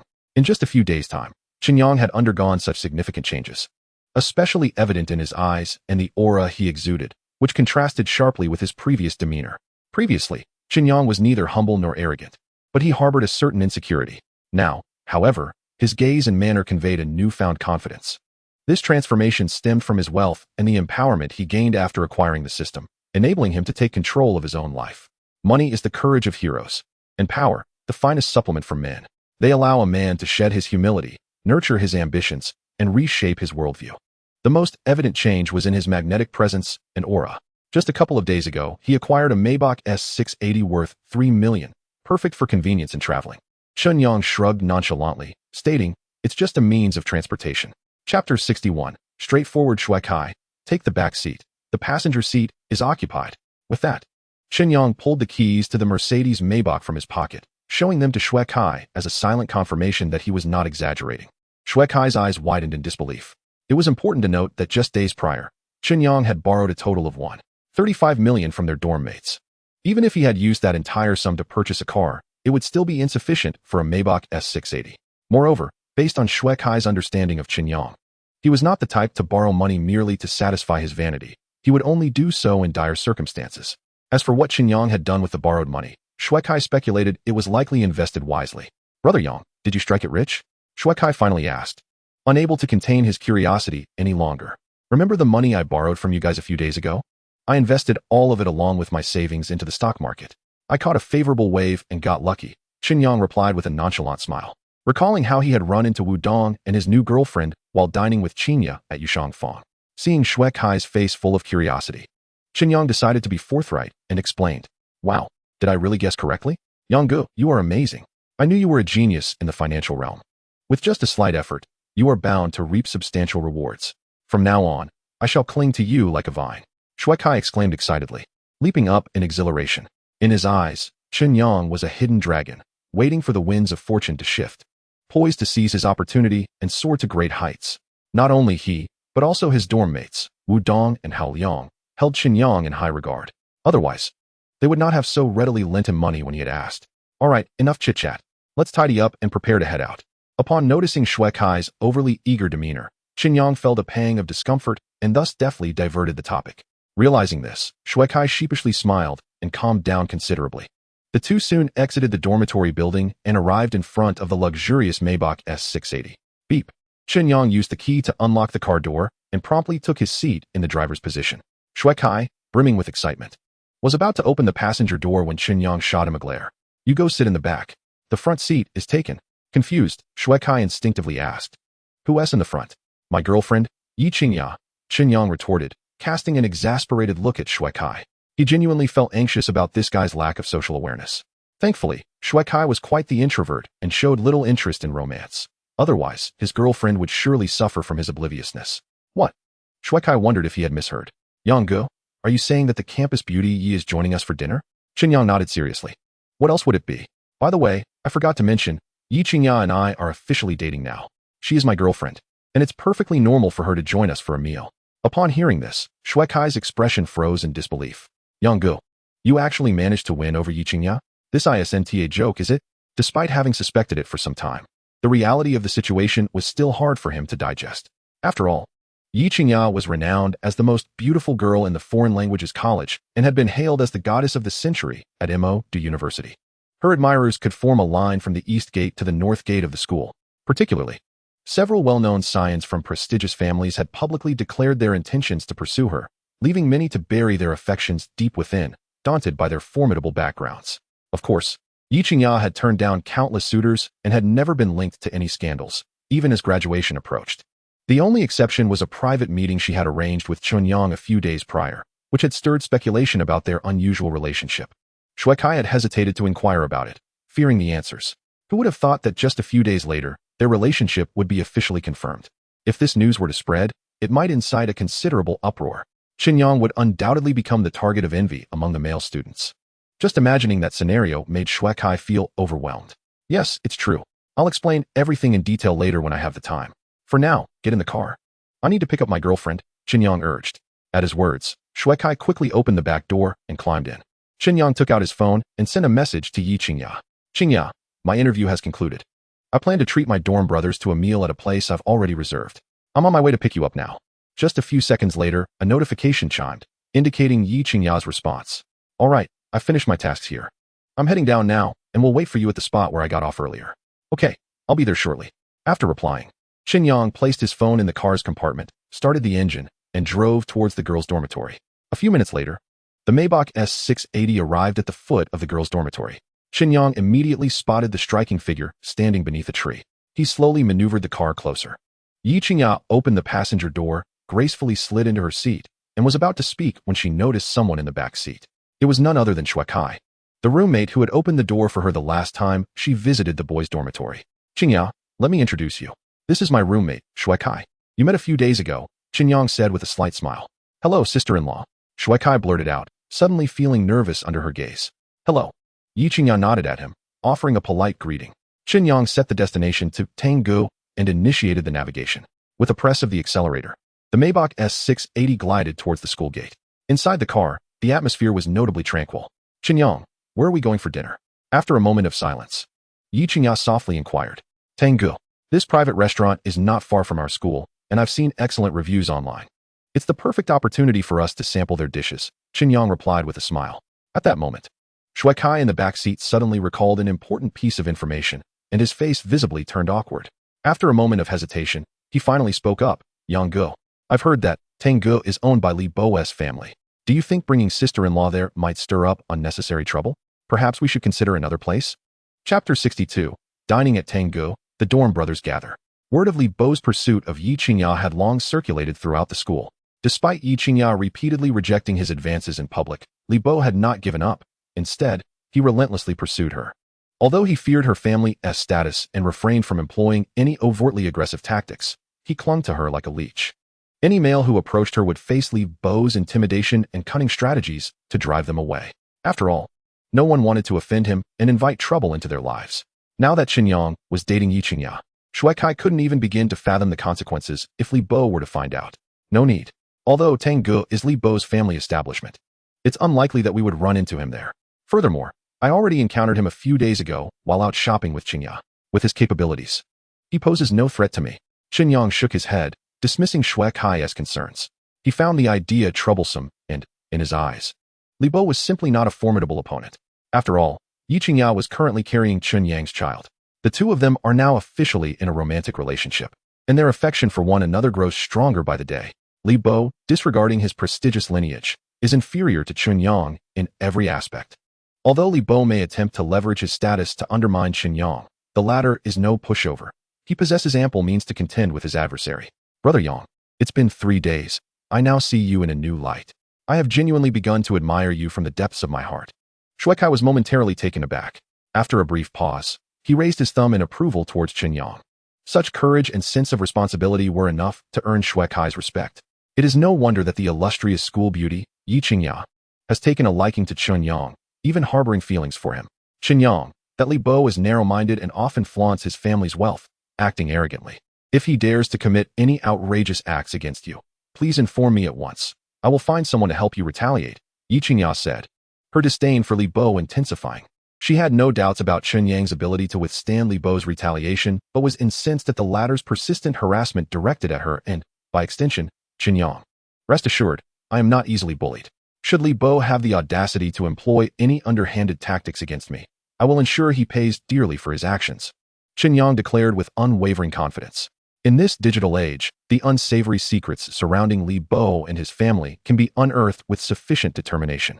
Professionals adept at such matters, such as elite hackers, private investigators, and information brokers, can be engaged.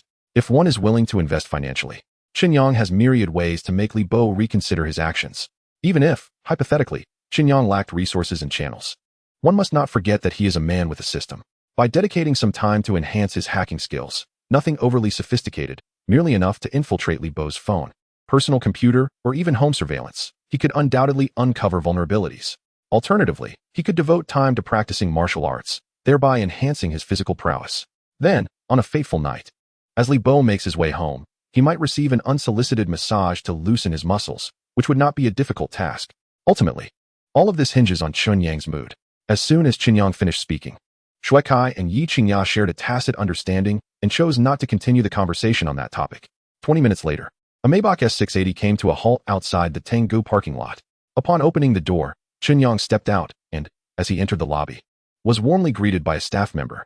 Welcome to Tanggu. May I ask if there are 3 of you dining today? Have you made a reservation for a private room? The front desk attendant, noticing that Chen Yang was the leader of the trio, spoke respectfully. I have reserved a private room under the name Chen, with the last 4 digits of my phone number being 6217.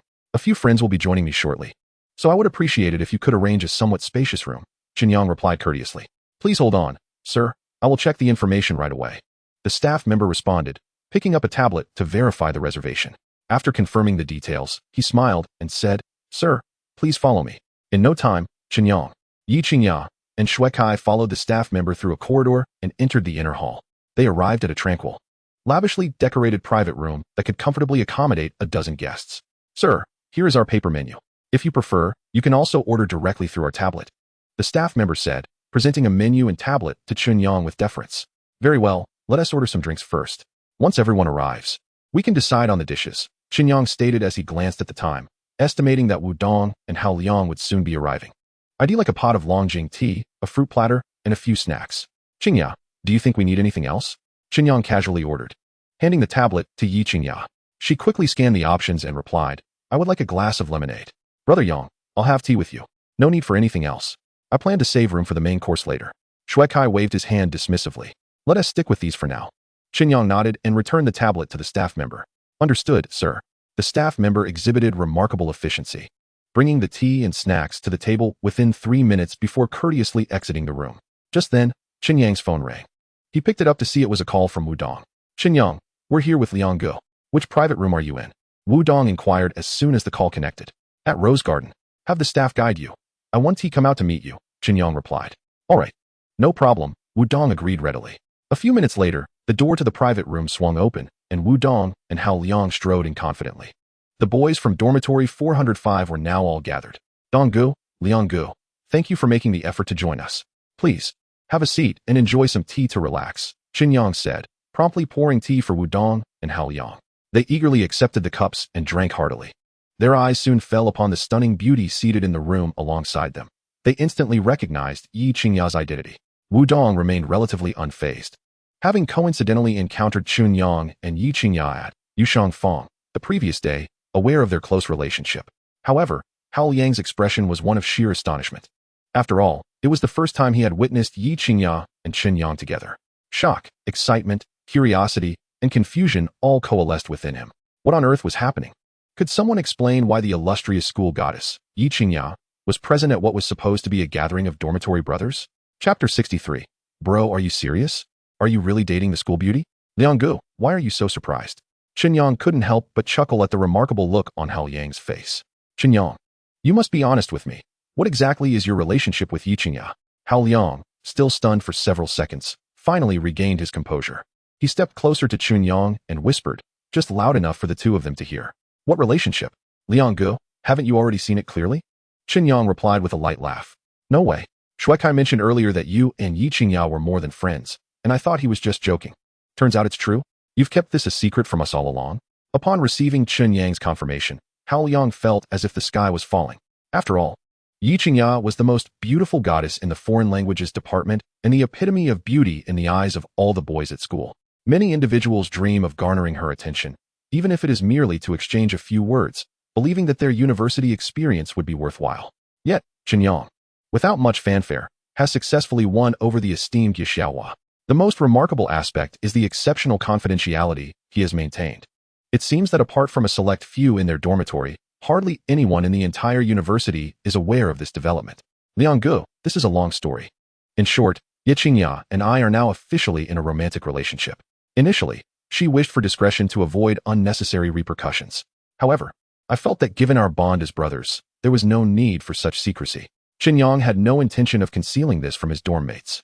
Thus, he deliberately invited Ye Qingya to join the gathering with the brothers. This served not only to announce his newfound relationship, but also to clarify the genuine purpose behind borrowing money from them. Furthermore, Chen Yang is preparing to embark on a business venture and hopes to pull his friends along for the ride. The principle of repaying kindness with great gratitude is central to Chen Yang's ethos, as he has greatly benefited from their support throughout his college years. Rest assured, the three of us are not gossips. We will certainly keep your secret, replied Wu Dong with a serious expression. Indeed, Yang Gu, you are treating me to a grand feast. How could I betray you? I am not one to forget a kindness, Shui Kai added, patting his chest with a grave demeanor. Upon hearing this, Chen Yang felt a profound sense of gratitude. Meeting such good friends during his university years and sharing 4 memorable years with them is indeed a great fortune. All right, enough of this chit-chat. Let us order our meals and converse while we dine, Chen Yang declared, summoning the staff to prepare for their orders. In formal dining settings like this, the selection of dishes is quite significant. Ordering too few would leave them hungry, while ordering too many would lead to waste. A balance of meat, fish, vegetables, soup, and desserts is essential. Considering their youthful appetites, each person should order at least 2 dishes. They chose a splendid array of 10 dishes, including Southern Australian rock lobster, salmon, sweet and sour ribs, steamed mandarin fish, braised pork, lion's head meatballs, roasted goose, garlic water spinach, blackbone chicken soup, and fried taro. The service at Tengu was remarkably swift. Within half an hour of placing their order, the table was filled with an impressive spread. The dishes were visually appealing and aromatic, making it hard to resist. Everyone, don't just sit there, dig in. Let us see how this private kitchen's fare tastes. This was Chen Yang's first visit to Tengu, yet he felt no trepidation. With a wealth beyond ordinary imagination, this confidence radiated from him, exuding a commanding presence. To Hao Liang, Wu Dong, and Shui Kai, Chen Yang appeared like a butterfly emerging from its chrysalis, reborn anew. This transformation rendered him even more charismatic and compelling. Well then, we shall not hold back. Hao Liang, a straightforward northeastern lad, declared as he picked up his chopsticks without hesitation. The tantalizing dishes entered his mouth, immediately bursting with fresh, fragrant, and delightful flavors, stimulating his taste buds. The very first dish left him thoroughly satisfied. I have dined at Tengu a few times before, and the chef's creations are quite unique. I heard that the restaurant owner invested heavily to assemble a stellar team of chefs from various top culinary traditions. This is what has propelled the restaurant's fame, making it quite popular in the high-end dining scene, Wu Dong remarked. Having previously tasted the food there and found it to be commendable, given his frequent attendance at such venues, he felt that most dishes were quite similar. I find these dishes to be quite to my liking. However, they do come at a steep price. If it were just me, I could afford to dine here occasionally. But frequent visits would surely strain my wallet, Shui Kai said sheepishly, a hint of embarrassment in his tone. From Chen Yang's perspective, the array of dishes showcased the chef's impressive skills, clearly surpassing his own culinary abilities. He estimated their proficiency to be of a high caliber. Yet with time and practice, he believed he could eventually outshine them. Qingya, what do you think of the flavors of this spread? If 10 is perfection, what score would you give? Chen Yang inquired, turning his gaze toward Ye Qingya, who was savoring a piece of sweet and sour rib with delight. I find it utterly delicious. If I had to rate it, I would certainly give it a 9, Ye Qingya replied with a charming smile. Is that so? I must find time to attempt recreating these dishes to see if I can satisfy your palate, Chen Yang thought to himself, mentally noting every dish with the intention of preparing a sumptuous meal for Ye Qingya when he had the opportunity.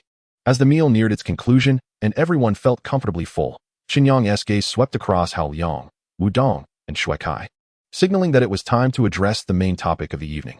Ahem, he cleared his throat, drawing the attention of his dorm mates. Realizing the moment was right, Chen Yang decided to be forthright.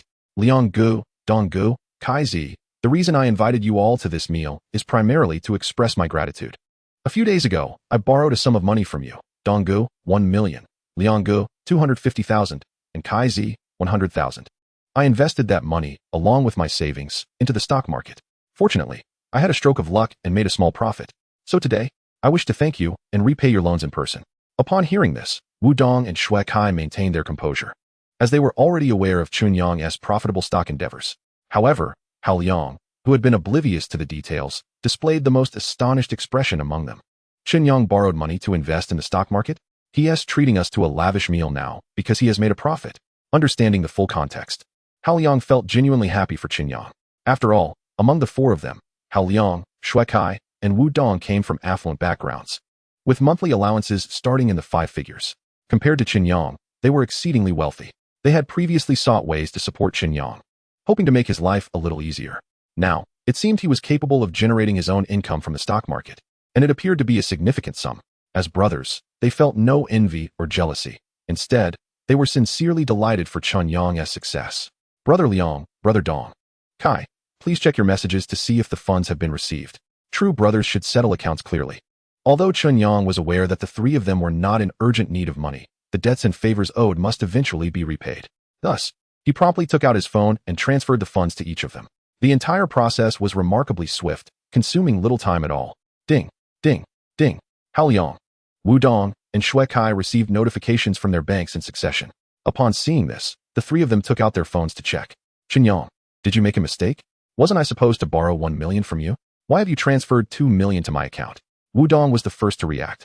After reviewing the bank notification, he quickly realized the discrepancy. He looked up in surprise, locking eyes with Chen Yang. Brother Dong, your willingness to lend me money and the substantial amount at that is a kindness I will forever remember. But as the saying goes, true brothers should settle accounts clearly. I do not wish for financial matters to affect our brotherhood. Moreover, you know I am a man who repays kindness. The money you lend me, I will return double. Fair enough? Chen Yang's expression was unusually grave. He understood that, without the generous support of his dormitory brothers at a critical moment, he could never have gathered the initial capital he needed. Even with his stock trading prowess, he could not have achieved success, let alone amassed a fortune exceeding 100 million. A kindness received is remembered for 1,000 years. Chen Yang was not one to forget his roots. Repaying debts double was his way of expressing gratitude to his brothers, signifying that they were indeed family to him. It is worth noting that even high-interest loans do not yield such exorbitant profits within a mere few days. Soon after, Hao Liang received 500,000, and Shui Kai received 200,000. Both were astonished as they looked at Chen Yang. Ultimately, it was Shui Kai who voiced the question lingering in their minds. Brother Yang, please be honest, how much did you actually earn from the stock market? How could you afford to buy a Maybach S680 and transfer double the owed amount to your brothers in such a short span? Chen Yang's lips curled into a subtle smile. It's not that much, but I have certainly achieved financial freedom. By the way, I have something else to share. This morning, my counselor asked me to go to the principal's office to attend interviews with several financial firms, intending to leverage school resources for an internal referral for a job offer with a decent salary, but I turned them down. Simultaneously, I donated 20 million to the school and expressed my desire to start my own company to the principal and Mr. Tang. Taking this opportunity, I would like to ask you all about your plans moving forward. Will you return home to follow your family's arrangements and take over the family business after graduation? Or do you have other aspirations? Hao Liang and Shui Kai were once again taken aback by Chen Yang's words. They knew he had made money, but achieving financial freedom outright was something entirely unexpected. When they learned that Chen Yang had donated 20 million to the school, even Wu Dong was stunned by his actions. However, they could understand his intentions. Having weathered storms themselves, they wished to provide shelter for future generations. At the same time, it was a way to express gratitude for the school's nurturing. But Chen Yang's plan to start a business and specifically ask for the trio's opinions indicated his desire to include them in his venture. This gesture naturally warmed the hearts of Wu Dong, Hao Liang, and Shui Kai, leaving them quite moved. Chen Yang, you are exceptionally talented. I believe whether you work in a financial company or venture out on your own, you will undoubtedly excel. We have no doubt about that. However, I regret to inform you that I may not be able to fight alongside you. My parents have long insisted that I return home to assist with the family business after graduation. Hao Liang fell silent for a moment before being the first to share his plans. He was from Northeast China and the only child. His parents had expanded their business significantly over the years, and they urgently needed him to take charge upon graduation. This had been decided long ago and was not something that could be easily altered by a few words. Brother Liang, that is perfectly fine. I respect your choice. I only wish to extend a helping hand to my brothers, but if you have better options, I will wholeheartedly support you. Chen Yang gently shook his head, harboring no resentment towards Hao Liang. On the contrary, he felt genuinely happy for him. After all, Hao Liang's family business was thriving, and upon his return, he would take over. The next time they met, he might have to address him as President Hao. What about you two, Brother Dong and Kai? Chen Yang then inquired of Wu Dong and Shui Kai. Chen Yang, to be honest, my mother has already arranged a path for me. Most likely, I will enter the banking system after graduation. I'm not certain which branch yet, but I will definitely stay in Shanghai, and we can meet up often in the future. Wu Dong hesitated briefly, but ultimately chose to speak truthfully. After all, Chen Yang genuinely considered him a brother, and out of respect for their friendship, he could not keep secrets.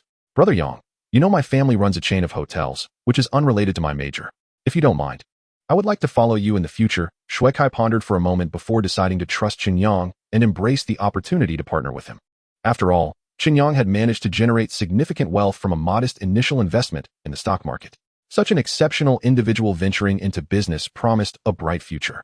Even if Shui Kai's abilities fell short, he believed that with Chen Yang's connections, he could thrive in the company. While wealth and prosperity might be uncertain, at the very least, he would be able to support himself.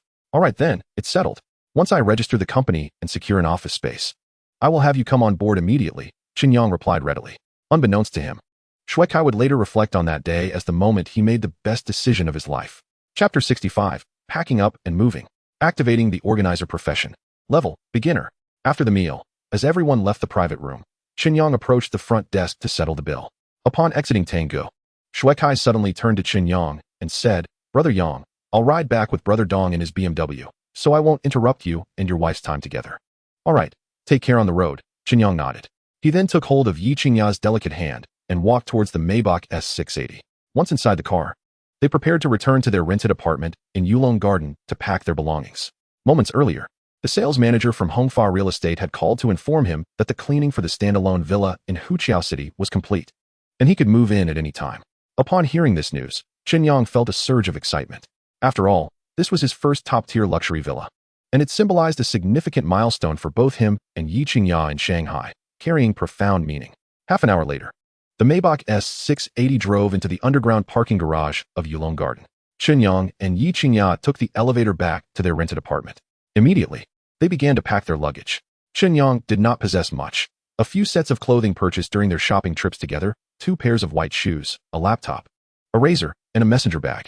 A single suitcase was more than sufficient. However, Yi Qingya was quite the opposite. Her wardrobe was replete with an array of garments in various styles, numbering in the dozens. In addition, her vanity table was adorned with a plethora of high-end skincare products, cosmetics, makeup removers, face masks, eyebrow pencils, and other items. The assortment was so vast it was almost dizzying. Once Chen Yang finished packing, he settled onto the sofa in the living room. A quarter of an hour passed, yet Yi Qingya had not completed her task. Feeling a sense of urgency, she stepped out of her room, her expression somewhat awkward as she glanced at Chen Yang. Chen Yang, I have far too much luggage to sort through. I simply cannot manage it all at once. Could you please come in and assist me? Chen Yang was momentarily taken aback, but quickly regained his composure, readily agreeing. Sure. No problem. He then followed Yi Qingya into her room. This marked the first time in Chen Yang's life that he entered a girl's room, and he felt a twinge of anticipation and curiosity as his gaze wandered around the space.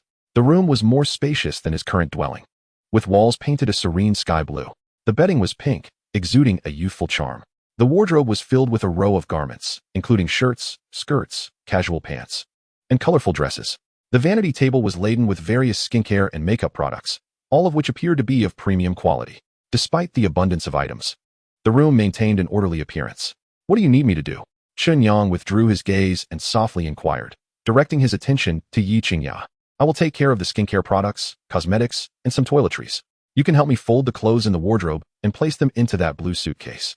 If there's extra space, please pack the shoes from the shoe cabinet by the door, Yi Qingya instructed, pointing towards the wardrobe and suitcase before continuing. Okay. Chen Yang nodded. He then commenced his task. As he began to pack, a notification resonated within his mind. Host is currently engaged in storage work. Folding clothes and storage skill level increased to 1000. Organizer level upgraded to beginner. In an instant, a torrent of knowledge regarding organizational techniques flooded Chen Yang's mind. After just a few breaths, his body and consciousness felt as though they had been refined through rigorous training, and various organization techniques became second nature to him. His hands moved with mechanical precision, executing tasks with remarkable efficiency. He not only folded the clothes neatly, but did so with exceptional speed. This scene did not escape Yi Qingya's notice. Her eyes widened in disbelief, and her mouth slightly agape, her face a canvas of astonishment. No way. Chen Yang can fold clothes like a professional organizer. This is absolutely incredible. Yi Qingya's cousin, Yi Linxin, 6 years her senior, was a rising star in the entertainment industry. Over the years, she had amassed considerable wealth through her acting career and music releases, purchasing a luxurious penthouse in Yanjing. Her favorite pastime was shopping. She would spare no expense acquiring the latest clothing, shoes, bags, cosmetics, and skincare products, diligently stocking up during her days off. Due to her frequent business trips and erratic work hours, she rarely had time to organize her home. Consequently, she often hired professional organizers at exorbitant rates, 3,000 yuan per hour, to sort and neatly arrange her belongings according to her specifications. Having witnessed the work of a professional organizer firsthand, Yi Qingya found Chen Yang's efficiency and technique nearly indistinguishable from that of a seasoned expert, which left her utterly amazed. Unbeknownst to Chen Yang, his actions had captured Yi Qingya's attention. He continued to fold clothes, one after another. In the blink of an eye, he had finished organizing all the garments from the wardrobe. He then walked to the entrance, packed away the high heels, flats, running shoes, and slippers from the shoe cabinet, and placed them into the suitcase. The entire process unfolded seamlessly. Qingya, I'm done here, Chen Yang announced after completing his task. So fast. Yi Qingya was startled to see that Chen Yang had already zipped up the suitcase, while she had barely made any progress on her own. Practice makes perfect. This isn't difficult for me. Chen Yang shrugged casually. I'm almost finished too. Yi Qingya hastened her efforts. Half an hour later, all the luggage was packed. Chen Yang even found a large shopping bag and removed the ingredients stacked in the refrigerator, intending to bring them along to the Huachao City Villa, where he could cook a lavish dinner that evening. By the time they arrived at the Huachao City Villa, it was already past 4 in the afternoon. After the Maybach S680 was registered with the property management, they entered the villa district without hindrance, finally stopping in front of the standalone villa. Chen Yang unlocked the door, then drove the Maybach S680 inside. As Yi Qingya opened the door, Chen Yang retrieved the suitcase from the trunk and carried all the luggage into the villa. After nearly 20 minutes of effort, they finally settled everything. I didn't expect moving to be so troublesome. Although we don't have much luggage, the process is quite exhausting, Yi Qingya lamented, reclining against the sofa with a look of helplessness. It's nothing. It's just this once. From now on, we will be living here. Even if we need to move one day, I'll hire a professional moving company, so we won't have to do it ourselves. Chen Yang reassured her with a gentle smile. You're right. Yi Qingya nodded in agreement, finding his words quite sensible. Chapter 66. Yi Qingya, starting tonight, we will share the master bedroom. That evening, to celebrate their move into the luxurious villa, Chen Yang took it upon himself to cook. He brought the ingredients from the rented apartment into the kitchen and prepared them for cooking. Utilizing the finest range hood and cooking utensils, Chen Yang felt his culinary skills surpassing expectations. He prepared a total of 6 dishes: steamed hairy crab, scallion beef, braised lion's head meatballs, poached shrimp, stir-fried flat beans, and blanched bok choy, along with a red date and lotus seed soup. Each dish was meticulously plated and placed on the dining table. A feast for the senses that rivaled that of a hotel chef. Chen Yang, don't move yet. Let me take a few photos to send to Mengyao. She'll be so envious, Yi Qingya said, grabbing her phone and carefully photographing each dish. After editing the pictures, she promptly sent them to Su Mengyao. Once that was done, she set her phone aside and eagerly prepared to indulge in the sumptuous meal Chen Yang had prepared. Uncertain whether it was merely a figment of her imagination or a result of her current buoyant mood, Yi Qingya sensed that Chen Yang's culinary creations tasted remarkably more exquisite than before. Chen Yang, I can distinctly perceive that your culinary skills seem to have improved substantially. What is the secret behind this transformation? Have you altered your cooking methods, or perhaps added some secret seasoning? Yi Qingya inquired with genuine curiosity. Did you really notice? Chen Yang replied, astonished. Absolutely. The flavors have become richer, and the dishes are far more delectable than those from a few days ago. Yi Qingya nodded in affirmation. I made some slight modifications to my techniques, and indeed, the taste has shifted somewhat. Moreover, I am continually learning, so I anticipate further enhancements to my culinary prowess. Chen Yang explained. His culinary experience was steadily accumulating, leading to a gradual improvement in his skills. Once he reached a certain threshold of experience, his cooking would leap from a novice level to an advanced one, marking a significant qualitative advancement. Unable to articulate this directly, Chen Yang resorted to a convenient excuse. Fortunate that Yi Qingya was not a culinary expert and thus oblivious to the intricacies. She only recognized Chen Yang's exceptional talent. Even in the kitchen, his skills were evidently on the rise, ensuring her future culinary delights. Chen Yang, you are truly remarkable. Yi Qingya gazed at him with a flicker of admiration. Women are inherently drawn to strength. Chen Yang not only possesses the ability to earn a living but also excels in cooking and organization. The more she learned about him, the more she recognized him as a treasure of a man, and her affection for him grew increasingly uncontainable. This meal marked the first dining experience for Chen Yang and Yi Qingya in their new home, a romantic occasion imbued with special significance.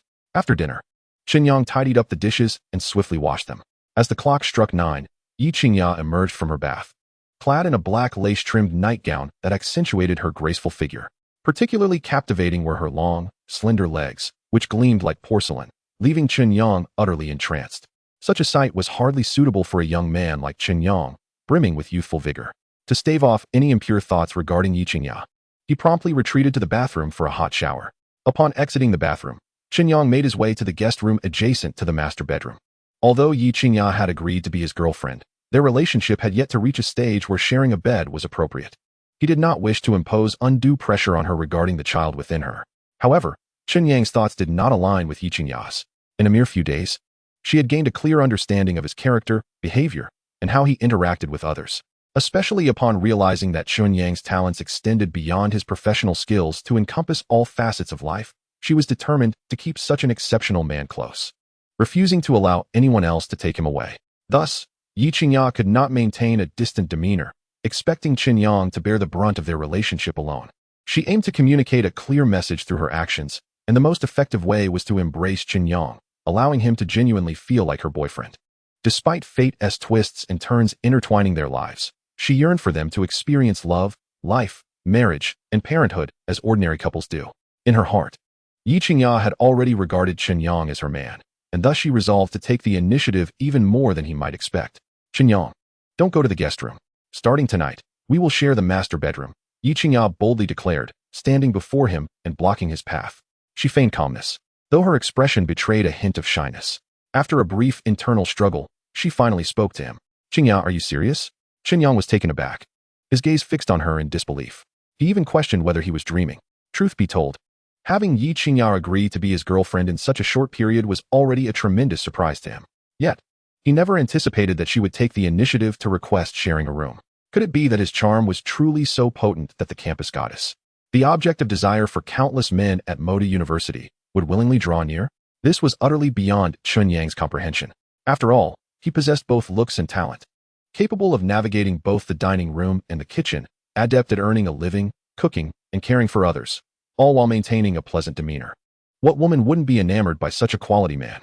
Even Yi Qingya was no exception. Since she had developed feelings for him, she would not permit any other woman to have an opportunity. By providing him with affection, she aimed to mark him as her own. Only then could she keep him firmly within her grasp. The desire for possession is not solely a male trait. Women, in their pursuit of a man's affection, often employ cunning and strategy that reach their zenith. This decision had been made by Yi Qingya after careful consideration. After all, she was already bearing Chen Yang's child. The only thing separating them from a marriage certificate was time. Having engaged in all that was appropriate and inappropriate, the prospect of sharing a room no longer seemed shocking. What? Do you find me unappealing? Or do you not wish to share a bed with me? Yi Qingya's expression shifted slightly at Chen Yang's words. Her brows furrowed in displeasure, as if she were somewhat dissatisfied with his reaction. Her tone carried a hint of irritation, as if demanding a reasonable explanation, lest their discussion remain unresolved. How could that be? You are strikingly beautiful and possess an exquisite figure. I'm merely concerned that sleeping beside you might lead me to lose control and act inappropriately, Chen Yang hastily clarified, sensing her displeasure. In truth, he felt elated at the prospect of such good fortune and could not possibly harbor any disdain. Yet, the reality remained. A man and a woman alone in a room together raised uncertainties about self-control. Don't worry, I trust you. Yi Qingya gazed intently into Chen Yang's eyes, the weight of her trust palpable between them. Through their time together, she had come to recognize that at his core, Chen Yang was a kind man, grounded in principles and respectful towards women. He was unlike those smooth-talking scoundrels who constantly flaunted their vows. As soon as her words fell, before Chen Yang could respond, Yi Qingya stepped forward, taking the initiative to link her arm with his, leading him toward the master bedroom. Before long, the two entered the sanctuary of the room. It was spacious, furnished with a large bed, a writing desk, a vanity, and a chair, creating an atmosphere that felt anything but cramped. The air was perfumed with a subtle fragrance. Chen Yang's heart raced, his demeanor betraying his nervousness. While Yi Qingya had already reclined on the bed, he remained rooted in place, hesitating to make a move. Chen Yang, do you intend to stand there all night? I'm not a ferocious beast poised to devour you. Must you keep such distance from me? At the sight of Chen Yang's reluctance, Yi Qingya couldn't contain a laugh. Far from finding him unromantic, she was acutely aware that he cared for and respected her. Yet, her desire to break the ice and deepen their relationship remained unchanged. Seeing that Yi Qingya was determined to share the bed with him, Chen Yang could only shake his head in resignation. He acquiesced to her wishes, moving to the opposite side of the bed and lying down beside her. The soft bed, draped in a fresh duvet, promised an exquisite sleeping experience, yet sleep eluded him.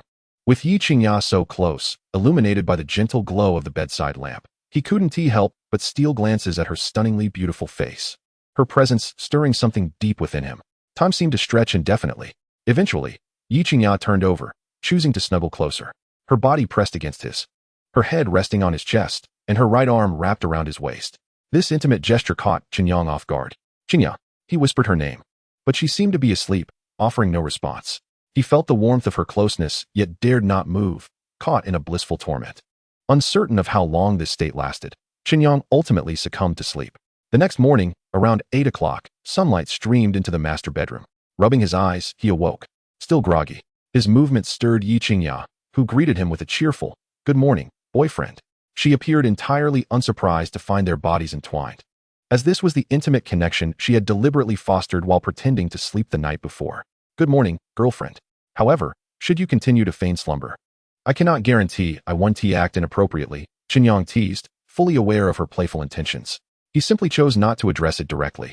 For the notion of being held so intimately by Yi Qingya was something he had never dared to dream of before, and he reveled in the experience. I'm not afraid, Yi Qingya declared with a proud stance. Is that so? Then perhaps I shall collect some interest. With that, Chen Yang leaned in and kissed her softly. Clumsy and inexperienced, he relied solely on instinct. Yi Qingya was taken aback by his boldness, but, after a few moments of surprise, she reciprocated awkwardly. This action ignited a spark within Chen Yang, unleashing the pent-up desire he had been harboring. The kiss lingered for several minutes, until they finally separated, breathless and flushed, lost in the lingering sensation of their embrace. Qingya, I love you, Chen Yang declared, pressing his forehead against hers, their gazes locked, brimming with affection. He realized he had wholly succumbed to her allure, leaving no room in his heart for any other woman. In this poignant moment, he couldn't help but confess his feelings. Chen Yang, I love you too. You are the first man who has truly made my heart flutter. Fate has been kind to me, allowing me to find my true love amidst the vast sea of humanity. Though our story began in a rather comical manner, I believe we will only grow happier together in the future. Yi Qingya inhaled deeply, summoning her courage to express her feelings, feeling an unprecedented clarity. She was resolute that Chen Yang would be her only man. Qingya, I promise I will never betray your sincerity. I will ensure you and our future children live the best life, becoming the happiest people in the world. Chen Yang's words exuded profound confidence. The financial markets were merely a starting point. He envisioned his company transcending beyond just finance. With the system at his disposal, as long as he was willing to exert effort, he would rise to the pinnacle in any field. In due time, his wealth would reach astronomical heights, capable of affording any lifestyle Yi Qingya and their children desired. This was his commitment to his family, a responsibility he bore not as a burden, but as motivation to strive further. I believe you can achieve it, Yi Qingya affirmed without hesitation. After sharing a kiss and expressing their sentiments, their bond deepened significantly. They lingered in their embrace for some time before reluctantly rising. While Yi Qingya freshened up, Chen Yang had already exited the bedroom to prepare breakfast in the kitchen. He simply made a pot of congee with salted duck eggs and lean pork, accompanied by 2 fried eggs and boiled corn. As he cooked, a virtual interface appeared before him, displaying a mysterious black graphic. In the next moment, a voice echoed in his mind from the system, announcing Chapter 68, Divine Culinary Recipes. Recruiting high-end talent, preparing to establish a company. Divine Culinary Recipes? Is this the system's reward for elevating my cooking skills from novice to advanced? Realizing this, Chen Yang felt invigorated, contemplating that in addition to earning money, he should also expand his skill set, hoping the system would present him with more surprises in the future. Before long, Yi Qingya emerged from the bedroom, dressed in casual attire. Clad in a white shirt paired with form-fitting sky-blue jeans, her light makeup accentuated her radiant beauty. Noticing Chen Yang was absent from the living room, she made her way directly to the kitchen. As soon as Yi Qingya approached the kitchen doorway, she was enveloped by a rich and inviting aroma wafting through the air. Taking a deep breath, her face lit up with surprise as she inquired, Chen Yang, what delectable dishes have you prepared this morning? I'm not entirely sure what you might crave, so I made a few things at random. There's century egg and lean meat congee, fluffy scrambled eggs with pork floss, and boiled corn, he replied. If you have any specific recipes in mind, feel free to jot them down when you have a moment, and I can vary the menu for you daily. Chen Yang turned his gaze towards Yi Qingya and was momentarily taken aback by her appearance. The adage rings true, clothes make the man, and Yi Qingya, with her innate beauty and captivating figure, could effortlessly embody any style, exuding a unique charm with each ensemble. Noticing the effect her appearance had on him, Yi Qingya felt a surge of delight. Her time spent meticulously preparing herself had not been in vain. Really? Then I must ponder how to curate a menu that satisfies both our palates and maintains nutritional balance. She playfully winked, a light laugh escaping her lips. After breakfast, the clock struck 8:40. Chen Yang did not rush to leave, but instead took Yi Qingya's hand, and they settled onto the sofa together. At that moment, Chen Yang, with a look of genuine concern, asked, Qingya, now that you are expecting, it's crucial that you take care of your health. Have you undergone the necessary prenatal checkups and routine examinations at the hospital? Yi Qingya nodded affirmatively. Yes, I've been to the hospital for an examination. The fetus is developing well, and all vital signs are stable. However, to ensure safety, the doctor recommends regular checkups at intervals, if circumstances allow, to avert any unforeseen complications. Upon hearing this, Chen Yang felt a wave of relief wash over him. Yet, the next moment, he adopted a serious demeanor, locking eyes with Yi Qingya. Your health and that of our child are of paramount importance to me. This weekend, I intend to accompany you to the hospital for a comprehensive checkup. What do you think?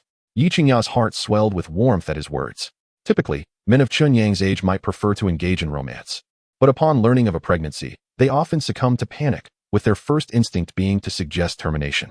This reaction stems from financial concerns and an unpreparedness to shoulder the responsibilities of fatherhood. However, Chen Yang was different. From the moment he learned of Yi Qingya's pregnancy, his responses and demeanor were imbued with sincerity and a sense of duty, painting him as a true man in her eyes. "All right, I will heed your advice." Yi Qingya replied with a radiant smile, gladly acquiescing. "You should rest at home while I step out for a bit. If you find yourself bored, feel free to watch television or use your phone. I'll return to prepare a sumptuous lunch for you once I'm done."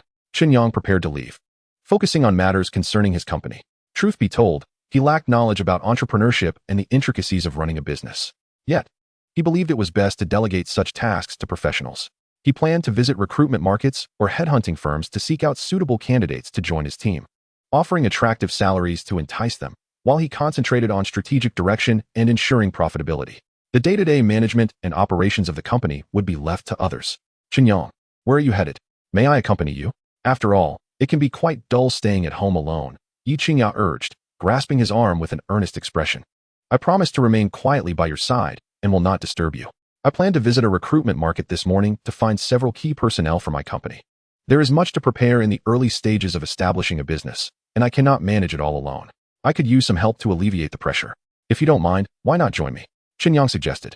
After a moment's contemplation, he ultimately agreed to Yi Qingya's request, as leaving her alone at home did not sit well with him. "All right, let's go." Yi Qingya's face lit up with joy. 10 minutes later, they were ready to leave and drove towards the recruitment market. By 9:30 a.m., Chen Yang and Yi Qingya arrived at the bustling recruitment market, teeming with people. There were fresh graduates, young employees seeking new opportunities after resigning from unsatisfactory jobs, and middle-aged men grappling with career crises, searching for new employment after being laid off. After perusing the market, Chen Yang realized that the candidates present did not align with the expertise he sought. With no other choice, he escorted Yi Qingya back to the car. Using his phone, he searched for reputable headhunting firms in the city, even if it meant incurring a consultation fee. Chen Yang was determined to find high-caliber talent that would support the development of his company. After all, he was not short on funds, but urgently needed knowledgeable professionals to help build his enterprise. After some deliberation, he settled on a firm known as Huahua International Headhunting Company. This firm boasted an excellent reputation in the industry and maintained high standards. Every candidate recommended by them was a standout in their field, perfectly aligning with Chen Yang's expectations. Thus, he set the navigation towards Huahua International. Half an hour later, the Maybach arrived at its destination. Huahua International Headhunting Company was located in a prominent commercial building in the city's CBD on the 32nd floor. Chen Yang and Yi Qingya entered the lobby and took the elevator directly to the desired floor. Soon, they reached the reception desk of Huahua International. "Good day, sir and madam. How may I assist you today?" The receptionist, a stunning woman in her mid-20s dressed in professional attire with impeccable makeup, greeted them politely, bowing slightly as she acknowledged their presence. "I would like your company to assist me in recommending several high-end talents," Chen Yang replied with a calm demeanor. "Sir, you have indeed come to the right place. Huahua International Headhunting Company specializes in this field. Whether you require international talents, top-tier professionals returning from overseas studies, or extremely scarce comprehensive talents, we possess specialized channels for all. Please, follow me, and I will take you to our manager, who will discuss the details with you," the receptionist said with a sweet smile, gesturing for them to enter the office. Chapter 69. Huahua International Headhunting Company, Manager Jiang Yi. Though Chen Yang and Yi Qingya were young, they exhibited no signs of apprehension in the current setting. They followed the receptionist to a meeting room, where they were invited to sit. "Would you like coffee or tea?" the receptionist inquired after they settled in. "Tea, please," Chen Yang responded decisively. "Very well," she said, turning to exit the meeting room. In approximately 2 minutes, a woman, approximately in her mid-30s, adorned in the attire of a formidable career woman with a sharp bob hairstyle, entered with purposeful strides, exuding an aura of decisiveness and elegance. Following closely behind was a receptionist, demurely carrying a tray of tea. Soon, the receptionist placed the tea before Chen Yang and Yi Qingya, offering a warm smile as she introduced the company's manager, Jiang Yi. "Esteemed guests, this is Manager Jiang Yi from Huahua International Headhunters. Should you have any inquiries, please feel free to consult her." Chen Yang nodded appreciatively and expressed his gratitude. "Thank you." Once the receptionist departed the meeting room, Jiang Yi's gaze turned inquisitively towards Chen Yang, scrutinizing him with keen interest. After a moment, A professional smile graced her features as she gently inquired, "May I ask how I should address you both?" "I am Chen Yang, and this is my girlfriend, Yi Qingya," he replied with a calm smile. "Manager Jiang. To be candid, I am planning to embark on an entrepreneurial venture to establish a financial investment firm. The primary focus of the company will be on the stock market and futures trading. However, I lack relevant experience, which is why I seek your esteemed company's assistance in recommending top-tier talents with substantial expertise in this field. Specifically, I am looking for 2 managerial figures to oversee the company and its daily operations, a chief financial officer and an investment director. As for remuneration, that is not an issue." Chen Yang chose not to engage in pleasantries, opting for a straightforward approach to his intentions, which he articulated with clarity. Upon hearing this, Jiang Yi immediately grasped the essence of Chen Yang's request. "Mr. Chen, I understand your needs clearly. As it happens, I currently have several candidates in mind that might suit your requirements. Would you like to take a look? If you find them satisfactory, I can arrange for you to meet them for preliminary discussions." Jiang Yi, with her efficient work ethic, noted Chen Yang's forthrightness and proposed her suggestion. "Absolutely," Chen Yang replied. His interest piqued. Jiang Yi returned to her office to fetch a laptop and logged into the company's talent database, selecting profiles that aligned with Chen Yang's specifications. She then placed the laptop before him, allowing him to review the resumes of the recommended candidates. Chen Yang was soon captivated by the information displayed on the screen. Ma Wenjia, male, 42 years old, a graduate of Qingbei University with a master's in business administration and economics. He had served at a financial firm in Kyoto for 8 years, showcasing exceptional abilities and performance, achieving a remarkable promotion to vice president. He was subsequently lured away by Tianqing Financial Company in Shanghai with an annual salary of 5 million, also taking on the role of vice president. 3 years ago, he left the company for personal reasons and returned to his hometown in Yunzhou. Currently, he is unemployed. Core requirements: starting as vice president with a minimum annual salary of 4 million, along with year-end bonuses. Lin Tian, male, 38 years old, a PhD graduate in financial management from Yenjing University. He co-founded Qinghe Technology Company with a friend, but due to a mismatch between product positioning and market demand, the products faced poor sales, leading to a funding crisis. He subsequently exited the company and joined a well-known financial firm in Shanghai. Within 5 years, he significantly improved the company's performance by 50%, earning a promotion to general manager by the board. However, due to a divergence in work philosophy and company direction, he recently entrusted our firm with his job search. Core requirements: general manager position, starting salary of 5 million, with potential reductions in salary for stock options and year-end bonuses. Tan Yin, female, 35 years old, a graduate of Shanghai Finance Academy with a specialization in advanced accounting. She previously held the top position in the finance department at a state-owned enterprise. For personal reasons, she chose to resign and later joined a food company as chief financial officer, earning an annual salary of 700,000. She is now considering leaving her current position, with a core requirement of no less than 850,000, and insists on an office location in Shanghai. One after another, the resumes of these high-caliber candidates came into Chen Yang's view. Each possessed extensive experience and had held significant roles in reputable companies, their capabilities and talents beyond question. Their aspirations for new opportunities stemmed from various reasons, all seeking better prospects. While their salary expectations were considerable, their qualifications justified such demands. If Chen Yang's goal were merely to dabble in business, he could easily recruit decent talents from the market with salaries in the hundreds of thousands. However, if his ambition was to build a robust and influential company, attracting these core talents became paramount. It was evident that Chen Yang harbored great ambitions, unwilling to settle for mediocrity. Furthermore, he had a system backing him up. As long as he was willing to strive and work hard, his future success was destined to be remarkable. While becoming the world's richest might be a stretch, amassing a fortune of billions was certainly within reach. With these thoughts in mind, Chen Yang refocused his attention from the laptop to Jiang Yi. "Mr. Chen, have you finished reviewing the impressive resumes? Are there any candidates that align with your expectations?" Jiang Yi inquired with a subtle smile. "Indeed, your company truly lives up to its reputation as a renowned headhunting firm in Shanghai. The candidates selected from your database, in terms of work experience and comprehensive capabilities, can be regarded as leaders in their respective fields. To be candid, I am genuinely impressed," Chen Yang acknowledged with a smile. This was the first time he had truly felt the tremendous advantages that such a large company could provide in terms of resources and connections. You get what you pay for. The reason headhunting firms work diligently to gather resources and build talent databases is primarily to serve major companies across various industries. This enables companies to swiftly identify core talents suitable for their development and strategic expansion, thus enhancing their business landscape. They simultaneously assist companies in addressing talent shortages while earning substantial commissions through such services. The existence of headhunting firms undoubtedly offers immense convenience to aspiring entrepreneurs and rapidly growing companies. Chapter 70. You get what you pay for. High-end financial talent, Ma Wenjie.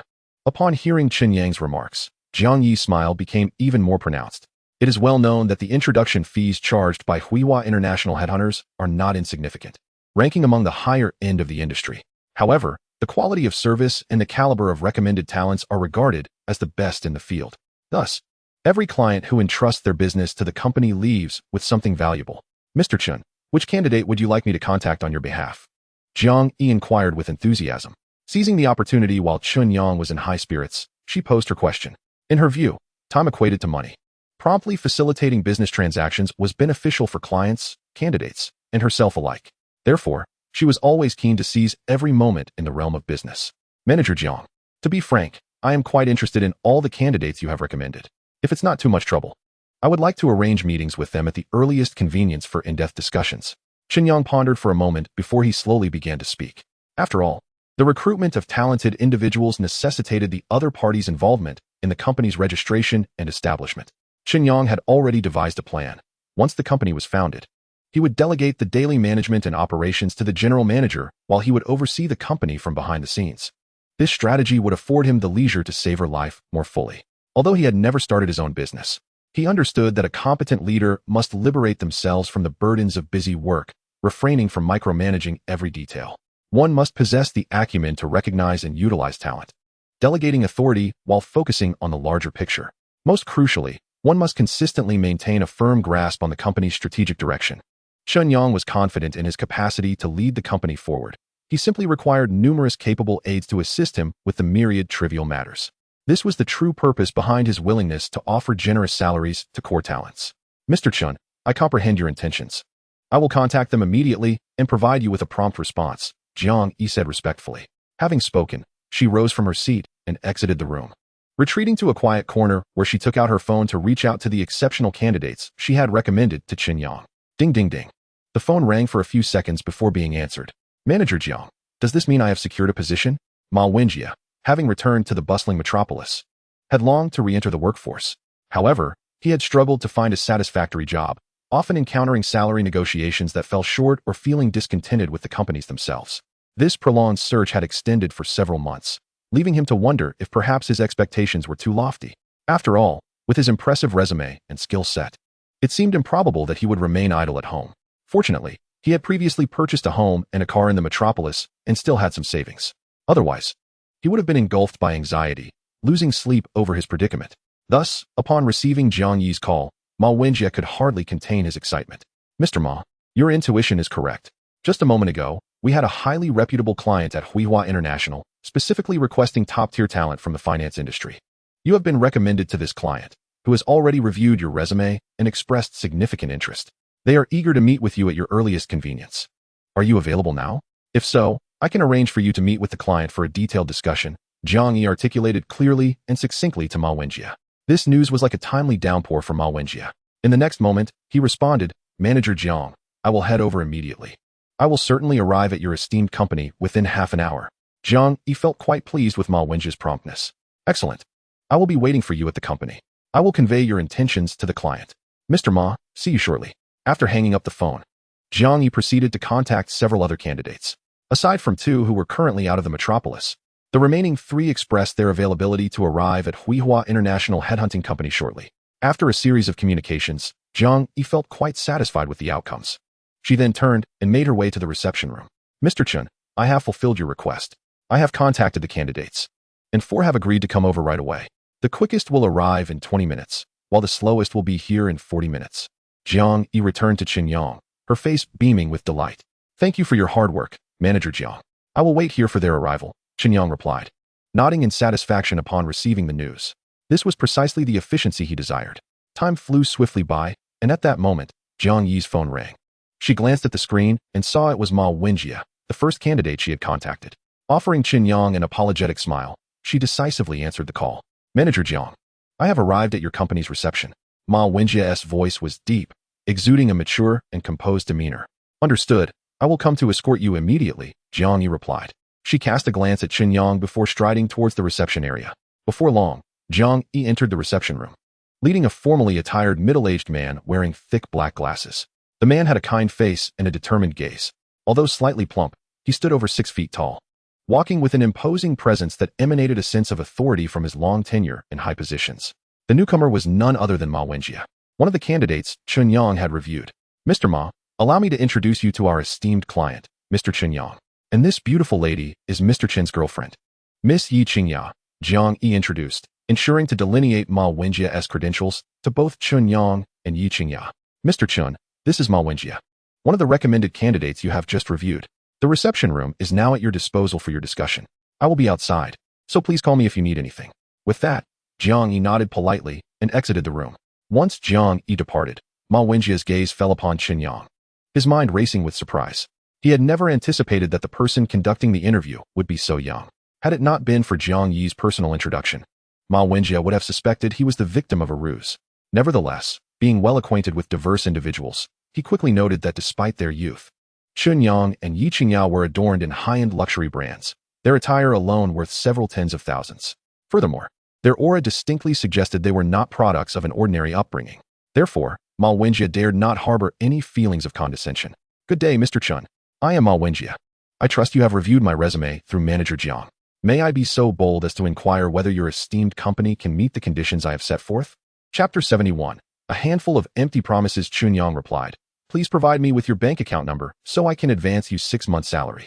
Although Ma Wenjie was aware of Chen Yang's affluent background, the matter at hand was pivotal to his future, and he could not afford any missteps. Thus, he mustered the courage to pose his most pressing concern to Chen Yang. It was imperative to note that he had stipulated a minimum annual salary of 4 million, which, in the finance sector, was undoubtedly a lucrative compensation. If the company lacked a certain level of renown or foundation, it simply could not offer such remuneration. As far as Ma Wenjie was aware, he had never encountered a finance company owner as young as Chen Yang among the prominent financial institutions in the metropolis. Hence, his skepticism and confusion were entirely justified. Mr. Ma, Chen Yang responded calmly, a subtle smile gracing his lips. I see you have indicated in your resume that you expect an annual salary of 4 million, in addition to year-end bonuses, correct? It was evident that Chen Yang was not intimidated by Ma Wenjie's conditions. On the contrary, Ma Wenjie could distinctly sense a hint of appraisal and admiration in Chen Yang's gaze directed towards him. Could it be that the other party was willing to meet his salary expectations? As he contemplated this, Ma Wenjie felt his heart race, an undeniable surge of excitement swelling within him. Indeed, he was quite right. With a decisive nod, Ma Wenjie replied, Your credentials are impressive. You have held the position of vice president at several prestigious financial firms and have achieved significant accomplishments. Strictly speaking, your abilities are deserving of this salary and benefits. I can agree to the terms you have proposed. However, I must inform you beforehand that, as a startup, there will be a multitude of tasks to undertake in the initial phase, and the workload will be substantial. Are you mentally prepared for this? Chen Yang, with a calm gaze fixed on Ma Wenjie, replied in a measured tone, Rest assured, Mr. Chen, since I am accepting a high salary, I will demonstrate a dedicated work ethic and do my utmost to fulfill any directives you assign. Moreover, having navigated the financial industry for many years, I have accumulated certain resources and connections that may prove beneficial at critical junctures. Upon hearing Chen Yang's response, the immense weight that had been resting on Ma Wenjie's heart lifted significantly. With a serious demeanor, he immediately pledged to Chen Yang that he would approach his work with utmost professionalism, worthy of the generous salary offered. Mr. Ma, congratulations on your appointment. You will serve as the Vice General Manager, primarily responsible for the company's daily management and external resource development. Chen Yang declared as he rose and extended his hand toward Ma Wenjie. Taken aback, Ma Wenjie quickly stood up and stepped forward to grasp Chen Yang's hand. Thank you for your trust, Mr. Chen. I assure you, I will not disappoint your expectations and will diligently contribute to the company in my role. Chen Yang smiled and nodded. Let us exchange contact information.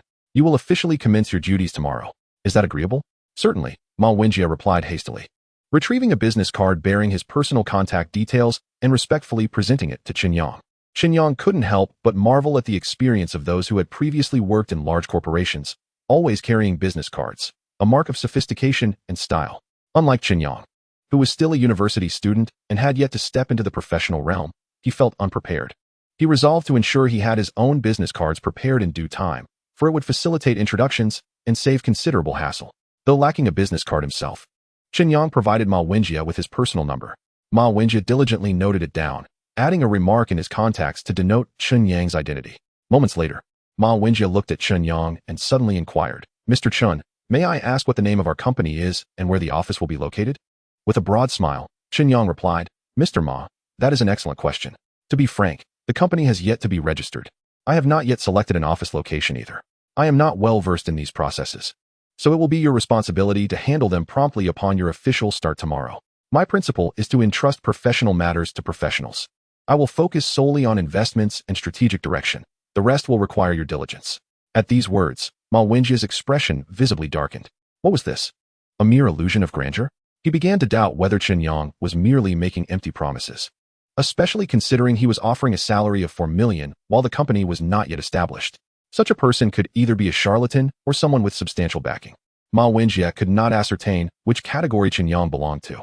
Seemingly perceiving the confusion and skepticism on Ma Wenjie's face, Chen Yang calmly smiled and reassured him, "Mr. Ma, the registered capital of the company will be 50 million, and it will be fully paid. I will transfer this amount to the designated bank account when you register the company at the Industrial and Commercial Bureau. Thus, you need not worry about me misleading you. Of course, if you still harbor doubts, I am willing to pay you 6 months' salary in advance." Upon hearing this, Ma Wenjie instinctively responded, "Mr. Chen, it is not that I doubt your integrity, but rather that I am unaware of your background and financial capabilities. I hope you can understand." Chen Yang waved his hand dismissively, indicating that he was not offended. He preferred to demonstrate his sincerity through actions rather than empty words. Moreover, for someone like Chen Yang, whose net worth approached 1 billion, 2 million was but a trifling sum. If this gesture could alleviate Ma Wenjie's doubts and instill a sense of respect for his capabilities, it would undoubtedly be advantageous for Chen Yang. "Please provide me with your bank account number. I will transfer the funds now." After a moment's hesitation, Ma Wenjie relented and provided his bank account details. Chen Yang pulled out his phone and initiated the transfer on the spot. Ding! Mere seconds later, Ma Wenjie's phone buzzed with a notification from the bank. As expected, a sum of 2 million, his salary for 6 months, had been directly deposited into his account. At that moment, the look in Ma Wenjie's eyes shifted from skepticism to respect and awe. Despite Chen Yang's status as a startup entrepreneur without a registered company, he was proposing to allocate 50 million in capital to establish a financial investment firm and was offering a salary of 4 million while also willing to advance 2 million in wages. Even if this was merely a whimsical endeavor, his capabilities and background were clearly substantial. With a mix of excitement and anticipation, Ma Wenjie thought about embarking on this new chapter under such a young and affluent boss. "Mr. Chen, I have received the funds. Rest assured, I will personally visit the Industrial and Commercial Bureau tomorrow to handle the company registration and secure office space. Should you require anything further, do not hesitate to instruct me." After receiving the 2 million payment, Ma Wenjie's demeanor transformed entirely. In an instant, he was fully immersed in a professional mindset. Chapter 72, Recruiting Talent. St. Huiting. Poised for consecutive jiangting in the coming week. It was not surprising that Ma Wenjie displayed such a stark contrast in behavior when faced with a capable and well-connected boss. One must hold on tightly. Setting aside the future potential of the company, the prospect of a 4 million salary alone compelled him to adopt a serious attitude, ensuring that Chen Yang recognized his professionalism and exceptional abilities. Furthermore, this minor task merely required Ma Wenjie to invest a little time running errands, posing no real difficulty at all. The company will be named Qingyang Financial Investment Company, and you will serve as the legal representative. You will be fully responsible for the relevant procedures. If there is nothing else, you may attend to your duties. I still need to conduct further interviews to recruit additional core personnel for the company, Chen Yang said with a smile. Understood, Ma Wenjie replied with a respectful nod. He then rose and exited the meeting room. Outside, upon seeing Ma Wenjie emerge, Jiang Yi hurried toward him, a curious expression on her face. "Mr. Ma, was the interview successful?" A smile broke across Ma Wenjie's face as he eagerly shared the good news. "Manager Jiang, thank you for your assistance. My discussion with Mr. Chen went exceptionally well. Starting tomorrow, I will officially join Mr. Chen's company. When I have the chance, I will treat you to a meal, and I hope you will honor me with your presence." Jiang Yi's eyes lit up at his words, and with a joyful expression, she replied, "Congratulations, Mr. Ma, on your successful application. As for dining, I am always available. Mr. Ma, please remember to give me a call." "No problem." After exchanging a few pleasantries, Ma Wenjie strode away. Meanwhile, Jiang Yi entered the reception room and approached Chen Yang. "Mr. Chen, congratulations on successfully recruiting a significant talent. The other candidates have arrived. I have arranged for them to rest in the adjacent lounge. Would you like to have them come in for interviews one by one?" Chen Yang nodded in agreement with Jiang Yi's suggestion. Subsequently, He interviewed 3 more candidates. After conversing with them, Chen Yang deemed them all to be exceptional talents, perfectly aligning with his company's vision. Thus, he decided to extend early offers of employment. The specific arrangements were as follows. Lin Tian would serve as the general manager. Tan Yin would take on the role of chief financial officer, and Ning Hao would assume the position of director of the investment department. To demonstrate his commitment and instill confidence, Chen Yang chose to pay them half a year's salary up front, just as he had done with Ma Wenjie. Once the company was officially registered and the office location finalized, he would notify them to commence work no later than within 2 days. After their departure, Chen Yang called for Jiang. Manager Jiang, I appreciate your assistance this morning. You recommended several top-tier talents, which has been immensely helpful. However, I am uncertain about how to settle the fees. Lacking experience in this area, he inquired directly. Mr. Chen, in our domestic headhunting firms, the mainstream practice is to charge based on results. Firstly, a retainer, a deposit of 50,000 to 200,000 yuan is paid upon signing the contract to ensure the authenticity of the position. Secondly, the main fee, upon the candidate's employment. 20 of their annual salary is due for a position with an annual salary of 300,000 yuan. A payment of 60,000 yuan is required. Collected in 2 installments, 50 upon hiring and the remaining 50 after the probation period. Thirdly, a guarantee period, typically 3 months, during which if the candidate leaves, our company will continue to recommend candidates free of charge. Jiang Yi promptly elucidated the fee structure in a professional manner, which broadened Chen Yang's understanding. So, you mean payment is done in stages? Chen Yang gradually grasped the concept. Exactly. Once your company is registered and labor contracts are formally signed with these candidates, our company will strictly adhere to the contractual stipulations for service fees. Mr. Chen, these fees can be directly coordinated with your company's finance department, and at that time, you will only need to sign for approval. It should not pose any significant issues, Jiang Yi explained with a professional smile. All right, I understand now. Upon concluding the discussion, Chen Yang noticed the time had reached 12:10, marking lunchtime. In gratitude for Jiang Yi's help, he intended to invite her to lunch. However, she politely declined. Were Chen Yang alone, she might have accepted, charmed by his youthful wealth and striking appearance. Yet, with a stunningly beautiful girlfriend by his side, it would not be appropriate for Jiang Yi to join them, as it might render her a third wheel. Anyone with a modicum of awareness and emotional intelligence would instinctively avoid such an awkward situation. Recognizing this, Chen Yang did not press the matter. He took Yi Qingya's hand and strode out of the Huahua International Headhunting Company. He then drove to a nearby upscale restaurant, where they indulged in a sumptuous lunch. Afterward, they returned to their villa in overseas Chinese town. At 2 in the afternoon, Yi Qingya was resting in her room. Meanwhile, Chen Yang, invigorated by the joys of wealth, felt compelled to accelerate his efforts to accumulate more capital and ascend the social ladder. He believed the stock market would be his next battleground. In his study, Chen Yang expertly logged into his stock trading software on his laptop. Initially, his account held a staggering $10.2 billion, equivalent to 714 billion renminbi. However, to fund his entrepreneurial venture, he exchanged 64 million for immediate use. The remaining USD was converted into 6.5 billion renminbi. He then opened the A-share market to peruse the data on various stocks. The system detected the host engaging in stock trading, activating the title of investment god along with superior data analysis capabilities. ST Huayun, stock code XXXXXX, was set to disclose its annual financial report that afternoon, with expectations of a consecutive price surge over the following week. The reason for this fluctuation, according to the annual report, the company's internet gaming segment generated 20,966 billion yuan last year, reflecting a year-on-year growth of 135.94. Several of its self-developed games, including Raging Sunstorm and Endless Winter, ranked among the best sellers in the global SLG category, with overseas revenue consistently leading the domestic market for several months.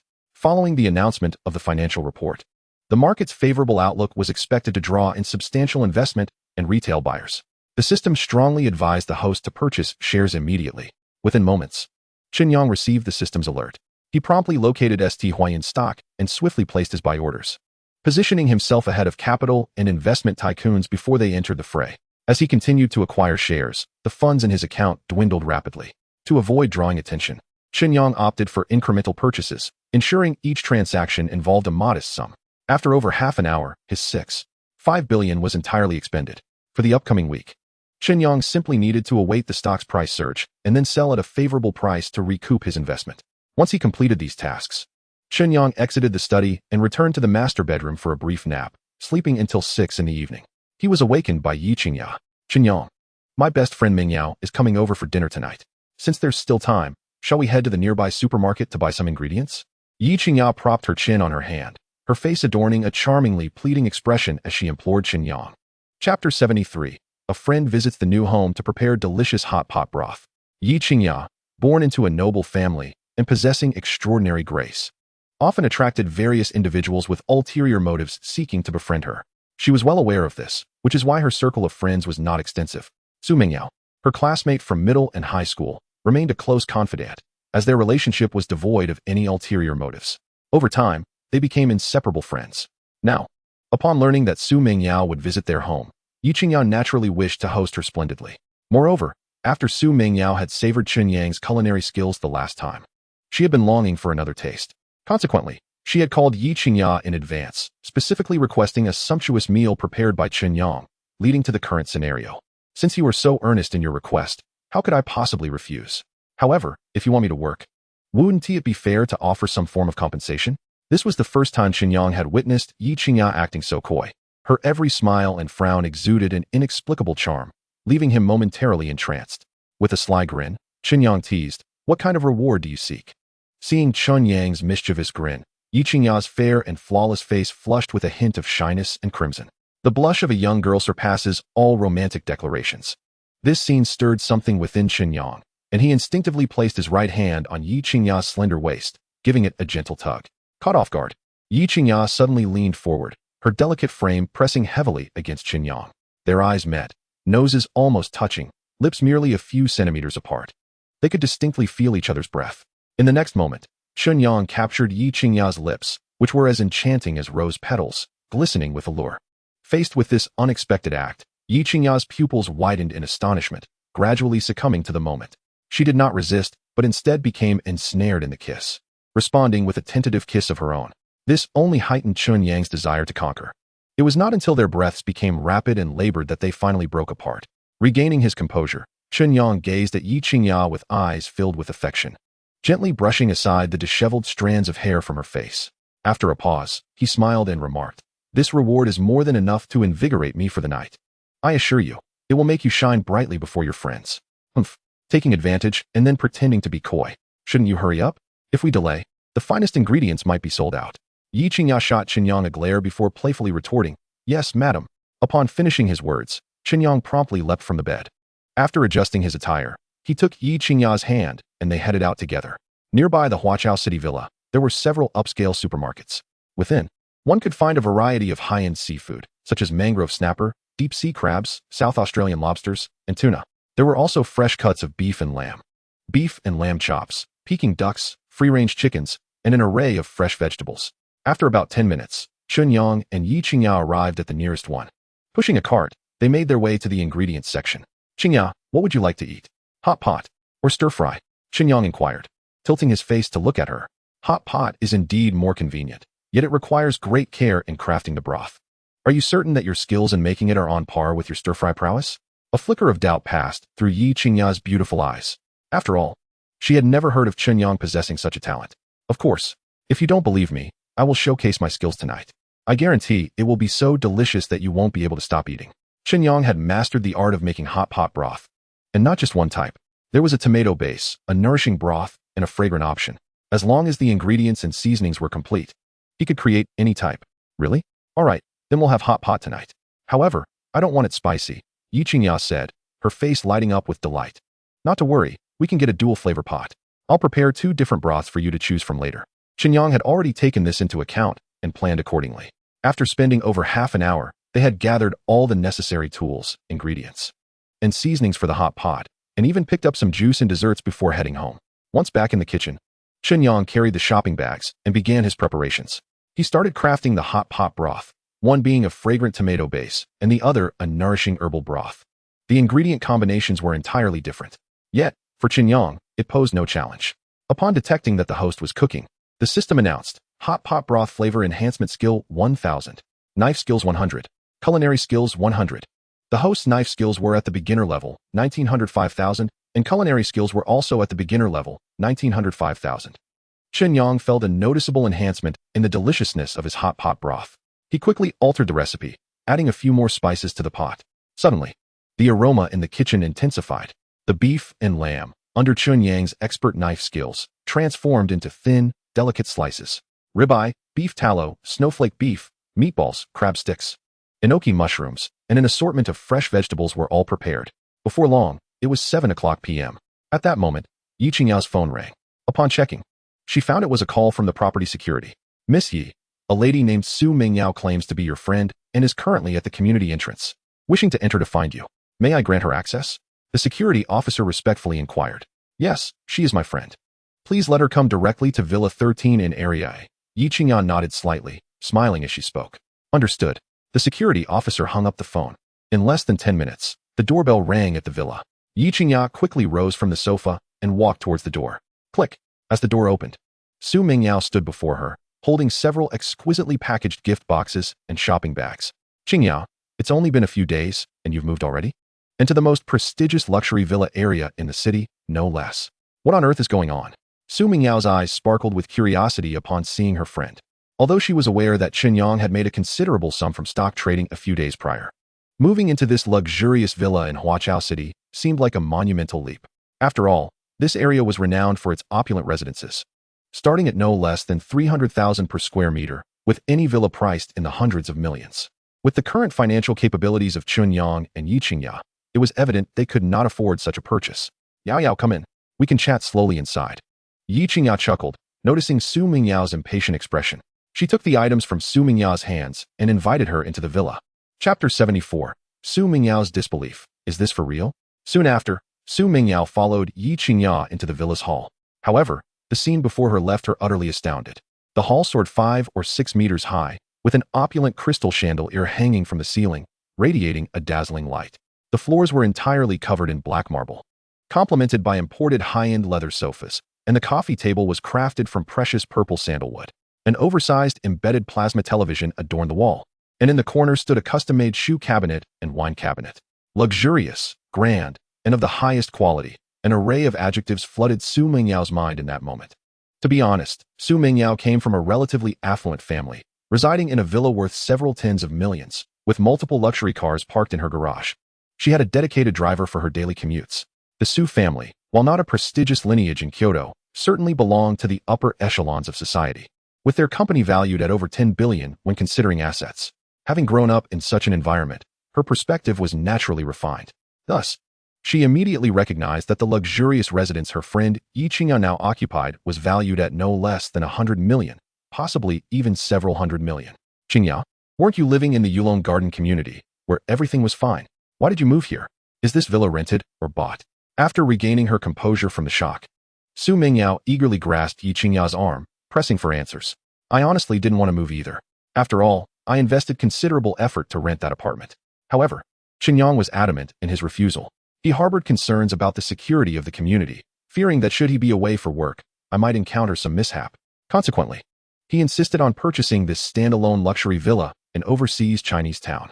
We only moved in yesterday. Noticing Su Mingyao's excitement, Yi Qingya smiled gently and explained. What I mean to say, Mingyao, is that this standalone luxury villa was just acquired by Chen Yang. Where could he possibly have amassed such a fortune? This is the pinnacle of villa districts in Magic City, with prices starting at a minimum of 200,000 to 300,000 per square meter. This villa, with its extensive area, must occupy at least 600 to 700 square meters, translating to an expenditure of no less than 100 million. Didn't Chen Yang only earn nearly 10 million from the stock market a few days ago? Could it be that he financed this villa through a loan? Upon hearing this, a radiant pride blossomed on Yi Qingya's face. That is ancient history. You have no idea how extraordinary Chen Yang's financial acumen is. It's one thing to earn nearly 10 million in Hong Kong stocks, but that very night, he converted all the funds in his account to USD to invest in American stocks. In just one night, he identified a stellar stock and made nearly $10 million. The following day, right before my eyes, he executed trades that netted him several hundred million. The funds for buying cars and houses were all earned through his stock trading in recent days. His speed of making money surpasses even that of robbing a bank. It is only because Su Mingyao is Yi Qingya's close friend that she felt comfortable revealing such insider information. Had she been speaking to an outsider, she would never have disclosed such critical news. What? That's impossible. Is Chen Yang a stock god, earning several hundred million in a day? Is the stock market devoid of challenges for him? Su Mingyao instinctively shook her head, her disbelief palpable. She understood that financial investments can yield exorbitant profits. Yet such vast gains are often accompanied by perilous risks unforeseen by the average person.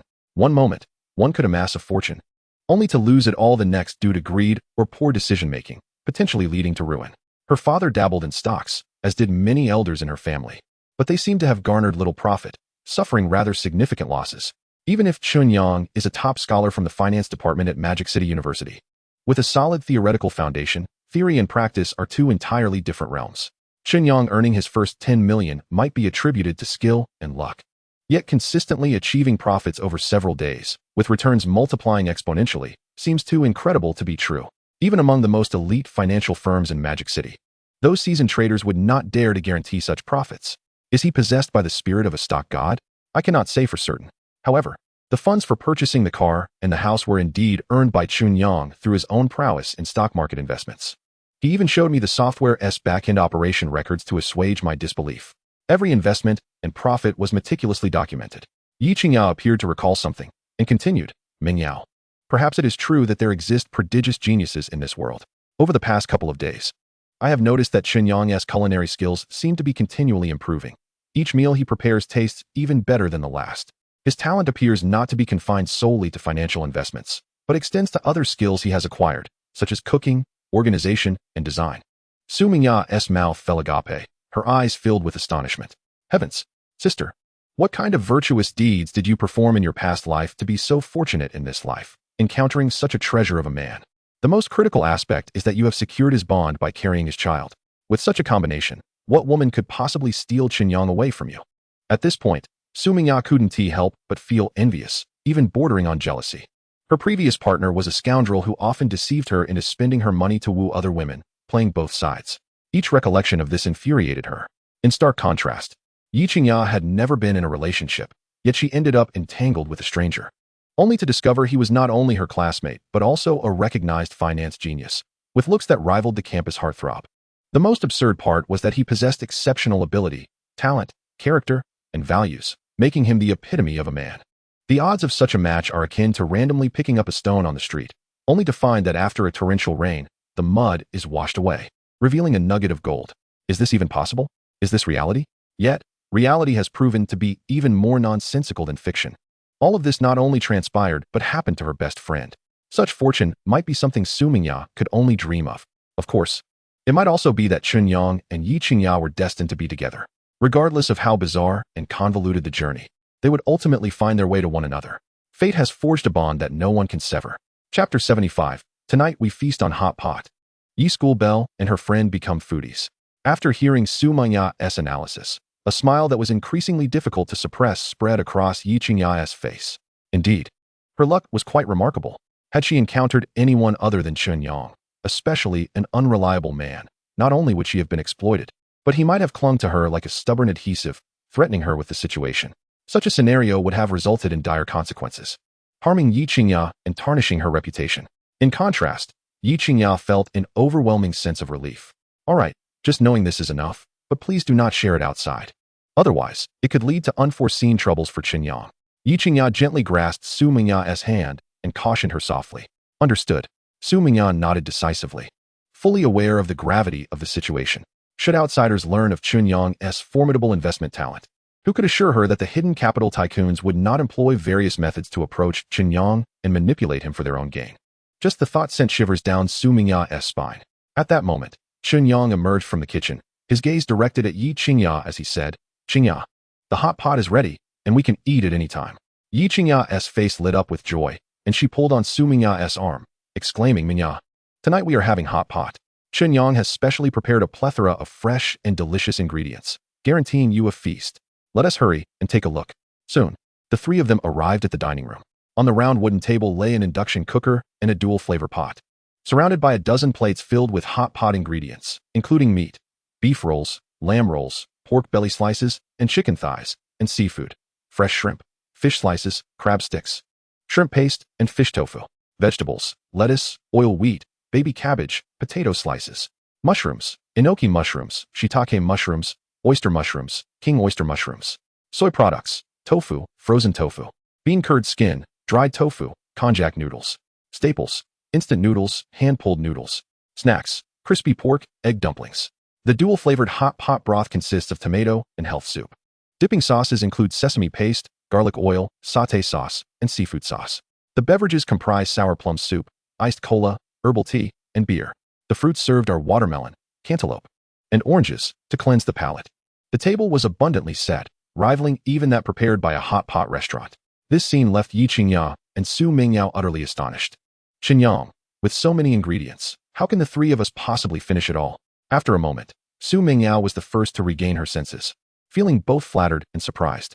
It was evident that she had not anticipated such a lavish dinner prepared by Chen Yang, which made her feel somewhat embarrassed. No worries. Any leftovers can be stored in the refrigerator. These ingredients were bought just this afternoon and are quite fresh. They'll keep well. Chen Yang shrugged casually. Mingyao, why are you still dawdling? Hurry and find a place to sit. You have to try the hot pot base I made. To be honest, I can hardly wait to dig into this feast. Yi Qingya, however, had fewer reservations. She beckoned Su Mingyao to sit down, then picked up a ladle and selected some of her favorite ingredients to toss into both the tomato broth and the health soup. Her gaze remained fixated on the broth as she occasionally licked her lips. It was clear that she was genuinely eager to discover just how delicious this hot pot would be. Chen Yang couldn't help but chuckle at the sight. He stood up, poured sour plum soup into 3 cups, and then handed one to Yi Qingya. Qingya, these ingredients will need a moment to cook. Have some sour plum soup to quench your thirst. But I remember we didn't buy any sour plum soup this afternoon. Yi Qingya exclaimed, her face a picture of astonishment as she turned to Chen Yang. I made it myself. Time was a bit tight, so the chilling effect isn't perfect. But the taste should still be good. Give it a try, Chen Yang explained with a smile. Upon hearing this, Yi Qingya took the cup and sipped cautiously. It was crisp and refreshing, with a sweet flavor. To her surprise, it was even more delicate than the sour plum soup purchased outside. After just one sip, Yi Qingya instantly fell in love with it. Delicious. Truly delightful. Mingyao, you must try this. Yi Qingya's eyes widened, her excitement palpable as she shared this with her best friend, Su Mingyao. Seeing this, Su Mingyao, intrigued, took a small sip. The coolness and enticing aroma filled her senses. The sweetness delicate yet profound. It was far superior to any sour plum soup she had tasted before. Su Mingyao looked at Chen Yang in astonishment, realizing just how exceptional he was. Chen Yang, are you sure you've never professionally studied cooking? Your skills are simply unbeatable. Chen Yang replied with a serene smile. Of course not. In this age of the internet, learning to cook is quite simple. Just a quick search yields countless tutorial videos. With that kind of spare cash, it's better to try making it yourself. As long as the recipe and steps are correct, the taste will hardly vary. A quarter of an hour later, the hot pot broth was bubbling away. All the ingredients were cooked through and ready to be served. Chen Yang promptly ladled a bowl of broth, then added a generous serving of ingredients, presenting it to Yi Qingya. Here, try it and see how it tastes. Yi Qingya felt shy but could not resist the allure of the food. In the next moment, she was fully engaged in the culinary battle. The fatty beef, lamb rolls, beef balls, and shrimp paste had been infused with flavor from the broth. Coupled with the dipping sauce Chen Yang had prepared, she savored each bite, the aroma bursting on her taste buds, leaving her utterly enchanted. One bite after another, she devoured the food with fervor. Su Mingyao, witnessing her best friend displaying such an insatiable appetite, could no longer contain herself. She hurriedly filled her own bowl with broth and piled it high with ingredients, dipping and indulging. As she chewed, the texture and flavor made her eyes widen, her expression transforming into one of sheer exhilaration. Delicious. Absolutely exquisite. Such delectable ingredients paired with this divine sauce are simply perfection. It surpasses any hot pot I've ever had. Su Mingyao exclaimed, her gaze shifting to Chen Yang, unable to restrain her praise. If it's that good, then you should eat your fill. After all, there's plenty of food. Chen Yang responded, diving into the feast himself. The three of them gathered around the hot pot, cooking meat, dipping sauces, and relishing the meal with gusto. They savored their dinner for a full half hour, and before long, most of the ingredients on the table were devoured. Thankfully, Chen Yang had prepared ample supplies. Otherwise, Yi Qingya and Su Mingyao might have left unsatisfied. After a while, Yi Qingya and Su Mingyao leaned back in their chairs, contentedly patting their rounded bellies. It was unmistakable that they had been completely won over by the hot pot Chen Yang had prepared that evening. Chapter 76. Are the hot pot broth and dipping sauce recipes for sale? Chen Yang, your hot pot broth and dipping sauces are so delicious. Have you ever considered opening a hot pot restaurant? After a moment, Su Mingyao suddenly sat up straight, looking intently at Chen Yang as she asked. Not at the moment. Once I free up some time, I might consider it. Chen Yang pondered for a moment before gently shaking his head in response to Su Mingyao. His current focus remained on the financial stock market. Moreover, Once Chen Yang Financial Investment Company is registered successfully, his energy will shift to the company. Until the business is on solid ground, he wouldn't have the spare time to juggle other ventures. After all, one's energy is limited. While the food industry can be lucrative, it pales in comparison to the financial sector. Can I buy your hot pot broth and dipping sauce recipes? I promise to offer you a satisfactory price. Su Mingya seemed to have made a decision in her heart, then turned to Chen Yang with a serious expression. She had dined at many renowned hot pot establishments, but none compared to the broth and sauces crafted by Chen Yang. The flavors were so delightful that they were utterly addictive. It was precisely for this reason that Su Mingya saw a tremendous business opportunity leading to this moment. You want to buy the recipes from me to open a hot pot restaurant? Chen Yang guessed Su Mingya's intentions, feeling somewhat surprised. Indeed, the broth and sauces you personally crafted are the most unique I've ever tasted. I believe that if marketed, they would stand shoulder to shoulder with those trendy hot pot restaurants. One reason is to make a profit. The other is to allow more people to enjoy such delicious hot pot. Su Mingya nodded decisively. Chen Yang, I think Mingya's proposal is quite brilliant. Your hot pot broth and dipping sauce, which we just savored, undoubtedly rival the flavors of any hot pot establishment outside. Should you choose to market them, they would undoubtedly garner rave reviews from countless diners. While it may not lead to an overflowing treasury, you would certainly establish a formidable reputation within the hot pot industry. Upon hearing this, Yi Qingya's eyes sparkled with a glimmer of excitement. She then spoke up to persuade him. Noticing Chen Yang's silence, Su Mingya quickly devised another proposal. Chen Yang, what if we do this? I will invest in a hot pot restaurant and manage its operations, while you contribute your expertise in creating the broth and dipping sauce. We can split the profits 60-40. How does that sound? Su Mingya had absolute confidence in Chen Yang's broth. To sway him, she proposed this mutually beneficial collaboration, which would allow Chen Yang to do nothing and still enjoy a 40% profit monthly. However, Chen Yang did not agree. Mingya, to be honest, your offer does not hold much allure for me. If I wished, I could fully invest in opening a restaurant myself and hire professionals to manage it. This way, I could enjoy the entire profit without having to share it with anyone. He believed in clear calculations, especially since Su Mingya was merely a friend of Yi Qingya and not someone he was well acquainted with. Additionally, the profits of a hot pot restaurant would depend on its scale. If located in a prime area with higher consumer spending and greater foot traffic, monthly profits could easily reach hundreds of thousands. Some larger establishments could even achieve a monthly income exceeding $1 million. Although Chen Yang had never owned a hot pot restaurant, he was well aware of how profits were calculated. Thus, Su Mingya's terms were, frankly, not particularly enticing to him. Chen Yang's words left Su Mingya speechless. Just when she thought the matter would come to a standstill, Chen Yang suddenly said, Mingya, since you are Qingya's close friend, I can agree to collaborate with you. However, we must revise the profit-sharing ratio. Upon hearing this, Su Mingya's face lit up with delight. No problem. What changes do you propose? Chen Yang smiled slightly and continued, I plan to divide the shares into 3 portions. You will invest and manage, receiving 40%. I will contribute my expertise in broth and dipping sauce, securing 30%.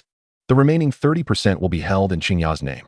As soon as he finished speaking, both Su Mingya and Yi Qingya displayed varying degrees of astonishment. I invest and manage, yet I only receive 40%? That's rather low, isn't it? Su Mingya furrowed her brow, appearing dissatisfied with this outcome. She felt that her financial and physical contributions warranted a larger share, leaving her feeling somewhat disillusioned. Meanwhile, Yi Qingya was astonished that Chen Yang would offer her 30% of the hot pot restaurant shares. Although it was merely 30%, once the restaurant gained popularity, it could potentially provide her with a monthly income in the 6 figures, a sustainable and continuous revenue stream. Such generosity was nothing short of remarkable. Mingya, in business, your 40% share is already quite substantial. Consider this. With my broth and dipping sauce formulas, your restaurant will only need one opportunity to achieve great success. The better the restaurant performs, the higher your income will be. I am entrusting this venture to you out of respect for your friendship with Qingya. If you find this arrangement unsatisfactory, we can abandon the collaboration to avoid jeopardizing your sisterly bond. Chen Yang said calmly, maintaining a serene demeanor. Holding the exclusive recipes for the broth and dipping sauce granted him the upper hand in negotiations. Even without partnering with Su Mingya, he could establish a restaurant at any time he desired, enjoying exclusive profits without division.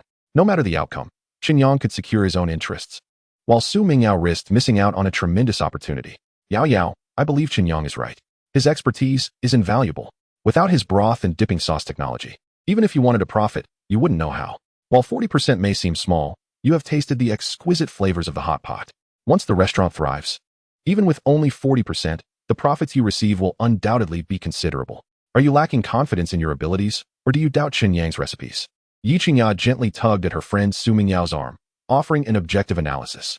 Most importantly, she wished to avoid any rift between them over this matter, as it would place her in a difficult position. Perhaps Su Mingyao came to a realization on her own, or perhaps Yi Qingya's reassurances had an effect. After some time, Su Mingyao slowly nodded, agreeing to Chen Yang's conditions. All right, let's proceed as you suggested. I will promptly consult a lawyer to draft the contract and bring it to you for your signature. Once that is settled, I will engage a professional team to prepare for the opening of the hot pot restaurant. After dinner, as usual, Chen Yang gathered the dishes and washed them in the kitchen. Following that, the trio settled on the living room sofa to watch television and engage in casual conversation. As time passed, Su Mingyao prepared to take her leave, but Yi Qingyao wished for her to stay, given the many guest rooms in the villa. However, Su Mingyao firmly declined, not wanting to be a third wheel and disrupt the world of Chen Yang and Yi Qingyao. After all, if she were to overhear something inappropriate, it would be quite awkward for her. At 10:30 in the evening, after taking a shower and changing into their pajamas, Yi Qingyao and Chen Yang entered the master bedroom. Lying in bed, they felt significantly more at ease compared to the previous night's awkwardness. They chatted about amusing anecdotes while dreaming of the future, creating a particularly warm atmosphere. They eventually drifted into a deep slumber as the night wore on. The following morning, sunlight streamed through the window. Chen Yang awoke leisurely to find Yi Qingyao peacefully sleeping in his embrace, a smile unconsciously gracing his lips. The sensation of opening his eyes to behold the woman he cherished filled him with unprecedented happiness. He carefully shifted Yi Qingyao off him and proceeded to the bathroom to freshen up. With time still on his side, Chen Yang donned a set of sportswear, intending to jog around the neighborhood and exercise his body. The luxurious villa district of overseas Chinese town spans a vast area, with wide asphalt avenues and numerous flowers, plants, and trees surrounding it, creating a picturesque landscape. After jogging for a little over 10 minutes, Chen Yang found beads of perspiration forming on his forehead. At that moment, he spotted an elderly gentleman dressed in traditional Tang attire standing before a young girl, who appeared to be around 17 or 18 years old and was clad in martial arts attire. After the elder offered a few verbal instructions, the girl lowered her shoulders and began to pace, fingers together, palms held at her chest, exuding an innate aura of power. In the next instant, her footwork transformed continuously, her body swaying like a flowing dragon, while her palms struck the air in a series of rapid motions. The techniques were fierce, the wind from her strikes palpable, leaving onlookers in awe of her prowess. Chen Yang gradually slowed his pace, his gaze fixed on the girl. He could clearly discern that she was practicing a formidable palm technique, demonstrating a considerable level of skill.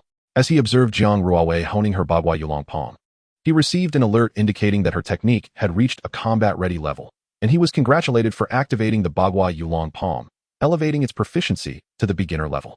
A virtual light screen materialized before Chen Yang, and in an instant, a flood of unfamiliar memories surged into his mind.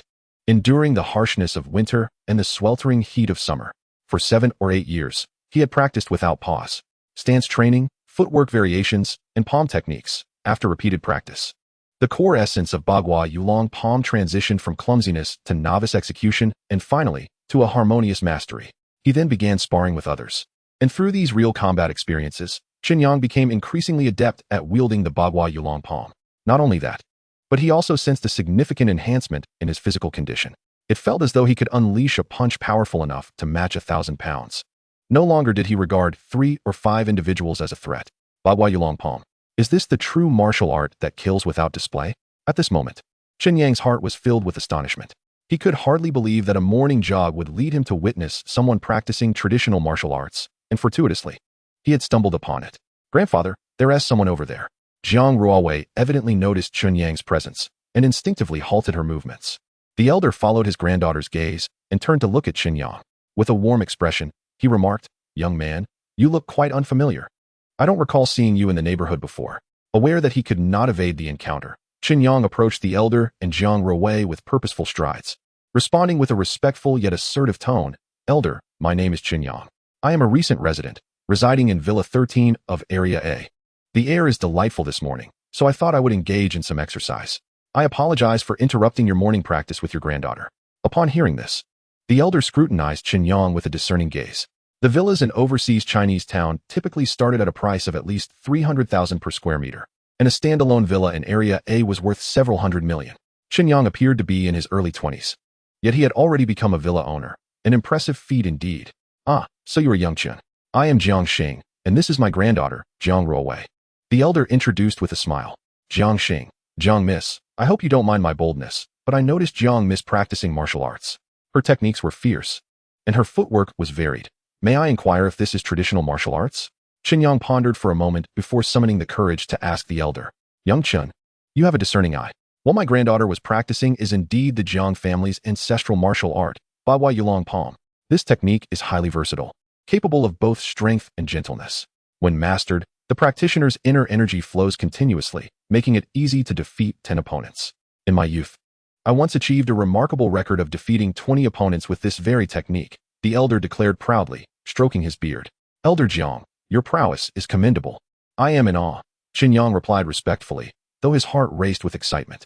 Originally, he had been contemplating how to enhance his own abilities for self-preservation. Now, through observing Jiang Ruowei practice the Bagua Yulong Palm, he had directly acquired this technique and elevated his proficiency to the beginner level, substantially boosting his personal combat power. At the very least, self-defense would no longer pose a problem. Young Chen, are you perhaps interested in our Jiang family's ancestral Bagua Yulong Palm? However, I must regretfully inform you that this technique is only available for the Jiang family descendants to learn and cannot be passed on. The elder's eyes narrowed slightly, seemingly guessing Chen Yang's intentions, and he quickly voiced his refusal. Elder, you jest. I am merely curious and have no intention of learning, Chen Yang replied. It's getting late. I must return to prepare breakfast for my girlfriend, so I shall take my leave. Without waiting for the elder or Jiang Ruowei to respond, he swiftly departed, leaving the grandfather and granddaughter exchanging glances. At such a young age, being able to purchase a standalone villa worth several hundred million in overseas Chinese town was indeed impressive.